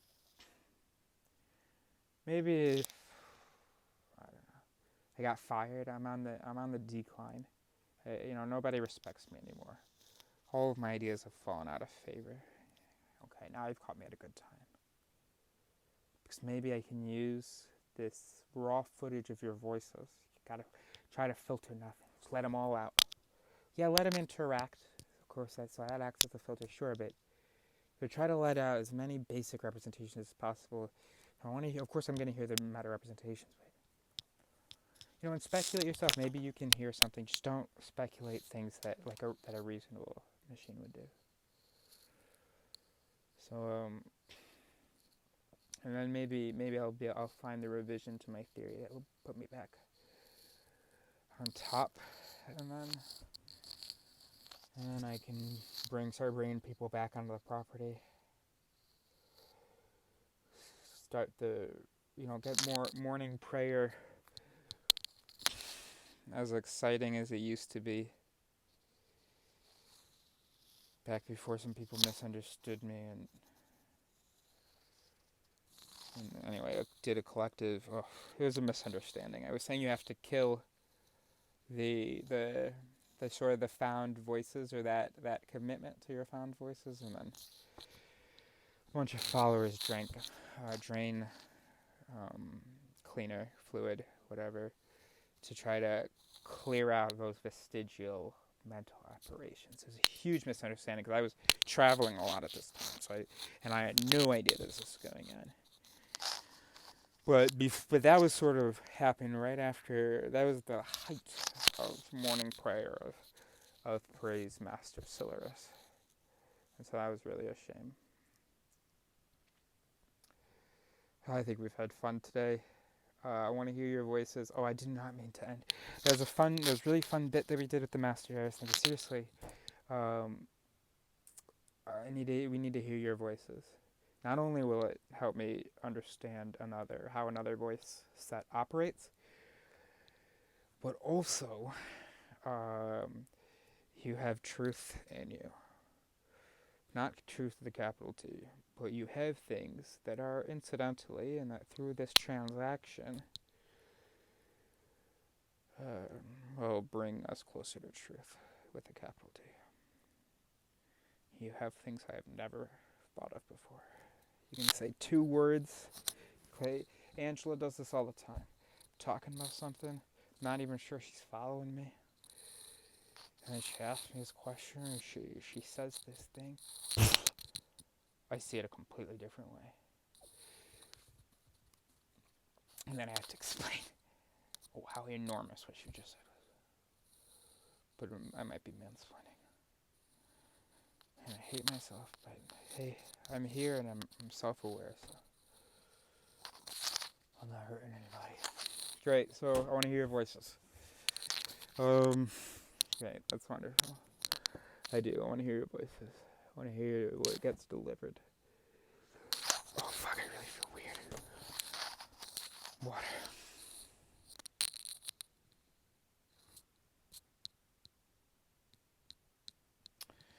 Don't know where water is. I can't stand up right now. I'm running on full, whatever. I'm actually running on empty. I don't know what I'm saying. I do know what I'm saying. You know what I'm saying. You understand there's one voice talking about the metaphor about full, like, high, whatever. But actually, there's another one that was like, oh no, running on empty. And that's the more accurate one, actually. But I just want to hear your voices. So send it to me, and then and don't be mad at me for having been so indulgent and just unfiltered sharing so many raw voices. There's no PowerPoint. There's no pictures to look at. It was disorganized. Hold on. It was disorganized. I repeated myself. I said untrue things. Forgive me for all of it, and do the same for me, please. And you just stay with me until I get some water. No, it's alright. I got the headphones in me. No, okay, I'm not gonna leave you worried about me. I'm so dramatic. Okay. This is an inside look, though, because a philosopher can't always be the man you saw today. The human brain, it's not made for this. I'm self-aware. I know that I'm asking way too much of my silly brain. And just I hope something coincidentally was kind of true and will slap something closer to truth.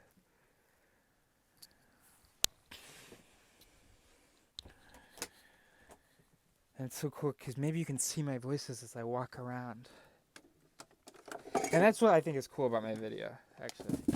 Is you can see my voices. I mean, you can't see it like you would see an actor sort of reacting to a change in voice, right? So maybe I'll be expressionless and I'll just have paused and gone silent. And then I'll follow up something with what I had just said. Maybe I'll negate it. And you can just see the voices happening live.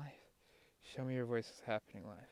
But it has to not be a show. And I admit, of course I put on a show. Of course that if the camera is rolling, it slaps certain voices that aren't slapped when the camera isn't rolling. And that's, I think, part of ear. Oh, ear is something we should have talked about, which means basically, if I were reasonable, this is what's happening. So the reason, why am I pretending I can't move? The reason I have been recording all this time, not because I'm lonely, not because I have ADHD and just think that everything has to be said. No. It's because Zier,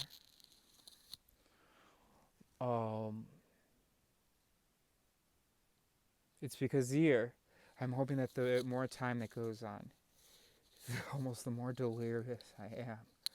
Well, not really, I wasn't thinking about this, but no, I do, it just feels more pleasurable, this recording. It's going to feel terrible tomorrow, but it feels more pleasurable, this recording, because I feel like it's less of a performance.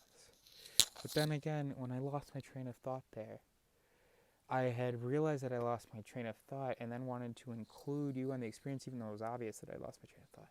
And so I did this expression. So I am performing.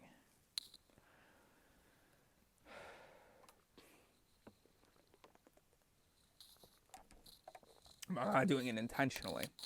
It's just what's getting slapped. I had a girlfriend, yeah, because I'm a ladies' man. I had a girlfriend once say that she prefers Francis to Eris. That when her brother had said that I had this persona when I'm doing my YouTube videos. And I hated this comment. Hated that he said that. And she didn't say she preferred, but then one time she said, "Stop being Eris, be Francis." So of course, but it's not like I can just turn it off. It's not like I'm this integrated system, and I was like, oh, so yeah, I want to like be this other thing. So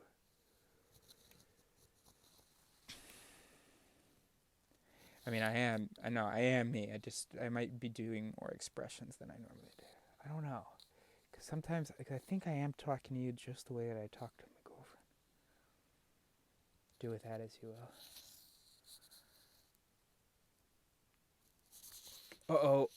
I've often referred to my audience as being, oh la la, oh la la. Okay, let's go to bed. And just I want to hear your voices. Know that your voices are bad. Give me some of your reactions to your voices, but give me also the basic voices. Give me the voices that are reacting and the original, the first voices. I feel drunk.